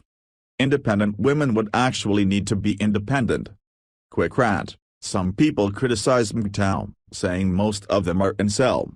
So what? If you don't get any, then not giving any in return is the perfect response. They are following the rule. Of course we as a community want to help out our fellow man, but let's face it, we can't all be alpha males. Being Mr. Alpha fucks might be better, but for those who are set in their unsexy ways, MGTOW beta orbiter any day of the week. Anyone who tells you that you should give women what they want, for free and unreciprocated, is your enemy. They're trying to make you into an easy, disrespected slut with no dignity. Fellow men, keep your legs closed and don't give women jack shit unless you're getting something out of it for yourself. That is pussy. It isn't selfish, nor is it misogyny, it's simply fair. When dealing with women, never put out unreciprocated and they will never take advantage of you again. TL:D. R. The optimal attitude towards women you want to bang is the rule: if you don't put out, then neither do I. In other words, either fuck me, or fuck you. Nice guys equals disrespected sluts, putting out for nothing in return. Edit. The rule is within the context of sexual strategy, which is what this subforum is about. I'm specifically referring to men who want to have sex with women. Of course there are other ways of interacting with women. I'm talking about getting laid here. Foolishly, I assumed this was obvious. Be a Closed Book by Fluviant. Article link. There's a lot of talk about how the man should be the prize here at TRP. Women in this day and age, in Western civilization, are so used to being pedestalized that they get a shock to their system when a man breaks the norm of bending to a woman's will. The shock, which may sound bad at first, induces a strong sense of tingles. There are, or should be, at least, plenty of field reports and red pill examples posted about guys here doing this after first swallowing the red pill and seeing instant results. For a quick example, I was recently at a party. One of the guys there was in Berbera when dealing with his very bitchy girlfriend with whom I haven't had so much as an introduction's worth of interaction. I was talking with a friend when she butted her way in, trying to be a part of this two-man boys club. My buddy and I, who has a semblance of TRP in him, basically told her that we weren't interested in what she had to say. After the rejection, she said, "Well, excuse me," bitchy laugh accompanied by her storming off as she got up to walk away. I responded, "You're excused." Stopped her dead in her tracks. She looked back at me with the face of, I can't believe a guy would say that to me, but I really, really, really like it, and said verbatim, "Fluvian, I like you. You're really funny." Shock to the system. This chick has been waiting for a long time to be put in her place. For the average man, read, beta male, a woman is an opportunity to prove his worth in the sexual market. Betas will essentially unload everything on the woman at first chance. Like verbal diarrhea, it all comes out and repulses the woman. Imagine a guy you just meet who tries to tell you about his life. You couldn't give less of a fuck about this schmuck. He does this with every woman he meets, though. How can I impress her? What does she like? Will this work on her to win her over? This is what women are used to. You all are aware that this is the exact wrong way to approach the subject. The man is the prize. One way to signal this value is by making the woman work for you. Don't give away information about yourself easily. Hold your cards close to your chest. At a base level, you may think this is a case of not having the time to relay your life story to a woman. But it goes deeper. You value yourself, your characteristics, your life experiences, memories, stories, etc. These things are what you tell people close to you who have enough meaning in your life to have earned the privilege to know you on a personal level. Only people of value with whom you want to associate get this treatment from you. Set this stage from early on. Refuse to tell her the nitty-gritty about your past. Hold on for dear life until she has earned that privilege of knowing you on a personal level. A woman will sense a mysterious vibe when you raise an eyebrow to a question about your upbringing, job, etc. instead of answering with glee. She might even give a light shit test if she's intrigued. Ignore and deflect the attempt to dig information out of you. You're a closed book. She has to win your favor and adoration if she wishes to pry you open. And when she starts investing in you sufficiently by giving IOs, and eventually sex, give her a page's worth of your multi-volume biography. Give her just enough to sate her for the time being. This will keep her hooked. Whenever she tells you you're closed off, mysterious, emotionally unavailable, anything of that sort, tell her that you're a closed book. She's an open book. What you learn here at TRP is how to identify the roguery of women's sexual strategy. Amused mastery. You can see right through every act she puts on.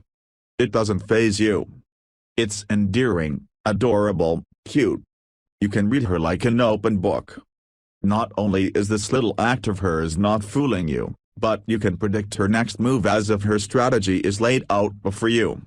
And, again, tell her you can read her like an open book. This has many positive side effects, the mystery of, what does he truly think of me? He's obviously experienced and must know what women like. He's had many women flock to him in the past, etc. You get the idea. You're a closed book. She's an open book.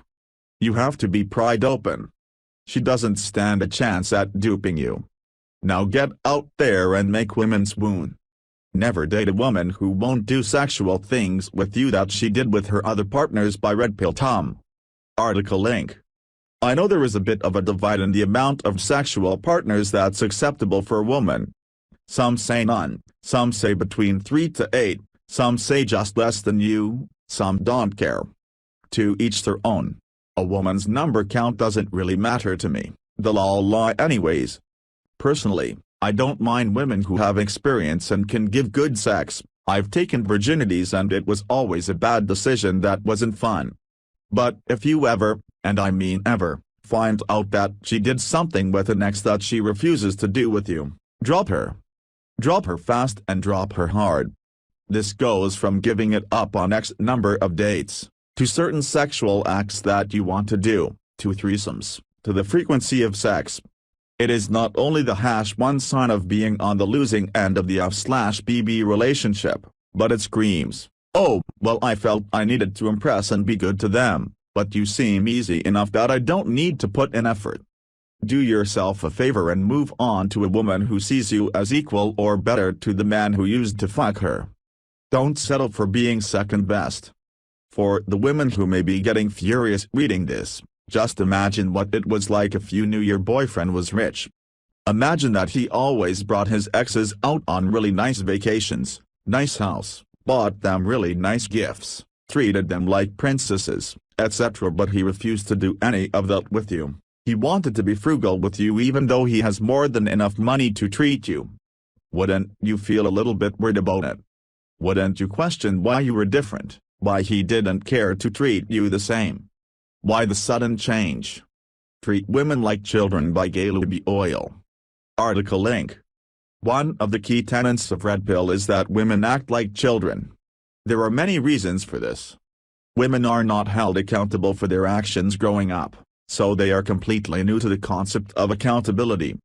If a woman sucks a dick, she tells a really long story about how she was put in a dick-sucking situation. Women don't really believe in their own agency. That's why they often believe in cosmic forces like fate and patriarchy, because nothing they ever do is their fault. If women don't take responsibility for their actions, someone else has to. That's why we have to treat women like children. Obviously, some woman is going to read this, have a cascade of feels and then deal with said feels in the most immature way possible. While Red Pill theory has definitely harsh view of women, the practical application isn't as antisocial as our detractors believe. One of the things that children suck at is regulating their internal state. They're too little to know if they're hungry, sleepy, or if they need to go for a walk. When a child throws a tantrum, it's often not about the toy. There is often some underlying issue you need to take care of.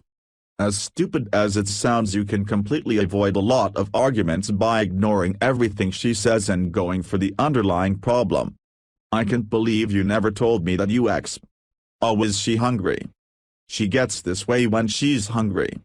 Then just feed her some Greek yogurt or something, and the problem will go away.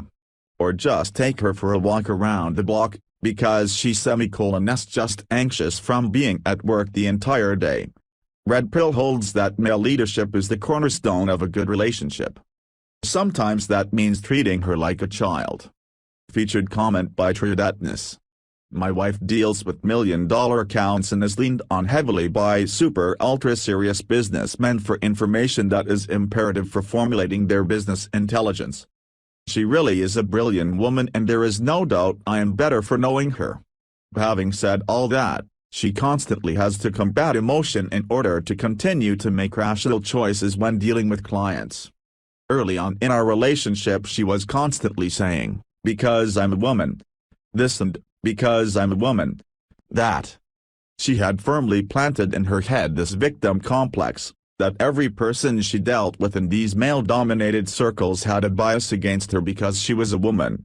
She observed that women populated support roles, worker bees, as she called it, and men largely comprised the decision-making roles. If she tried to contribute substantive perspectives to decision-makers, she was often met with resistance. She verbalized her frustration to me by saying, "I'm being told, just go stand in the corner with your skirt on and we'll tell you when you are needed." Obviously those words weren't being uttered to her, but that was her interpretation of the reactions she received.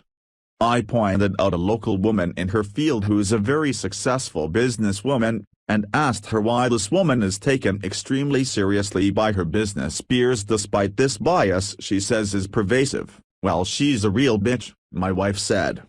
While this may or may not be true, the perception among women is in order for them to break the glass ceiling they have to be cunts. I told her she had to shed this victim complex, but it's not fair, she told me. She had a bad case of solipsism and victimhood running. Through the course of our intimate discussions, I told her basically that men experience professional difficulty and lack of fairness all the time. Not every man gets promoted to management. Not every man gets taken as seriously as they want to by managers. I related many of my personal stories about being shit on by bosses. Everyone gets shit on by bosses. It's called paying your dues. It has nothing to do with gender. What was holding her back was her personal victim complex, not bias. Case in point, she has a client, biggest in the firm. The owner is a wise old fox, a southern gentleman with largely a traditional view on life. Over the years, he has by and large defaulted all serious business conversations with the senior partner in her firm, who is male, even though she does all the work for him. For a long time, this outraged her. Why wasn't she taken seriously? She expressed to me that she no longer wanted to handle this account because the old guy was a sexist asshole. This would have not been the wisest career move. I remember speaking with her that night. Basically, I told her what the man's personal opinion was of women was non-consequential. If he's sexist shitbag, who cares? You smile and work the account. You do what you have to do to keep the checks from his office continuing to roll in. Then when you get paid, you laugh all the way to the bank. If he wants to have austere convos over lunch with the senior partner, who he's known for 30 to 40 years, let him. After all, he's writing the checks, isn't he? I was a waiter for many years. Many customers treated me like shit. I had an iron smile through it all and gained glorious satisfaction from people giving me 20–30% even though they shit on me during service. It's not fucking personal, it's business. The question always is, what do I need to do to keep getting paid in this situation? It's never, what does the customer/client need to do to make me happy? This concept was like a revelation to my wife. Is that how men think? Fuck yeah, it is. So the next day the senior partner calls her into his office and asked her what was up with the account and what was her temperature on it. "I just have to do whatever it takes to keep him writing checks to us," she told him. "I knew I could count on you," the senior partner said. That moment was like a break in my wife's mindset and her perspective dramatically changed. Fast forward to now.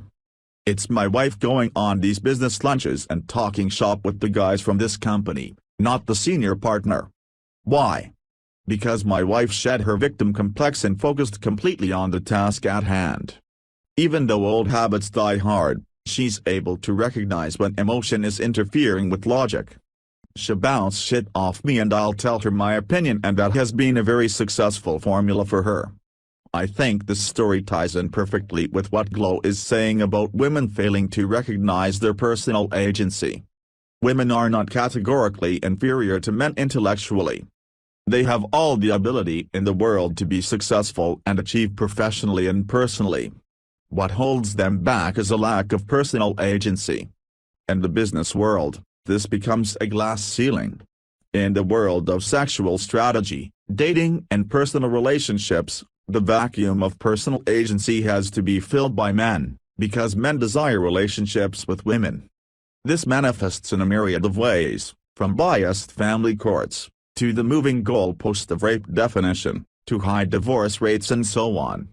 Men are reacting to this increasing lack of agency on the part of women by treating relationships more casually. Men are becoming more self-interested because their increased agency increases their risk. Some men are going their own way and not engaging in male-female relationships at all. Glow playfully, as usual, says the solution is to treat women like crying toddlers and look past their whining and seek out root cause, Greek yogurt and walk. He's mocking women to get them to see their own folly, hey-negging. My solution was to have a series of well-made points, exemplified by personal experience. Once I convinced my wife to put what I was telling her into practice and she discovered the immediate success in it, she was a believer. Then again, my wife is probably more pragmatic than most. Be a good person if you want, but it won't attract women by sickness. Article link. When I was first turned on to game almost 10 years ago, it was because I finally understood its power. I began to study and practice game. It was an exciting time in my life, full of hope and wonder. At the same time, I still clung to my nice guy ways. I always believed I was a good person. Noble. Kind. Honest. Caring. I'd make a great father. I'm a good human being who is considerate of his fellow man.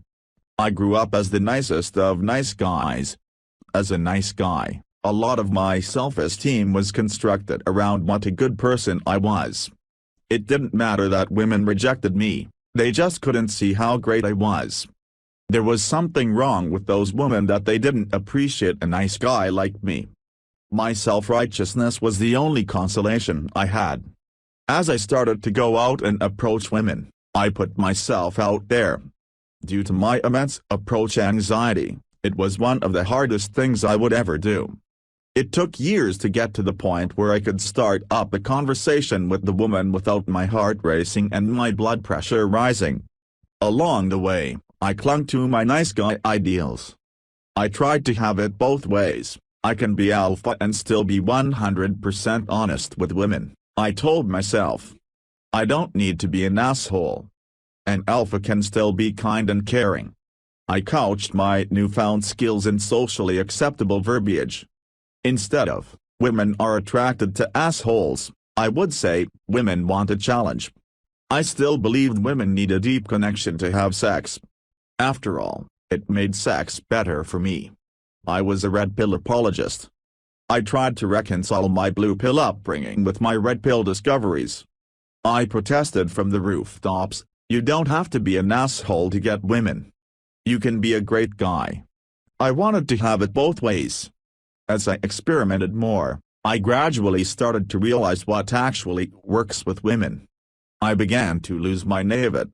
More and more, mostly due to my horniness, I began to mess around on the fringes of blue pill and deeper into red pill. I cut out every nice guy part of me I could. I realized it made women even more attracted to me. The less I got to know them, the more they wanted me. The more standoffish and dickish I was, the more attracted they were. There's been a shitty trend here in r/red pill. You could see it in r/seduction as it got more popular and mainstream.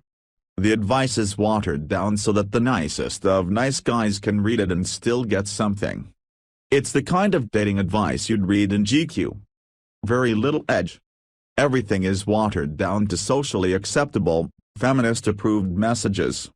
Have good body language. Be a leader. Take initiative. It's not that this advice won't help you with women, but it's the type of advice that helps guys to continue doing 99% of what they are doing wrong around women, being nice. Being nice was, and still is, a cancerous growth at the core of my interactions with women. I've spent years expelling and ridding of myself of automatically doing what I should do around women. And I still have a long way to go. We see many ugly truths in this sub. And it often seems misogynistic or like we're angry at women. We're not angry. We've just found out that contrary to how much we want to believe, women aren't attracted to the guy who walks old ladies across the street. She may like you as a person, but it doesn't make her want to fuck you. There are many dark and unsettling qualities that attract women to men, and games about reflecting those qualities back to women. I'm still a good person. I still walk old ladies across the street. But I'm not naive anymore. I wouldn't tell a woman about it. I would probably hide it. I know that when it comes to women's attraction, no good deed ever goes unpunished. Men opting out of the sexual marketplace buyout is like my opinion. Comment link from a larger article. Here's something to ponder. Maybe men of intellect and power individually came to the collective conclusion that men have been fighting a losing battle against woman's nature for millennia. The opportunity cost became too high. The best option presented itself. Money, power, and personal gain became king amongst none other. And we now see the results.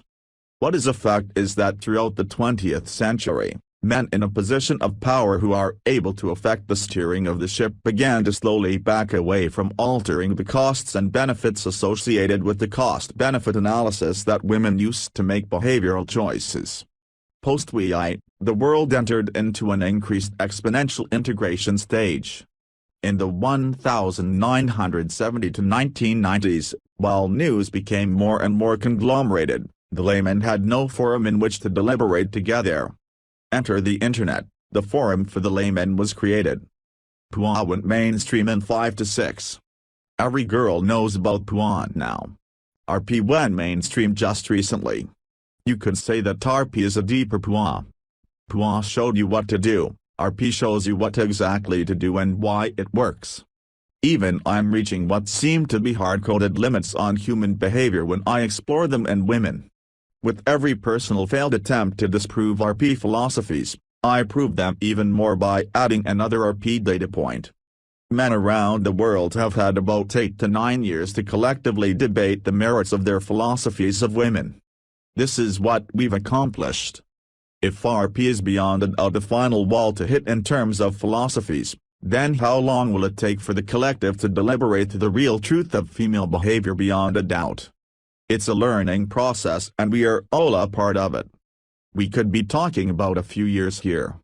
My bets are hedged on biology. Should society as a whole be able to transcend biological nature for mental augmentation, then I will happily merge with that society. Biological limitations define a very solid constraint for human actions. Theoretically, everyone can transcend their biological purpose. In reality, Winston Churchill's words describe this limitation well. The best argument against democracy is a 5-minute conversation with the average voter. Theoretically, every citizen in the UK could be a productive member of a democracy. Theoretically, every girl could transcend her biological nature. The best argument against that is a 5-minute observation of the whole of a girl's past romantic actions. Do I think that women have the mental capacity to figure it out before they are 25? No. Where do I stand? The entire real value of a woman for me is hedged on her being my equal. She must be as good as me. I'm trustworthy, she should be trustworthy, etc. because I feel that is right. I want no part in a real lifelong commitment without this, and I have thrown out unicorn-type girls who were 1 SMV point below and 1 to 2 intelligence value points below, although at that point of consideration SMV wasn't of concern to me as long as she turned me on enough. What do I see as the success part 2? Men on a large scale opting out of the belief that mental ability supersedes biological imperative. Once that conclusion is apparent and accepted, women's limitation becomes definable. Whereas in the belief that mental ability supersedes biological imperative, any ideas seem rational, true love is possible, and it is not based SMV, life drive, manliness, etc. What happens when women's limitation becomes definable? Calculated decisions can be made from that conclusion. Leading to success part 3, either women bring themselves up to an equal level, or men opt out of true lifelong commitment. I can't guess what part 4 will be, but I'm sure virtual reality and sex alternatives will be a big player for a large part of the population. That was what I wrote a response in another thread. The relationship type that is reinforced in the red pill community is the captain, first mate type. You find a great girl who wants what you have to offer. You lead her into a proper dynamic. You are a rock and hold the reins. This is exactly the type of relationship where you are 1+ points above the woman in SMV intelligence. Her hypergamy is satiated, and you have to constantly put in work to maintain this. If you'll remember, there were posts on TRP talking about how getting sick affects the delicate balance. Think that's where it ends? No. There are still more things to deal with 5-10 years down the line. That one coworker that she has that she clicks with. It's not her fault if she develops feelings for him, it's just biology doing what it's meant to do. You have to deal with that. The tantrums. Female emotions are a fickle bitch. We all know how fickle they are. We've all been in a situation where everything is working very nicely and the turbulence in a relationship is caused by something from her side. Dealing with shit tests. The market for pussy is a seller's market, and this gives power to women. What women want from a man is already a price that is astronomically high. I'm supposed to do all these things for some mediocre pussy? Are you out of your mind? I am supposed to bend to her demands just to have a girl who is loyal and nice to be around for the most part? Rollo has a wife. I'm sure she's below him in SMV. If I recall correctly, they married when they were young and his partner count is relatively low. It works. Sure, but look at the price that he is paying. He gave her his long-term commitment. She's below him in SMV, he plays his part and she plays her part, and her hypergamy is satisfied. But think about how much work playing his part involves. Most of you have been in a long-term relationship. You remember how it is. A lot of it is work. I like to call a spade a spade. If Rollo wasn't who he is, his wife would leave. Let's also reveal another spade, an elephant in the room. From a 2013 Forbes article, that means only 1.7% of all billionaires are self-made women, and that only 17% of the women on our list got there without inheriting a big chunk. Plus, of those 24, the vast majority of whom are from the US or China, 15 co-founded their businesses with husbands or siblings. Among the 9 who went on their own are Oprah Winfrey and Spanx's Sarah Blakely. In contrast, most male billionaires are entirely self-made. 0.017.179/24 equals 0.1% of all billionaires are self-made women who didn't inherit a big chunk of money or co-found their business with their family. On the subject of members of each sex in the top echelon of society, men blow women out of the water. This isn't coincidence. These are real, visible effects of the differences between the sexes. While the analogy that I am about to write will not be the best analogy, it is there to show a general idea of hypergamy's inner workings. The men at the top echelons of society outnumber the women. Hypergamy would show that the best women would gravitate to the best men. The female 10s would hook a male 10. Once the female 10s run out, the 9s would go for the male 10s. Once the male 10s run out, the 9s would go for the 9s, and so on. This will affect the chain all the way down to where most males stand. What does this mean? There will always be someone better than you for that woman at the same SMV. Is it really worth all that work to go the route that Rollo did? LTR, Captain First Mate, hypergamy satiated long-term commitment. Sure, it may be fun. I've had my dealings with a similar situation recently, and the opportunity cost of putting your foot forward in that regard is the sacrifice of many good things in your life. Remember how you don't really care about what a girl thinks of you? The mental satisfaction and calm that comes from that? Well, now you will care. You have to, it's part of the equation. You have to analyze what she is thinking, what you are thinking, how you will react. You need to do that with plates as well, but it's a split-second analysis that requires almost no effort. Your time and your mental effort are markets. Think SMV, you wouldn't fuck a 5 if you are an 8. Your time and mental effort have a price. If I'm thinking about relationships or oniitis, it takes away from other things I could be thinking about. especially if you have good things going on in your life and you actually enjoy your time for the most part.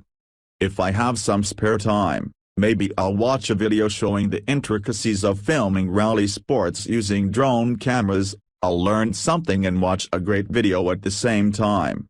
Maybe you can start on that business idea that you've been planning for a while. It's no surprise that a lot of men coming out of a breakup start working out and increasing their salary at a much faster pace than before. It's because their time and mental effort can now be spent on other things. That is the opportunity cost with time and mental effort. When we are looking at future trends, the best predictor has never been what betas do. The market deciders are alphas because of their position in the SMV marketplace. The rest will trickle down. We aren't even close to being in the upper echelon of society, but all of us here have goals and a lot of us are going to make it into very solid positions in life. The conclusions that we come to in regards to women will carry forward with us in life and will be a force in the future sexual marketplace. I don't know about where you stand, but I'm slowly becoming a real MGTOW in the sense that I am considering to seriously go my own way for a long time. It's not that I can't get a woman or a relationship. I can and I have. I probably could have substantially extended the last relationship I had with a girl to about 8 months. Her SMV was very high and she was dating millionaires before me. It was nice and I was testing to see if I needed to game her. First week was great, then it became apparent that I did need to put work into it as this raw low. As the incentives for a relationship started vanishing, I decided to drop her and replayed her in a month or two. I'm not going to find someone as nice as her anytime soon. She's the closest to unicorn that I could find, so I chose to try that with her to actually give it a shot. I needed to personally know beyond a doubt that it doesn't really exist. Else I would regret it in the future, missing an opportunity like that. It would be nice to be in a relationship with a sane, sexual, good girl who actually has potential to grow with you on your level and not underneath you. I see other girls as chumps now.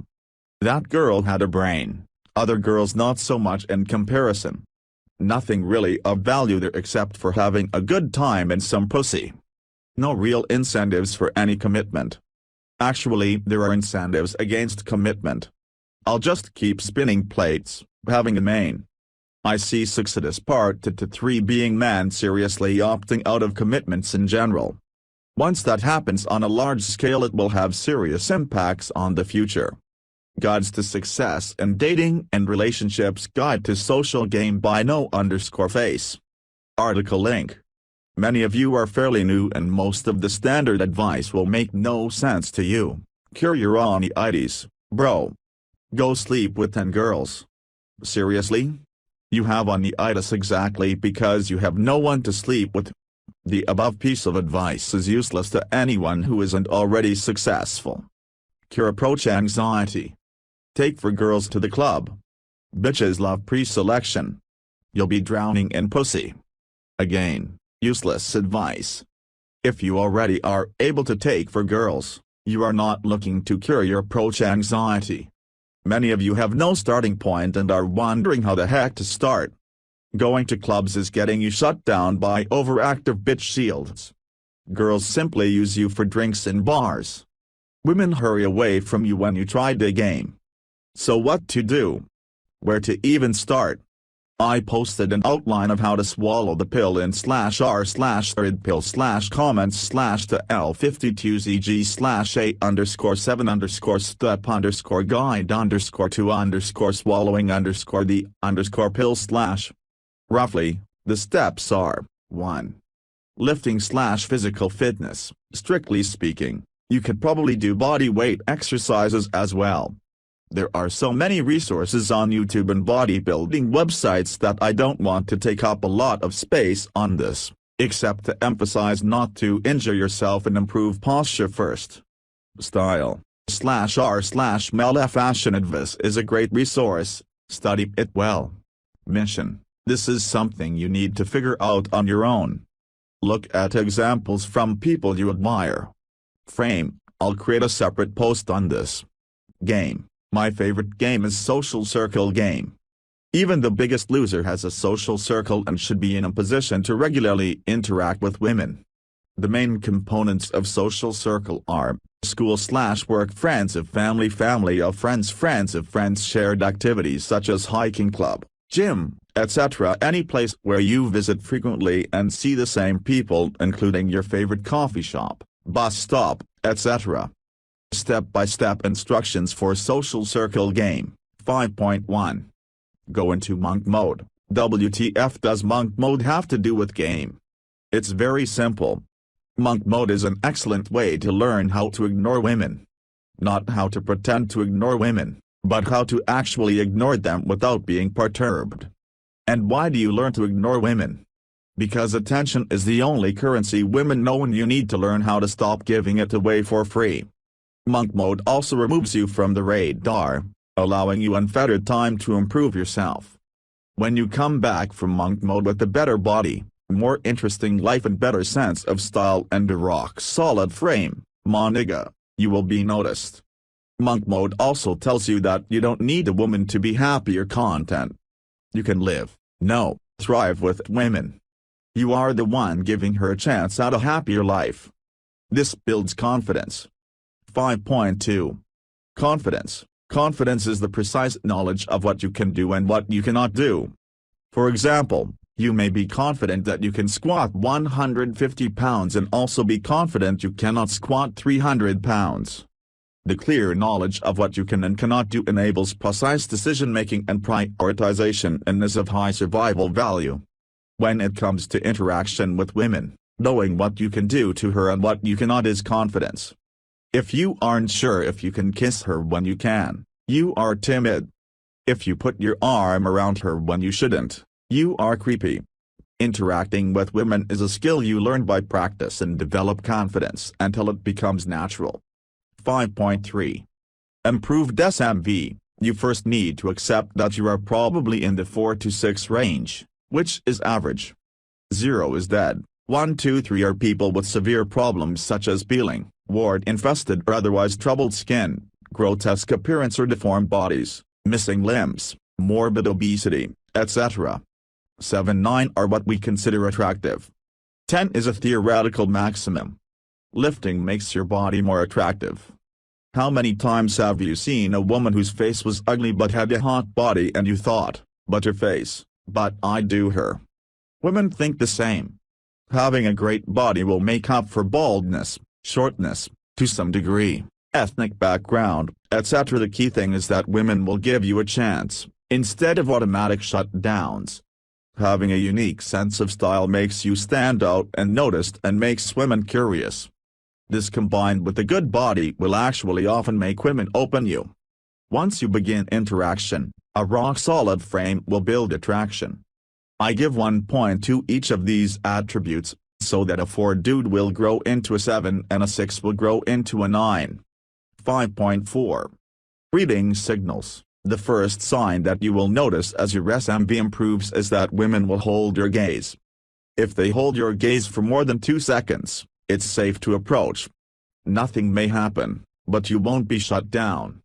The second signal you will notice is that women will smile, or if they are with a girlfriend, they may turn away and giggle and look back at you. This is a better signal. You can approach with boldness. 5.5. Approach. Note that women in your social circle know about you, and if you have had recent string of successes or improved SMV, the women are talking about you.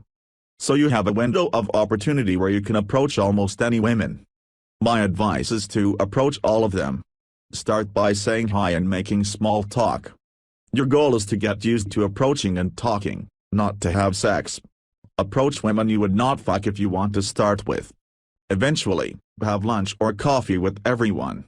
When word gets around that this guy is very social, women will not think much if you approach them, or no one, including you, will care if an invitation is declined. Women in your social circle are most likely to agree to go to coffee with you, especially if you are known to take everyone to coffee. Repeated asking women out and taking them to coffee with no sexual intention will take the edge off the anxiety, and you will grow more and more confident when talking to women. Dividing your attention among multiple women is the best prevention and cure to one-itis. 5.6. Escalation. Occasionally, you and one of your coffee dates will have moment of connection.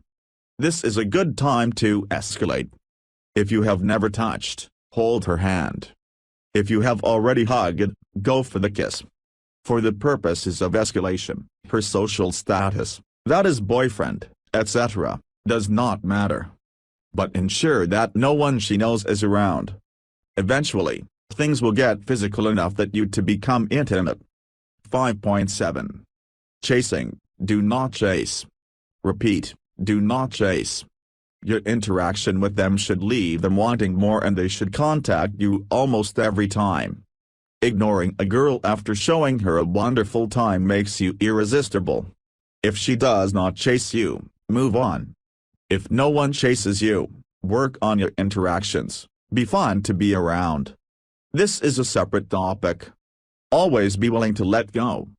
5.8. Grow the circle. Always look to grow your social circle. Meet friends of friends and then their friends. Meet people through your mission. The larger your social circle, the more people you meet unless you care about the outcome with any individual girl. My suggestion is to also take guys out for coffee or beer. It will help you grow your circle. General notes: note that social circle game is slower than a club/bar or day game. In a club you have an hour or two to do what you can stretch over weeks in your social circle. Social circle game also enables opportunities for long time frame pre-selection, show of leadership, etc. Do not approach any girl who is in a relationship with a male friend of yours. It's always more useful to have the man as an extender of your social circle. Bros before hoes. If a girl recoils from your advances, pretend you never did it and continue from stage before you escalated. Often, she will ignore it too. Next her, she's not into you. Surprisingly, some of these girls may end up chasing you, but you should never think of her anymore. A list of relationship green flags by DRRRRR. Comment link from a larger article. Green flags: she works out without wearing makeup, can speak intelligently about her fitness goals, and doesn't need to be a part of a group like CF to go work out. She asks questions and while you are speaking, you can look into her eyes and see she's actually paying attention. Most girls are thinking about what to yammer next, as are most betas. Both parties are always thinking of how to make themselves sound cool, which is why dates suck so hard for betas. Tell her a story. She asks good questions. You talk about a hike you took, she'll ask what it was like at the top and let you answer rather than rushing to relate the story back to her on some stupid shit she did. She doesn't know what Reddit is and doesn't have a Tumblr or photography blog or Instagram. She uses social media sparingly. She has actual interests of her own, which she brings up when you ask, but not just to blab about them. She flirts well. Big green flag: she knows how to tilt her head, move her lips, flex her legs, etc. This by no means signifies she is LTR material, but if everything else checks out, it really pays to have this in LTR. She knows how to rile you up and get you to the point where you want to just rage fuck her. This is something that is instinctive. Contrary to Reddit belief, a girl doesn't gain this by fucking the whole frat house. It's a natural part of the masculine-feminine dance that some women naturally understand better than others. An extension to the previous point, her shit testing is fun, not obnoxious. It's flirty shit tests that make you hard because you know as you dunk them you're breaking down that resistance. All girls shit test if they are attracted, but some do it in a way that is arousing for both parties, like the two of you are playing a highly skilled ping pong match. She can cook. Enough said. It shows that she cares about herself and her health, and girls who cook tend to have a good relationship with their mama. Cooking is the ultimate feminine skill and it's a green flag if she's competent at it, and a greener flag if she brings soul and artistry to that shit. It is not about the food, it's about what cooking says about her. It says that she was sane enough to stick at a non-fun, non-cool activity until she got good at it. Also known as she has discipline. She's sweet, not jaded. She believes the world is a beautiful place and she believes in the idea of love. All that shit. I love it. I want her to be an idealist, I want her to be stupidly uncynical. I don't want her to be cold and calculating, I don't want her to know that love is chemicals and people are selfish, and she's only with me for SMV. I don't want her to have this biting way with words or this harsh, rugged individualistic way of navigating the world. I don't want her to be like me. I don't want her to have trauma or suffering or hatred or anger or any type of negative emotion fueling her. This is the most important. I want her to be unspoiled by ravages of the pessimistic, cruel world we live in. I want her to believe in the dream of love and raising a sweet family like her fucking grandma did. I have enough gritty realism to guide the two of us. I don't need it coming from her. And by the way, this is reason # you don't fuck with high sex count women. They have all lost #8. It's all gone by the 4th or 5th relationship dick. They no longer believe. Their dorky girlish dream about the world they can build with the man they love has been replaced with baggage, snark, and fake, ugly imitations of masculine behaviors that they use as defense mechanisms. Take My Breath Away, by Discotency. Article link. If you ever come to a point where you think you're being too aggressive with a girl, keep doing what you do. Let me tell you the tale of numerous experiences that have completely reshaped how I view women and their sexuality. After ending an LTR earlier this summer, I went on a Tinder binge and had dates lined up regularly on Mondays through Thursdays for several weeks. It came to a point where every date was so methodical, that within an hour of meeting and shooting the shit, the chick and I would be sucking face in public. I didn't give a fuck if there were other people nearby, it just had to happen right there and then. Plus if a girl is a bad kisser, that's a deal breaker for me and I usually end up cutting the date short after that. These girls would come from all walks of life, teachers, receptionists, accountants, artists, recruiters, you name it. The one thing they all had in common is their undying love for literally having their breath taken away while being kissed. My methods for the fail-proof makeout session where every chick gets absolutely wet is to have both of your hands on each side of her neck, maneuvering her head left and right as you kiss her, with your fingers pulling a bit of her hair and massaging the back of her head. Slowly, but assertively, move either one of your hands to the middle of her neck and start applying slight pressure. We are not talking bedroom choking just yet, but this sets a nice pace of what's to come in the next few hours and days for her. Absolutely, positively, 100% of girls that I did this to were gasping for air in the most sexual way possible. It was like an instant switch for the bedroom eyes, where she would look at me like a hungry lioness and start reaching for my cock. At this point is where I stop dead in my tracks and continue with the conversation, usually by taking a sip of my drink first. You can just feel her heart about to jump out of her chest, it's beating so fast, that if I wanted to take her right there and then in the bar booth, I probably could. The revelation came to me last night after another first date with a chick where she said she absolutely loved how I took her breath away. At this point I got lost inside my head while remembering this song from my childhood. The message has been there for us men all along. Women want you to take their breath away. Literally. There is no underlying message about wooing her with flowers, or romantic gestures. It's that simple. Take her fucking breath away and enjoy the fruits your labor shortly thereafter. The Definitive Guide to Shit Tests by Salt. Article link. The issue of what's popularly referred to as shit tests, also known as fitness tests, comes up often enough I've decided to write up a post so we can put this issue to rest for a while. When it comes right down to it, shit tests are typically women's way of flirting. Women generally do not shit test men they have no interest in, so if you're getting them then it's often a good thing. Let's look at what shit tests actually are. Rapport breaks. Rapport breaks are a type of flirting where women throw you a faux indicator of disinterest to see how you handle it. If you respond in kind then you pass. In essence, it is a form of mirroring each other's level of investment, or as they say, like attracts like. So why are rapport breaks a form of flirting? The main reason is that it gives women a degree of emotional stimulation. Plus there's the fact that most men buckle to women's shit tests and don't respond in kind. This demonstrates a lack of social acumen and emotional maturity.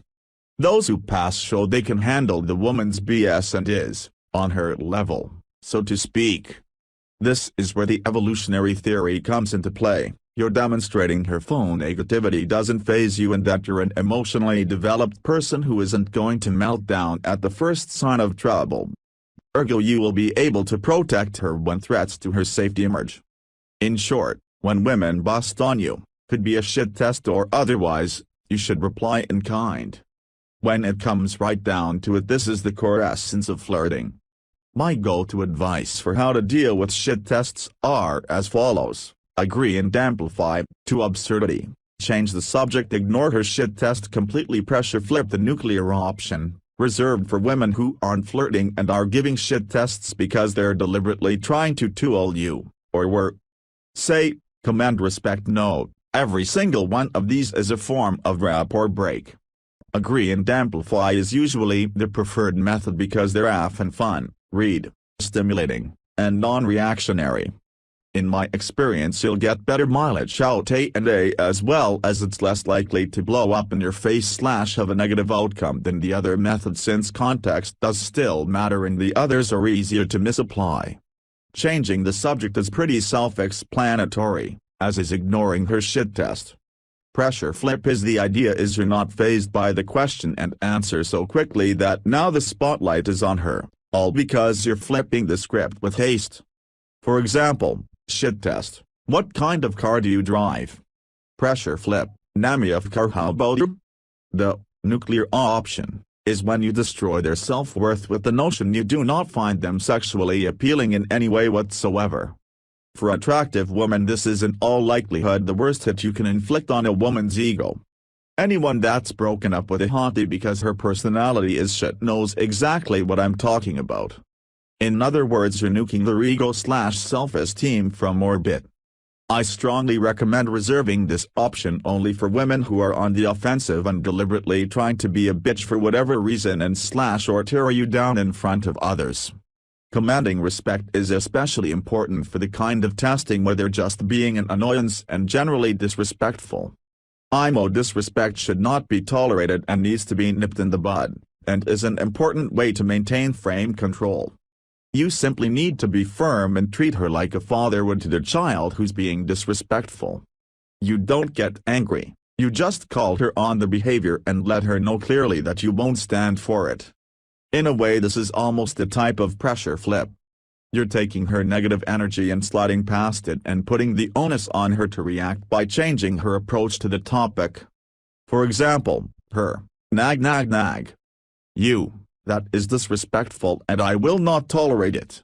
If you haven't read the sidebar material, particularly the Year 1 posts at The Rational Male, make that your next stop. I strongly recommend reading the writings on frame control, of which shit tests are part of. Be selfish, dismissive, amused, and communicate less. The Keys to Success by Archwinner. Article link.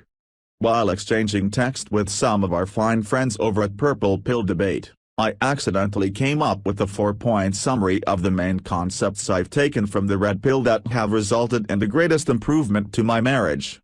It actually sounds kind of simple when you lay it out in summary form. Be selfish, be dismissive of undesirable behavior, be amused at anger, and communicate less rather than more. Of course, conventional societal teachings tell us that this is a surefire path to divorce and unhappiness. Yet time and time again, in all of our interactions with women, the exact opposite proves true. If you do these 4 things, you have a good sex life and a good home life. If you do the opposite of these 4 things, like society tells you to do, you have a sexless relationship with a disrespectful bitch and get cheated on and dumped / divorced. Be selfish. No woman respects a man who doesn't respect himself. You respect yourself by putting yourself first. By knowing what you want and taking steps to acquire it. By being forward and honest and outright saying what you want. By doing what you want. By not compromising on what you want. Now obviously, being selfish doesn't mean being a disrespectful ass. Don't skip out on your kid's birthday party to go to the gym.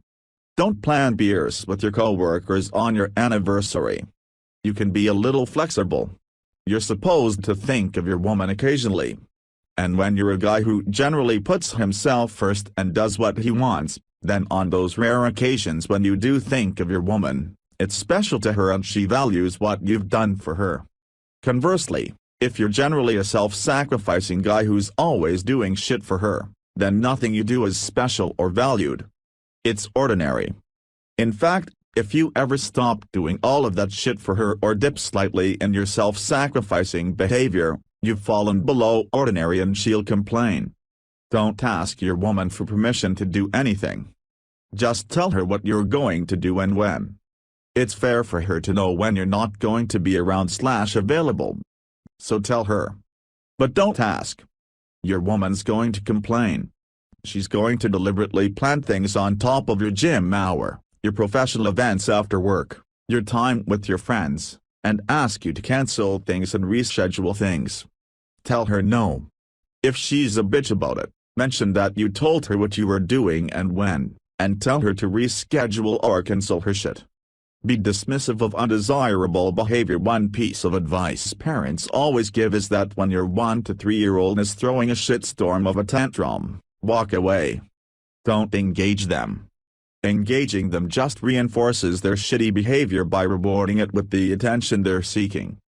Something parents often fail to realize, though, is that this same advice is equally applicable when dealing with adults. When your woman complains about something that is not an important life or death matter, or tries to pick a fight over something, never argue. Because except for those rare cases of actual significance that are easy to recognize, she's not after the solution to her complaint or a resolution to her conflict. She's after validation. Attention. When you respond to a complaint, you validate it. You took something that was trivial and unimportant and treated it like it was a legitimate talking point. This advice doesn't just extend to bitchy behavior, though. If your woman is blathering on and on about some annoying girl from work and you don't have the time to listen to this, or it's just plain bothering you, you don't have to. You can cut her off if you'd like. You can answer with grunts while doing something else. You can refrain from validating this behavior by withdrawing your attention. Obviously, you should listen to your woman most of the time, if she's holding up her end of the relationship in other respects. This example is just to illustrate that the act of being dismissive can be applied to any undesirable behavior. Not just bitchiness, irrationally denying sex, flirting/chatting with other guys, etc. Be amused at anger. This is really just a subset of #2, above, but because attempts to argue, complain, and pick fights are most women's first choice of shit test, it warrants its own bullet point. The best possible way to be dismissive is to find something entertaining and amusing. She's trying to shake your frame, get a rise out of you, bring you down to her level, and instead, you derive benefit from her actions, and respond like you would to a child, by responding to the fact that she's communicating in the manner in which she's communicating, rather than addressing the issue she's raising. If you become angry, defensive, hurt, etc., then the message you've sent to your woman is, "You are more powerful than I am. You have the power to affect my emotional state. I don't decide how I feel. You do. I don't take charge of my life. I just react to shit. I am an unworthy and weak male specimen. Please refrain from having sex with me and find yourself a real man." In fact, if you address the issue at all, you're saying, "You control what is and is not important in our lives. You set my priorities just by talking. You're my boss." Your woman doesn't want you to get angry. She wants you to remain a solid rock, upon which she can rely. Despite what society will try to tell you, your job is to be the rock that grounds her, not to address her every issue with the whole of your attention and communicate your feelings with one another. Your woman can't talk to her girlfriends about that stuff. She needs you to be a man. The added bonus is that if you're always amused, stoic, and unshakable, then on the rare occasions when you do raise your voice or become aggravated by something, your woman will know that you are expressing anger intentionally, and with great purpose, because the issue is important. On those rare occasions when you do get angry, they're special, and you command her attention. Communicate less, not more. The whole world's proposed solution to relationship problems is communication. And if that's not working, counseling, where the counselor can have you communicate some more. But when your woman comes home from her workday, or her non-workday, depending on her situation, and begins to complain about a coworker or friend of hers, and chatters on and on for 45 minutes straight about this other person you barely know and don't care about, she doesn't want you to offer solutions or advice. She just wants you to sit there and listen. To communicate less. To just say, and nod. She wants you to hear her feelings, but she doesn't want you to tell her what you think. And when you're having a hard time at work and maybe getting fired at the end of the week, that's the last thing she wants to hear from you. If you tell her about your worries, she'll just worry, too, and there's nothing she can do about the problem.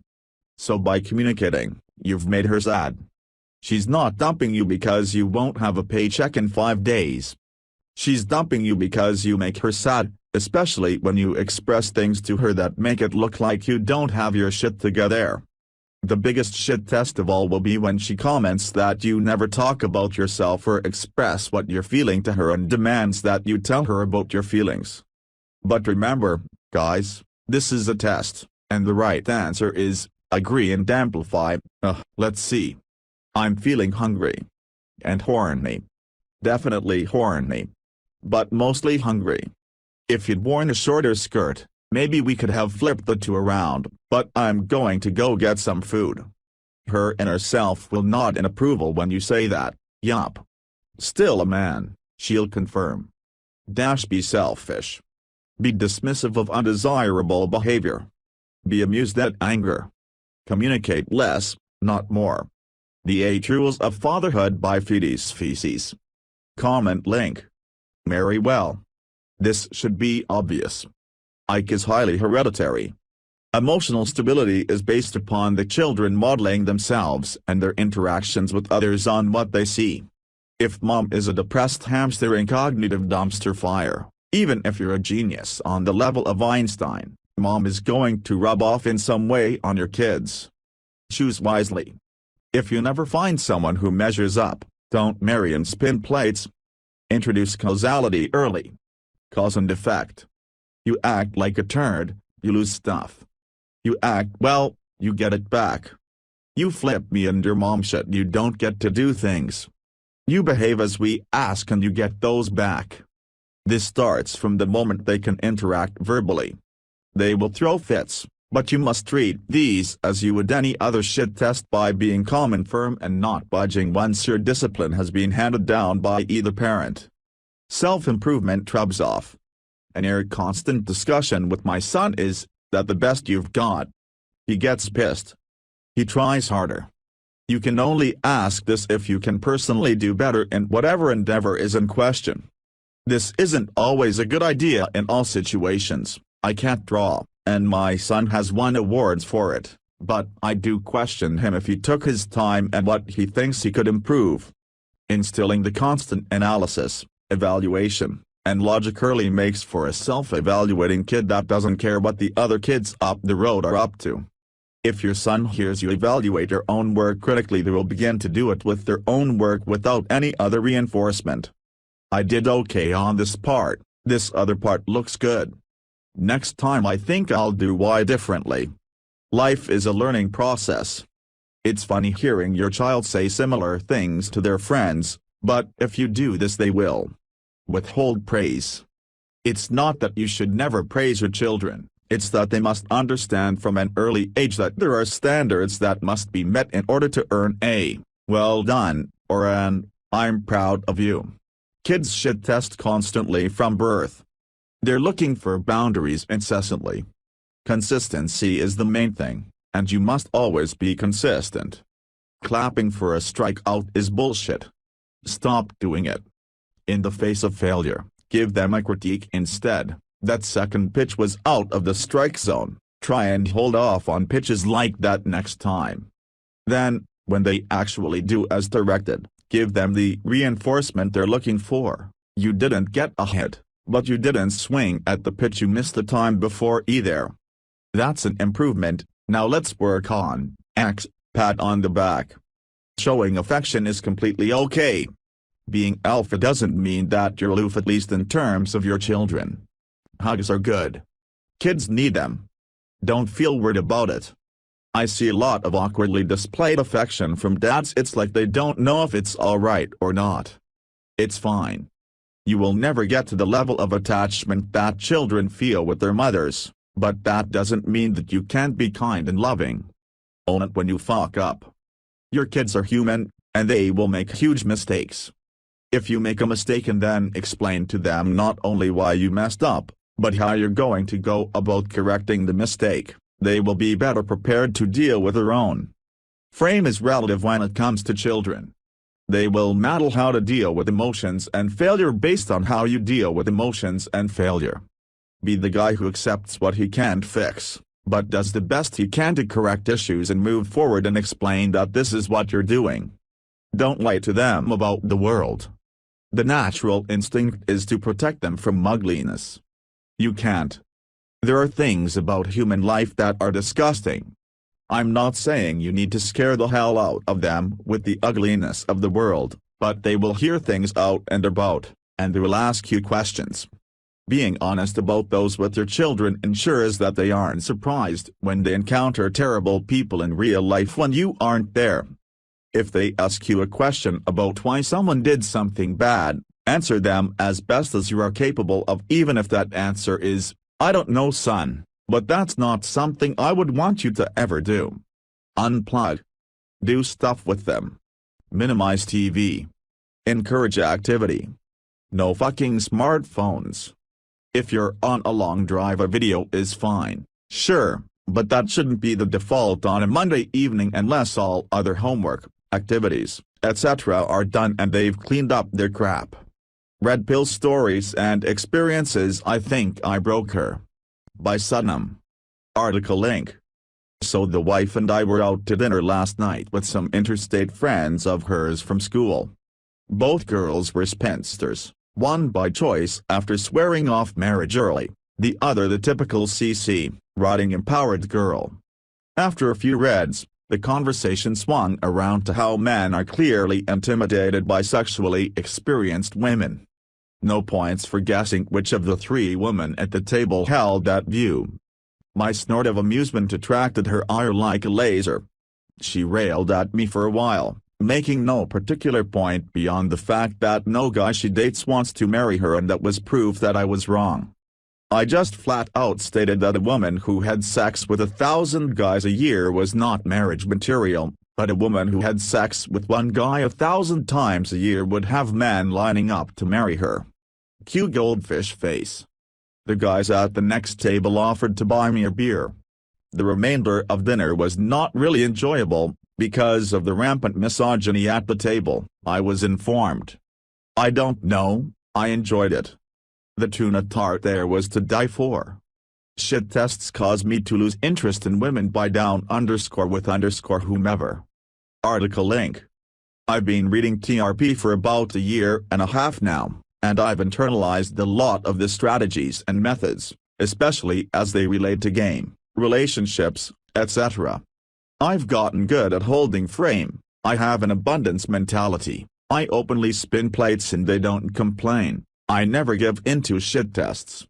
I've taken control of the situation. And I've learned that the more I've come to take control of the situation, regarding girls' shit tests, the less I want to. The more it doesn't even seem worth the effort. And frankly, I don't know how most of you put up with it. I'll give you an example. Right now, the top post on TRP is the post, "You need to learn how to deal with me." The most important part of that post was this line, "Well, by now you should know how to deal with me. If you don't, you need to learn." In that bitchy tone we all know, I looked her dead in the eye, and after the silence got her to feel awkward, I told her, "I am dealing with you. What did you think I was doing when I told you to behave, orgfo?" She just stood there with that shelter puppy face waiting for me to crack. After a couple seconds she said in a low tone, "Oh. Obviously, Op handled this correctly," but he then stayed with the girl. If I were in this situation, I would have been so disgusted by the fact that this girl behaved like a snotty, deplorable child that I wouldn't have wanted to spend the rest of the night with her. I wouldn't have even wanted to touch her or fuck her. We commonly say and that there are no unicorns, and obviously this is true, but it remains that not all women are created equal. There are varying degrees of self-awareness and emotional maturity/stability in women. And when I see these stupid fucking petty childish shit tests, even once, my interest drops to zero. I can control the situation and put them in their place and correct the behavior. But I don't want to be a dog trainer. The way I feel, women need to earn the right to my patience. A woman who has demonstrated a lot of positive qualities and only occasionally slips up with bullshit, I'll probably be patient with. But the kind of person who makes outrageously snotty comments, I just am not interested. Don't fuck me, I don't care, just get out, you're not worth the trouble. What I'm finding most recently, additionally, is that I'm not able to find any women who don't do this. Every woman I encounter fails to impress me so much that she's either barely worth the trouble of meeting with, or that I am actively passing up easy sex because I lost respect because of their stupid behavior/comments, and I don't feel good after fucking someone who inspires more contempt than action. N.P.S. I don't live in the US/Europe/a Western country. I live in one of those non-Western, non-feminist countries that you all, very mistakenly, think has higher quality women. I wish I could show you how immensely wrong you all are about women outside of the Western world. All the things that you hate about American women, these women do it too. Sometimes even more. The only differences are that they don't call it feminism, they don't have the law to back them up as often, and they know how to cook. Why I'm afraid of marriage by theme I teach in. Abstract from original article. Article link. The usual answer is, because I don't want to get ass raped in the inevitable divorce, but I'm afraid of the bit before that. I'm afraid that our wedding will be all about you and my role will consist of, shut up, pay up, get yelled at. I'm afraid that after you've had your dream wedding and you find yourself having to deal with day-to-day reality, it will end up being my fault that you're not living happily ever after. I'm afraid that I will gradually stop being the guy you love and want to spend the rest of your life with and turn into the roommate you can barely stand but you keep me around for the heavy lifting and helping to pay the rent. I'm afraid that you will take marriage advice from your mother and her friends, all of whom will tell you that being nice to your husband is fucking stupid and you shouldn't bother. I'm afraid that you'll not wonder why your father is so miserable. I'm afraid that you will accidentally slip up on birth control and I'll end up with children whether I like it or not. But when you're the size of a house and fed up, I'll be the bastard that did this to you. I'm afraid that the first words my daughter learns will be, "Isn't Addie stupid?" I'm afraid that you will yell at me for not doing enough with the kids, but every time I try, you show up to tell me that I'm doing it wrong and, why are you so useless? I'm afraid that once you've got the children you wanted, your libido will fall off the edge of a cliff. I'm afraid that sex will stop being a special moment between us and become something you use to keep me in line, only deployed when I've been a good dog.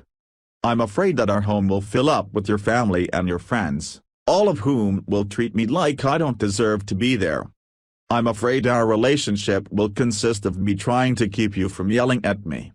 I'm afraid that I'll be continually expected to support you and care for you and prove how committed I am, and in return I'll get drama, nagging and continual reminders that I'm useless. I'm afraid that you'll spend the entire marriage telling me that my opinion is worthless and then bitch when I don't immediately come up with an answer to whatever drama you're moaning about. I'm afraid that any display of insecurity or feeling down will be met with a terse, "Oh man up," and subsequently used to beat me over the head for not being a real man. I'm afraid that every time I'm sick, your way of proving how much you care is to make snide comments about man flu and bitch because I'm lying around doing nothing. I'm afraid that any time I get time to myself, you'll be right there with the honey list or some little job that needs doing right now, just to make sure I never get chance to relax. I'm afraid that no matter what I do, there's always something else that's making you pissed off. I'm afraid that I'll gradually end up losing my hobbies, interests, opinions, friends and as many of my possessions as you can throw away when my back is turned. And you'll then bitch at me for being boring. I'm afraid that I'll wake up one day and realize that I'm paying for a house that isn't my home, full of shit that somebody else wanted, kids that are being raised to treat me with contempt, and a life that consists of work, eat, sleep, correction, work, eat, get moan at, sleep. And of course there's always the possibility that after I've tried to give you everything you wanted, you'll decide one day that my services are no longer required and I'll find myself in a bed acid, piss poor and wondering what happened to the last 10 years of my life. Learn from me, 40 years old, 3 kids, divorced by Raven 2000. Post link. My story is not a new one. But there may be a nugget of info here that helps another guy out there avoid my situation. Where to begin? I was the alpha in my pack. I didn't know it at the time, but it's true. I led, others followed. My friends took up my hobbies. I played guitar, so did they. I wanted to go listen to live music, so we did. I was an avid weightlifter, so they joined the gym to learn from me. The spouse was along for the ride, and very happy. Sex was great. We liked strip clubs. We liked porn. She was my buddy and my lover. She was my girl. Loved her to death. She was an educated woman. Doctorate. Well paid. I had a bachelor's degree. I made more dollar. Corporate job with high salary. Life was good. Then. You may know what happens next. Let's have a kid. Been married 6 years already, life was good. Why not? I love kids. Always dreamed of having my own little Rugrat. On top of the kid, I wanted to start my own business. I had the money, the know-how, and the drive. She didn't feel secure. She was scared. I was the leader and showed her the way. She followed. Still not quite sure, but she defended me to anyone who questioned. To make a long story short, I did the business for 5 years. 2 of those years were good. The others were failures. There was no support from her during the down times. She deserved better. She wasn't about to curb her spending or budget in any way. She didn't know how and wasn't about to learn. During this time, we had 2 more kids, I know. The debts piled. I would put together plans to pay off the debt. Then we did pay it off. And then right back again. She spent. She couldn't stop herself. Nothing extravagant. But definitely not living within our means. She was a child lashing out. She was scared. I never put her in her place. Only half-hearted attempts. Her job improved. She was promoted.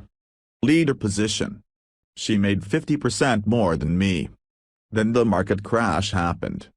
Clients stopped paying. One of my clients then hired me on full-time, thank God. I still was short of my old corporate pay.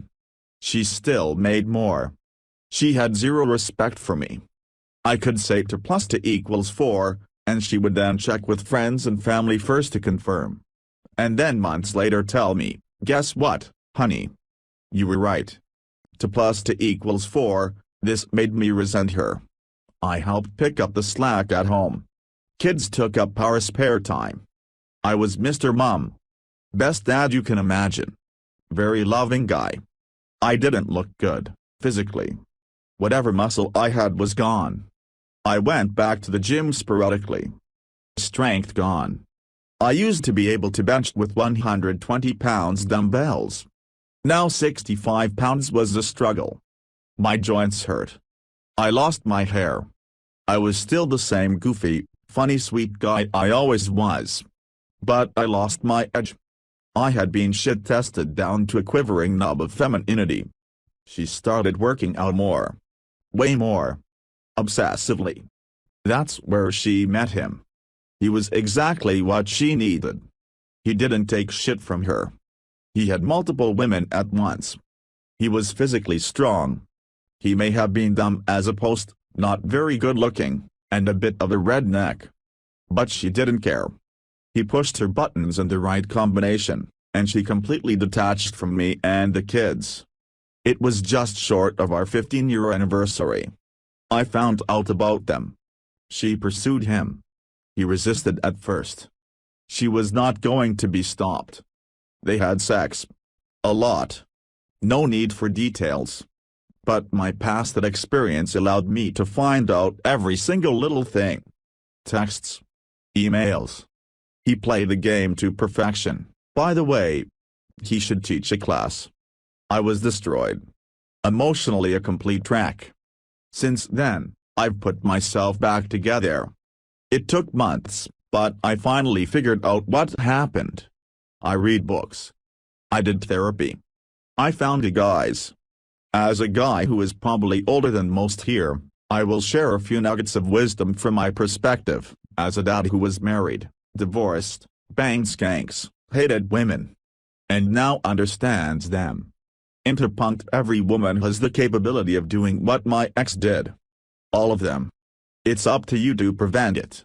If they have a lot of baggage and emotional stress, they are more apt to do it. Red flags. Get to know them. Don't ignore them because she makes you feel like $1,000,000. My ex had a horrible family life. Mom was an addict, brother an addicted convict, sister an addict, and she was sexually assaulted as a kid. Oddly, I looked past all of this because she was so different than them and bettered herself in spite of all that. Very admirable, sure. But not spouse material in any way. She never dealt with these issues or sought out help. It was only a matter of time before she cracked. Women are not evil. They are human beings. They are flawed.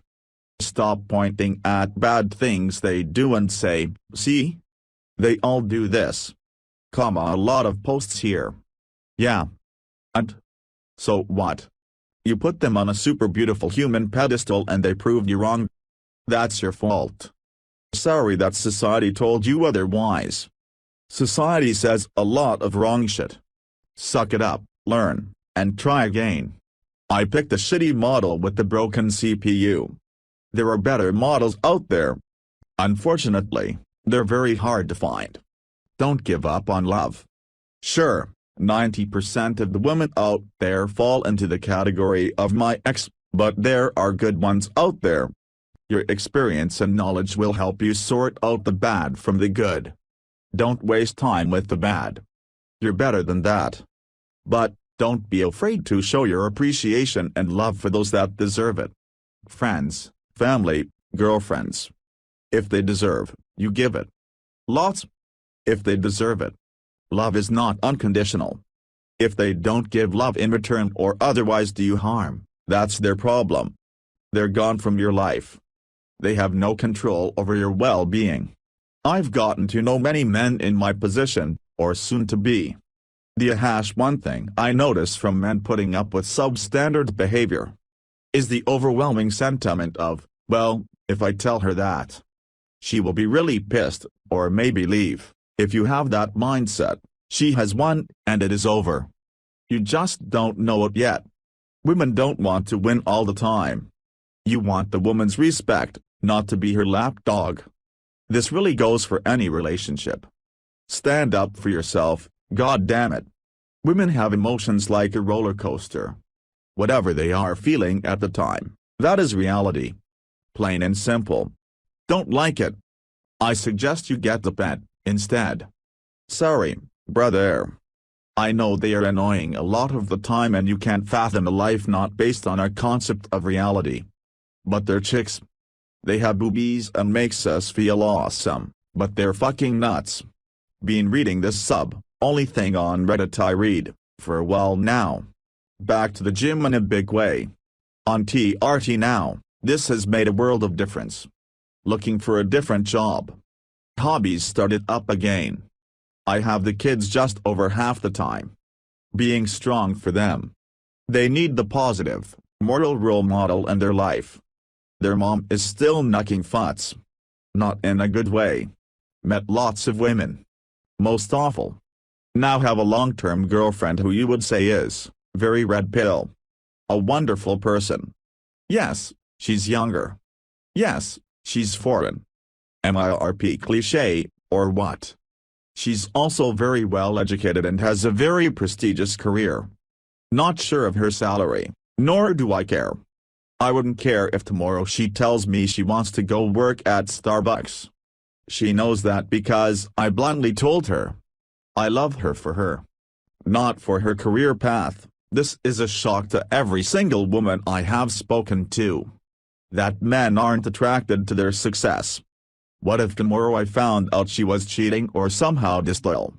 I would certainly be hurt, but I would just say, next, and I mean it.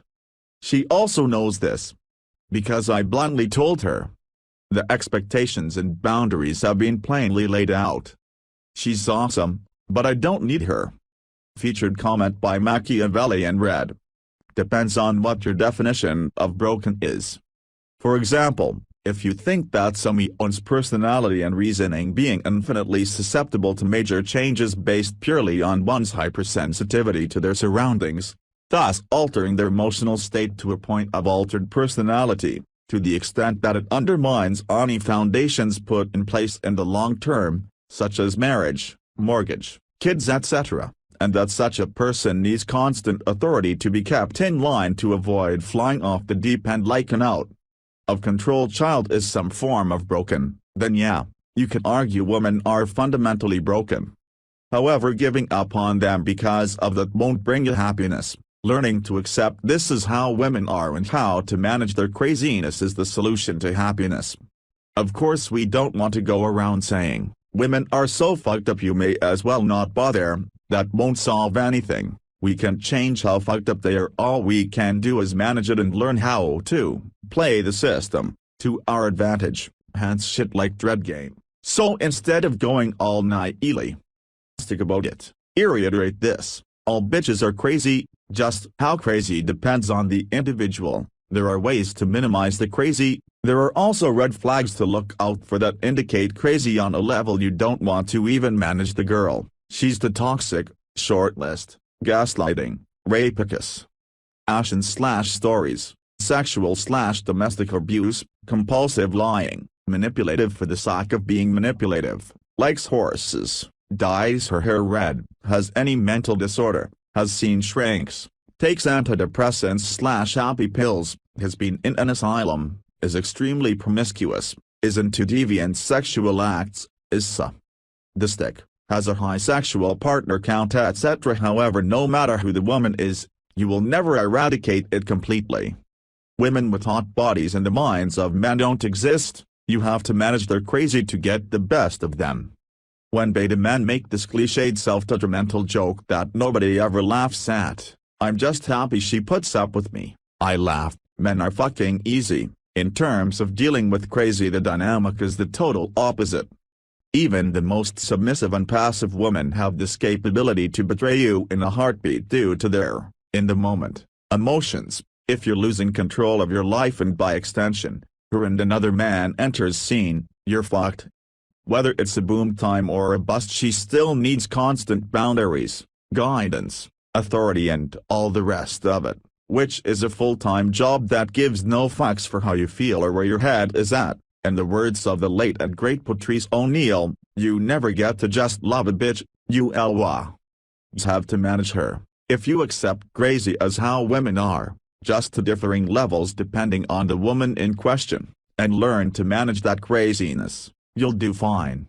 But if you correlate crazy with broken, then yeah, women are massively flawed. So much so you could say they're broken, and to remain functional/stable they need a very strong man who won't take any shit and will not hesitate to give them a mental or verbal slap when they act out of line. And oh boy, trust me, They will. This is why we always say treat them like the most responsible teenager in the house. If you treat them like an equal, you will have problems, because you're not equal no how much you wish it. Lord knows it would make all men's lives easier if they could rely on women not to test them and be more raw. But men are burdened with leadership if they want to sustain a happy functional relationship with any one woman. However, unfortunately they are too emotionally susceptible and volatile to be equal when it comes to decision-making and taking charge. You take an equalist position and you set yourself up for failure because your ideals are not compatible with female nature. There are probably some exceptions out there with some odd couple with Asperger's or some random shit, but who cares about that? We're looking at average typical people here. I was divorced raped. Don't be me by RP_divorced. Article link. Several people wanted to hear my story after reading my recent comments, so I thought I'd oblige because it is probably helpful to others. It's long, but I wanted to show you what life is like if you follow in my footsteps. I'll start with the disclaimer that I'm in my current situation because of my own actions. I allowed every bit of this to happen and I take full responsibility. I was blue pill/beta bucks to the extreme until I said fuck it and drew a line in the sand. Now I'm divorced and giving her a ton of money every month. I'm broke but happy. You don't have to end up in the same position. How I got here: I met my now ex-wife when I was a junior in college. She was the exact opposite of me. Extroverted, life of the party, always seeing the positive and ignoring the negative. I was much more reserved and didn't need to be the center of attention. I was a year ahead of her in school, so a few months before I was to graduate, she said, "Where is this going? I'm not going to waste my time if this isn't going to lead to marriage." I bought the engagement ring the next week with my student loan money. At this point of my life, despite being a former college athlete, a stellar student who was nominated for the highest academic award for graduating seniors, and starting student groups on campus, I was depressed and had no self-esteem. When she gave me what was essentially an ultimatum, I had just been put on the waiting list for the graduate program I wanted to attend. I was told to apply to medical school instead because it was easier to get into, but I didn't want to spend the next 10 years in school because I was getting married to this great woman. When we first got married, we were 22 years old. I worked 4 p.m. 1 m and she worked temp jobs from 8 to 5. It was the mid-90s, just before the dot-com boom, so jobs weren't as easy to come by. She got bored quickly and started to spend her time in the evenings shopping. When I got the credit card bill, I was pissed and cut up the credit card. When she found out, she told me that I couldn't do that and that it will take time for her to adjust because her dad would buy her anything she wanted when she was growing up. She used shopping as therapy the rest of our marriage. After being married a year, she tired of working temp jobs because her sociology/women's studies degree wasn't very useful and finding a job of substance. She decided that she was going to go back for a master's degree to become a teacher. It was her life's calling, she said. I was completely opposed, as was her entire family. She quit the job she had at the time and went to school full-time. I paid for her degree in addition to the house we had just bought on my salary alone because I had just self-studied I was to becoming a Microsoft certified systems engineer. At the time, this certification was a license to print money. In reality, it made it so that she'd never have to work the rest of our marriage. By the time she finished the degree, our first child was born, so she was in no hurry to get out there and work. Eventually, she did get a teaching job and quit after 1 week. That was the end of her teaching career. It was no longer her life's calling, and I was supportive because I was the breadwinner who was supposed to support his family. Over the years, 2 more kids were born and she took a job here or there that never lasted more than a few months at a time. Our 3rd child was born by the time I was 30, and I had become extremely resentful because she made it known that the world revolved around her. And I let it continue. She told me one day that it was just expected of me to go to work, so that didn't count when comparing our responsibilities. I was expected to do just as much around the house as she was, and she let things sit until I was home. Her days were spent with her friends and their children, or dropping the kids at mother's morning out so she could have some adult time. Cleaning and cooking could wait until I was home to help.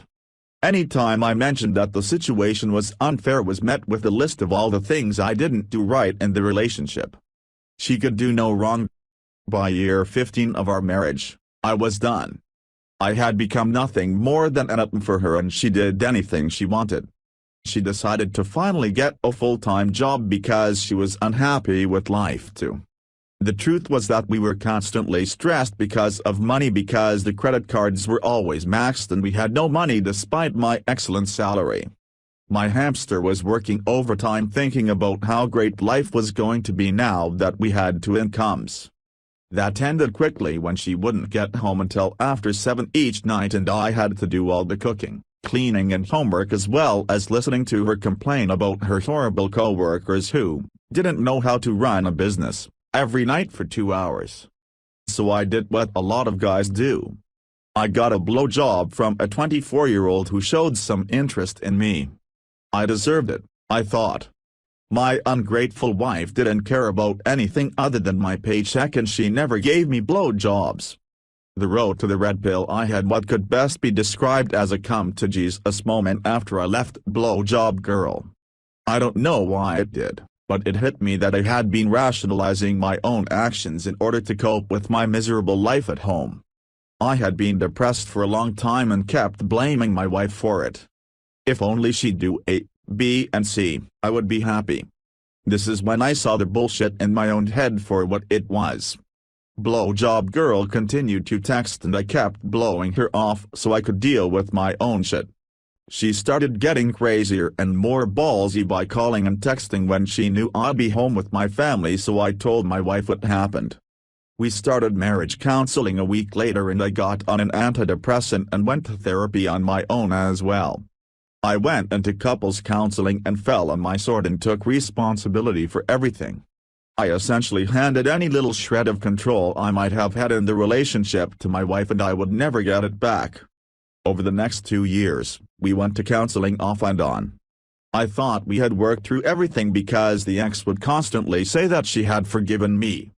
Even the counselor was pissed because I would say, I hear her say she has forgiven me, but I don't feel like she has. The counselor asked me what more I wanted. She said she forgave you. I told her I wanted to feel forgiven. So at every session, I was given something else the wife wanted me to do to be a better husband, and I would do it only to be given another task at the next session. I finally realized that the man my wife said she wanted was not me and that the marriage was probably over, so I took what could best be described as the nuclear route. One night while sitting in bed, I told my wife that I was unsatisfied with the relationship and things had to change if we were going to be together. I told her that she was getting all the benefits out of the relationship and I was getting none. She exploded and told me that I was getting many benefits. When I asked her to name them, she said, I raised our children to be great people. I laughed and told her to take the kids out of the equation and then tell me what benefits I was getting. She had no answer, so she asked what I wanted. This is where I put the final nail in the coffin of our marriage. I had been reading TRP extensively and decided at this point that I didn't care if I stayed married or not, so I told her that I wanted blowjobs, a clean house and dinner when I got home. Needless to say, that didn't go over well and was the subject of our final counseling session. The therapist was disgusted with me and I simply sat there and said that's what I want. At this point, my wife said her new famous comment, if we get divorced, I'm going to rock my next husband's world. I started interviewing divorce lawyers the next week knowing what was coming. Divorce. When my wife finally said she wanted a divorce, I simply responded, okay, because I knew it was coming. I then waited for her to file papers so that I'd be the one who got served, but she never would. She demanded I move out of the house before she filed. I have no idea why that was her requirement, so I filed instead. I also cut off her access to my paycheck and didn't give her any money at all. She had a part-time job that could cover her own stuff. She kept demanding that I move out, and I told her I wouldn't until she agreed in writing to 50/50 parenting time with the kids. She wouldn't agree. She wanted $1,000 a month temporarily and to have a 60/40 split on parenting time. I ended up living in the house with her for almost 6 months until we ended up in court. When we left court, I left with 50/50 parenting time and only had to pay her $800 a month. She isn't very smart. The divorce dragged on for another few months, all while she was running around town messing with several different guys. The main guy was on probation and worked at a second-hand store. She loved telling all her friends about her escapades, and her friends' husbands would sometimes tell me. The divorce finally ended when we made an offer that her lawyer couldn't ignore without risking that he might not get paid. She tried to keep fighting but eventually agreed when her lawyer threatened to quit on her. Her lawyer was willing to walk away without getting paid because of her insanity. In the end, I'm paying her 25% of my salary over the next 8 years. It could have been worse, because we were married long enough that I could have been on the hook for lifetime alimony. In addition, I had to pay my lawyer, her lawyer, 50% of all my retirement funds and give her another few $1,000s to make her go away. It cost me $20 to get married and will cost me over $220,000 to get divorced. I got the only thing I truly wanted, which was 50/50 parenting time with our kids. Lessons learned: don't live life how others think you should. You come first in your own life and everyone else will be better for it. Don't forego your own happiness for the happiness of others. Don't get married young. In fact, don't get married. Marriage has almost no benefit to the person with the higher income. Deal with your own problems now.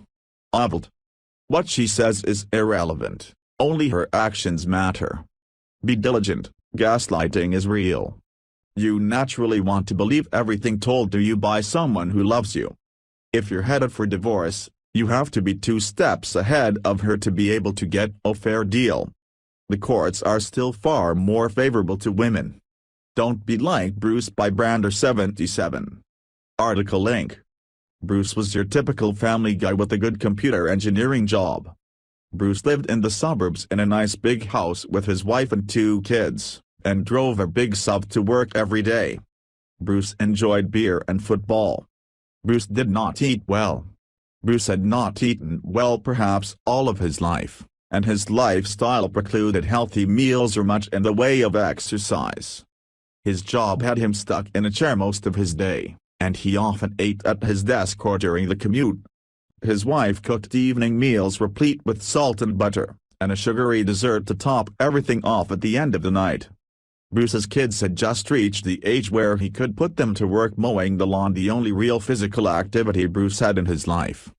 To put it mildly, Bruce was a large man.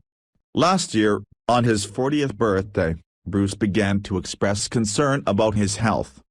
His doctor told him that he was high risk, and that he needed to eat better and exercise more. At 40, Bruce had developed such strong lifestyle habits that this was like asking him to start a new career. He didn't know where to begin. More importantly, he didn't have the drive or the conviction to change. Bruce put in a superficial effort. He joined a gym. Once a week or 2, he would go in and get on a treadmill for 20 minutes, then seek out some high-calorie food to consume. He would add a little green to his plate to convince himself that he was eating healthier. Deep inside, he knew he had to change his habits, but he didn't pursue the matter seriously, instead choosing to procrastinate. Last month, Bruce felt pains in his chest. He went to the hospital, performed scans.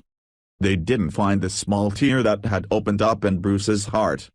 This would have required a sonogram, which is not part of the tests they give in this situation. So they sent him on his way.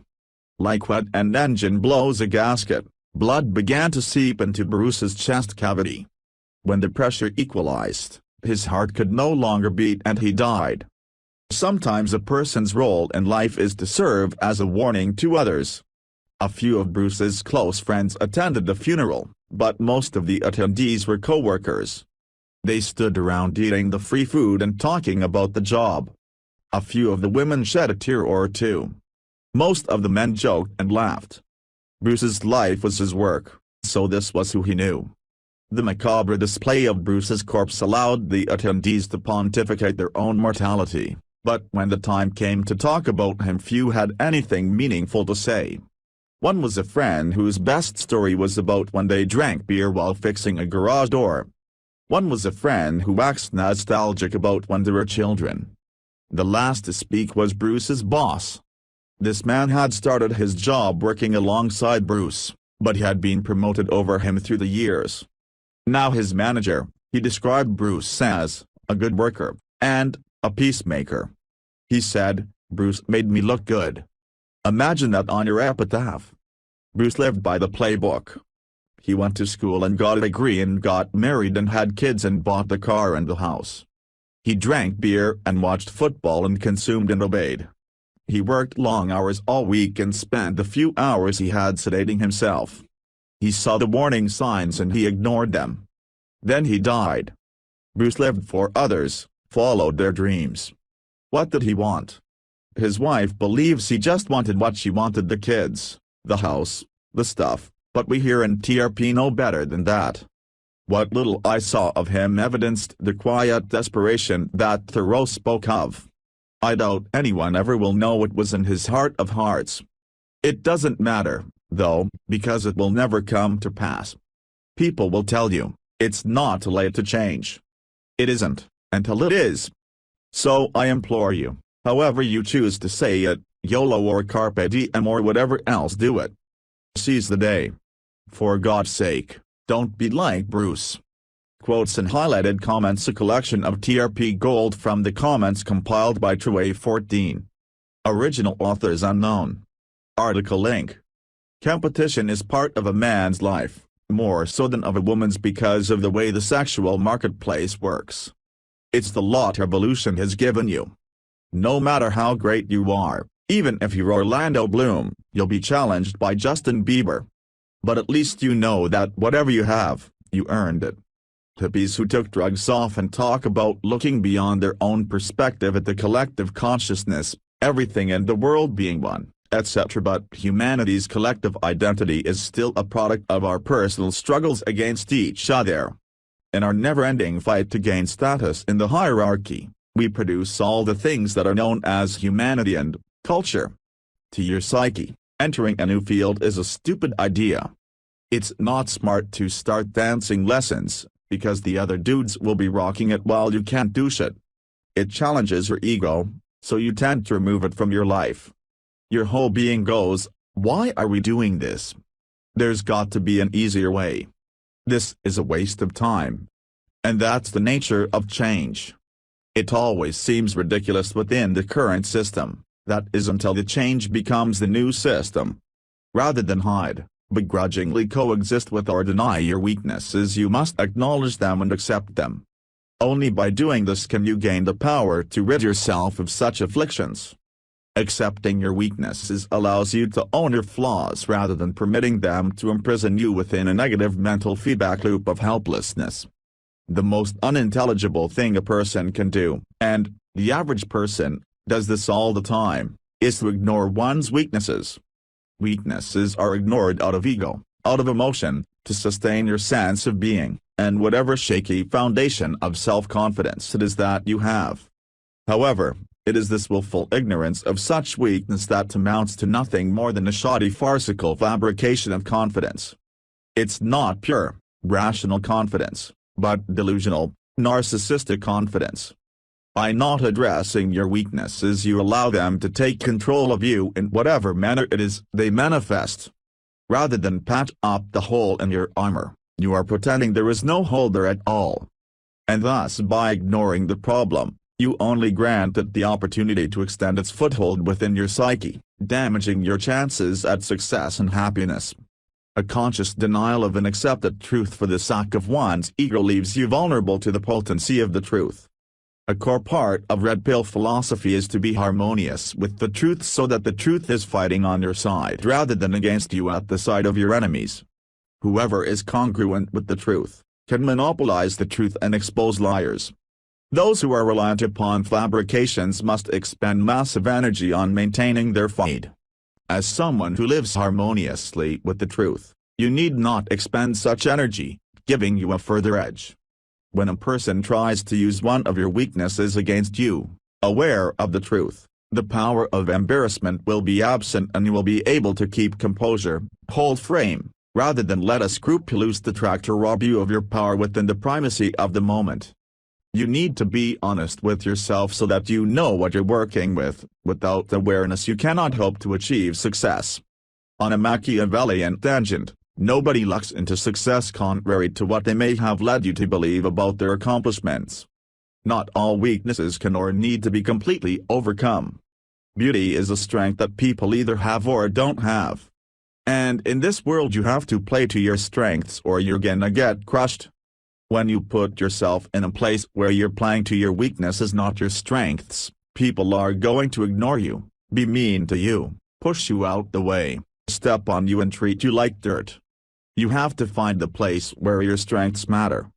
Don't feel bad if you can't dance, just don't go to the club then. Some of the most amazing dancers there would look like losers in the workshop, next to the skilled woodworker.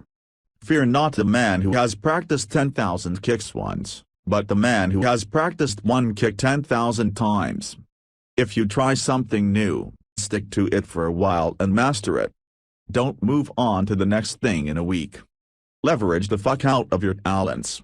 If you're successful and highly respected, your audience will genuinely consider your jokes to be more funny. Complete security is impossible. There are no guarantees. No matter how great you are, the future holds the possibility that someone will betray you, steal your possessions or mate, etc. The fact that you haven't excluded this possibility or rooted out every potential threat is no cause for worry. It is this way for every single human, and a smart man will deal with problems as they arise instead of being preemptively brought down by the gloom of hypothetical but improbable disaster. R.S. A possibly flawed strategy is better than no strategy. A perfect strategy doesn't exist, so don't sit around forever contemplating what to do. Accept that you will win some and lose some.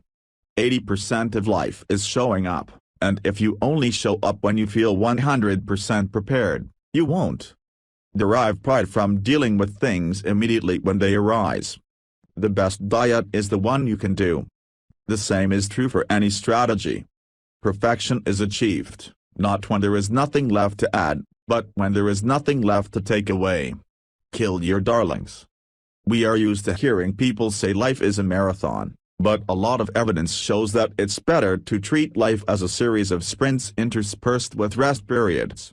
This is a way to train with weights and this is a way to train your mind and get work done. The young bull says, "I'm going to run down this hill and fuck me a cow." So he takes off running. When he gets to the bottom, he fucks a cow. The old bull walks down the hill and fucks all the cows. Lesson: invest your energy wisely, don't approach everything as a marathon. A perfect life is not possible. There are going to be bumps. You weren't dealt a perfect hand. Don't fall for the idea that your life should either be perfect, or nothing at all. Don't let the idealistic desire for a perfect life freeze you and prevent you from having a good life. A perfect girlfriend is not possible. You are going to be making compromises and dealing with certain flaws. There's always another level. Just be content knowing that you are still better off than most who have ever lived. If you're the best man in the room on all fronts, you're in the wrong room. Surround yourself with people who can teach you something. Show mutual respect to these people, bring some value of yourself, and it will benefit everyone. If you surround yourself with losers, they will just steal your energy and eventually bring you down to their level. Measure yourself only against your previous self. Don't think about the things you can't do/be/get/experience. Set your sights on the things that you can get with a little work. Happiness comes from being on a journey of improvement, not from being in a good place. Unhappiness comes from stagnation, not from being in a bad position. Look at celebrities beyond their peak. After a major tour, when they're no longer skyrocketing, they get sad and miss the dopamine shots. They're still more famous and attractive than 99% of other people, but the lack of improvement is what causes their unhappiness. So it is for you: improve, and be happy. Every life in which something is achieved is better than nothing. Girls will come, girls will go. Status will come, status will go. You win some, you lose some. It's natural for these things to fluctuate. Don't expect to be able to hold on to them, but enjoy them while they're there. It's a big world full of competitors. Nobody can always be the best. Even the most famous, handsome, talented rock stars end up in the gutter at some point. Live mostly in the now. Don't let the possibility of future troubles seduce you into brooding on how the attack may play out and how you will set up your defense. Terrorism does more damage to a country by paralyzing it with fear, causing a big decrease in productivity, than by the actual acts of terror. Spend your physical and mental energy wisely. Many things are not worth getting to the bottom of. Your brain has evolved instincts to cheaply deal with many situations, so make use of that. It will save you a lot of energy to be used on more productive pursuits. Beware of analysis paralysis. You let action and reality teach you what will work rather than your worry, guessing or speculation. Trying out ideas and failing is often much cheaper than gathering tons of research and data as to what will work. It will allow you to find a successful path faster than your competition. Recognizing success and failure quickly is an important skill. You will also be prepared for failure and have backup plans. This will get you used to erring towards boldness and away from analysis paralysis.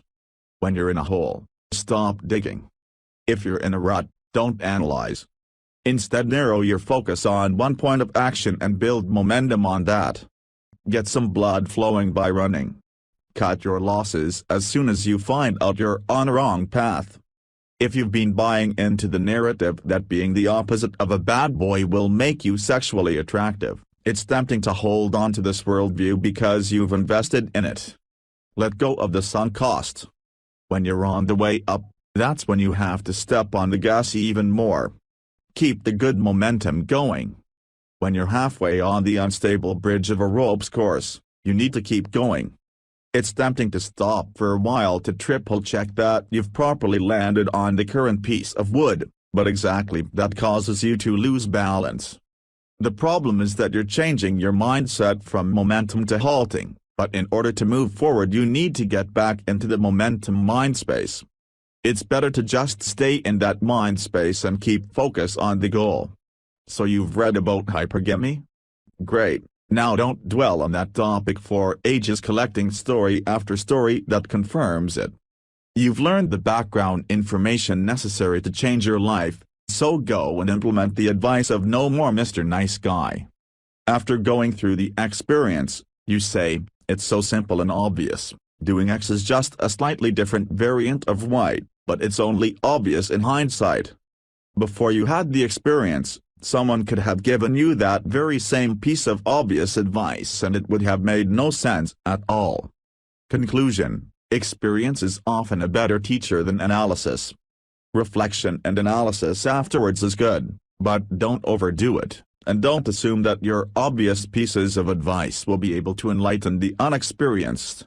You don't need a constant conscious awareness of red pill theory, male/female behavior, sexual marketplace, evolved strategies, self-deception, etc., or any other theory for that matter. You need to internalize it. Consider the theories you learned at university. When you get to the level of applying them to actual situations, for example experiments, you find yourself using the relevant parts on autopilot. You don't continually rehearse the whole picture, you just master the specific branches of the theory that are relevant to your research. When you write the theory section of your thesis, you need to actually dig deep in your mind. What was the big picture like again? Or consider driving. You don't consciously use everything you've learned, because when you try to do that, that's when things go wrong. In the beginning you need to consciously acquire the theories, but when you've mastered them, you use them on autopilot. The same applies to red pill theory. Constantly rereading the textbooks actually keeps you from mastering it. Theories are easy and fun to make up. But in the end, a theory is just a framework to help you remember the things that just work. A theory is a bundle of experiences, and it's the experiences that really matter. The 4 stages of learning. 1. Unconscious incompetence. You don't know that you don't know. 2. Conscious incompetence. You know that you don't know. 3. Conscious competence. You know that you know. 4. Unconscious competence. You don't know that you know. Often, solutions are lost in abstraction. Abstract concepts, the big picture, are intellectually very gratifying, but concrete wisdoms and even stereotypes are usually more directly applicable. They are also mentally less exhausting. That's why stereotypes evolved in the first place, to save mental capacity. So separate abstract thinking from concrete thinking and prioritize the latter when dealing with practical problems.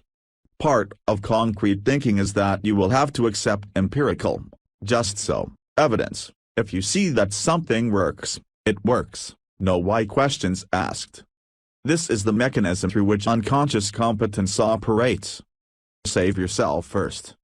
Only then can you be effective working on societal issues. Nobody will listen to a loser. You can't effectively communicate information that you haven't yet made peace with yourself. If you see someone fighting societal issues without having inner peace, as he's really fighting his/her own inner demons. That's why adolescents are so idealistic, rebellious and always debating one another. They are trying to find peace and a place in the world.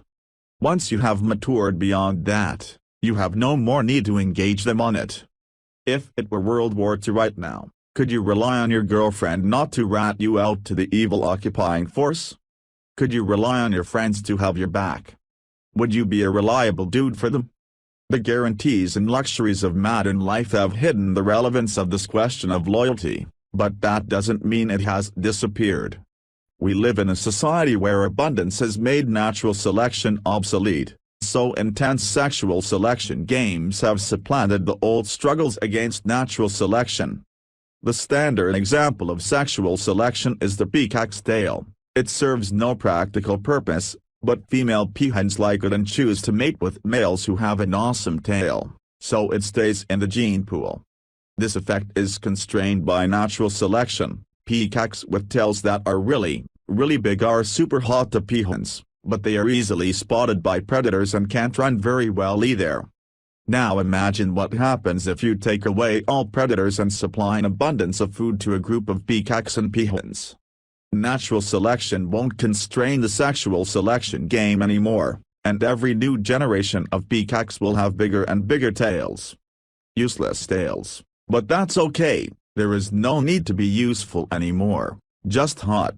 Something similar is happening to our human society due to a lack of predators and an abundance of food. When groups of adults formed for a common purpose, the leaders end up being those who are best at it. The problem with a society without common enemies or goals is, they have no purpose. But hierarchy there must be. And so the members make one out of nothing, based on arbitrary standards, like the peacock's tail. We say that the situation degenerates into a popularity contest, When there is some real external test of skill, it isn't painful to be at the bottom of the hierarchy. A rookie on a football team doesn't resent the skill of the veteran, he hopes to be like him one day and is happy to have the chance to learn from him. The veteran may in turn feel a sense of noblesse oblige. And most importantly, their status depends on how well they do against opponents, not on whether they can push the other down. Sexual selection-based hierarchies are another thing entirely. When there's no communal victory to be gained, the only victory left to chase is personal at the expense of others. This type of society debases anyone who enters it. There is neither admiration at the bottom, nor noblesse oblige at the top. It's kill or be killed. Adapted from Why Nerds Are Unpopular, by Paul Graham, Women have an advantage in a society where sexual selection games reign. Their innate social value has always given them the upper hand in the popularity contest, but in the past that contest was not the only thing that mattered to a society. In our society, politics were balanced by the fight against external forces such as natural selection. When the popularity contest becomes the only thing that matters, women gain a disproportionate amount of social power. Female hypergamy dictates that at any point in time, only a minority of the men in a society, 20%, are sexually attractive. The majority of women, on the other hand, are attractive, just by virtue of being female. A typical woman on a dating site gets 3x as many messages as the most attractive men. That's the power imbalance. A man needs a mission in life. You need a purpose, a passion, something to build, live for, strive for, fight for. A mission is the only way you can escape the vagaries and whims of the sexual selection game and enjoy the relative calm of a productive, cooperation-based hierarchy with a common purpose. A man's mission is a source of satisfaction and self-worth that he controls, giving his life meaning and, more importantly, stability. A man without a mission is an unstable man because he is completely dependent on the fleeting, volatile approval of others for his self-worth. Depending on someone else for your satisfaction in life is a surefire way to end up suffering, especially if you don't have the stable, guaranteed innate value that women can rely on. First, find out what it is that you want. Not necessarily what society suggests you should want. Then, whenever you're spending time on something, ask yourself, does this activity help me achieve my goals? If reading all this text isn't helping you forward, then go do something else. A man should not depend on the fleeting, volatile affections of women for his self-worth. To the outside world, a man is either a zero or a hero, and that position can shift rapidly. Female hypergamy means you're either one of the 20% best men in the room, or invisible, and it just takes one hot biker dude to drive his rig into your scene to make you fall from a hero to a zero. The day-by-day fluctuations are immense for men. For women this is different. They are the valuable sex, having a secure baseline social value just for being women. They can, to some degree, rely on their innate social value. They'll never be a hero like George Clooney, but they'll never be a zero begging for money in the subway either. Don't make women, or a woman, the mission of your life. Learn the basics of how to seduce a woman, but don't turn it into your job and profession like pick-up artists do. Focus on yourself and your mission, and view women as a fine treat on the occasion. You will find stability, and women will be drawn to that. They should be the cherry on top of your cake. If my life is going great, I won't stop myself from meeting women if they happen to be near me. Look at them as an effortless pastime.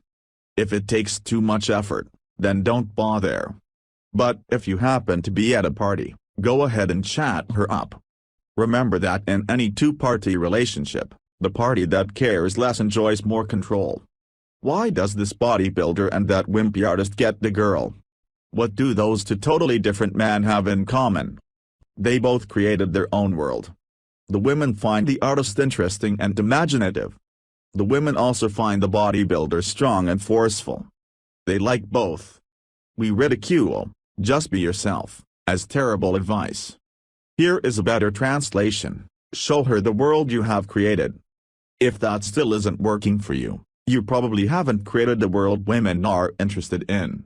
Like tourists on a street full of shops, they pop their head in the door, and do a quick scan to see if anything exciting stands out. If they see something cool, they may come in for a closer look. Assuming your world is exciting, your shop will soon have a lot of traffic. Your goal now is to identify and target the genuine customers and beat out the time wasters. Being attractive and being what women really want isn't going to fill a huge void in your life.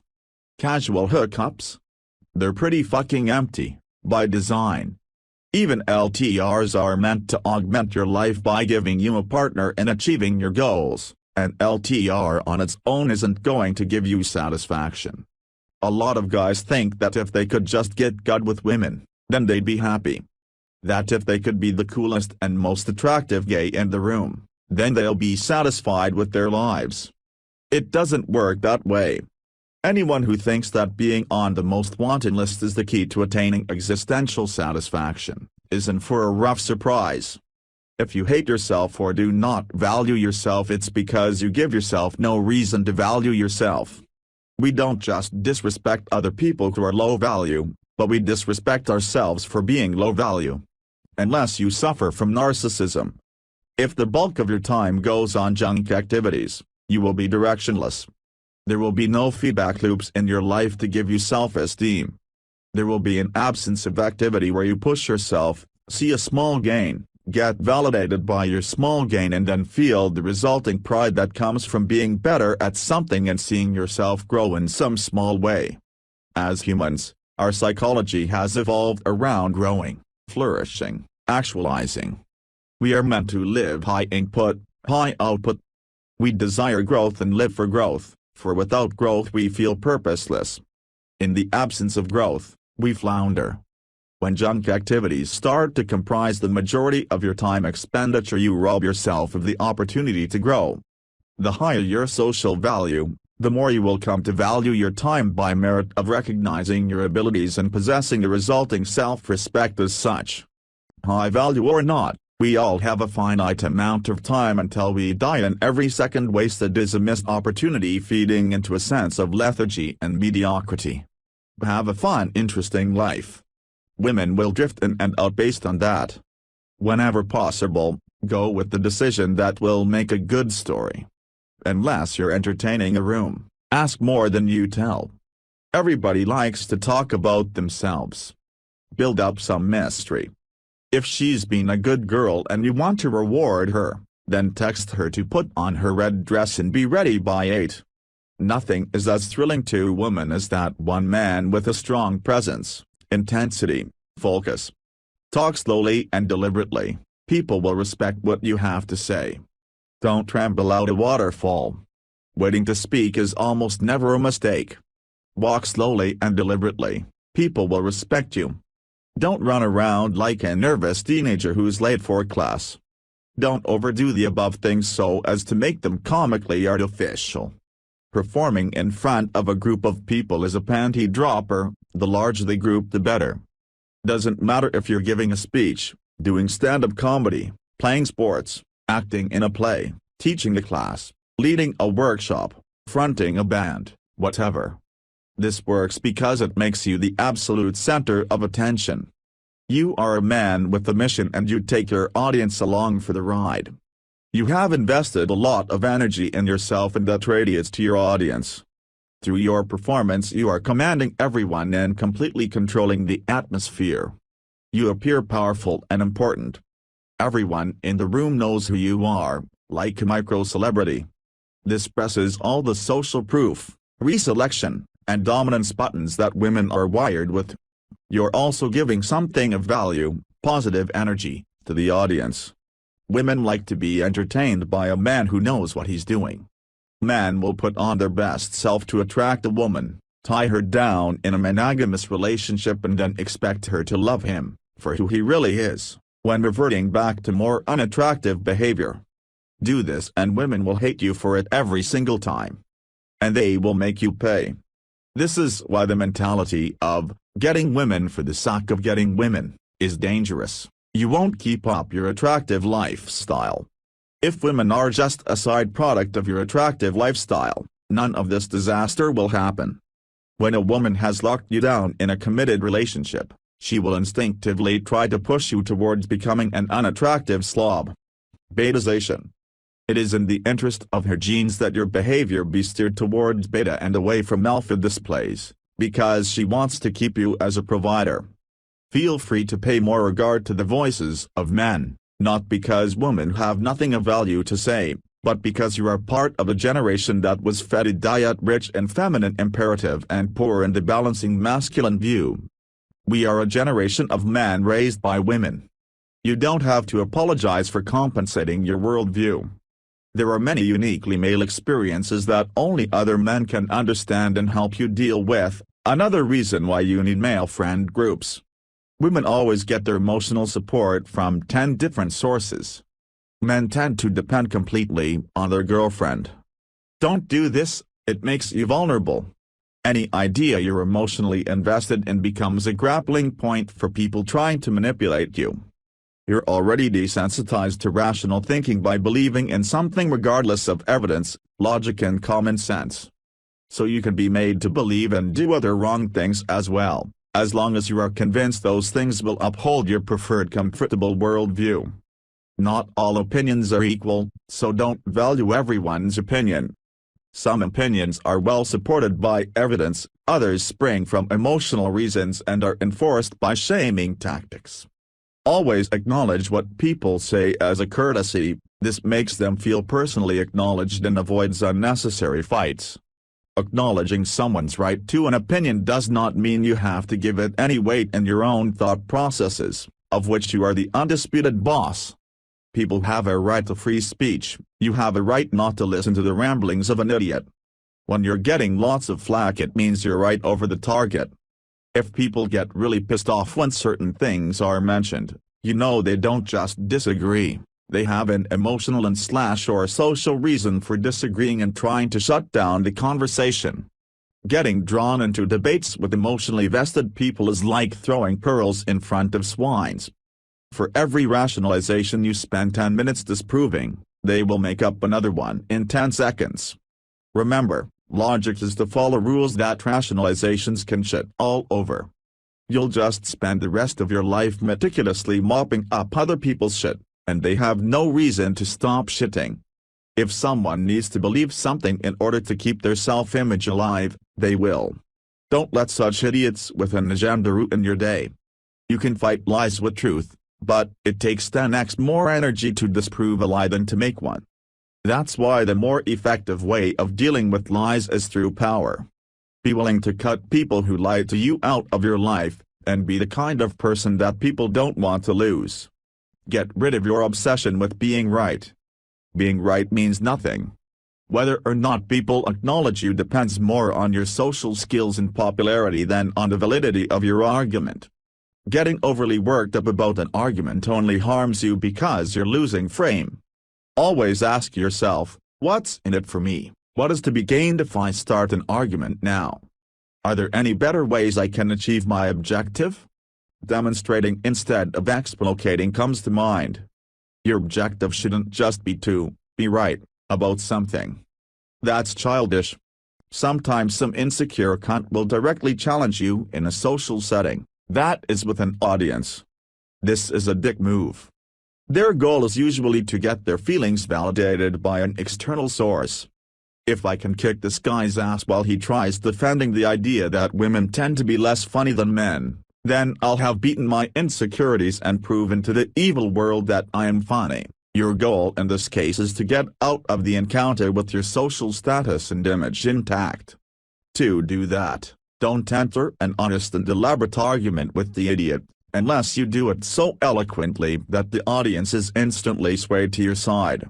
The insecure cunt would rather escalate, try to draw you into a screaming match, and resort to other dishonest tactics than admit that they are wrong, because to them, admitting they're wrong is like admitting that their emotional insecurities are real and valid. Instead of debating, which they expect you to do, agree and amplify. This throws them off balance. Make the rationalization hamster choke on its own bullshit. Recognize that this isn't a real discussion, it's a power game disguised as a discussion, and play it as such. You can tell the size of a man by the things that bother him. Don't ever get angry at an opinion, theory or piece of information. Only emotionally vested people do that. Apparently you feel that, if you leave the offending communication unchecked, it gives credence to something that emotionally hurts you. See points above, don't be that guy. If you feel anger over information or opinions, investigate what insecurity it touches and privately work on fixing that instead. Suppose you were a woman. You then have the option of selectively tuning into all the voices in society that advocate female oppression and all the other things that offend you. This is what feminists do. They ignore that there are many other voices in society advocating the opposite.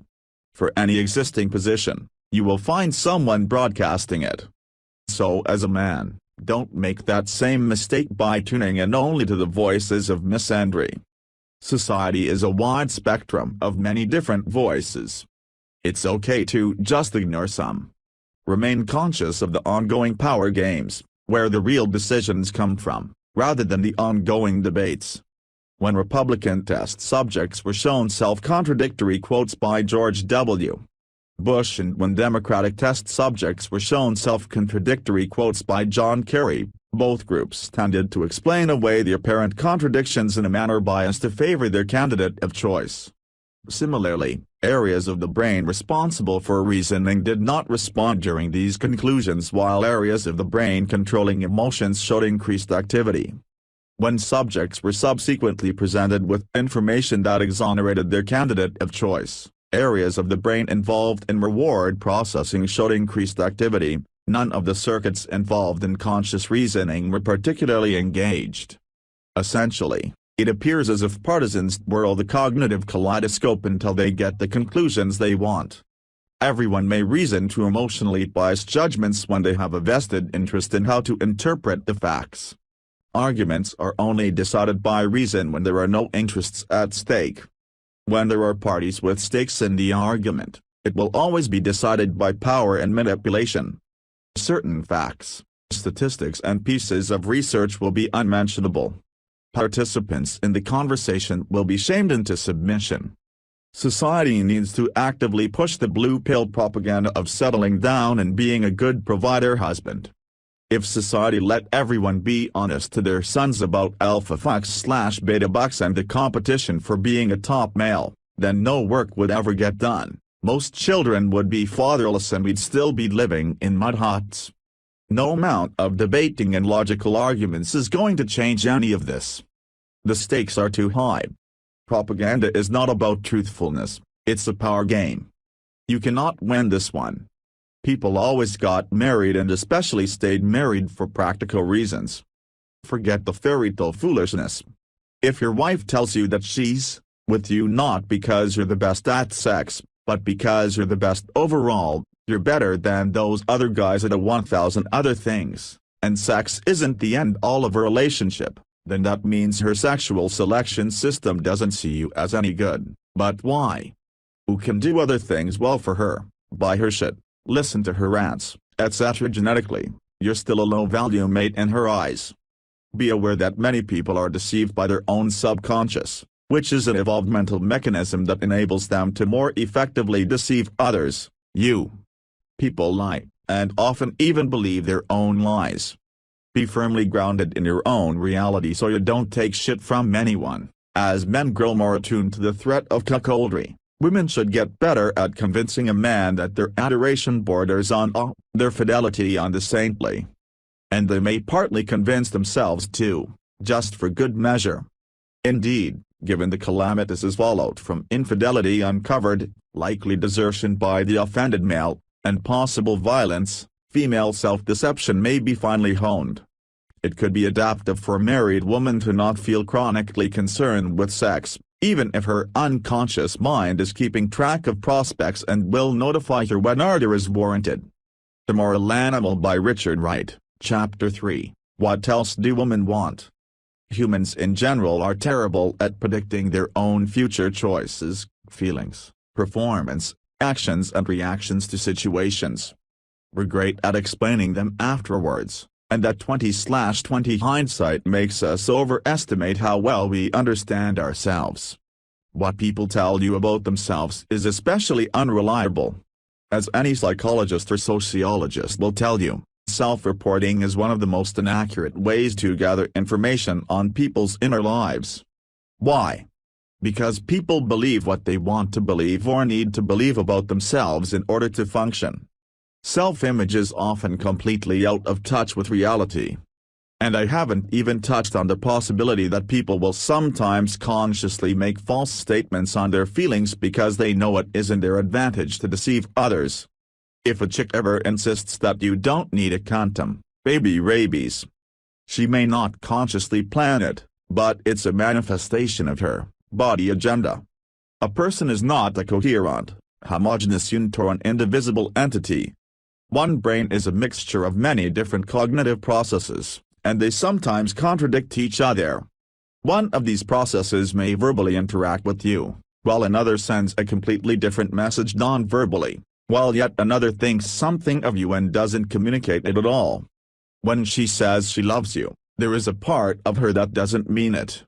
What she says and what she does are handled by two different departments. They usually exchange information, not always, but they have distinct purposes. Evolution has made sure that each department's protocols, methods and information channels are optimized for its specific purpose. The speech department's endgame is certainly not honesty and promotion of truth. The mate selection department, on the other hand, does want to work with information as accurate as possible. That's why it operates subconsciously. It picks up on cues and uses methods that the speech department is not aware of, because such conscious awareness would interfere with its purpose of spinning the most convenient and convincing narrative. This is why she will never tell you that she judges your performance, but subconsciously, she does. It's just done in another department. Don't listen to what she says, look at what she does. So your girlfriend is asking if she can go have drinks with her ex? Most men will not tell her directly, "I don't want you to do that." Instead they'll beat around the bush because they want her to take the initiative to decline the invitation, because she doesn't want to have drinks. The typical boyfriend will say things like, "I don't want to hold you back from your friends," and, "I can tell you want to go, so go." The deeper problem here is that no amount of conversation will ever reveal what her true intentions are. She doesn't really know those herself. Her brain's motivation/desire department operates subconsciously, and her brain's speech/propaganda department doesn't get to look at the actual meeting notes. The desire department just presents the propaganda department with a done deal, an already made decision, that is, a feeling, and then gives it the job to come up with a plausible reason to sell the decision. Whatever you ask her, she'll give you a propaganda story that she herself also believes. The only solution? You need to look at her actions. The fact that she is interested in having those drinks says enough. When you start dating a girl you might have kids with, make it clear through casual conversation early on that you will insist on a paternity test. She's not okay with that. You bail. She wants to feel some passion, she wants to feel like a woman, she feels like the romance is gone, she wants to feel wanted. No matter how she dresses up her desires to hide their true nature, they still invariably involve the man carrying the weight of taking the lead so that the woman can enjoy the experience. Dancing is an inherently sexist activity based on the traditional roles of the pursuing male predator and the flighty female prize. When a girl is desperate to keep a long-term relationship, she may decide to suppress, sublime, bury and hide any inclinations that make the boyfriend uncomfortable. For example, anytime he mentions that he doesn't like girls who want to be dominated by a strong, confident man, she pretends to him and to herself that she's not like that. But one day a guy will show up who tickles those urges she thought she got rid of, and next thing you know she's that girl who didn't know what got into her. Girls who lie about their instinctive urges, also to themselves, are not relationship material. She talks to do damage control and soothe her instinctive suspicious feeling, not to convey accurate/honest information. Girls who are insecure and lack self-awareness are cheating dangers. If she's in denial about anything, especially about her attraction to dominant men, that makes her susceptible to manipulation. It means she isn't really in control of herself because she doesn't know which triggers drive her. So if you make an observation about something in her behavior, for example, "You feel at me every time I mention a female colleague, but you call me jealous when I ask why you're going to dinner with a male one," and she vehemently denies it, that's a red flag. She has just shown a capability for sticking her head in the sand about her own behavior, which is a very useful skill for cheaters. There are two kinds of women, the ones that get hot and bothered for the exciting bad boys who passionately sweep them off their feet, and the ones that don't admit it to themselves so they can keep up to the good girl image. If you can deal with this fact, then you shouldn't be in a relationship. There are two kinds of men, the ones that fall for women primarily based on their looks, and the ones that don't admit it to themselves so they can keep up to the good guy image. You should freely admit how important sexual passion is to you. Men pretend that a girl has an interesting and valuable personality so they can get sex from her. Women pretend that a guy is sexually attractive so they can get emotional and financial support from him. Women can then find an actually sexually attractive man who will fuck them on the side, but men cannot find an actually interesting woman who will also care for them on the side. This is why relationships have an unequal playing field. Girls want the cheeky, cocky guy who's fun to be around, and who makes them feel like they must have done amazingly to attain such a guy. Keep that up and she will feel like she has to continue doing amazingly to keep you around. She wants someone she can be proud of, someone that other women want. The guy who shares his feelings with women is uninteresting. Mystery is food for the hamster. It will make it spin up all kinds of stories about you. If you're not exciting and entertaining and stimulating, she's going to get excitement and entertainment and stimulation somewhere else.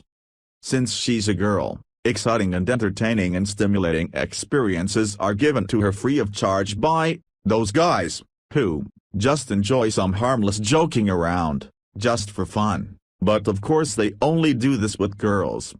This will never change. You either adapt or stop dating. Did some guy own the room and make all the girls drool, right in front of your girlfriend? Even if you're Orlando Bloom, one day Justin Bieber will do that to you. A relationship is a job for a man and a lifestyle for a woman. As a man, you don't get to relax and just be in love. That's a luxury only women get to enjoy, just like being allowed to cry in public. A man in a relationship has to be on top of shit all the time, or face serious consequences. She latches onto him, not the other way around. He leads the dance, she gets to let go and immerse herself in the experience. If you aren't this man for her, someone else will be. Women are dream killers. Cautiously indulge in them sporadically. Do it on your own fucking terms. Your mission comes first. Focus on women too much, and they will drain your energy. Don't be a fucking pussy-begging idiot. Don't look for a replacement mommy. You are more important than the pussy your dick needs to fuck occasionally. All women want to be fucked by confident masculine men, particularly at certain times of the month. If she is together with a provider man who just isn't like that, you can bet good money that she's getting alpha cock on the side. When you are trying to discover the real sexual past of a potential LTR, you must seem like the non-judgmental guy who thinks there is nothing wrong with being a slut. She must think you are okay with marrying a retired stripper. It's the only way she might let you know the truth. She looks innocent. It means nothing. Remember all the innocent girls who had boyfriends that were all over you anyway. A girl who is desperate for a relationship will put on her best behavior when the boyfriend or boyfriend material is around.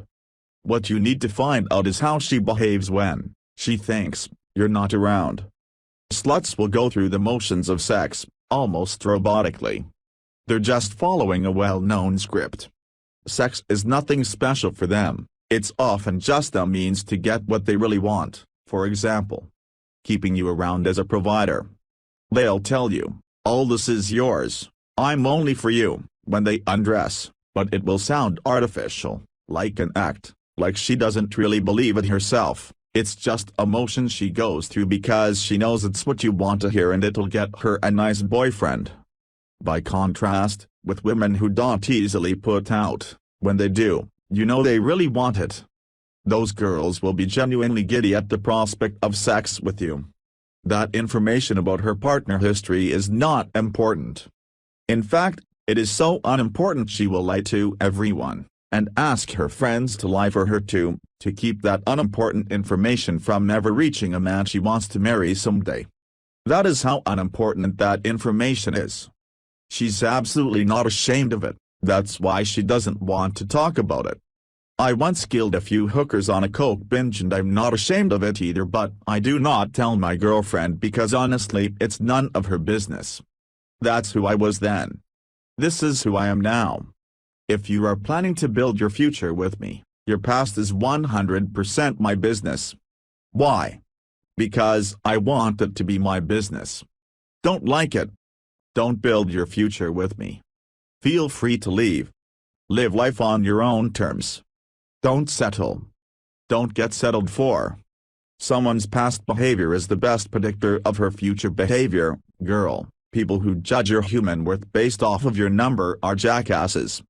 But guys who just aren't attracted to you because of it will make up a significant portion of your prospects. And they're allowed to feel that way. Don't fall into the trap of hiding it just so that you can end up with a guy who doesn't actually like you. In a sense, you do have to accept that your dating pool is reduced, but you will be happier finding someone who is entirely not bothered by promiscuity, even if that's harder. Every age has its taboo topics. Ours is no exception. We are now free to discuss how the earth revolves around the sun, but there are other ideas that cannot even be brought up. Don't let societal shaming discourage you from believing and working with the evidence you see. Be firmly grounded in your own reality which you have investigated carefully. The decadent tactic and regressive culture of constantly claiming offense whilst projecting a facade of calling for tolerance and respect is nothing but pure hypocrisy, opportunism, egotism, arrogance, dishonesty, insecurity, narcissism, ignorance and the manipulative lust for power and control of our others. Just because you feel offended doesn't mean I did anything wrong. If you put it out there, I get to look at it. The famous Pavlov's dog experiment, part 2, they rang the bell, then alternated between beating the dog and giving it food. The dogs entered neurosis and many broke down. This is what happens to man nowadays. Women send subtle ambiguous signals of interest. Then when a man approaches he sometimes gets praised for his confidence and initiative, but other times gets shamed and reprimanded for being a creep. Do not allow women to ring the bell of female sexual signals and then beat the men that respond to it. Men being overly confused and careful about female sexuality serves one purpose: it raises the value of female sexuality, and thus enhances women's power in society. Whether or not women are offended by overt displays of female sexuality, mainly depends on one thing: is it classy, or not? Cheap displays of female sexuality, for example attached to an advertisement for a $5 cologne, are misogynist. Expensive displays of female sexuality, for example, attached to an advertisement for $500 jewelry, are celebrations. The reason? Women want to see the price of their sexuality remain high. It has to be something exclusive, so that they can hold on to the leverage of having something expensive that others desire. In practice, communism is over in China. Reality caught up with them. But you can't explicitly say that there, because so many Chinese are still emotionally invested in the concept. So the Communist Party and its symbols are kept alive, even though it's not really communist anymore. The same will happen to feminism. Like communism, abolishing sex roles is a noble goal in theory, but it just doesn't work in practice because of human nature. No one expect that hamsters are gonna hamst. The closer a topic gets to sensitive existential matters such as status, love, sex, gender roles etc., the more self-deceiving bullshit you're going to hear. Pick your battles wisely. You don't have to confront every taboo and every hamster publicly. Accept that it is part of human nature that there will always be emotionally or politically motivated bullshit proclaimed in public without challenge, and that it is not your job to correct this. Instead, use taboo knowledge internally in your own mind as a strategy that not everyone is aware of. If you feel the need, discuss it in private with good, stable friends who are on the same page as you. Don't try to diffuse every single false truth. There will never be a utopia where humans don't engage in collective self-deception on a massive scale. Self-deception serves a function on some level and society cannot function without it. The masses cannot be manipulated easily, but they can be manipulated utterly. When you consider how the masses are manipulated by propaganda, you will understand how futile it is to assign any value to the opinion of a stranger, on the internet or otherwise. Hold his arguments in zero regard until he has proven his intellectual merit. That includes your own arguments. Whenever you meet a random person online, the chances are much higher that he is using arguments to fight his own insecurities, rather than for the sake of actually finding truth. The only reason you should pay attention to the brainwashed masses is to probe which way the current wind blows, so you can smartly adjust your behavior accordingly. Women are the safest demographic in society. They have special laws and services specifically protecting them. Men have specific responsibilities such as conscription. So don't let any woman make you feel guilty for your privilege. In most public situations it's better to be to the point and funny than elaborate. Nobody in the bar has the time or interest to listen to a 30-minute monologue that meticulously covers all angles of a debate. Agree and amplify. Take the example of Patrice O'Neill. When hamsters are spewing their rationalizations, just laugh and shrug. Display amused mastery. You're above that topic and have no need to discuss it, because you are comfortable in your reality. Be unapologetically manly. Don't let random people with an agenda, feminists, dictate your view of reality. Instead, look at men who fully embrace their masculine power without shame, and see the benefits they get for it.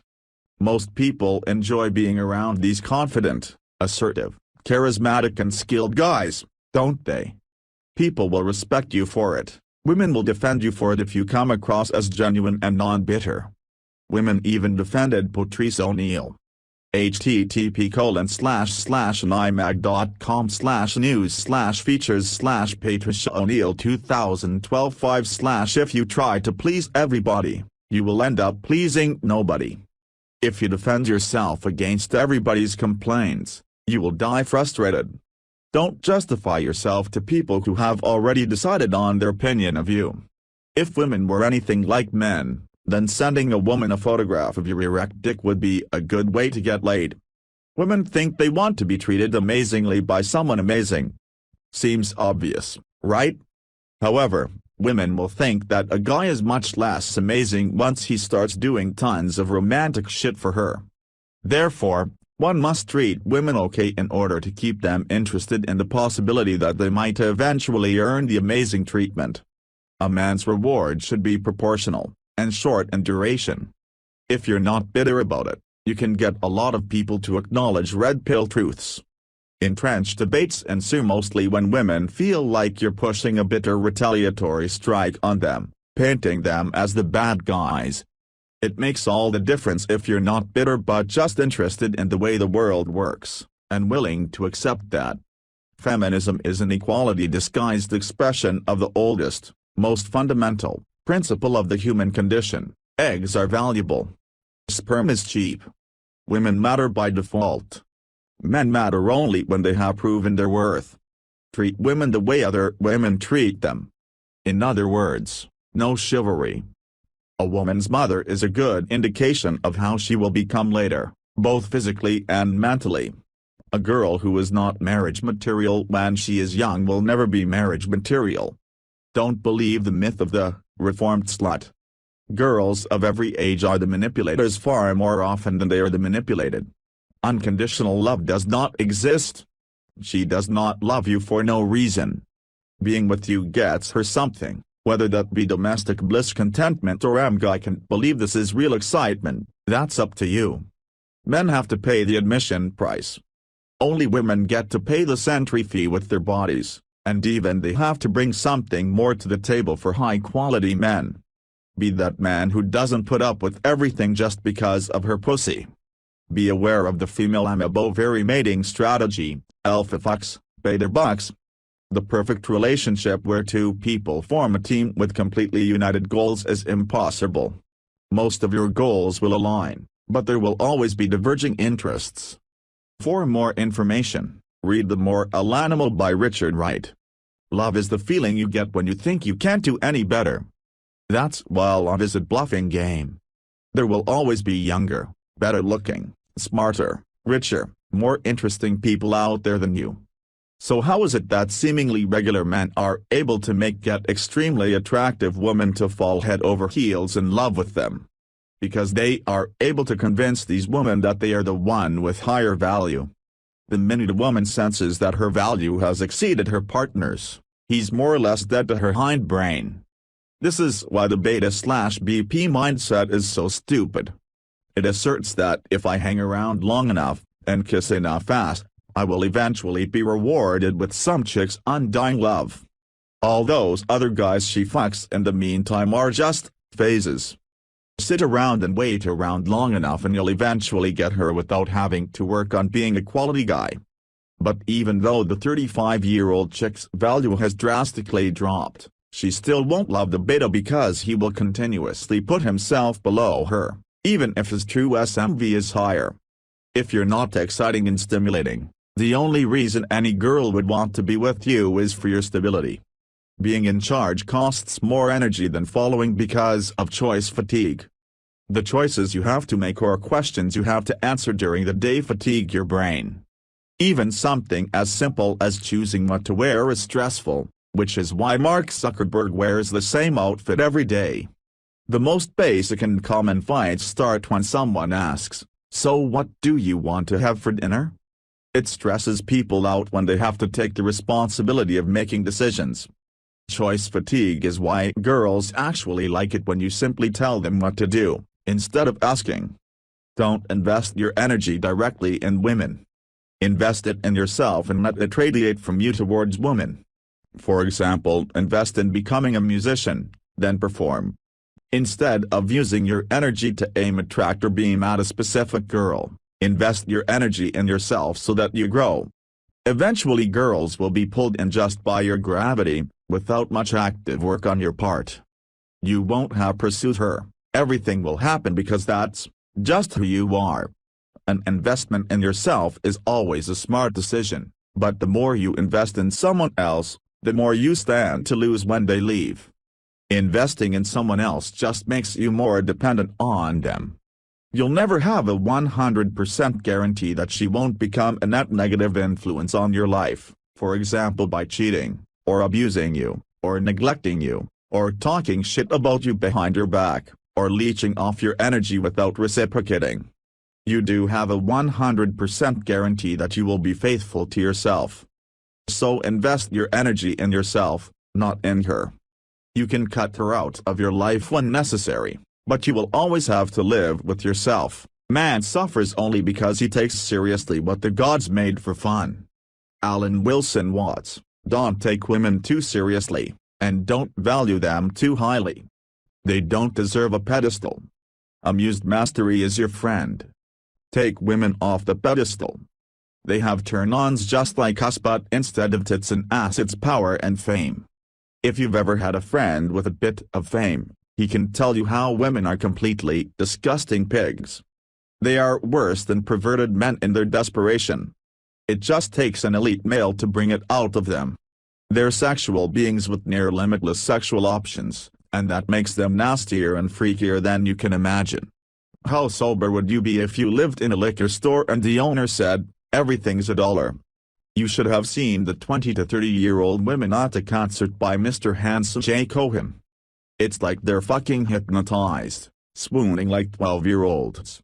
There's an old dude on the crew who goes around collecting bras and pantries after each gig. And J. Cohen really makes it rain underwear. When a girl says she's a freak in bed, that means she wants to be treated freakishly, not that she wants to act like a freak. Actually, girls aren't wild animals themselves, they are looking for a wild animal to fuck them. With the right kind of guy, every woman wants to be submissive in bed. This is the kind of sex they enjoy the most, but also feel most ashamed about. If she doesn't enjoy being dominated by you in bed, then you're either not that guy, or she's not feeling comfortable enough to trust you with that desire. For most girls, your dominance is only enjoyable when it is credible. If you're shorter and weaker than her, she knows she could overpower you, and that's a turn off. Unable to get in a sexually dominant state of mind? Don't enjoy degrading her. You unlock this ability in your mind outside of the bedroom, when you start experiencing being that guy who charms all the girls. That's when they fall off the pedestal that keeps you from dominating them. You have to experience this power flip. First, the girls could make you or break you with one word. Now it's the other way around. Your girl is replaceable, your reputation is not. Girls get feelings for a guy when they see how much other girls are into him. So if you let your girl disrespect you, e.g., by being the guy who gets cheated on for 2 months, that sends the subconscious message that you're dating out of your league and you're not that great of a catch after all. You'll find that girls somehow don't dig you anymore when you have this reputation.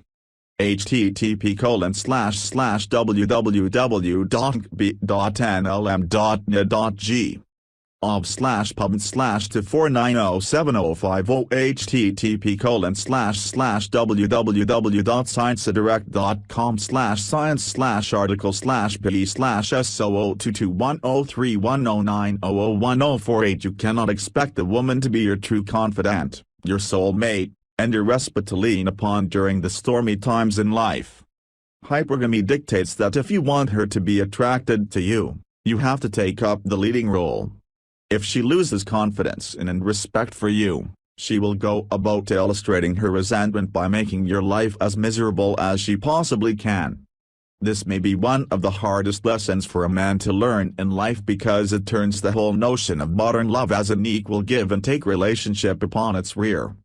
The implications can be rather depressing, as it means that on a certain level a man will always be alone.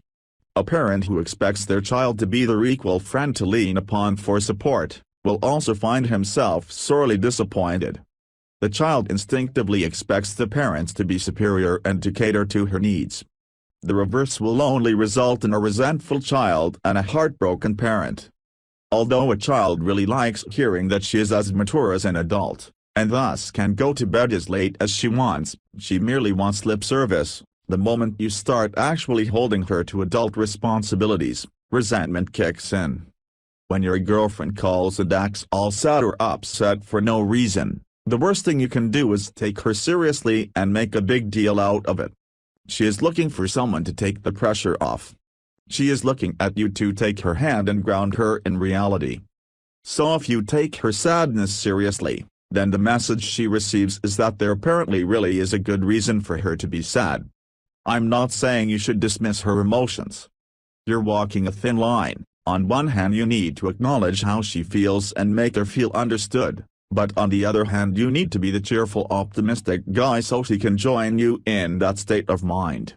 What she wants to see is a man who understands how she feels, but who knows and shows that it's going to be alright.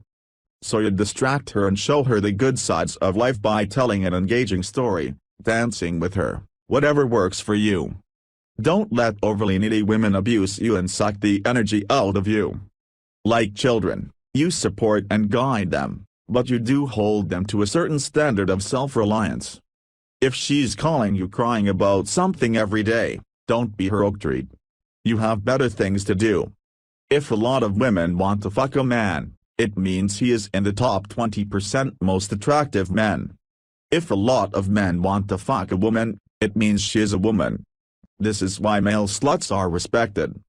If men could spend one day in a woman's body, they'd fuck half the town and be frustrated with how cold their hands and feet keep getting. If women could spend one day in a man's body, they'd walk out of the house feeling like they own the world, ready to finally be the privileged fucker who gets to objectify women and conquer them with his dick. Then they'd fail horribly at seducing anyone, be surprised at how nobody gives a shit when they walk into a bar, be upset at how invisible they are and how nobody cares, and be insulted at how entitled and superior women suddenly act. After 23 of this shit they'd be so frustrated at their utter inability to get laid, that they'd haul their miserable asses to a whorehouse since it's the only way they could get any action. Every time a woman exercises her independence at the expense of her man, she is sabotaging her own sexual attraction to him. Every time a man meekly defers to his wife, submitting to all her decisions, he squashes his own sex life. Little boys get browbeat by women, and on television they see grown men browbeat by women. Many have fathers browbeaten by their wives. It can make men never realize that the rope tying their foot to a post was only strong in their youth. Now that you're a grown man, try saying something edgy to a girl on a date and she's on her phone instead of making an effort at conversation. Wow, you're really interesting. She, really, you think so? You, no. Not really. Then you will see that the female wrath you feared so much is not so powerful anymore now that you are a valued man. Low SMV guys can win by mate guarding harder. It simply confirms their low SMV. The only strategy worth pursuing is to gain status, get a toned body, cultivate passion and some talents, then have your girlfriend/wife see how many other women are interested in you. What girls tell you about themselves often does not match up with their actual behavior. What they tell you is how they would like to see themselves, how they behave is how they really are. For example, she gives you the impression that she's strong, shows you her black belt in martial arts, saying she can defend herself. Then when she hears a noise in the middle of the night, she gets scared and will feel protected only if you take charge of the situation. But she can verbalize this and hence won't tell you explicitly. If you don't take charge and instead expect her to follow up on her words, she may feel resentment towards you that she herself cannot rationally understand. The underlying question her subconscious is asking you, are you confident enough in your understanding of the world and of me, that you know it will make me feel happy and safe better than I do? She wants you to just get it, despite all the misinformation.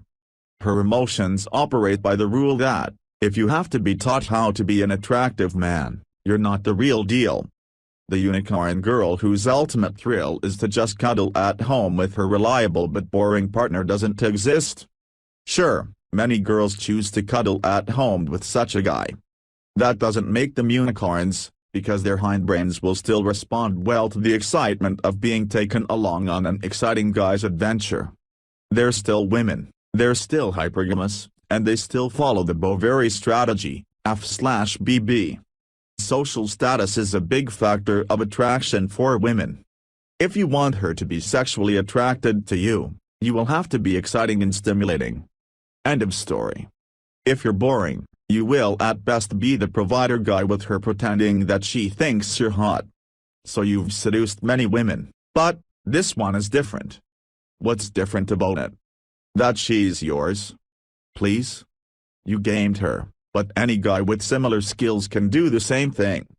Women pick the men that get to have their pick of the girls. It's like they collectively elect a few kings among all the men, and then each woman hopes that one such king will choose her of all women to be his queen. Women hate stable, unless it is the stable beta bucks that allows her to seek alpha fox. She desires and pushes for you to become consistent and predictable. This is her version of conquering. If she never feels like she's conquered you, she will always want you. These are the women who will make a big show of saying, "Okay, I'm done having all this sex with you. I've found a guy who can be a good provider and father. He treats me right and pays for all our dates and brings me flowers. I'm going to start a new life with him." And a month or two later, she's back in your bed screaming because there's just something so magnetic about you and she can figure you out. A woman would rather be beaten to death than bored to death. Seen on a confessions website, "My husband suffers from PTSD and used to hit me. Now we're in counseling together and we are doing great a year later. But I secretly miss the aggressive, passionate sex we used to have before the meds mellowed him out so much."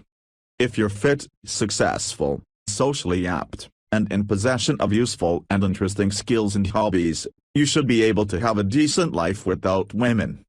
Women would rather line up to be the gravy on your awesome life than be the main course, featured on the otherwise empty plate of a loser. The era when men courted women is over. We're in the age of building attraction and escalating that into sex. You don't do that by being a gentleman, you do it by being fun and exciting and stimulating and mysterious and impressive and challenging and maybe a little dangerous. Don't look for a mother figure in your partners. Instead, Become your own father figure. Find that parental authority and stability in yourself. If the boyfriend insists on being vulnerable, some women switch into caretaker mode, and that destroys all sexual chemistry. A woman may enjoy the process of discovering a man's vulnerabilities, so she can't set her hooks in him, but she doesn't want the full level of responsibility. Her man is her rock and oak tree, not her child needing nurturing and protection. She wants to be the little girl. The man being emotionally dependent on the woman is the worst place for him to be in. When a girl feels her passion for a guy waning, she will slowly emotionally detach herself from her boyfriend over the course of months. During all those months she'll never mention anything to the guy. She's covertly preparing for a break that is as easy on her as possible. When she's finally ready to tell him it's over, which is usually when she is sufficiently assured that a new guy is interested, she can immediately move on. Don't immediately confront someone when you are suspicious or have a small amount of unclear evidence. They will become more private, secretive and learn how to hide things better.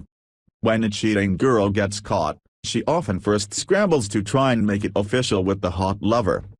Usually that fails, and then she crawls back trying to patch things up with the original beta boyfriend, the safe backup plan. Anything is better than being alone. The absolute worst thing you can do to a girl is nothing her, zero emotional reaction, utter abandonment. If you get angry, she will use that to spin her internal narrative so that she isn't the bad guy. She only cheated because you are angry and abusive. But if you give her the perfect poker face and only 4 or 5 chillingly calm words, she will have very little ammunition to use when trying to fight her own guilt. That's what will destroy a girl inside. When a woman fails at climbing the corporate ladder or at launching her career as a comedian, she can blame sexism and the glass ceiling. When a man fails, he is not allowed to blame anything but himself. Men are expected to succeed against all odds, and it has always been this way. Failure in a woman is considered as not so bad, because at least she still is a valuable woman. Your girlfriend fears and/or doesn't like your mother because your mother knows what kind of shit she pulled on your father, and fucking nobody is allowed to do that to her son. Society protects women without question and rejects, or at least abandons, men who cannot protect themselves. Also without question. The world is not looking out for you. Even your own tribe isn't looking out for you, they are looking out for their women and children and expect you to do the same. When a woman accuses you of rape with no evidence except her word against yours, who will everyone believe? This is the lot a man has to bear in life. To compensate for it, life made you less emotional and more capable than those women who need protection. Every cooperation, partnership or pair bond exists because both parties derive benefit from it. The partnership is possible because most of your interests align. In 80% of the cases, what's best for her is also best for you. But for the other 20%, there is a mismatch of interests. Either party benefits at the cost of B, or party B benefits at the cost of A. This sets the stage for a tug-of-war where both parties try to fine-tune the details of the partnership to their benefit. Usually, the person who is the least dependent on the partnership, most willing to blow it up, wins the 20%. Although both parties benefit, the winning party benefits more. Nobody has your interests on priority #1 except you. Your parents have your interests on #2 or #3, after their own, which usually align with yours. Your partner also subconsciously prioritizes your interests after her own and her family's. In every couple, one person is always slightly pining while the other is settling. Once you accept women for what they are, you will learn to appreciate them in ways you never dreamed possible before. The way a real smile differs from the fake shit you get every day. The way her body just seems to slide perfectly into your favorite sexual position because she's realized what you like. The way she responds when you remain stoic in the face of her capricious whims. Women are great if you let them be. Trust your instincts. Your gut feeling is usually right about shady girl behavior. Your brain tries to deny it, because that's how you have been conditioned by the feminine imperative. The blue pill dream says, women are noble, loving, honest creatures. She would never do such a thing. She deserves your trust, so you should definitely not investigate these red flags. Instead, talk to her about your worries, so that she can go ahead and hide the evidence. If you see the red flags and refuse to believe she's cheating on you, I know a Nigerian prince who's got a great business opportunity. Society spends most of your life programming you to ignore your instincts. You're just being untrusting. You should trust her. That's just irrational. I'm sure there is a logical explanation and you'll laugh about it, but yet, when these suspect things happen, it seems there is always fire to the smoke. Most guys have a fairly good understanding of what is real and what is just being irrational, but the world has a habit of telling them that their observations aren't real. The human brain runs millions of calculations a second, most of which we'll never consciously be aware of. Just me standing in my kitchen, holding my phone and typing this is nothing short of amazing. When your brain/instincts/guts tell you to run, just fucking run. You're making a big deal out of it. It's just a phone number. That shit is a big deal if you say it is. If there's an asshole guy in her life and it's not you, watch out. If he were a loser who acted like an ass, she'd just call him a loser. The fact that she calls him an asshole means that she cares about how he treats her. She longs to be treated well by him, because she values him on some level. The chase is on. When it comes to relationships, your end goal is not to keep your girlfriend/wife with you. Your end goal is to keep a high SMV, sexual market value. A high SMV ensures that your girl will stay, and if not, that you will find another one. With the low SMV, even if she stays, it won't be genuine, since she won't be attracted to you, and you'll constantly fear losing her. So even in a relationship, your focus should be to maintain and increase your SMV. Reputation is everything. When people try to fuck you over, be prepared to cut them out of your life or fight them if necessary. If you establish a reputation as a pushover, you become a target for bad things. The opposite is also true. When people treat you well, be willing to reward them generously. But don't reward people for no reason. If you establish a reputation as a generous friend, you become a target for good things. So tip well in a restaurant, for example. You teach people how to treat you. If somebody pulls a trick on you and you don't call them out on it, you're sending the message that this is normal. You teach people how to value you. If you have internalized the belief that women are superior creatures, you'll supplicate to your girlfriend and shower her with attention. She will get the message that you're not such a catch after all, and your attention will be like water to her. She takes it for granted, but gets upset when it stops freely flowing in her direction. Waterworks are easy for a girl, and years of experience have taught her that when she cries, people will come to her aid and give her what she wants. The correct answer to her, "I'm sorry," is, "What are you going to do to prevent this from happening again?" When a woman likes a man, she looks up to him and treats him like a king, yearning for his approval. All the other men she looks down on and expects them to reverentially kiss her ass, treat her like the queen she is, etc. When a woman likes a man, she's constantly trying to prove herself to him, afraid that he'll think of her as childish, not good enough, pathetic, and so forth. Her fear originates in projection, because that is exactly how she looks down on the lowly guys that like her, and how she thinks those guys should be behaving towards her. Donald Rumsfeld said once that weakness is provocative. Women understand and respect power when they see it, and will then allow themselves to treat you reasonably. If they see a lack of it, they will not stop themselves from using you for free meals, free rides, and so forth. People's feelings are always in the present. They care less about your past failures to achieve than you think. If you show up successful the next time, that will be the reality they remember the most.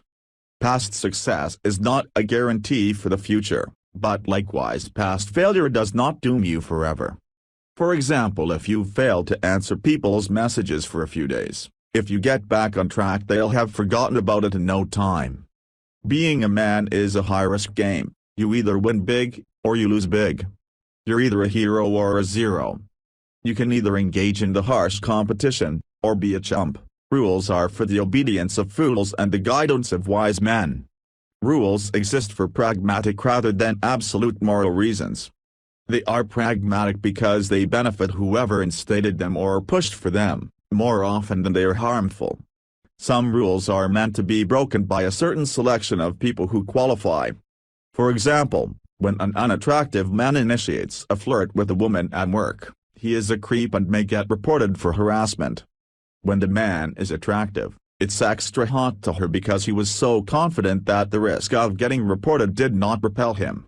In this case, the rule against harassment serves as a filter to weed out unattractive guys. It owes its existence to that pragmatic effect, while the morals that people cite, and believe, are only used to justify it. If they really believed in those morals, they would also report the attractive guy to HR. But instead they fuck him. Conclusion: the rules and morals are just tools. The rulebook should only be broken by people who have first understood and mastered it. Follow the small rules and you can break the big ones. Your body and mind are tools that need to be used and maintained with care. Don't abuse or overload them by endless exercise without rest. Endless thinking is also overloading. If you only care about it when it's broken, you don't deserve it at all.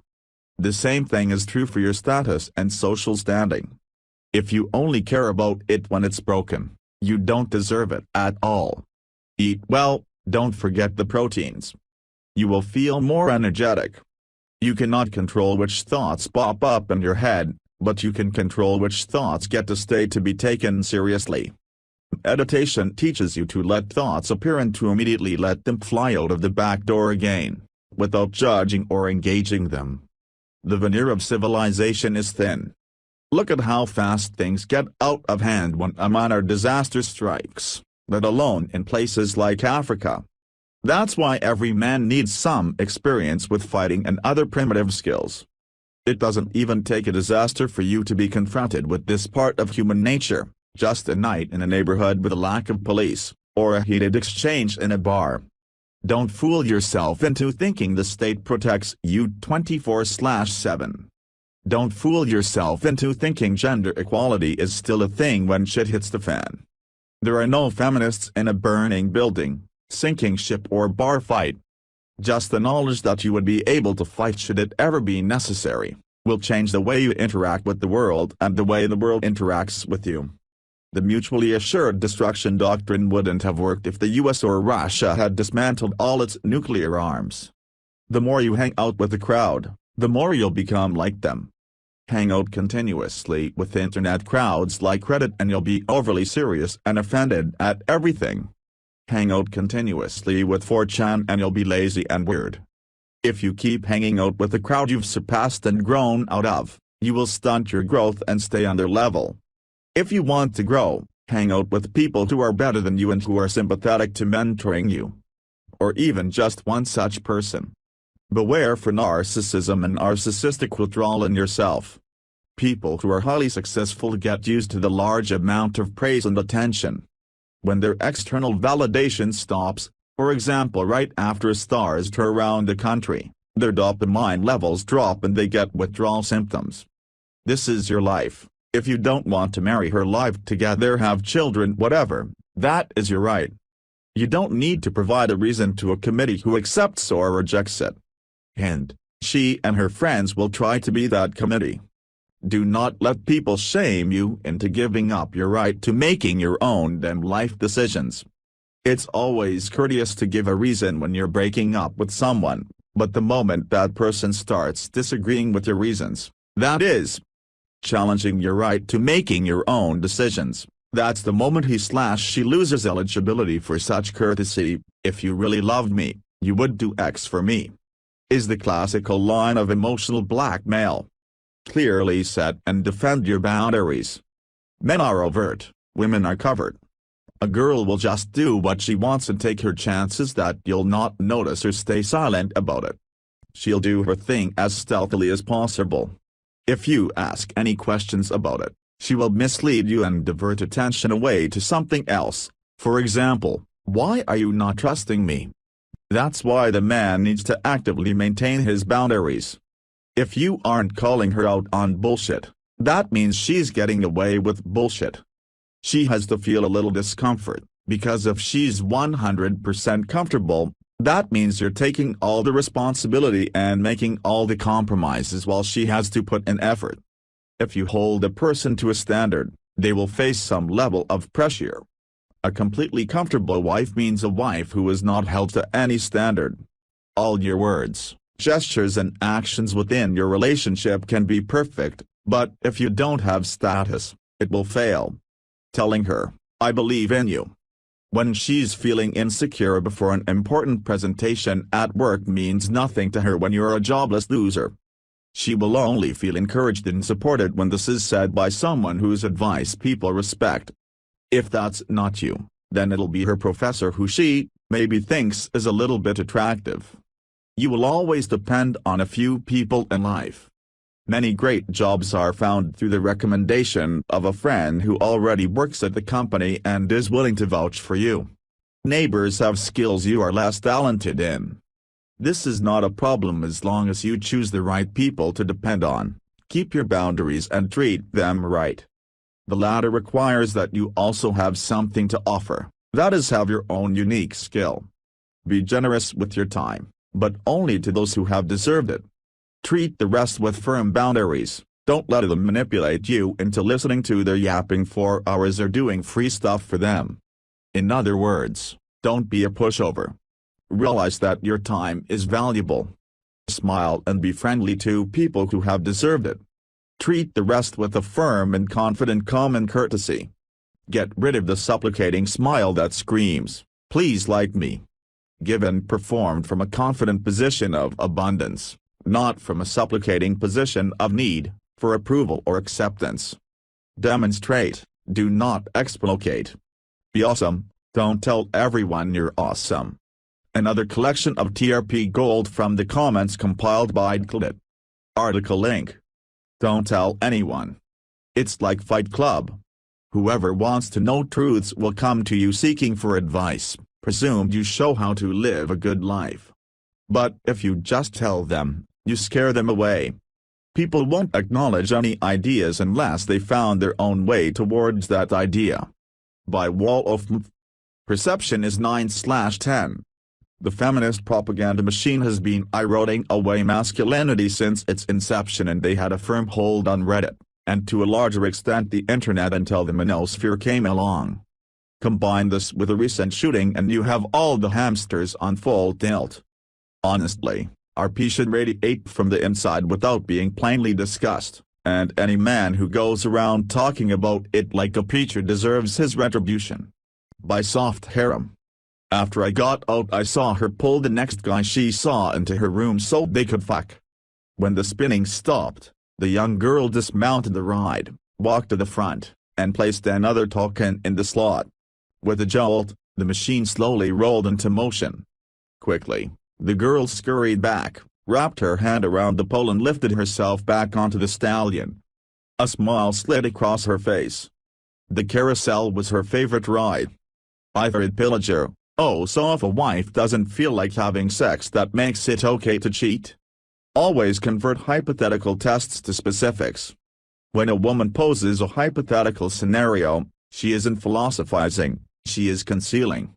Blow away all pretense by answering directly, "Yes, if you cut me off, I will cheat." If you violate the contract, there is no contract. Do not let her establish the boundaries of the conversation. In the example above, I ignore the slippery, "wife doesn't feel like," bullshit, and reframe the issue much more specifically, "if you cut me off. My rules, my terms, my boundaries." By Red Pope. Maintaining the vigilance of being ready to walk at all times is what makes my current relationship simultaneously the most difficult I've ever had and the most rewarding. Way to stick the dismount, brother. By Deep South Scoundrel. Good thought, but if you next to girl every time you get a compliance test, you're gonna have a hell of a turnover. By Board in Class 2. Then she got drunk, and shit tested me bad, you know, You should be nicer to me. You can tell I have a lot of options. My casual response. W. L. You gotta do what you gotta do, smirk, her.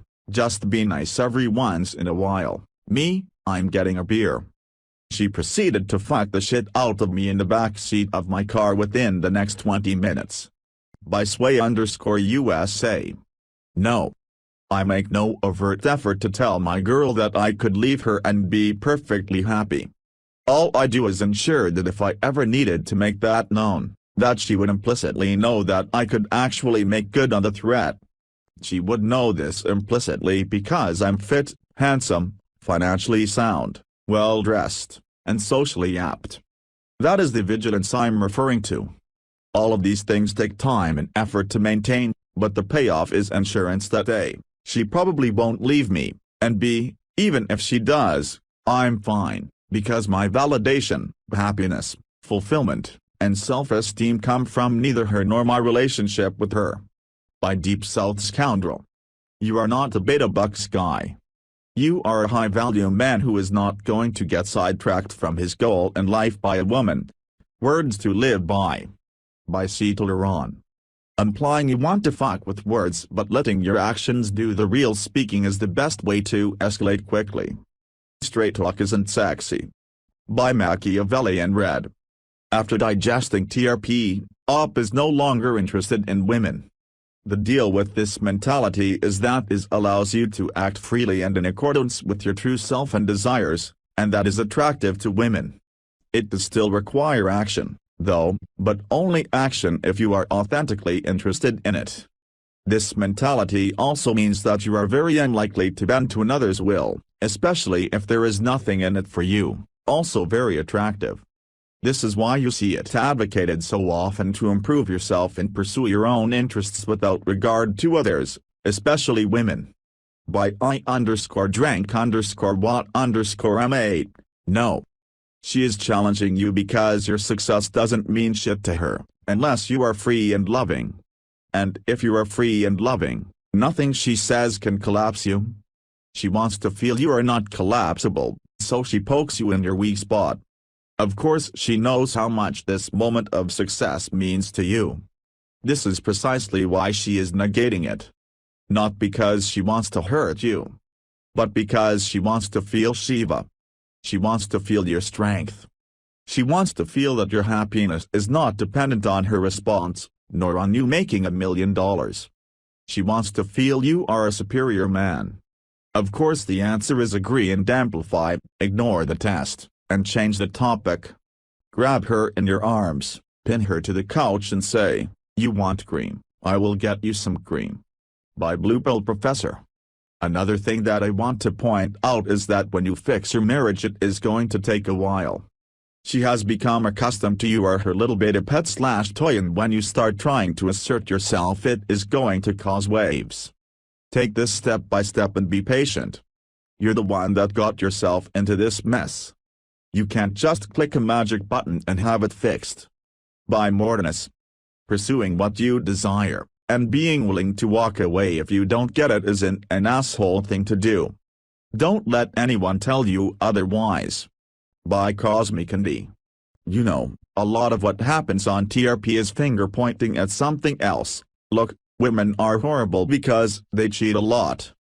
I think men need a long, serious look at themselves to see the type of women they're attracting and why. Men need to have the attitude that if your woman cheats, won't have sex with you, or gets fat, then it's your own damn fault. Either you chose poorly, or you're not leading well enough. I understand women now, they're not difficult, even the slutty ones. Take control of yourself, then look for a woman, if you want. By Tripdosser. Shit test, did you know where we gonna hook up? Agree and amplify. Tell her that the plan went off without a hitch. Or go over the top. Well, I originally planned for us to get hitched last night, but the justice never showed up, so I guess just the hookup will suffice. I originally planned for a crazy orgy. But I figured we could just start small. I always plan for sex, no matter what. Makes dentist trips really awkward and disappointing. By Red Pill School. A red pill way to receive compliments. From the charisma myth, how anyone can master the art and science of personal magnetism. Stop. Absorb the compliment. Enjoy it if you can. Let that second of absorption show on your face. Show the person that they've had an impact. Thank them. Saying, "Thank you very much," is enough, but you can take it a step further by thanking them for their thoughtfulness or telling them that they've made your day. By whom. I have to ask you guys, do you still respect women, and what do you find to respect about them if you do? Do you respect man just for living? Of course you don't. You don't disrespect him either, you are indifferent. Every single man needs to earn a respect. Now, after taking the red pill, women do too. By red pill shadow. For most average men, the problem they face is just plain getting a woman to have sex with them with any degree of frequency. Forget their likes, dislikes, or anything even remotely approaching quality sex. Just getting their wives to put out more than once a month is already an insurmountable hurdle. So I tend to prioritize frequency over quality and advise most married guys to do the same. You can work on quality, but if you're not having or barely having sex at all, that's a much bigger problem. And a much more common one. By Arch Winner. Women hate each other, passionately. You think the female propensity to discard a man they no longer need or are no longer attracted to is bad? Just watch how they treat other women. It's fucking vicious. We have it easy. Women are incredibly worse to each other. It's a funny dichotomy. Women are extremely pro-woman, always siding with one another and with the female gender as a whole independent of logic or reason, but when dealing with specific women, as individuals, they hate each other's guts, put on a front when they're together, and tear each other apart the moment their backs are turned. Even their true friends aren't safe. One slip-up, one loser mistake, and she's off the invite list to the next outing, during which everyone there will promptly gossip and make fun of her. By Arch Winner. It's looking at the same thing from a different angle. The fact that you're awesome enough to have frequent sex without her is the very thing that drives her to have frequent sex. Kind of an awesome vicious circle. Sex begets sex. But lack of sex also begets lack of sex. By Arch Winner. But through all of this, yes, most certainly, you have to be okay with the possibility of your marriage ending. Being at peace with the possibility and knowing you'll be okay if she pulls the nuclear option and burns everything you've built to the ground, children, house, finances, career and all, is absolutely essential if you plan on coming out the other end of a bad marriage. By Arch Winner. I've pondered on this a while. Basically it comes down to two things: can you tolerate the loneliness of only having plates? Do you want kids someday? By Let It Jar. Forget the label plate and what you think it means. Be honest and direct with what you're looking for and the value you offer, either she's into it or not. A simple deflection and reiteration of getting together would likely bypass her text reservations. I'm not worried about it. Let's go have fun. If she's cold in person, compare what you're getting against what you want. Then, move forward. Certainly don't ever think you've got a plate secured. Spinning plates fall. By Secret_Barber. Do I move on or cancel and try again later? You, what day are you free? Her, says a day you meet for a drink at X at 8 p.m. She will either tell you a day and show up or flake out. In either case the sun will still rise tomorrow. By Toomberek 2. Women's sexual market value determines their place in society, whereas men's place in society determines their sexual market value. A woman who has managed to snag a high SMV is automatically labeled a successful woman and is admired, more like, envied, by other women. Even though she has literally done nothing of note. By Trip Submitter. A man will project positive qualities onto a woman he is attracted to. He'll see her as virtuous when she is anything but that and all the princess-worshipping blue pill fantasies he harbors.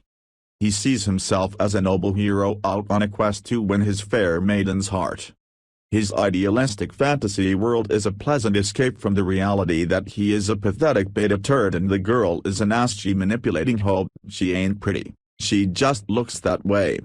Tilda Northern Bikes by Red Pill Dad, why not? Life is short, life is dull, life is full of pain.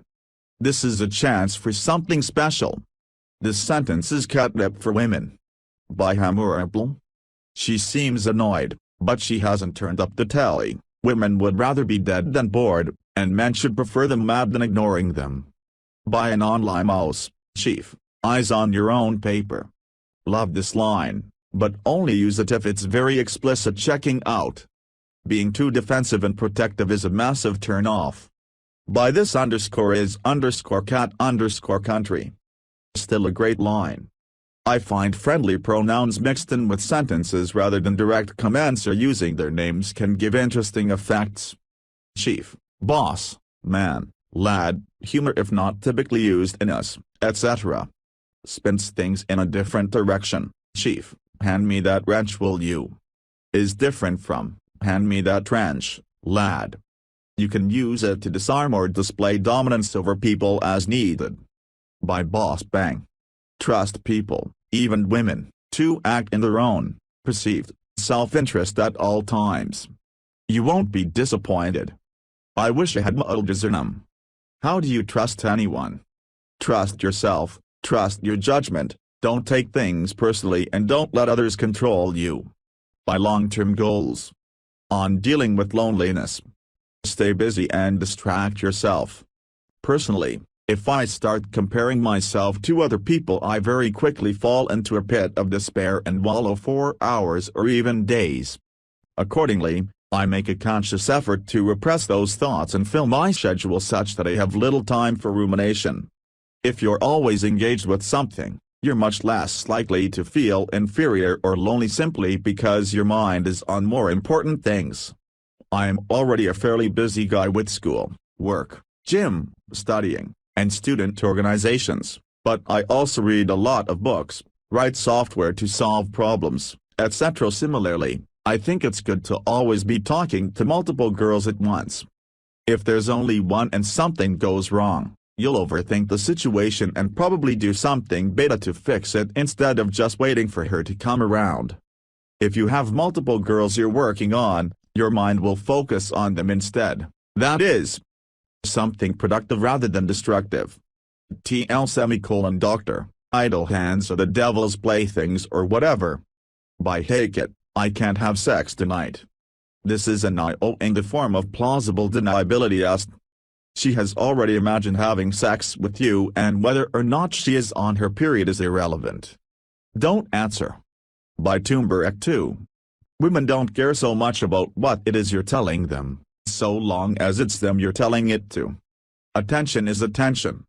If your plan is to punish a woman, stop feeding her the emotional stimulation she craves so much. Don't argue with her. Instead, withdraw your stimulation. Without your attention, dread begins to emerge from within her. She begins to fear that she's pushing herself off your radar.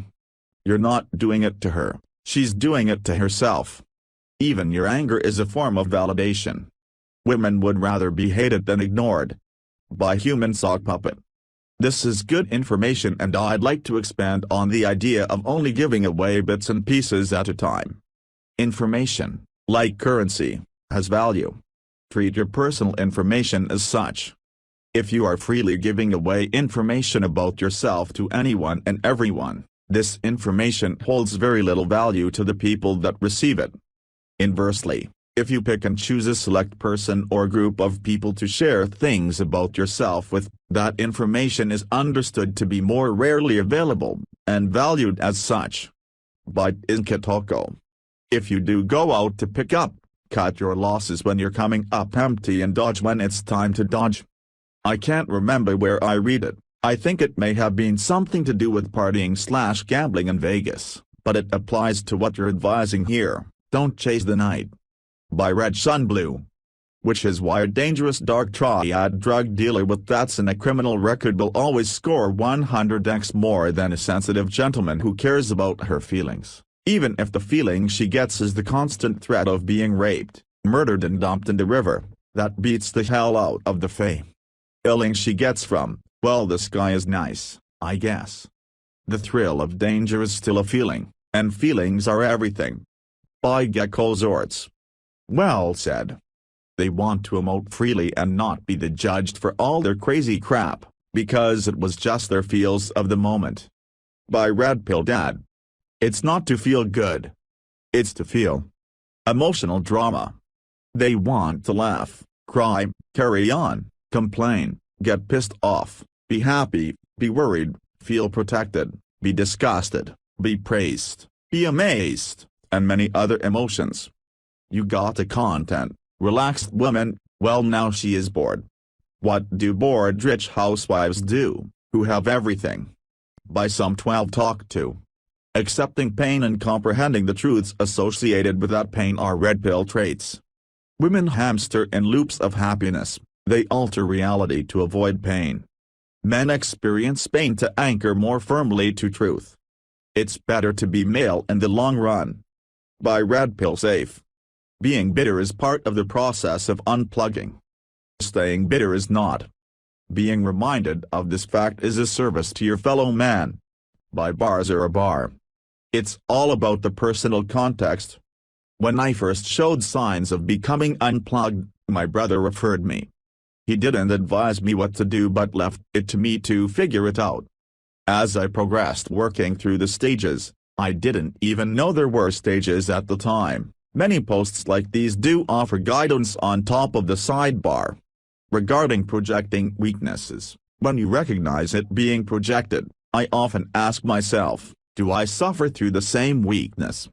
If so, what do I need to do about it? Some things just need to be pointed out to you, directly or indirectly, before you are cognizant about doing something about it. By Bars or a Bar. Sure there will. But if you are good enough in her eyes, if you are running tight game, holding a proper frame, and being a man she respects, it significantly reduces the likelihood that she will swing to new branches. Women love, cherish, and adore stability and normalcy. Only the sluttiest of all sluts will throw away a high-tier man for the whim of a man who might be a little better. Women are risk-averse by nature, it's what makes them good mothers.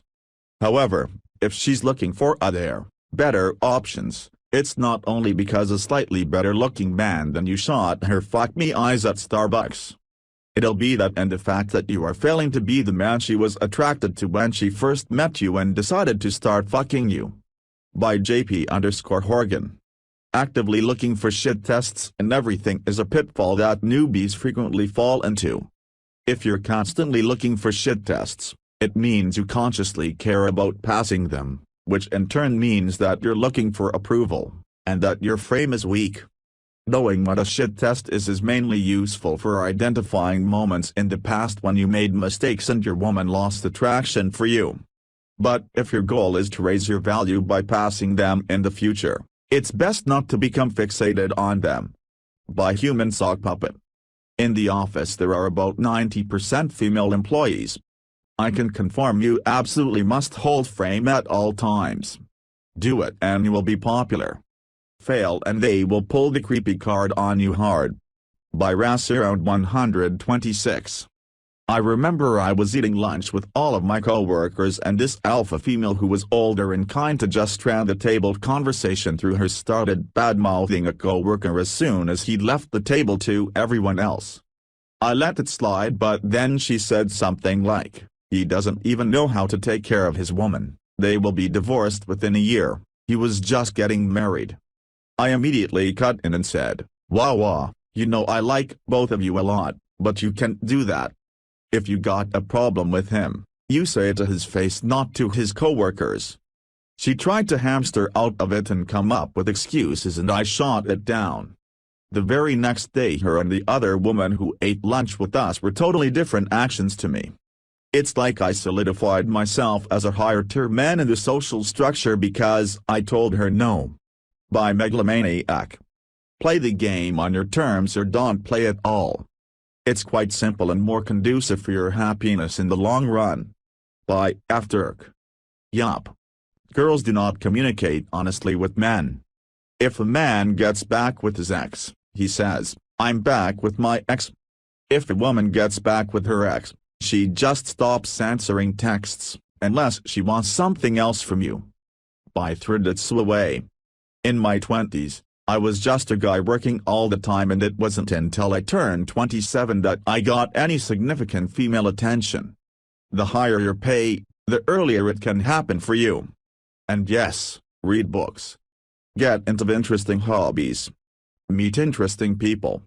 That's all admirable, but if you don't have the money, you're just a great conversationalist. It's mostly about the money. It's all in what you do with your money all those years that you're invisible. Save it. Don't worry about a relationship, much less having a girl move in with you and have your baby. And if you don't have one, for the love of God, I implore you to not feel down about not being in one.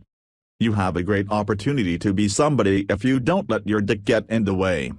Think with a big head, not the small one. Author unknown. My favorite quote from the Count of Monte Cristo is, "Life is a storm, my young friend. You will bask in the sunlight one moment, be shattered on the rocks the next. What makes you a man is what you do when that storm comes. You must look into that storm and shout as you did in Rome. Do your worst, for I will do mine. Then the fates will know you as we know you." The takeaway is it isn't about how hard your life is or the burden put on you, it is how you weather the storm. By Day. Also, if you are ever sitting by your phone waiting for a girl to text you, then you are already failing. By Handbook 2. It's more so than the Brad Pitt rule. Think of it as a role reversal. If a hot girl came and asked you out, but you legitimately could not go, you would suggest a new date. If you would do that, so would she if she was interested. By 11. Couple of ways you can approach it, depending on her personality. "Are you done now?" said in a flat, almost bored way works. Alternatives are, 1. Laugh. Just start chuckling, increasing in intensity matching the intensity of her tantrum. Pretend she's a 4-year-old getting mad at you for not saying hi to her imaginary friend. Shit is hilarious. You're so cute when you're spazzing out. 2. Walk away and do something else, without a hint that it's bothering you. Check texts, surf the web, pop on the TV and kick your feet up, etc. There are others. The essence behind each one is that you are an emotionally stable adult male, and she is completely unable to rock you. By Lee. You know what I do when my niece gives me sassy insolence. I spank her and shut her in her room without her phone and laptop so she remembers the importance of respecting the man who protects and provides for her. Women are not adults. They are children. Proceed accordingly. By Human Sack Puppet. Do not mention this to your plate, LTR, or wife what have you. You will not win a woman over with a logical discussion about how men and women fundamentally are. You utilize the skills we teach her to win her with that knowledge. Unable to parrot this enough. Do not talk about it to women. They don't, will not, and blatantly refuse to understand this concept. Ultimately, TRP is not about them, it's about you. You do it to improve your life and yourself. By Crazy Berserker. Think me, speak we. Always think of yourself as an individual, it keeps you from being needy and putting the girl up on a pedestal. However, speak we, because you are subtly introducing the idea of you two being together and making her more comfortable with whatever choices you decide to take. By Redshirt 66. What's the saying? Something like, no matter how beautiful you think she is, someone is sick of her shit. Author unknown. Get them wet. Treat them like dirt. They'll stick like mud. By Handbook. Just learn to fuck like a champ. They always come back. Be that asshole who gives her a good dicking. It's easier than you think. Be selfish, and don't care. By Gimprome. Women are attracted to the feelings that they receive from a man but not the man himself. By Tumberek 2. It's normal to be angry in the beginning. The quicker you get over this anger the better off you will be. It is not good or productive to be angry at a woman for acting like a woman. By Tyler_Durden. Some of my friends really got hit by this change in their lives. I think if you're the type of guy that really defines your value based on the number of interested women, then it can hurt your self-esteem. All I see ahead is continued improvement and achievement. I really feel like I'm just entering my prime and my value as a man will keep going up now that I have figured out the rules. My opinion is that you can definitely hit a stride in your 30s, even if your 20s was crappy. By Tuxedo Masks. I've had more success saying, "Are you as fun as you look?" And this is from RSD Jeffy. I'm at the gym getting totally fucking jacked for our romantic date. Out of the many things I've said, these two have gotten me the most numbers. By Loin_Fruit. I think this is a great point, and it's something that Puck really emphasizes in his "Perfect is Boring" post on the So Suave forum. If anyone disagrees with Op, I highly recommend reading that post. There must be a point in time when we've reduced our reliance on learning/reading, and that only happens when we're capable of testing the field without fear. In my opinion, that is the path to success that a red pill awareness fosters. By Tits_out_4th boys. There is a fun saying regarding banks: a bank will lend you money if you prove you don't need it. You can paraphrase it this way: a woman will submit to you if you prove you don't need her. By Thirdal Agai. Be amused at anger, great advice. Take a step back and realize that defending yourself or trying to resolve the conflict is pointless. She's not rationally upset, why would being rational suddenly fix it? By Red Pill School. Men want comfort and the reassurance that they have built a good fortress of protection and security for them and their family. Boring can be good if it means the machine is clicking and working as it should. Women want to have their minds blown and a giant smile on their face 90% of the time. Plus all the security stuff. Hence the F/BB phenomenon. Which is why in LTR you gotta maintain game. It's fucking exhausting. By Raven 2000. And if you've spent any time at all gaming girls, you know that girls are always bored. By Cocaine_Face. Give a woman half a second and she will turn you into someone she despises.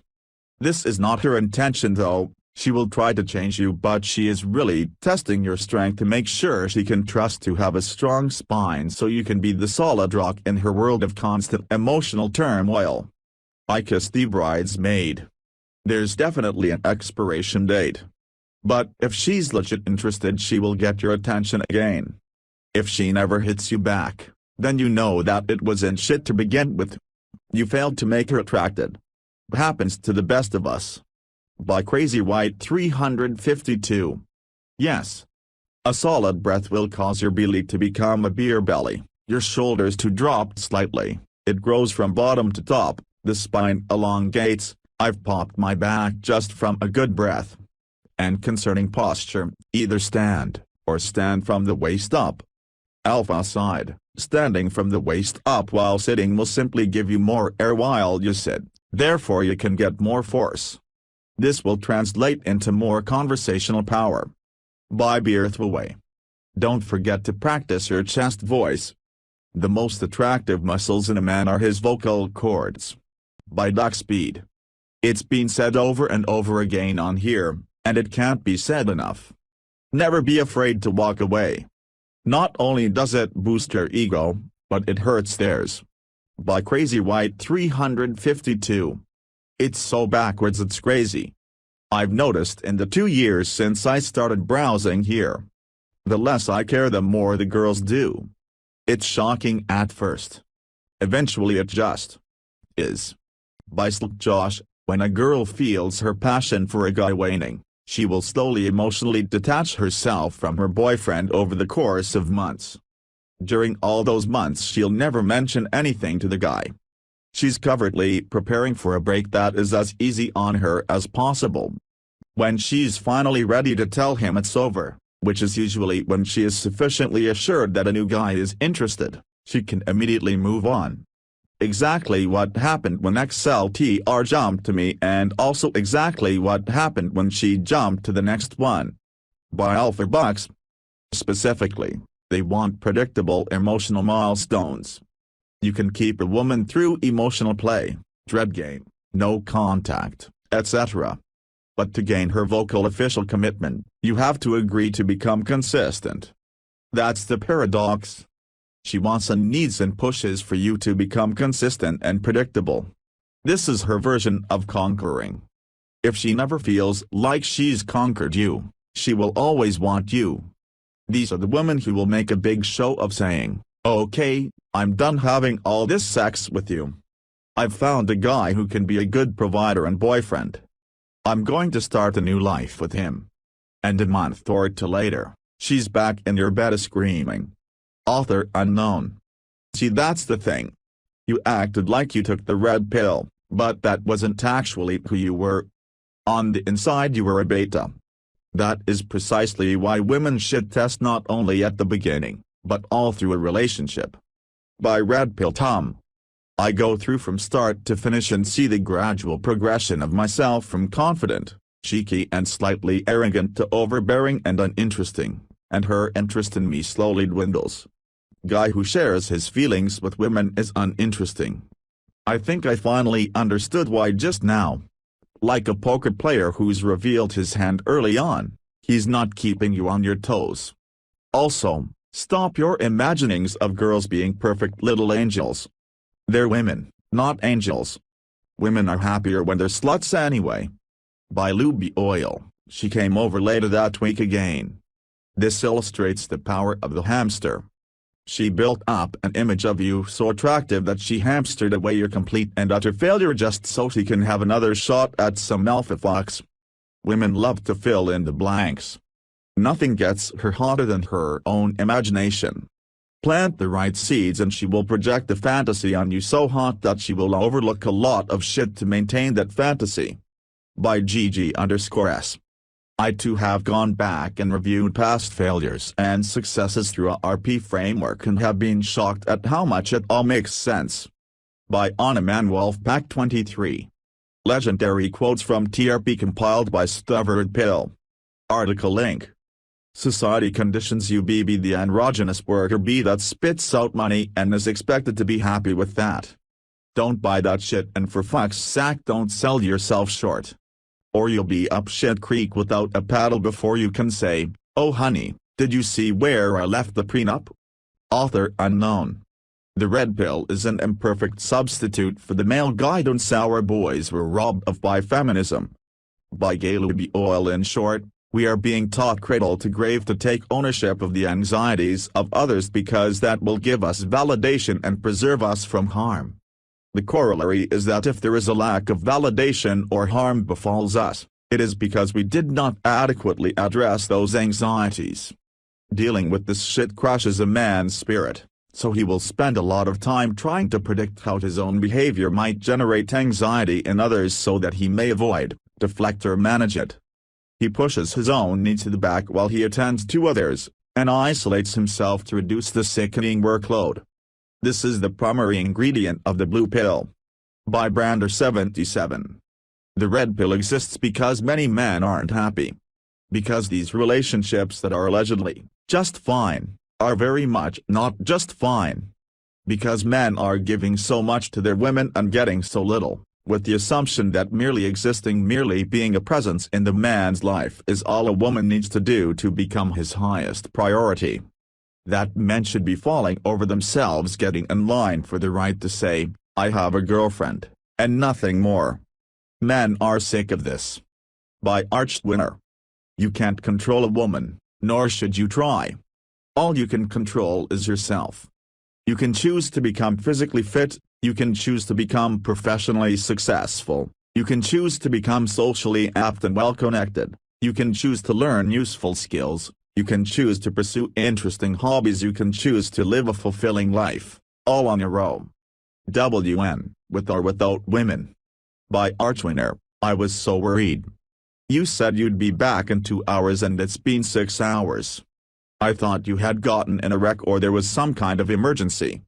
We explained what happened and she repeated the above refrain about 5 times while we were telling the story. So we get in the truck, and as we're driving back, my grandpa says, "Listen, Jeremy. She has always been like that, and it's ridiculous. That shit needs to be stopped early in a marriage, or it will ruin you. This is what you do. Right after you get married, say you're going somewhere. Doesn't matter where. Tell her you will be gone for an hour. Come back in 3. Don't apologize. Don't explain. If she asks, just say, 'It took longer than I expected.' Do this half a dozen times in the first 6 months of your marriage, and you won't have to put up with the bullshit you just saw. You're a man, and you don't need to be on a goddamn leash. I miss you, Grandpa." By Jeremy Firth. Nice guys are kind of like sluts. By Parrot Ipaz.